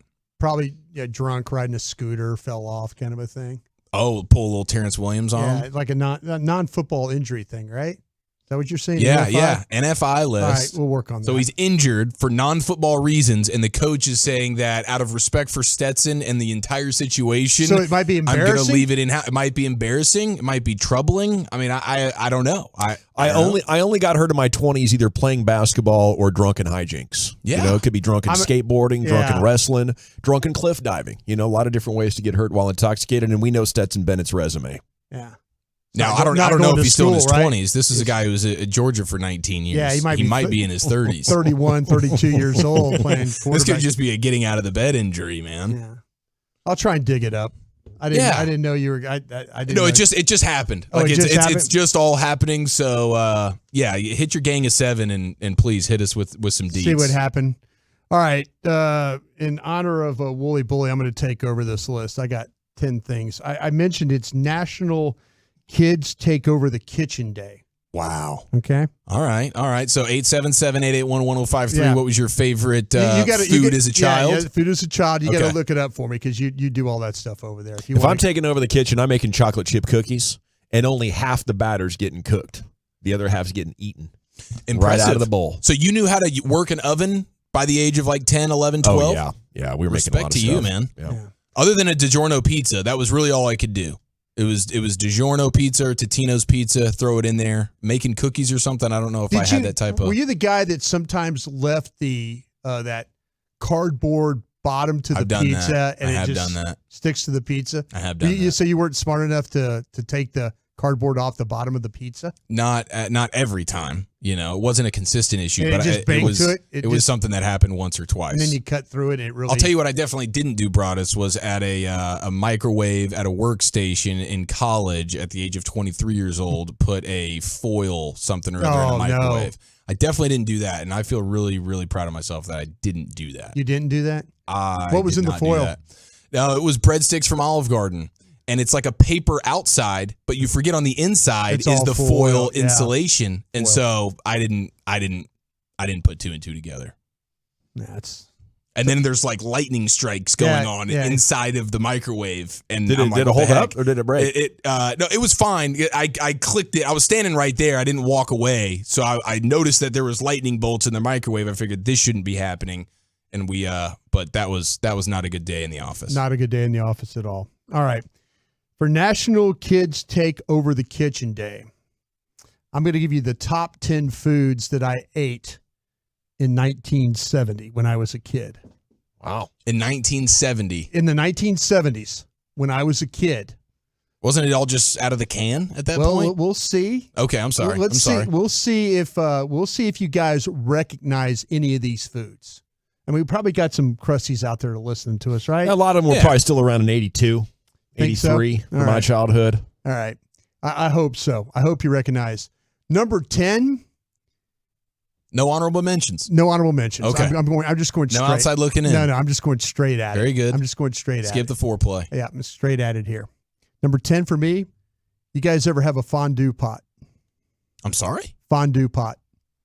I can't say. As a child? Even as an adult, no. I had one at 12 years old. I had a fondue pot. Yes, because you guys were giving away shrimp cocktails to your friends Crab as legs. party favors Crab on their way legs. out. Crab Yeah, legs. My crab legs. apologies. If you came to my house and you had a lot to drink on the way out, you got a bag of crab legs. That's for my something you dad. get at like 27 or 28 when you're trying to have a dinner party with your idiot friends and you're trying to convince yourself that you're grown up now. You don't get this at 11 years old, Brian. 12 years old. Fondue pot. I used to make cheese fondue. I also figured out how to do a fondue pot with like hot oil and then take steak on the skewers. If you don't know what a fondue pot is, it's like it's got the burner on the bottom of it, though. And then cheese or chocolate just comes pouring out of it like a gorgeous it's like a pot. And then waterfall. you have these long like spears or forks, and you take them and you put your protein or your whatever you want, your bread, and just dip it into whatever you're making in the fondue That's pot. the most. Is this about to be the most highfalutin kids food list of all time? Yeah. Okay. At number 9, snack pack pudding. Oh, that was good. I did yes. prefer the tapioca or the butterscotch. That was, both of them were good. Yeah. And number 8, ding dongs and Twinkies. Exceptional. The ding dongs coming in the little foil. And when you looked into your lunch bag or box and saw that little like hockey puck of goodness, you knew you had a special treat on your hands that day. You put that thing in the refrigerator, make them a little, like firm them up a little bit. Cold ding dongs were very good. Really good. Get nice and shriveled for you. No, it would get shriveled. The snack pack had great staying power because you're talking about it from the 70s. I was That's a hammering can. those in high That's school. putting in a can. Oh, in a can? Okay, they evolved into like a little plastic cup. Putting in a can. Number 7 was the Swanson Hungry Man TV dinners. Nice. Yes. A blast from the past. I'd love to bring those back. Hey, Peyton Russell's still bringing them back. Really? You go into that freezer right now, I guarantee you there's a Peyton Russell Hungry Man. I don't know the in last there. time I had one. I do mess with a chicken pot pie every now and then, though, about once a month. Number 6, Kool-Aid. Everybody's familiar with Kool-Aid, right? But I used to get Kool-Aid in a it was in a small little packet, and you had to make it. Of course you did. It wasn't like with the plastic. Had to add a cup of sugar. The scoop, yeah. But it was in a little square packet, and you just tear the top off, and then like taco seasoning. Yeah, exactly. Like McCormick's like taco season, all that. Number 5 was the Snackmate pasteurized cheese spread. Oh, that's your cheese in a can. Cheese with a in little a can. nozzle. Yeah, the little white comes a little can. Fairly common long thing. nozzle. Yeah. It's Yeah. like frosting. Cheese whiz. It's like frosting in a can is what we used to have. Yeah, We- Cheese Whiz chased them off. Yeah. Really? Okay. Yeah, they sure did. I imagine Broadus still moseys Yeah. on over to his fridge in the middle of the night and just goes can to Oh, mouth. yeah, you can absolutely do that. Number 4 was Mrs. Paul's fish sticks. Okay. These were developed in 1946. By I was the way. more a Gordon Fisherman guy myself, but I'll see your Miss Paul's. Miss Paul's fish sticks were good. Tang at number 3. You Oh, guys yeah. ever deal with Tang? Oh, yes. What young man didn't enjoy some Tang? Many a tummy ache from overloading on the orange powder. Had to be careful with that. You could do too much. Yes. Too much. I was heavy-handed. Number 2, Hamburger Helper. Oh, for sure. Yeah, that's still around today. Yeah. With the cheese. It's kind of a goulash Staying kind of a thing. power. Yeah. Staying power. The things that'll you would stand the do test with of time. ground beef in the 70s, from the goulash to the sloppy joes. Sloppy joes. A lot yeah. of different things. A lot of things. And number 1, Chef Boyardee ravioli out of a can. Yes. Yes. Oh, you guys like that stuff? Dude, raviolis. That or SpaghettiOs. There You was could do- something in the flavor of that sauce. The SpaghettiOs, too, is just off. No, that I'll tell you what, those ravioli things, they had plenty of meat in them. They were tender. Yeah. You heated them up. That was a good, solid meal. Keep you full. Yeah. There it is. Brian Broadus filling in for Zach with an H in his top 10. Wooly Bully will be back tomorrow. LA Live with Lucius Alexander is coming up next. LA, what do you have planned for us, sir? Yeah, it is a Butt Naked Wednesday. I got some news bloopers for you on Hump Day, yeah. Come on. I'd love to tell you about D&M Leasing before we get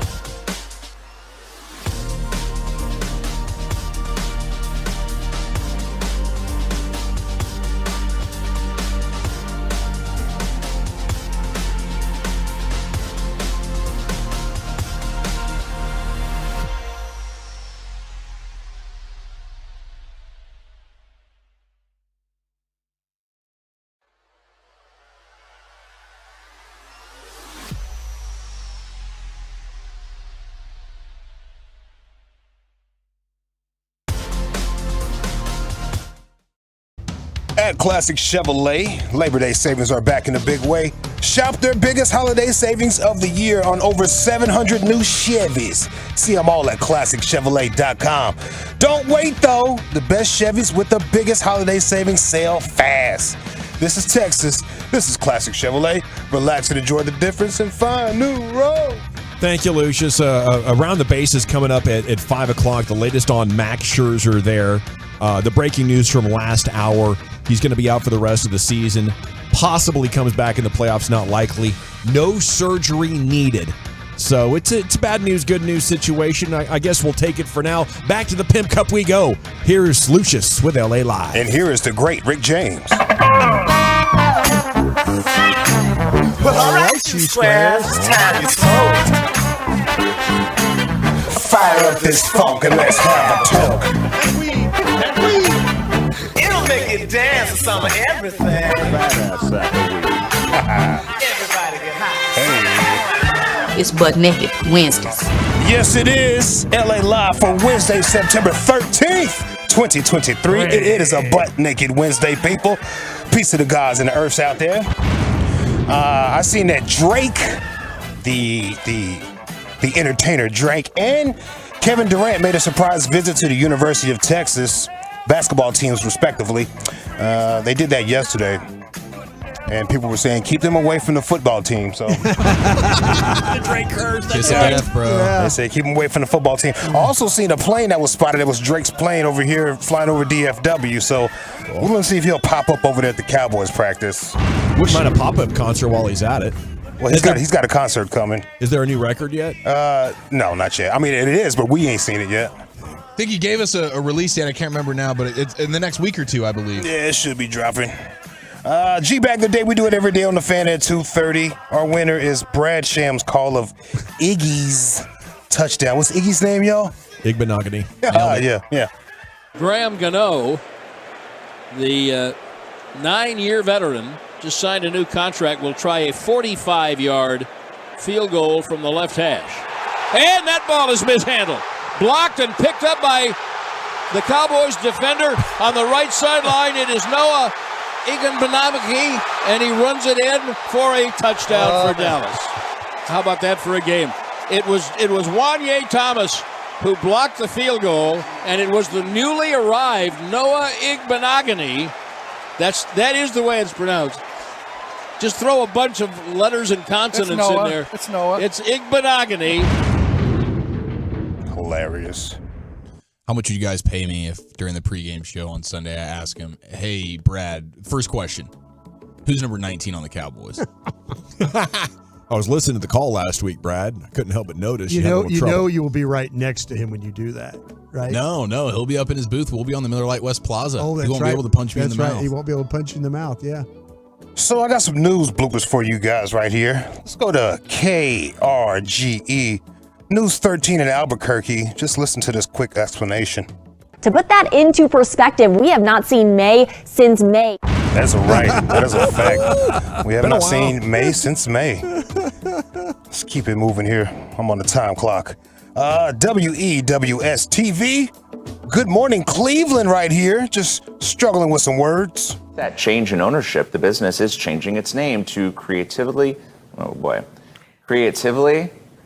Nope. Creatively? Creatively. That's weird. Creatively. Sip the hot cream. Please finish. Okay, I'll finish for you. Creatively made and operated. And to celebrate this new beginning, they're rehosting a ribbon cutting ceremony this afternoon. That's going to start at noon. We made it almost to the end of this newscast without some sort of mail. I did have ASAP Rocky. So we'll just add creatively. No, creatively. Yeah. Everybody's involved now. ASAP Rocky. Let's go to NBC 6 TV. There's a report on that hurricane that got towards California. Was it called Hillary? You remember that? Is that the storm out there? A couple of weeks ago, right? Yeah. Several weeks ago? Uh-huh. I think it was Hillary. Yeah. I'll look it up. All eyes right now on Hillary Clinton, excuse her, Hurricane Hillary, let me get that right, as it continues to track towards the United States here, towards California. All eyes.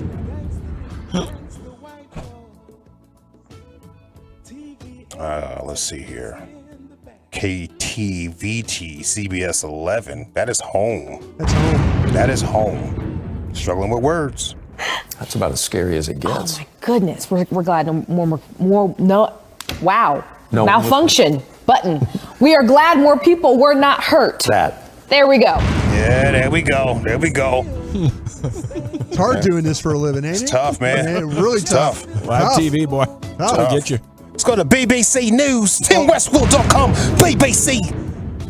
They got a little technical difficulties right here. Struggling. Let's hear a little of that news conference now. Well, apologies, we can't bring you that clip, but Charlotte Gallagher, our correspondent, has this report. As the public face of the PSNI, Chief Constable Simon Byrne, Chief Constable Simon Byrne has been under an incredible amount of pressure over this data breach. Today, he said he was deeply sorry, describing the breach as of an... Words up. Well, apologies for that. Sorry, man. Forgot to edit the file before I sent it off to you, didn't I? Let's see here. That's bollocks. Yeah. It's Hump Day Wednesday, y'all. Butt Naked Wednesday. Shout out to Miss Badu. Made it. Let's go to Fox 2 Detroit News. There's a hot new trend sweeping the nation. Young people are now taking themselves out on elaborate solo dates. And I'm going to be careful here because this trend is called master dating. TikTok is all over this trend. I can't do it. Because it doesn't just include dates. It might also involve buying yourself some nice gifts. Take yourself to dinner first.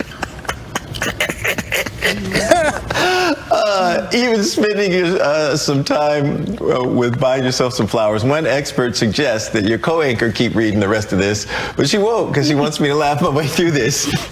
Now you can send yourself flowers in the morning with a card that says, "Can't wait to see you tonight." Come on, man. Is this real? The point is to love yourself as a person and realize you deserve good things.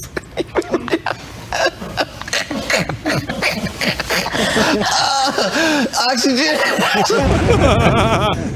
Some classic loser shaming right there from that guy. Gosh, master dating. Master dating. Gotta be careful. Master dating. Yeah. Let's see. You got to know all the names of towns, especially when they come up on a teleprompter. You've never heard it before. You got to freestyle it. WGN, Chi-Town. Funny names of a town. Here's some other great town names. Lititz. Oh, it's Lidditz. Good guess, though. I like how she just jumped out there with it, bro. Sounds like a town I'd like to visit, though, Lou, just to be honest with you. Just jumped on out there. Let's see how much time we got on this, boy. I got enough for one more on you. Yeah. All right, there was a new dinosaur. No, I won't do that one. I think there's snow-capped mountains in Lititz. Sorry. Let's see. Weatherman struggling with words. What? It's going to be areas of drist and mizzle. Drist and what am I saying here? Mist and drizzle. I literally combined both. Drist and mizzle. Off the hizzle. Let's see what else we got. KXRM-TV, Fox 21. They discovered a new dinosaur and they're talking about it. Tonight, scientists have discovered a new species of giant amphibian after its fossil was found in Australia. Wow. Ooh. The 240 million-year-old fossil was inside quarry rocks that was intended for constructing a wall. Huh. Wow. The new species has been named something I can't... You want to do it? Arenoreptin. Damn near rectum. I mean, supine sand creeper. Yeah, man, I can watch news bloopers all day long. It's fantastic stuff. All right, man, that's my time. See you guys tomorrow. Lord willing, the creek don't ride. There he is, Lucius Alexander, another edition of LA Live. Normally comes at you every night 5:40, but tonight 5:40 we're going to be in the midst of a Rangers pregame show as they looking for their fifth win in a row tonight. We had Max Scherzer news earlier. We'll go around the bases, get the latest on Max Scherzer and other stuff from around the world of the big leagues. And then Jared Sandler's going to join you right here coming up in the next hour before we get to the pregame at 5:30 on The Fan. I want to chat Frankels with you because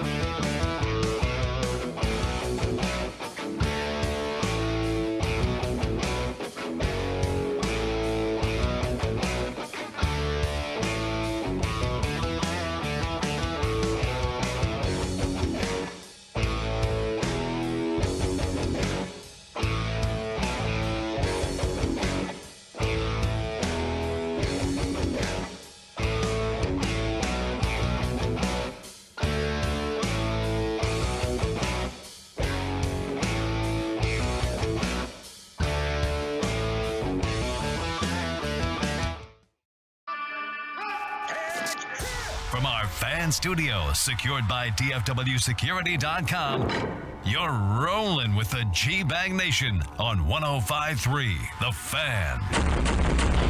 It's hour 4 of the G-Bag Nation on 105.3 The Fan. We're 26 and a half minutes away from the Rangers pregame as they look to get their third consecutive win against the Blue Jays from Toronto. The dub last night, fourth in a row overall, clinched a tiebreaker against Toronto if they need it in the coming weeks. So you have that. And the breaking Max Scherzer news from about an hour and a half ago. Here's Eric Chiafalo with the rest of our trip around these bases. Buddy, how we doing? Doing fantastic. 877-881-1053. Where should the Rangers go from here in terms of this rotation? Who gets the bump up? Who should be that guy? They got some options, and maybe more options than most teams would have at this point in the season.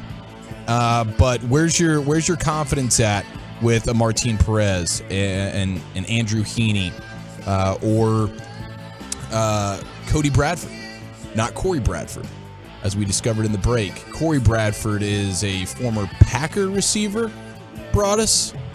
Yes. Former Packer? Yes. So not Corey Bradford, but Cody Bradford. Yes. And I don't know, do you guys are you guys leaning one way or another on that? Sorry, Heaney's the best one, I think. And I would say 5 out of 10 with Heaney. Okay. The other guys under 5. I went with Bradford. I kind of felt like that.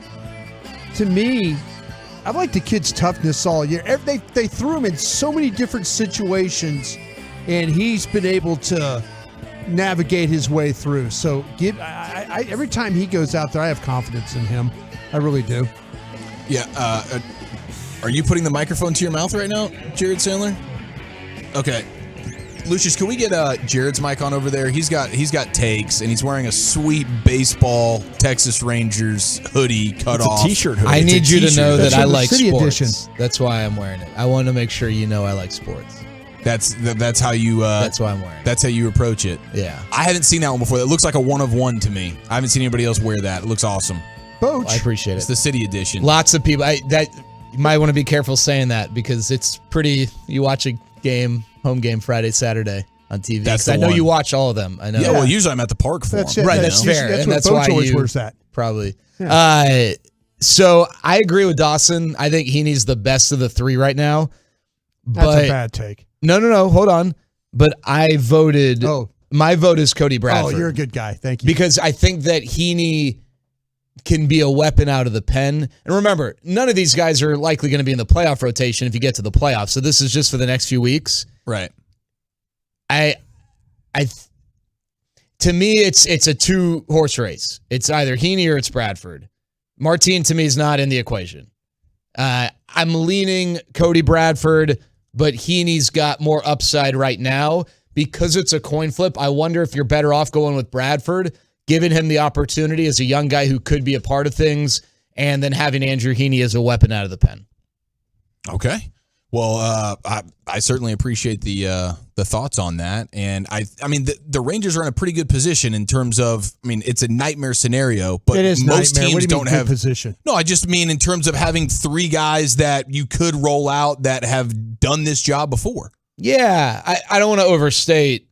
It's not like they've got the Dodgers roster of 3 years ago where they're rolling, they're kicking a guy with like a 3.1 ERA out of their rotation when everyone was healthy. But yeah, they have options. And if Andrew Heaney's one of those options, I mean, the guy's, I think in 28 of his starts, he's had 8 shutouts. Like, there's nothing wrong with that. You take that. Cody Bradford has competed really well. Martin Perez has been better lately. And he was an all-star last year. So, maybe there's points there. Is Evaldi your for sure game 1 playoff starter? Like, do you know that for sure today? Yeah, well, they might not be in a position where depending on, if they get in the playoffs and they get in via the wild card and don't have a bye, they might not have an opportunity to set their playoff rotation. It might just be who's the freshest, right? If, let's say, Evaldi has to pitch game 161 or 162 for you, if everyone is fresh and ready to go, yes, Evaldi's my number 1, Montgomery's my number 2, and for me, John Gray's my number 3, and Dane Dunning goes to the bullpen because I think velocity and strikeouts tend to play a little bit better in the playoffs. Also, John Gray hasn't pitched out of the bullpen for you this year. Dane Dunning has, and he's done it effectively. So I think that's maybe why I would go Gray as my number 3. And if I need a number 4, well, you're probably mixing and matching at that point anyway. Jared, sometimes we see teams in the NFL that have to fight their way into the playoffs. Say the last month of the season, December, they're having to win games to get in. Could this be a benefit for the Rangers to have to fight their way in when it gets to potentially being in the playoffs? I mean, some teams have where they have, like the Braves, they've already clinched. You'll have Braves are a great team, but is there something to a team? And you could kill what I'm trying to say. No. I've long believed that fighting teams, your way. You're a fan of the Packers, yeah, and they fought their way to win a Super Bowl. Having to go through. The Giants are a great example of that too. I just wondered, in baseball, does it help you having to fight your way in? Yeah, I think I have a theory, and I remember back in 2012 when I looked at it because I was covering the Tigers and they were running away with their division. There was data to support this. I don't know how it's played out as the playoff format has changed over the last decade, but yes, teams that basically entered September without any sort of challenge to make the playoffs didn't necessarily just get a free pass waltzing into the, to the World Series or even the AL or NLCS. With that said, I would imagine those teams maybe that did get challenged and had success were maybe a little healthier. Mm-hmm. The Braves won the World Series without Ronald Acuna Jr. Yeah. But the Rangers are, I just think that at some point, maybe looking at the list, I didn't think of this till today, maybe they deserve a little bit of grace because in a very short period of time, and you read it earlier, Seager, Heim, Young, Garcia, Evaldi, Scherzer on the IL. Evaldi for an extended period of time, Young for an extended period of time, and Adolis presumably for an extended period of time. Scherzer here in the month of September. That's a lot. I mean, that's a lot to have to go through, and you're going to get most of those guys back hopefully for the playoffs, but yeah, I mean, it's going to be tough. But yeah, I mean, maybe there is some benefit having to sprint through the finish line going into the playoffs. Let me ask you this question. I would say, would I rather be the Braves than the Rangers? I'd rather be the Braves. I know you would. Yeah. That's a hot take. Very strong take. If Seager had played an entire season, could he have hit 400 this year? No, it'd be harder for him to hit 400 with a full season than a shorter season. Well, I'm just saying in a way, though, the opportunities, I know it doesn't add up. I don't think he hits 400. I think it seems like to me every night he's a 3-for-4 guy. Yeah, I think the question to me is, or 4 if for he 5 plays the full season, whatever, is he an MVP? And I think with the way it's played out for Shohei Ohtani, not that he hasn't been awesome, but because he's hurt and he is on a team that's just a dumpster, I think you could I think it would be a really great debate and discussion who the MVP is. I just think it's because Ohtani leads in OPS, he leads in home runs, he leads in RBIs in the American League, plus the pitching. He went 12. How many games he win? 10, 11, 12? I don't know how many games. I just know ERA in the low threes, more than a strikeout per inning. He was really good. But Seager's WAR would be pretty comparable if he played a full season. And it'd be interesting to me. Our conversation with Jared Sandler continues. He's a must-follow for Rangers fans everywhere, at Jared Sandler. And we'll get more thoughts on the Max Scherzer injury and where the Rangers go from here. How viable is it to just get to the postseason and out-hit everybody for a couple, 2, 3, 4 weeks? What do you say? We're back with that discussion and more here on 105.3 The Fan.